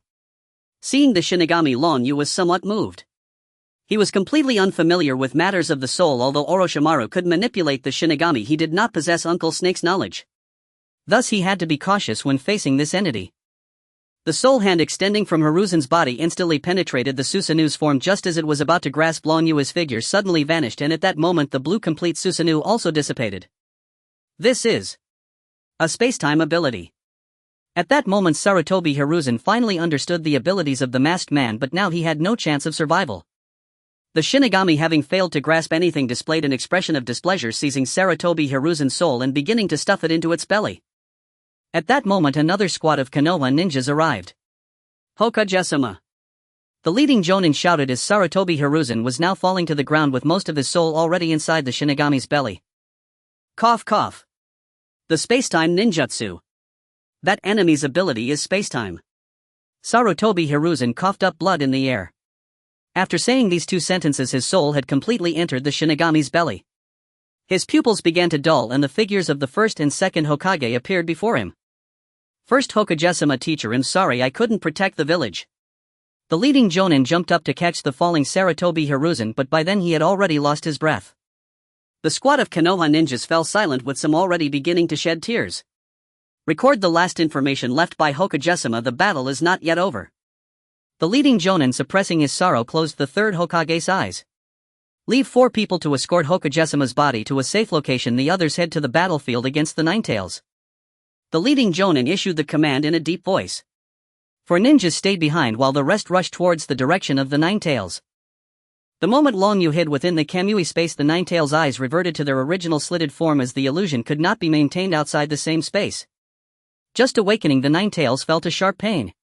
Its body was already covered in numerous wounds and unending attacks continued to rain down upon it. Ah whoa! The nine-tailed beast let out a pained cry, its heart seething with hatred toward the Uchiha clan and Konoha, hatred so fierce that even freed from the Genjutsu's control it immediately lashed out at Konoha shinobi.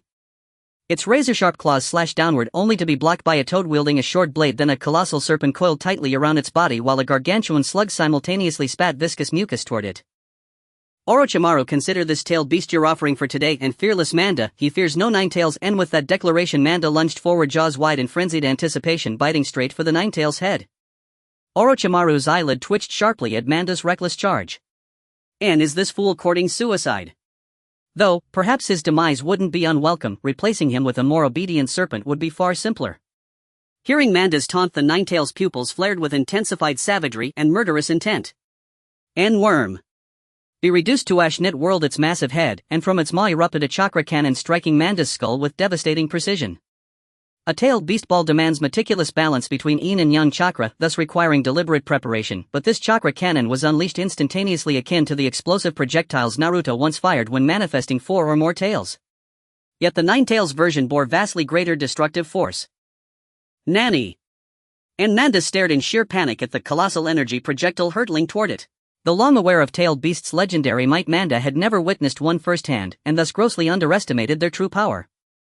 Summoned earlier by Orochimaru, it had watched the Ninetales repeatedly wounded by humans and concluded such beasts were overrated. That illusion shattered the moment the chakra cannon struck its skull. Boom! And the crimson energy blast incinerated Manda's head into nothingness. Its decapitated serpentine body collapsed limply onto the earth. Satisfied, the Ninetales shifted its gaze away from Manda's corpse and fixed its burning eyes upon the toad and slug standing before it. Yet as the Ninetales turned its head, a second serpent, identical in appearance to Manda but slightly smaller, suddenly emerged from the remnants of its severed body. Orochimaru! You dared pit me against such a perilous creature. Next time you summon me, you'll provide double the offering. With those words, Manda dissolved into a wisp of white smoke, refusing to linger here for even a single minute longer. Having employed its skin-shedding technique, Manda's strength had diminished significantly. Recovery would demand an extended period of rest, and its resentment toward Orochimaru, who had summoned it into this calamity, now burned fiercely. As expected, Orochimaru watched Manda vanish without surprise. Its reckless behavior had already foretold this outcome. The Ninetales' focus had now shifted entirely toward them.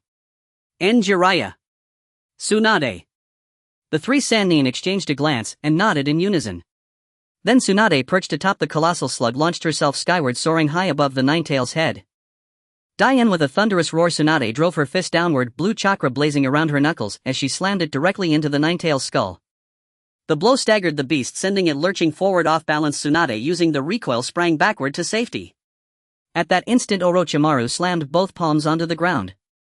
Manda's binding array and countless serpents erupted from the earth, coiling upward into a towering cylindrical cage that sealed the Ninetales' head within writhing, constricting coils. Gamabunta and Jiraiya shouted, and beneath him the great toad instantly understood. And fire released toad oil flame bullet. Gamabunta expelled torrents of flammable oil from its mouth, then Jiraiya exhaled a torrent of searing flame.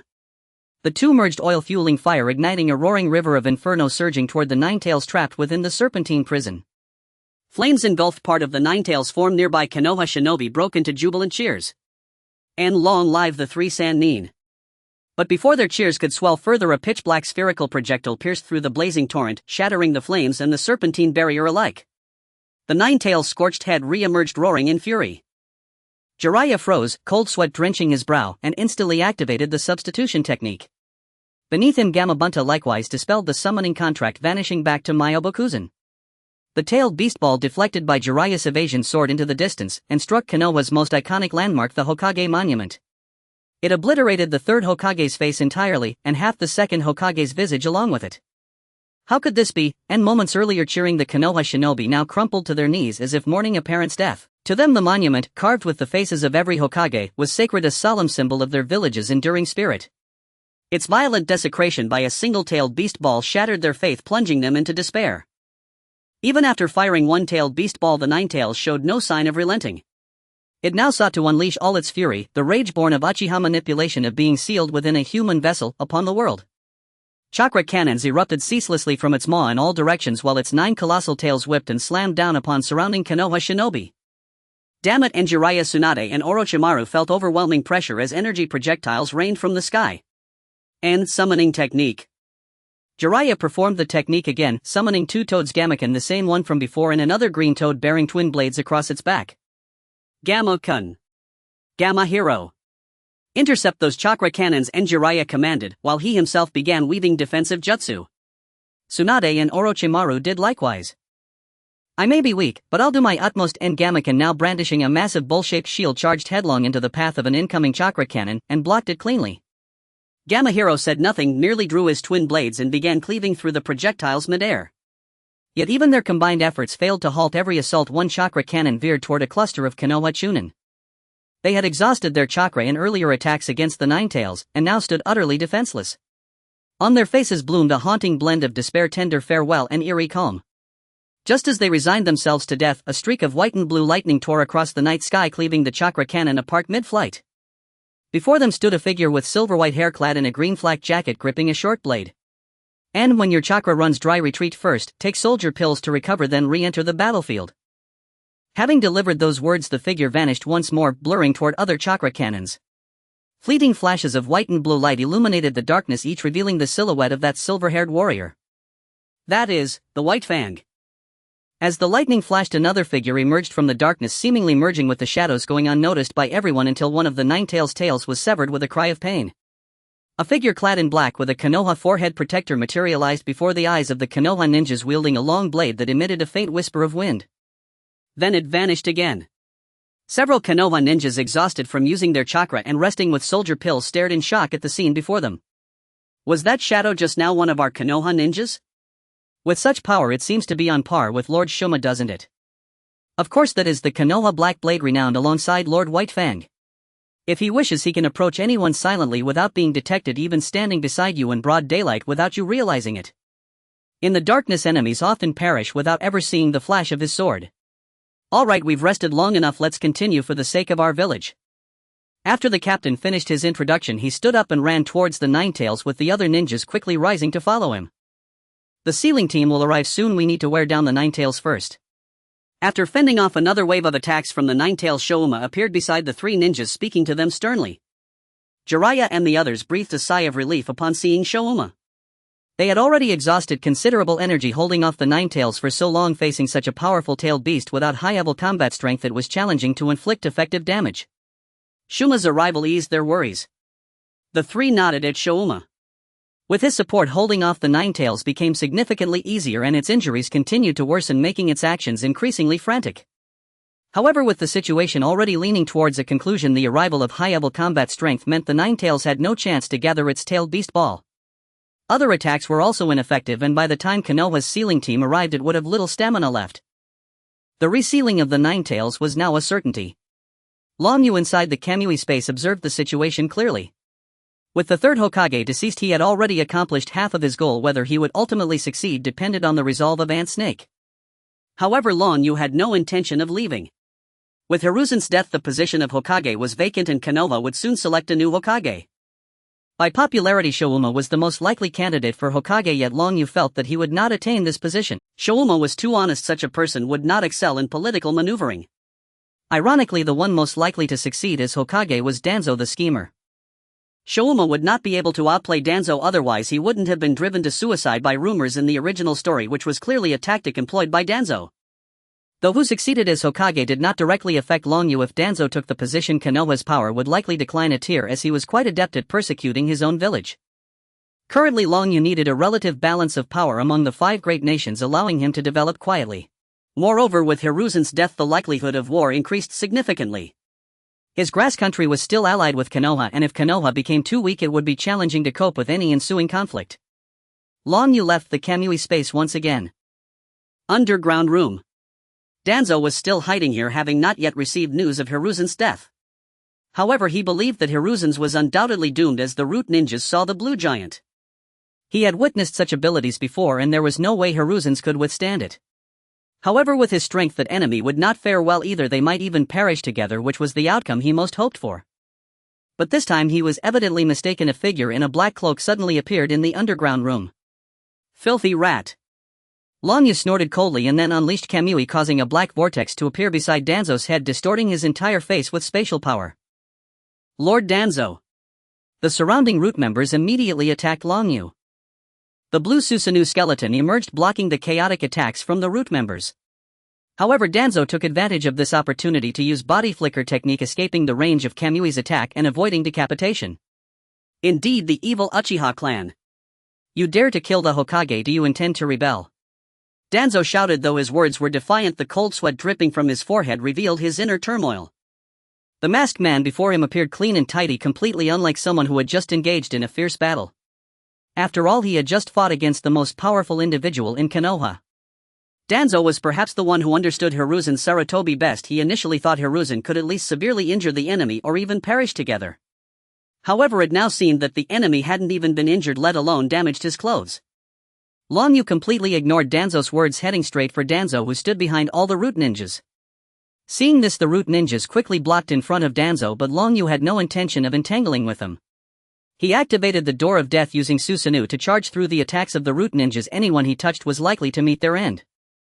Yamanaka Aoi Aburame Shino. Stop this man. Danzo, witnessing the rapid reduction of root ninjas, felt no sorrow. After instructing his two subordinates beside him, he turned and fled towards the back of the underground room. Although Danzo was in the underground room, he was well aware of the external situation. The Nine Tails was about to be resealed, and with Konoha's strength it was impossible to stop a single person. Furthermore, his roots were no pushovers. Perhaps he could leave a mark here and gain some reputation. However, that would require some preparation time, and he could afford to sacrifice the root members here. A blonde youth beside Danzo and another young man wearing an eye patch stood in front of Long Yu after hearing the order. At this moment, many root ninjas were still entangled around Long Yu. Mind disruption technique. Yamanaka Aoi placed his hands in a heart shape in front of his chest, sending a wave of light flying towards Long Yu. Yamanaka Aoi remained expressionless, showing no pain from being abandoned or fear in the face of a strong enemy. He simply obeyed the orders given by Danzo. Aburame Shino beside him was the same. Aburame Shino released a swarm of densely packed black insects that swiftly surrounded Long Yu, aiming to restrict his movements. At the same time, the jutsu unleashed by Yamanaka Aoi was about to reach Long Yu. Uncertain if Susanoo could block spiritual attacks, Long Yu deactivated Susanoo and entered a phasing state. Yamanaka Aoi's attack missed, but Aburame Shino's insects still circled around him. More than half of the root ninjas in this area had already been eliminated by Long Yu. Danzo had retreated to the back of the underground room and had also sealed a stone door. Huff. It seems I must eliminate these bothersome insects first. Long Yu hadn't expected these ants, which could be crushed effortlessly, would prove so troublesome. At this moment he felt that killing Danzo might be even harder than killing Hiruzen Sarutobi. Deactivating phasing, countless insects swiftly crawled onto his body, attempting to bite him. Long Yu crossed his arms over his chest and chakras surged within him, a wave of green energy enveloping his surroundings. The gate of opening. Long Yu shouted, and the surrounding insects were instantly obliterated by the overwhelming chakra. The opening of the gate was not because they were particularly strong, but primarily because Long Yu did not wish to waste any more time here. Then Long Yu leaped into the air, suspended mid-flight. Body technique Phoenix Meteor Rain. Long Yu swung his fists and flames filled the sky like shooting stars, crashing down upon the root ninjas below. In fact, this was Kai's Morning Peacock, which Long Yu had renamed to something he thought was more fitting. After a single strike, fewer than 10 root ninjas remained alive. Moreover, the few that were left were in poor condition, unable to even stand, with only Yamanaka Aoi, an oil woman, barely able to continue fighting.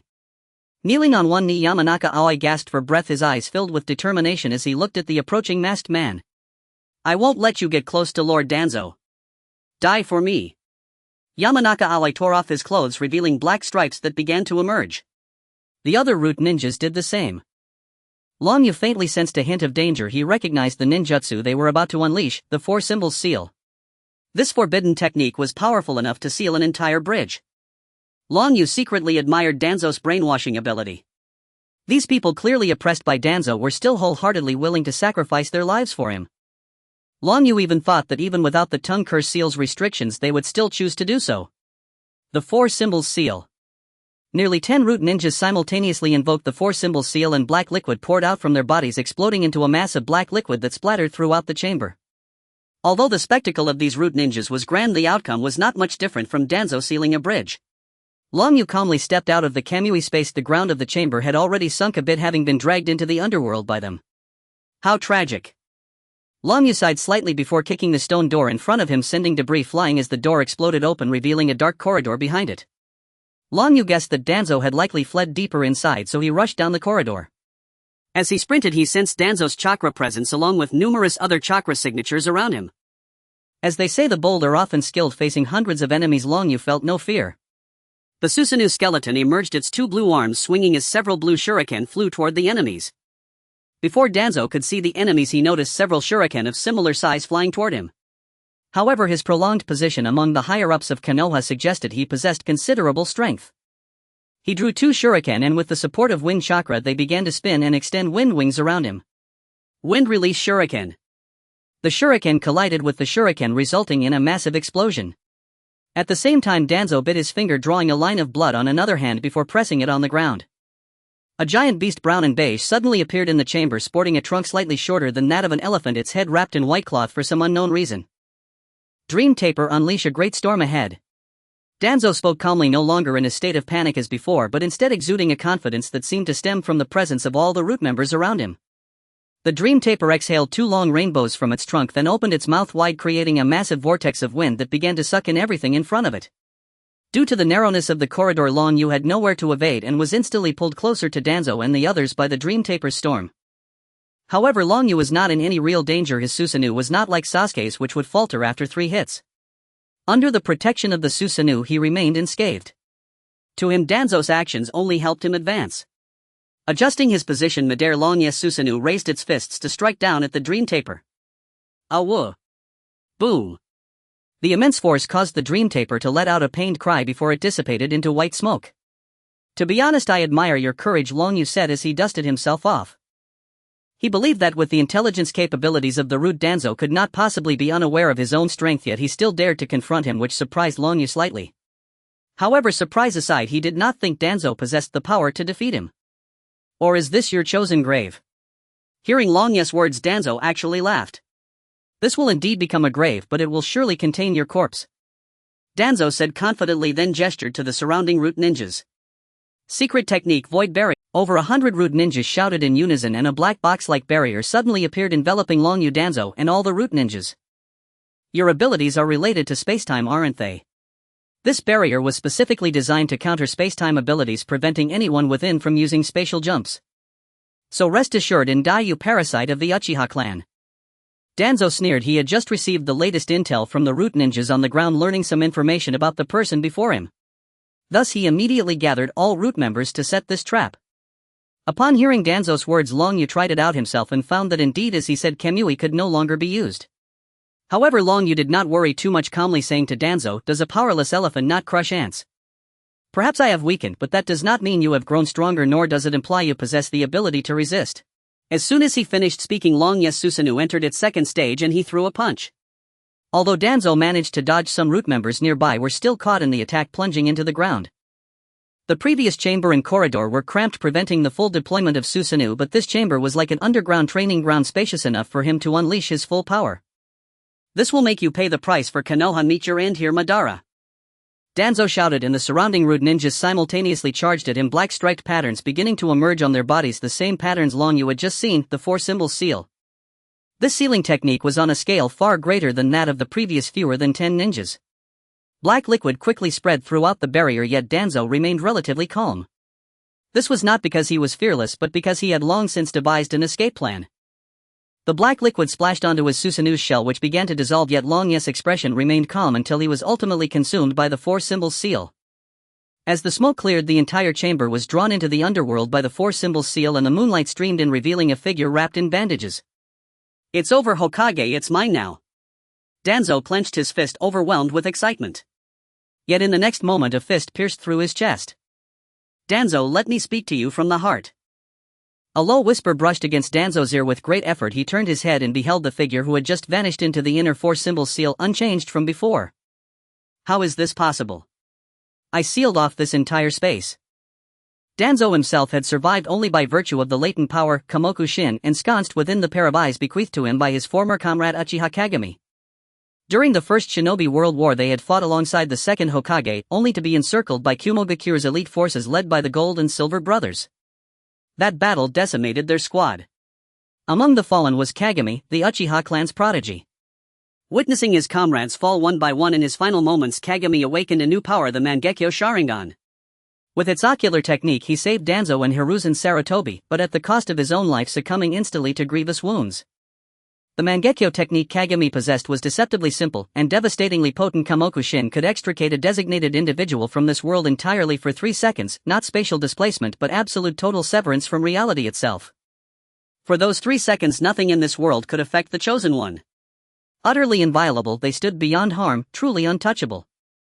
Yet the ability bore a severe limitation: its cooldown spanned a full decade. Even so it remained an extraordinary power, and Danzo of course would not let it slip away. Lacking Uchiha bloodline however, he could only bear one eye, and the Kamokushin he wielded could designate but a single person. It was precisely this power that emboldened him to use himself as bait to lure the masked man here and annihilate him alongside Root. Yet he never imagined even such a gambit would fail to end the masked man's life. WWHY, are you still alive? What your eyes perceive is not always truth. Shadow of the shinobi world. Long Yu slowly withdrew his arm. Danzo's body, deprived of support, crumpled onto the ground. Danzo's eyes dimmed. Once more the night of that fateful battle unfolded before him. Under these circumstances only one must draw fire while the rest escape. To serve as the decoy. It means certain death. Who among us shall go? In that suspended instant time seemed to halt. Though he had long resolved to sacrifice himself as a shinobi for the village, he hesitated. A protracted inner struggle ensued, yet he ultimately failed to step forward. I will be the decoy. A voice familiar as dawn thundered beside him, calming his turmoil, silencing his resistance, yet leaving behind an eternal chasm of regret and remorse. Hiruzen, this time, let us face it together. Danzo's eyes flared with sudden light, like a final fleeting radiance, before blazing with grim resolve. This man must not be allowed to live. If killing him proved impossible, then at the very least, he must not claim Kagami's eyes. Though already fallen, Danzo surged upright once more. Long Yu raised his foot to deliver the finishing blow, only to find Danzo clutching his thigh with desperate strength. Without hesitation, Long Yu lifted his other leg and brought his heel crashing down upon Danzo's skull. Black chakra markings flared anew, the same technique, but the spatial barrier no longer sustained by Root Shinobi had long since dissolved. Long Yu halted his descending foot midair and instantly vanished into the Kamui dimension. Once initiated, the inner four symbol seal could not be halted. Moments later, Danzo's body erupted in violent detonation, yet in that final instant his gaze softened as if releasing a burden long borne. After a brief interval, Long Yu emerged from the Kamui dimension, confirmed Danzo's demise, and departed. This operation had concluded flawlessly. Whether its outcomes would align with his expectations remained uncertain, for though strategy lies in human hands, success rests with fate. In truth, Danzo's fear that Long Yu sought Kagami's eyes was unfounded. Long Yu knew nothing of that Sharingan, believing instead that Danzo had evaded death via Izanagi. Yet Izanagi had only come into Danzo's possession after the Uchiha massacre, a detail Long Yu had overlooked. Still, it mattered little. Long Yu himself had avoided that fatal strike not through Izanagi but through the uncanny nature of Kamui. Though spatial jutsu were indeed nullified within the barrier, he had already retreated into the Kamui dimension the moment the Dream Eater had drawn him among Root's ranks, leaving behind only a shadow clone. With affairs settled, Long Yu's true body did not return to Kirigakure, but instead journeyed to Kusa no Kuni. Prior to this mission he had foreseen its likely consequence: war. Preparation therefore was imperative. Within Konohagakure the Nine-Tails chakra had dissipated. Minato Namikaze cradled the unconscious Kushina Uzumaki, escorted by a team of ANBU toward her home. His massive Rasengan had played no small part in the battle's outcome. The Sannin and Sakumo Hatake exhaled in relief, only for another report to tighten their throats once more. Sakamasama, the Hokage, has fallen. Before the memorial stone silence reigned, bleak and hollow. Not long ago that figure clad in the Hokage's robes had stood there leading them in solemn tribute to fallen heroes. Now he himself had joined their ranks. All wore black faces etched with sorrow, quiet sobs mingled with the hush. This grief ran deeper than the last. As dusk deepened, fewer and fewer villagers remained before the stone. Orochimaru stood before the memorial stone, gazing upon Hiruzen Sarutobi's grave, his heart heavy yet his mind consumed by a darker contemplation: the meaning of life. Why is life so fragile? What meaning resides in a life so easily extinguished? Will I too fade thus one day? The image of his brother Nawaki flashed again, vibrant and full of promise, one moment gone without warning, the next leaving behind only a single necklace. If Jiraiya and Tsunade are likewise so fragile, and if my own life is no different, then what purpose does our birth serve? Could I ever master all the world's jutsu under such constraints? Thought after thought raced through his mind, until coalescing into a single fevered revelation. Only immortality could yield answers to such questions. Orochimaru's serpentine pupils flickered, and a small white snake materialized before his eyes, slithering up the Hokage's gravestone to coil there in silent repose. Legends say the white snake signifies fortune and rebirth. Perhaps Sensei Sarutobi has already been reborn into this world. Jiraiya, rarely using the honorific sensei, spoke of Hiruzen with rare reverence. Who can say? Orochimaru crouched, extending a hand. The white snake climbed obediently onto his palm, then shuddered. A slender fissure opened along its snout, and from within a tiny head emerged. Rebirth. Inside the Hokage office, Mito Menyen and Uzumaki Kamachi were discussing the candidate for the next Hokage. Originally Danzo was a suitable candidate, but unfortunately he also perished in this battle. Uzumaki Kamachi sighed. Indeed, I initially thought that Guy Danzo was hiding out of fear, but I didn't expect he encountered a powerful enemy and even lost his life.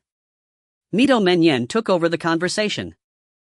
Both of them felt a sense of melancholy. The companions of their initial team had consecutively died, and now even the two most outstanding among them had sacrificed themselves, leaving only the two of them. They were both silent for a moment, and Uzumaki Kamachi returned to the main topic. Considering everything, the only suitable candidate now is Kakashi Hatake. Hearing her words, Mito Menyen frowned. But Kakashi is originally the captain of the Yambu, and he has such high prestige in the village. If he becomes Hokage, who can restrict him? Mito Menyen expressed his concerns. That's unavoidable. Currently he is the only one capable of taking on the role of Hokage. The Sannin might grow stronger in a few years, but for now they are still somewhat inexperienced. Moreover, I believe that even if Kakashi becomes Hokage, it won't be an issue. His power can be managed. I think we can let Orochimaru take over as the head of the Yambu. His calm and rational thinking is most suitable for this position, and Kakashi wouldn't be able to say much. With his talent, perhaps in a few more years he could even stand on equal footing with Kakashi.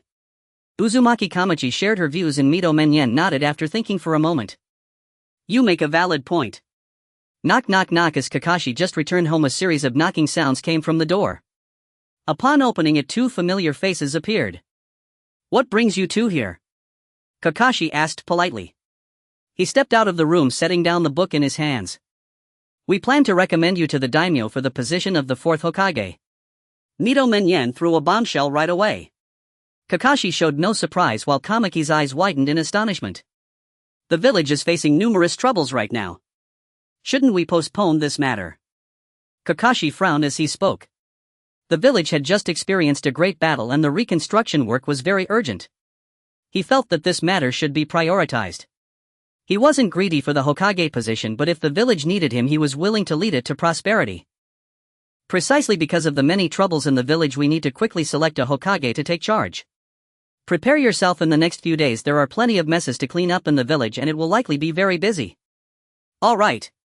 Hearing Mito Menyen and Uzumaki Kamachi say this, Kakashi could only nod in agreement. Originally the higher-ups of Konoha thought they had time to clean up the mess in the village.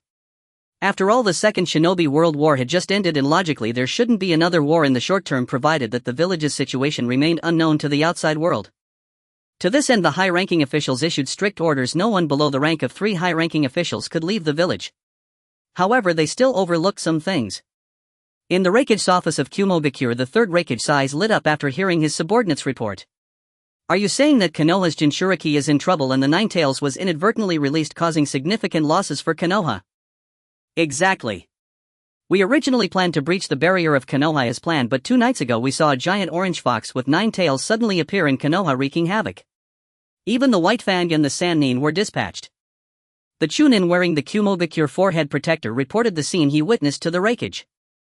Since Konoha had not used tailed beasts during the war, these ordinary ninjas did not know that it was Konoha's tailed beast.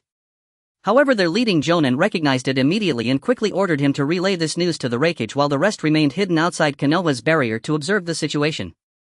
Ha ha ha, great. I didn't expect Konoha to make such a huge mistake. The Night Moon excitedly slammed his fist on the desk, causing it to shatter. A secretary, a female ninja dressed as such, helplessly rubbed her forehead. Raikage-sama, this is the 3rd time this month you've broken your desk. The village has already spent a lot of funds to develop the chakra cannon. I hope you won't add to the village's financial burden. The third Raikage felt a bit awkward upon hearing this and scratched his short yellow hair, calming down. Perhaps we should consider getting a stone desk next time. Wooden ones are too fragile and break upon a single touch. Then he looked at the reporting Chunin. You did well this time. Although you haven't completed the task given to you, the intelligence you gathered is very important. You can choose a ranked ninjutsu from the ninjutsu scroll pavilion. The reporting Chunin's eyes lit up with delight upon hearing this, and he quickly bowed to the Raikage to express his gratitude. Thank you, Raikage-sama, for your support. I will definitely risk my life to protect our village. Although in the original work high-level ninjutsu is frequently mentioned, making it seem like they are quite common, in reality ordinary ninjas find it very difficult to access high-level ninjutsu. Most jonin may not even know a ranked ninjutsu, so this reward might be something he could never hope to receive in his lifetime, especially since he could also choose a ranked ninjutsu that suits him. Originally such a task should have been assigned to more elite ninjas, but since they could only breach a small area of the barrier and could not let overly powerful ninjas unless they be discovered by Konoha, he had the opportunity to participate in this task. He did not expect to receive such unexpected joy from it. Perhaps this was also the reason why Minato could charm women under the moonlight back then. After all, at that age he wasn't capable of dealing with several jonin by himself. Alright, go claim your reward. I waved his hand and the reporting Chunin left with gratitude. Raikage-sama, should we inform the other ninja villages about this news? Of course. Not only the major ninja villages but also the Rain Ninja village should be notified. Now is the time when Konoha's strength is weakened. The other ninja villages have considerable grudges against Konoha, and it's a perfect opportunity to test how much Konoha's strength has diminished. We will then decide our next steps based on the situation.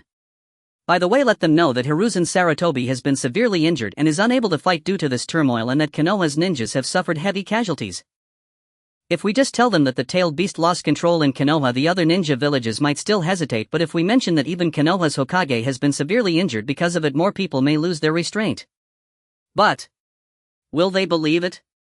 The secretary hesitated. Don't worry about whether they believe it or not. Just as I was about to finish his sentence, he was interrupted by a Kumogakure ninja rushing into the Raikage's office. Urgent report. Raikage-sama. The third Hokage Hiruzen Sarutobi is dead. Initially the Raikage wanted to explode with anger, but after hearing the words of the ninja his fury dissipated, replaced by shock as he gripped the visitor's collar tightly. What did you say? The third Raikage, tall and muscular, lifted the ninja off the ground by his collar. He swallowed hard and trembled as he repeated himself. The third Hokage Sarutobi Hiruzen is dead. Where did you get this news? I noticed the ninja's nervousness and set him down on the ground to ask. The Cloud Ninja took a deep breath. Since receiving the order yesterday, he had hurried to the village without rest, utilizing body flicker technique to reach here as quickly as possible. By now he was utterly exhausted. If it weren't for his relatively good physical condition, he would have fainted from being yanked by the Raikage. Yesterday morning Lord Roy accidentally discovered that Konoha's White Fang and some high-ranking officials had gone to the Land of Fire's daimyo residence. Lord Roy then speculated that something significant had occurred in Konoha, so he sent a lightning clone into the unstable gap of Konoha's barrier that had just been breached. He obtained this information from the memories of a Konoha civilian, and he also heard that the dark organization of the ninja world Akatsuki had lost its leader Danzo. It seems Konoha intends to nominate Minato Namikaze as the fourth Hokage. The Cloud Ninja relayed everything he learned to the Raikage in one breath. After listening, he contemplated for a moment before waving his hand. Let's go. Attack Konoha. Less than a day later, the news of the Ninetales rampage and the Hokage's death spread throughout the ninja world. Major ninja villages began to prepare silently. The ninja world became eerily calm, but everyone understood that this was merely the calm before the storm and wouldn't be long before chaos erupted again. However, the Rain Ninja village, which had also suffered losses in the last war and received the news, did not take any action. The first to act was the Cloud village. Upon learning of the third Hokage's death, the third Raikage changed his original plan. Konoha had already lost a significant amount of strength. If they were still thinking of sitting back and watching, they might end up with nothing in the end. Thus, while transmitting news to other villages, he also assembled troops to launch an attack towards the northeast of the Land of Fire. Minato, who had just returned to Konoha after being appointed by the Land of Fire's daimyo, hadn't even held his succession ceremony when he received news of the Cloud village's attack. Reluctantly, he had to change the 3 on the third Hokage's robe to 4 and announced it to the village. Minato then began to address the situation with the Cloud village's attack. At the door of the Hokage's office he was about to knock when a ninja dressed in black and carrying a long sword suddenly walked out. Sir. Minato lowered his head in greeting to Yukikijin, who nodded silently and left. He was dispatched to hold back the Cloud Village's troops. Originally he was not suited for such direct confrontation, but now Konoha was simply stretched too thin. Moreover, Yukikijin's abilities were relatively effective against the Cloud Ninja, who predominantly used lightning-based chakra. His leadership skills were also commendable, so Minato selected a team mostly composed of wind element chakra users to be led by Yukikijin to resist the incoming cloud forces. Minato entered the office and saw Shikaku looking haggard seated behind the desk rubbing his temples. The village's affairs had become overwhelming. Even with his excellent physical condition he was struggling. He hadn't rested in days and had been seated at his desk the whole time. Hokage-sama. Minato approached the desk and bowed to Shikaku. Shikaku put down his hand and smiled. Minato, you've come. How have you been recently? Not bad, I feel like every day is quite fulfilling. Minato was still confused, completely unaware of why he had been summoned, and the fourth Hokage seemed to be very familiar with him. These past few days I've been quite busy with rebuilding the village. Thank you for your hard work. Shikaku sighed. It's what we should do. Minato scratched his head. Shikaku continued, you probably don't know why I called you here, do you? Before Minato could respond, Shikaku continued. The reason I called you here is mainly for two matters. The first is that I intend to promote you to Jonin. Shikaku's words left Minato stunned. At just 12 years of age, becoming a Jonin at this age would be unprecedented in the entire ninja world. Minato instinctively wanted to humbly decline, but considering the current situation in the village he held back. Seeing Minato's silence, Shikaku nodded inwardly. Your strength has long surpassed the need to stay in the ninja academy. I remember the third Hokage mentioned letting you graduate early, but you refused because you didn't want to miss the academy's courses. However, times have changed. Konoha is facing unprecedented challenges. Besides the Cloud Village, the Sandrock and Mist villages will likely not allow us to pass through this crisis easily. Konoha needs manpower now, and your abilities are more than sufficient to become a Jonin. Minato had not declined earlier for this reason, and after hearing Shikaku's explanation he naturally had no objections. I understand, Hokage-sama. I will take on my responsibilities. Minato nodded earnestly. Hearing the affirmative response, Shikaku relaxed his expression. Then let's talk about the second matter. Shikaku said as he took out a scroll and handed it to Minato, who received it with a hint of confusion. What is this? Shikaku smiled but didn't immediately answer his question. Actually, the suggestion to let you graduate early was mine. I happened to see your results from the neural response test and thought of taking you as my disciple. Your talent is incredibly well suited for practicing my sword technique. I then proposed to the third Hokage to let you graduate early, but you didn't agree. I got too busy and forgot about it, and by the time I remembered, Jiraiya had already taken the lead. However, now that I have become Hokage, Konoha needs more powerful ninjas. This ninjutsu is very suitable for you, and I hope you can grow quickly. Shikaku spoke of matters not directly related, then gestured for Minato to open the scroll. Minato complied. The words Flying Thunder God technique first caught his eye, followed by the training method for this ninjutsu, which was several times longer than an ordinary ninjutsu scroll and contained knowledge of space-time. Thank you, Hokage-sama. Minato scanned through the scroll and bowed deeply to Shikaku. He understood the value of this scroll. It was the reason the second Hokage was known as the fastest ninja in the world. Shikaku waved his hand and then said seriously, this scroll must not be seen by anyone else. Minato nodded solemnly. After Shikaku explained a few more things to Minato, he let him leave and then buried himself in handling village affairs. In the 41st year of the Mai, after the surprise attack on the northeastern border of the Land of Fire by Yenin and Yunin, both Suna and Yenin declared war on Mai, claiming that Mai harbored a powerful rogue ninja capable of controlling tailed beasts. Of course, everyone could see that this was merely a war instigated for the sake of profit. Although Shuomao knew the war was inevitable, he still explained the alleged harboring of rogue ninjas to the ninja world and also provided information about the masked man who attacked Mai. Unsurprisingly, the major ninja villages did not withdraw their ninja forces stationed at the border of the Land of Fire. Inside the grass ninja village, Longyu stood before a group of grass ninjas, passionately inspiring them. The ninjas from Yenin village have already reached our nation's border yesterday. They even sent an envoy to warn me to withdraw all defenses and let their troops pass through our land of grass, or they will annihilate us. Everyone fell silent, but the suppressed anger was palpable. After surveying the crowd, Longyu continued. Withdrawing all defenses means what? It means we will become meat on the chopping board at their mercy. Your loved ones could be persecuted by the ninjas from Yenin at any moment. Their actions are a sheer provocation against us. Thus I killed their envoy and intend to fight against Yenin to the end. What about you? Long Yu raised his voice. To fight to the end. To fight to the end. Waves of cheers flooded the entire grass ninja village. Long Yu nodded in satisfaction. After a brief period of rest and recovery, the grass ninja village entered a phase of rapid development. With the support of advanced technology provided by the system, the productivity of the land of grass increased rapidly, and it could now be regarded as a scaled-up version of the Akatsuki village. Naturally, his resources soared as well. Although he still couldn't afford the Rinnegan, many chakra technology weapons were now available for bulk purchase. Moreover, with the support of the Kurigane clan, the strength of the grass ninja village had significantly improved. While it might not surpass the 5 great ninja villages, it could certainly stand up to them. Very well. This time we will make the entire ninja world aware that our land of grass is not something they can manipulate at will. Furthermore, any ninja who performs excellently in this war will have the opportunity to enter the sacred land and receive the blessings of Long Yu the sage. Long Yu shouted, and upon hearing this, the grass ninjas became visibly excited. Really? Do we also have the chance to enter the sacred land and receive blessings? Last time a lower ninja entered the sacred land and directly gained the strength of an upper ninja along with a bloodline limit. I must enter the sacred land. I can't wait to fight Yenin. Seeing the enthusiastic grass ninjas, Long Yu couldn't help but smile. The so-called sacred land was the Akatsuki village. As the daimyo of the land of grass, creating such a place within his domain was quite simple. However, it couldn't be entirely considered false. He merely sanctified the Akatsuki village a bit and adorned himself with the identity of a brother of the Sage of Six Paths. This not only increased his control but also allowed him to cultivate grass ninjas through the system.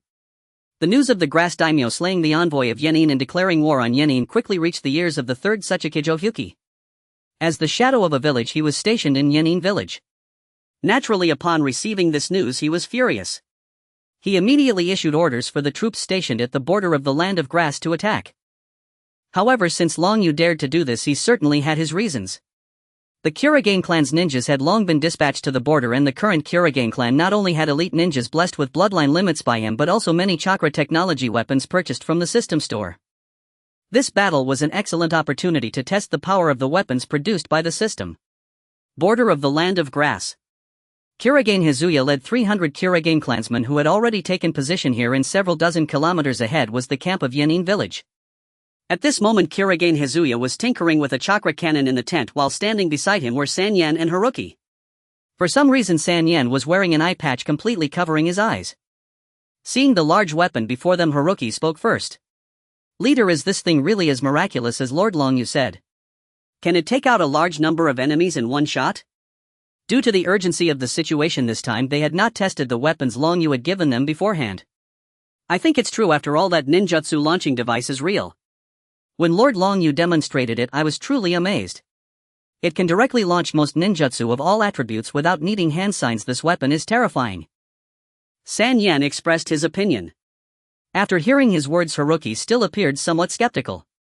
The power of that thing is within my comprehension, but this one seems a bit absurd, right? According to what Lord Long Yu said, the power of this thing is comparable to the tailed beast bomb. Alright, discussing so much here is useless. We'll know once the battle starts. Moreover, even if this thing is useless with our clan's current strength, we have nothing to fear from those rock ninjas. Just as Hazuya finished speaking, a clansman rushed over in a hurry. Report, leader. The Yenin troops are coming, roughly estimated to have over 600 ninjas. Upon hearing this news, Hazuya showed no signs of anxiety about the disparity in numbers, only excitement. Excellent. The other clansmen shared the same expression. Having cultivated the fields in the land of grass for nearly 2 years, they had long grown weary of such a tranquil life. Although the Kurigane clan was not as warlike as the Kagaya clan, they still relished a life that stirred the blood. After having the 5 chakra cannons pushed to the front lines, Hazuya also rushed over. He wanted to personally witness the power of this weapon. The Yenin troops charged towards them in a grand manner, and before they reached, they began throwing kunai and shuriken into their formation. However, the Kurigane clan's ninjas did not move, merely deflecting the thrown projectiles. In front of the 100-strong formation, Kurigane Hazuya waved his hand. Fire! The 5 chakra cannons activated simultaneously, and a bluish light first gathered at the cannon's mouth, then suddenly transformed into an orange beam shooting towards the Yenin ninjas. The running Yenin troops, caught off guard, were struck by the beam and turned to ashes. Even using the Earth-style wall could not stop it. In this single attack, the Yenin troops suffered the loss of over 100 ninjas while the Kirigane clan had 0 casualties. The surviving Yenin ninjas were somewhat frightened and hesitant to advance. Charge forward. Anyone who retreats will be executed. The leading elite upper ninja shouted. Although he was also frightened, he believed that this weapon could not be used frequently, so he aimed to crush this group of grass ninjas during this window. Hearing his command, the Yenin ninjas charged towards the grass ninja formation once more. Hazuya, seeing the weapon's power, brightened his eyes and shouted again, "Load chakra crystals, fire again." The bluish light flickered once more. The elite Jonin leading the Iwagakure team stared in astonishment at the flickering azure light, quickly expending all his strength to shout, "Get out of the way." A crimson light beam appeared on the battlefield once again, but this time Iwagakure was somewhat prepared, resulting in fewer casualties than before, though many still perished. Now the ninjutsu of Iwagakure had become almost on par with that of the Koki family. At this moment, Koki Heiza did not order his clan members to use the chakra cannon, as chakra crystals were quite difficult to manage. Currently, the production of chakra crystals relied solely on a chakra crystal converter, which had a very slow conversion rate. Koki Heiza took out the weapon from his back, pointing the end with the green flowers towards the sky. The green flowers on the peculiar stick weapon began to emit clear water, which gathered in the air to form a giant water mirror, then solidified into pale blue ice crystals. Ice release 10,000 kills water feather. Koki Heiza was somewhat excited. He had not had the chance to use the ice release bloodline limit since obtaining it from Ryuyu, as there had never been an opportunity like this in the grass ninja village. The ice release bloodline limit was something he had long coveted. He had envied the abilities of the Mizunakage clan during his time in Kirigakure, never imagining that he would one day possess such powers. He was grateful for the decision he had made back then. Having acquired the ice release, his overall strength saw a tremendous increase, and his signature ninjutsu, the water mirror technique, became even more formidable. On the battlefield, sharp ice needles began to shoot out from the ice mirror released by Koki Heiza, relentlessly targeting the Iwagakure forces. The leading Iwagakure ninja's pupils constricted sharply. Such a large-scale ninjutsu was not easily dealt with. Everyone, defend! Without needing his reminder, the Iwagakure ninjas had already begun to cast the earth flow wall for defense. Fortunately, the penetrating power of these ice needles was not too strong and could not breach the earth flow wall. However, there were some unfortunate souls with slower hand speeds who were pierced through by the myriad of ice. Before the Iwagakure forces even engaged the enemy, they had already suffered over half casualties, and apart from the initial throwing of shurikens, they had been forced to dodge and defend, leaving them utterly demoralized and in disarray. In contrast, the grass ninjas were full of fighting spirit and looked somewhat impatient. Attack! With Heiza's command, 300 members of the Koki clan wearing grass ninja headbands shouted as they charged towards the enemy. As the two armies collided, the battle situation was completely one-sided. Most Iwagakure ninjas had lost their fighting spirit and only thought of fleeing upon seeing the charging grass ninjas. However, how could the Koki clan, equipped with scientific ninja tools, allow them to escape? They merely needed to raise their arms and powerful ninjutsu would be unleashed from their hands, leaving Iwagakure unable to defend or evade. Monsters! This group of grass ninjas are monsters.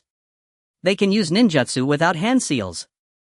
One IWA ninja witnessing such a scene was overwhelmed with fear and collapsed, shouting as he ran backward, discarding the kunai he held. However, he was soon struck by a blue-white Rasengan, shattering his heart, and he fell to the ground. The leading Jonin had just expended considerable effort to eliminate a few grass ninjas when he noticed that his side's ninjas were rapidly diminishing with no resistance left. Realizing the disparity in strength, he finally issued the retreat order. The surviving Iwagakure ninjas felt as if they had been granted a reprieve, using all their strength to escape. Heiza noticed and aimed to take out the leading elite Jonin of Iwagakure first. Ice release Ice Dragon bullet technique. Heiza swung his weapon and an ice dragon emerged from the tip, roaring as it charged towards the leading Jonin of Iwagakure. The elite Jonin turned around upon hearing the sound, only to see the ice dragon already in front of him. Earth release Earth flow city wall. Considering the formidable power of the ice release ninjutsu, he did not hesitate to use a more chakra-consuming defensive technique. A massive rock wall like a fortress appeared in front of him, blocking the incoming ice dragon, but his ninjutsu was also shattered by the ice dragon. After breaking through the wall, Heiza charged towards him with his weapon. Seeing that there was still a considerable distance between them, the elite Jonin from Iwagakure began to flee again. He was now only thinking about relaying information back, having already realized the gap between them after Heiza's two attacks. However, an unexpected turn of events occurred. The ice shards that had fallen to the ground after the ice dragon shattered suddenly coalesced into an ice mirror, while another ice mirror formed in front of Heiza. Heiza dashed into the ice mirror which enveloped him like water, then he appeared before the other ice mirror raising his hand to perform the coral reef technique. The fleeing Iwagakure Jonin suddenly turned around and saw Heiza had appeared behind him, causing him to break out in a cold sweat, and the coral reef soon spread beneath his feet. What? This time he could not react in time. The coral reef quickly climbed up his body, rendering him immobile. He wanted to call for his subordinates to help him cut away the coral reef, but upon looking around he found that his entire squad had been annihilated. Fall into eternal slumber. Heiza's cold voice rang out as an ice needle pierced through his brain, sealing his fate here forever. In this battle, the Grass Ninja Village achieved a great victory, annihilating the enemy forces with just half their strength, suffering fewer than 30 casualties. Though this was merely a vanguard unit from Iwagakure, the real main force was still behind. More importantly, the power of chakra weapons was fully demonstrated in this battle. Ryuyu, receiving the news, was greatly pleased, seeing in the power of these weapons the hope of unifying the ninja world. The next day, the Iwagakure army led by Koko and Akako arrived at the border. After investigating the results of the vanguard unit, they did not act rashly and chose to set up camp along the border. Meanwhile, Ryuyu led the Grass Ninja army to the battlefield. Although it was called an army, there were only a little over 600 ninjas, equivalent to a vanguard unit from Iwagakure, as the Grass Ninja Village's foundation was still too weak. Inside the Grass Ninja camp, Ryuyu, Misaki and Heiza sat around the tent while Koki Sanyan stood by. In just one morning, dozens of ninjas have been sent by Iwagakure to scout information. They are too crazy. Misaki frowned and said it's understandable. A small village with a total of fewer than 500 ninjas managed to annihilate a large village with more than 600 ninjas in a single day. Anyone would be alarmed by that. Ryuyu chuckled, fully aware of Iwagakure's current mindset. They likely thought that the Grass Ninja Village had received some strong reinforcements, making them hesitant to act rashly. So what should we do now? Koki Heiza spoke up, as he was quite eager for a fight. Wait. The ones wanting to attack Konoha are them. They should be the anxious ones.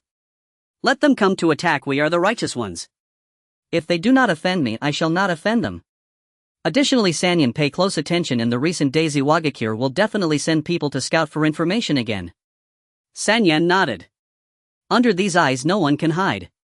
Behind the eye patch a pair of pure white eyes shone brightly. That afternoon, Iwagakure dispatched ninja once more to gather intelligence, only for every one of them to be captured by Grass Ninja. Iwagakure's patience was beginning to fray. Inside the Iwagakure command tent, the towering earth user Doton slammed his thigh in resolve. We can wait no longer. Our objective is Konoha, not to be stalled by a minor village like Grass. Beside him, a red-cloaked ninja spoke in a low, grave voice. Yet we still have not uncovered the cause behind our vanguard's total annihilation. To obliterate over 600 shinobi in a single day, this is no feat a humble grass village could accomplish. Another ninja with fiery crimson hair scoffed coldly. Han, surely you're not trembling with fear. A mere grass village, nothing more. That our vanguard was wiped out speaks only to Inoki's senility in selecting such incompetent fools for war. If fear grips you, stay behind. I'll reduce Grass Village to ash and cinder myself. At Ryushi's barbed white steam began to coil around Han, heat surging through the tent as the air thickened with rising temperature. Red-furred monkey, what did you just say? Is your skull smaller than a walnut? All bluster, no brain. With your feeble strength you'll have your brain splattered on the battlefield. Or shall I boil you alive right here, with my boil release? At those words, Ryushi's skin flushed crimson, the earth beneath his feet sizzled audibly. Cowardly cracked kettle, you dare threaten to steam me? My lava release will melt you where you stand. Akatsuki, ever the simpleton, quietly summoned a stone giant to shield himself and then ducked behind it, cheerfully munching a rice ball. Watching the chaos unfold, Doton's forehead twitched into a stark angular well character, his restraint stretched to its breaking point. He simply could not fathom why his father had sent these two hotheads together before a single blow had been struck. Their own ranks were already at each other's throats. Enough. Tomorrow we invade Grass Country.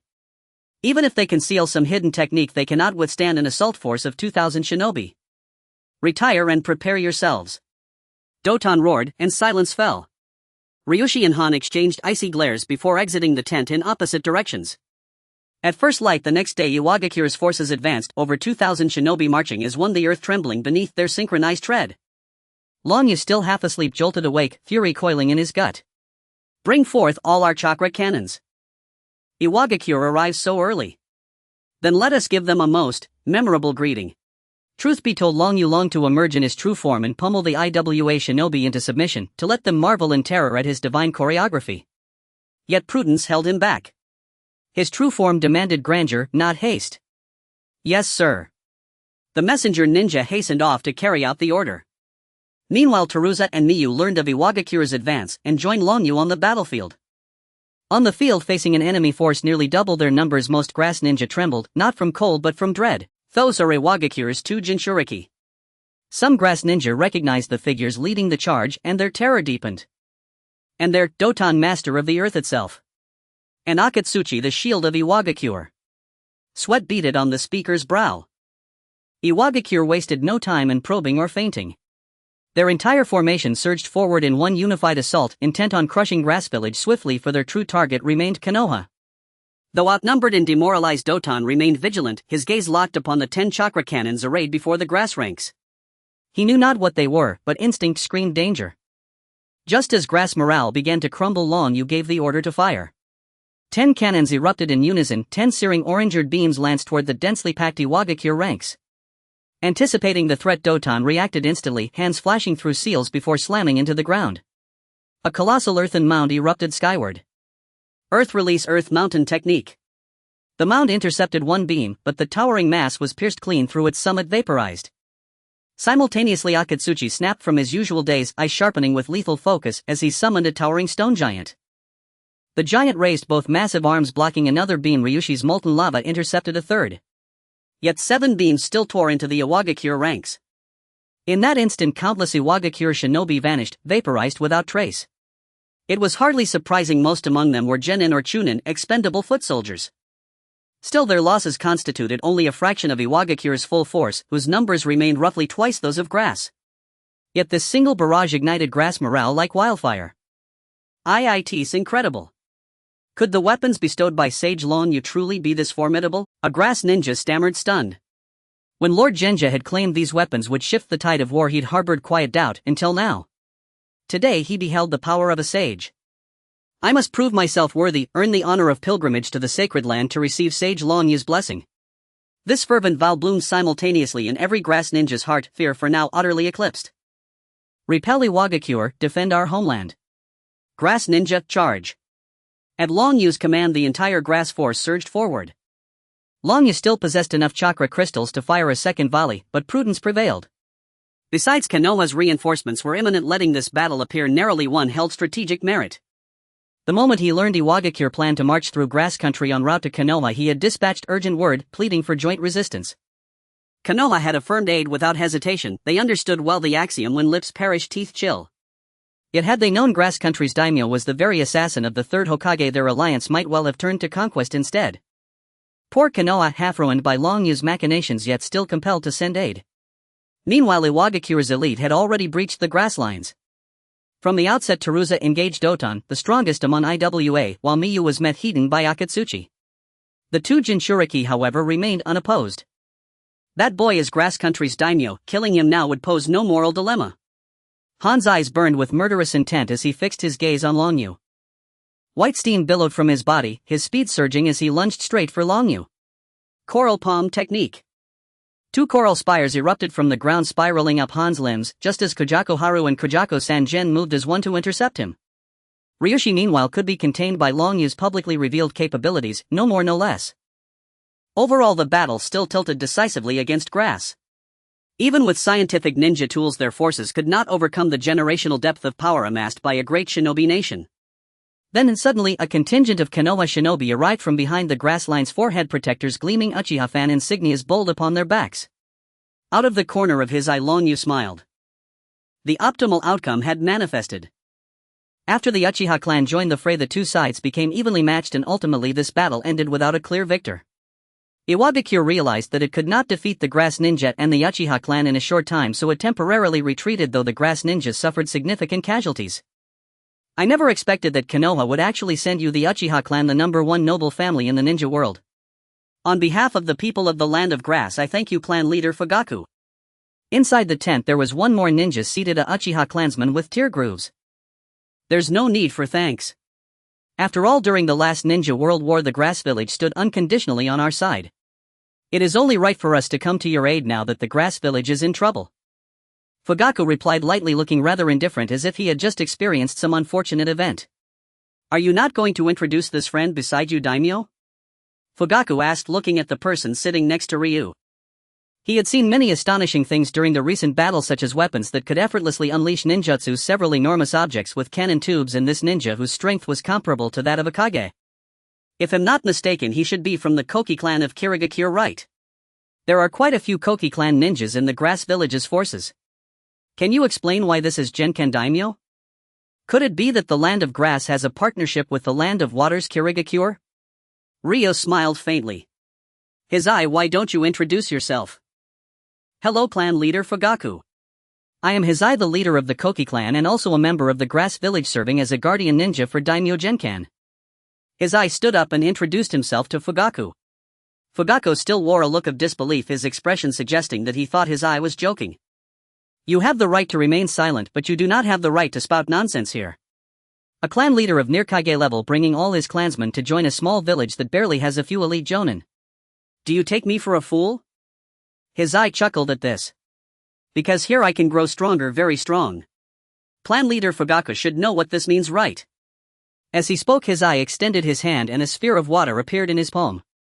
Soon the water solidified rapidly into a ball of ice. Fugaku furrowed his brow. This is the bloodline limit of ice release. I have already witnessed it in battle. This should be the bloodline limit of the Mizunokuni clan, right? Could it be that you obtained this in the Grass Village? Hizai nodded. All of this is the gift of the great sage Ryu. Fugaku searched through his mind several times but could not find any information about the great sage Ryu. He was increasingly puzzled, but it seemed that the Grass Village held many unknown secrets. A bloodline limit like ice release or storm release, which is a fusion of multi-element chakra, can indeed be cultivated after birth. So this doesn't prove anything, does it? Upon hearing Fugaku's words, Ryu smiled and nodded. His goal was to entice Fugaku with benefits, then apply pressure to compel him to lead the Uchiha clan to join them. Given the current situation, things seem to be progressing well. And what about these eyes? After Ryo spoke, Seinen beside him removed his eye patch, revealing a pair of pure white pupils. You Uchiha are the premier noble clan of Konoha. You should know that the Hyuga clan has a caged bird seal, so the Byakugan cannot be lost. Doesn't this prove anything? Fugaku gazed at Seinen's Byakugan with a look of shock. Now he was starting to believe what they were saying. However, he was not yet disappointed in Konoha. His current thought was to report this back to Konoha. Regarding this, I believe you. However, who exactly is this great sage Ryu you mentioned? The great sage Ryu appeared in the Land of Grass 2 years ago. He possesses world-destroying powers and the ability to bestow others with bloodline limits and ninjutsu, as well as the foresight of certain trends and unknown secrets in the ninja world. Clan leader Fugaku, if you wish to learn more, it would be best for you to meet him in person. Before the battle began, the great sage Ryo predicted that the Uchiha clan would come to aid us and hoped that we could take you to meet him after the battle, as he has prophecies regarding the future of your Uchiha clan. Ryo spoke without a hint of hesitation. Moreover, he mentioned a phrase for me to convey to you. What phrase? A god desires peace, dividing yin and yang, mutually exclusive forces merging into one, thus obtaining the myriad phenomena. Ryo calmly recited this phrase. He had seen it on the stele of the Uchiha clan's Nanha shrine when he visited Konoha recently. He still did not know whether Fugaku had unlocked the Mangekyo Sharingan, but once he did, he would surely look for him after recalling this phrase. Upon hearing this phrase, Fugaku's pupils contracted slightly and he recalled the text he had seen recently on the clan stele, matching exactly what this person said. Ahem, if there is an opportunity, I look forward to meeting this great sage Ryu. Fugaku temporarily shelved the idea of reporting these matters to Konoha. The developments had far exceeded his expectations and he intended to clarify this matter thoroughly. That would be wonderful. Now let's discuss the subsequent battle plans. Iwagakure is coming at us fiercely, this time having dispatched 2 Jinchuriki, and even Tsuchi and Akatsuki are here. Indeed, we should have a thorough discussion. Fugaku responded somewhat absent-mindedly. A few hours later, see you tomorrow, clan leader Fugaku. Ryo waved goodbye to Fugaku with a smile. See you tomorrow. Fugaku remained as expressionless as ever. The group roughly finalized their battle plan against Iwagakure. After Fugaku left, someone whom Ryo did not expect came to find him. Is Yahiko not here? Uchiha Teru asked Ryo somewhat awkwardly. Ryo looked at the little Uchiha in front of him and found it quite intriguing. It seemed Yahiko truly had the makings of a protagonist. He had gone to Konoha and even managed to impress the prideful Uchiha. Would these two develop a relationship like Naruto and Sasuke? After all, their personalities were quite similar. Yahiko was chosen by the great sage Ryu and is currently training in the Holy Land. By the time he comes out he should at least have the strength of a Chunin. Ryo replied. He did not let Yahiko and Konan participate in this battle, partly because he did not want future cage-level figures to face any mishaps and partly because Yahiko's swordsmanship needed more time to solidify. To be honest, he was startled the first time he saw Yahiko return and showcase his swordsmanship. He even thought Yahiko had gained his system and he still had not figured out where Yahiko learned the water-breathing technique. Is that really the case? I didn't expect him to be so diligent. In that case I need to work twice as hard. Next time we meet I will definitely defeat him. Terra displayed a look of admiration upon hearing Raya's words and his fighting spirit surged. Then without saying anything further he ran off. Laughter erupted from the houses of Shaoran village under the cover of night as Long Yu excitedly gazed at the red fruit in his hand, unable to contain his joy. Now all the preparations had become unnecessary. There was nothing in this world that could restrict him anymore. This fruit would make him the only six paths in the current ninja world. It was the beginning of the month again, and as per his usual habit Long Yu came to draw 10 consecutive times. To his surprise his luck was off the charts and he directly drew a chakra fruit. Considering that a ninja could sell it for 2,000, it wasn't that surprising that he could draw a chakra fruit. Without hesitation Long Yu picked up the chakra fruit and took a bite. As soon as he did his eyes lit up. The taste of this chakra fruit was truly delightful. After finishing the fruit in just a few bites Long Yu felt a lingering desire for more. If he had the chance in the future he would definitely gather more of such fruits. Long Yu couldn't help but think.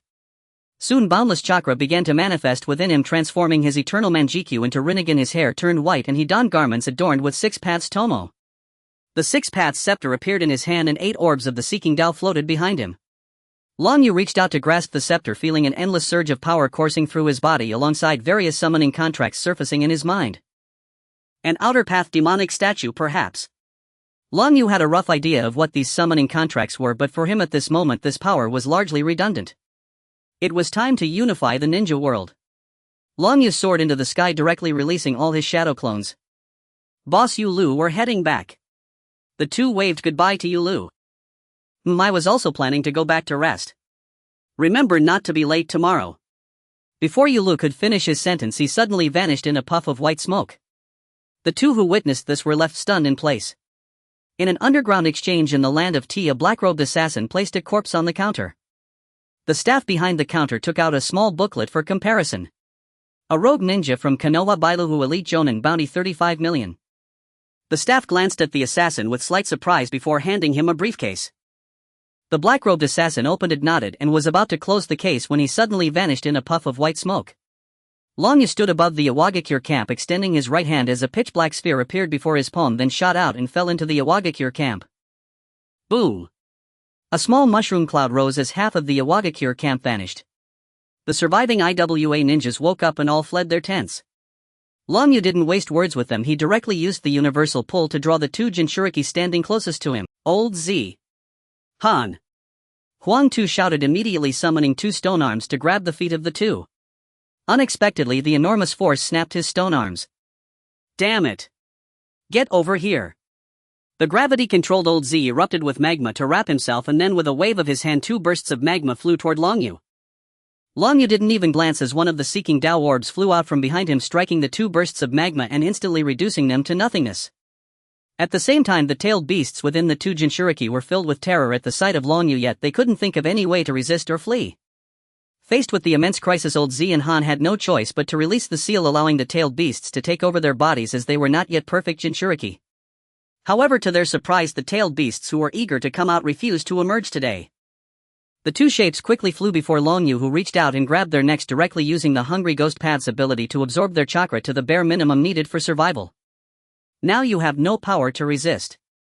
A black vortex appeared, sending the two into the Kamui space, and the Rinnegan did not diminish his Kamui abilities, rather it enhanced his eye power. You must be the commander of the Iwagakure forces. After dealing with the 2, Long Yu looked down at Huang Tu.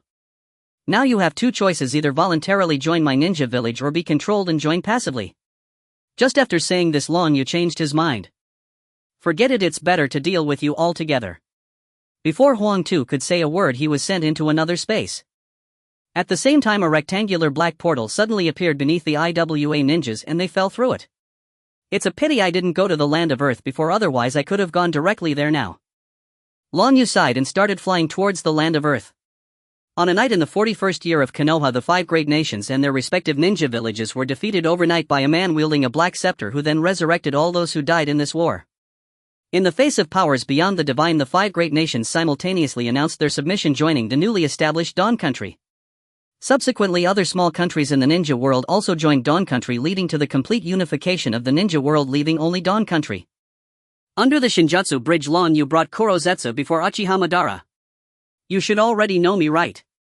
Long Yu spoke first, generating a black rod in his hand and stabbing Kurozetsu into the ground. Uchiha Madara slowly opened his eyes. Of course, the so-called Long Yu the Immortal. I am curious where you popped up from. Where did you get your power? Also, you seem to know a lot about me. Nagato has already been captured by you, right? Don't worry about my matters too much, but I can tell you some things you didn't know before to let you leave in peace. Long Yu's Rinnegan flickered as he transmitted the storyline of Naruto to Madara. Moments later, Madara's gaze towards Kurozetsu was filled with murderous intent. In the end, I was merely a pawn of someone else. Perhaps that guy Hashirama was right after all. But do you think your power is enough to control everything in this world?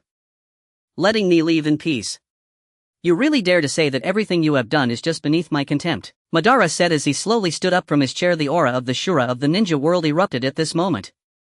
A fierce wind roared, and the remaining chakra within the outer path demonic statue was entirely infused into Madara's body, enveloping him in a blue Susanoo shell. Just as I thought, how could a man who enjoyed battle his entire life die peacefully?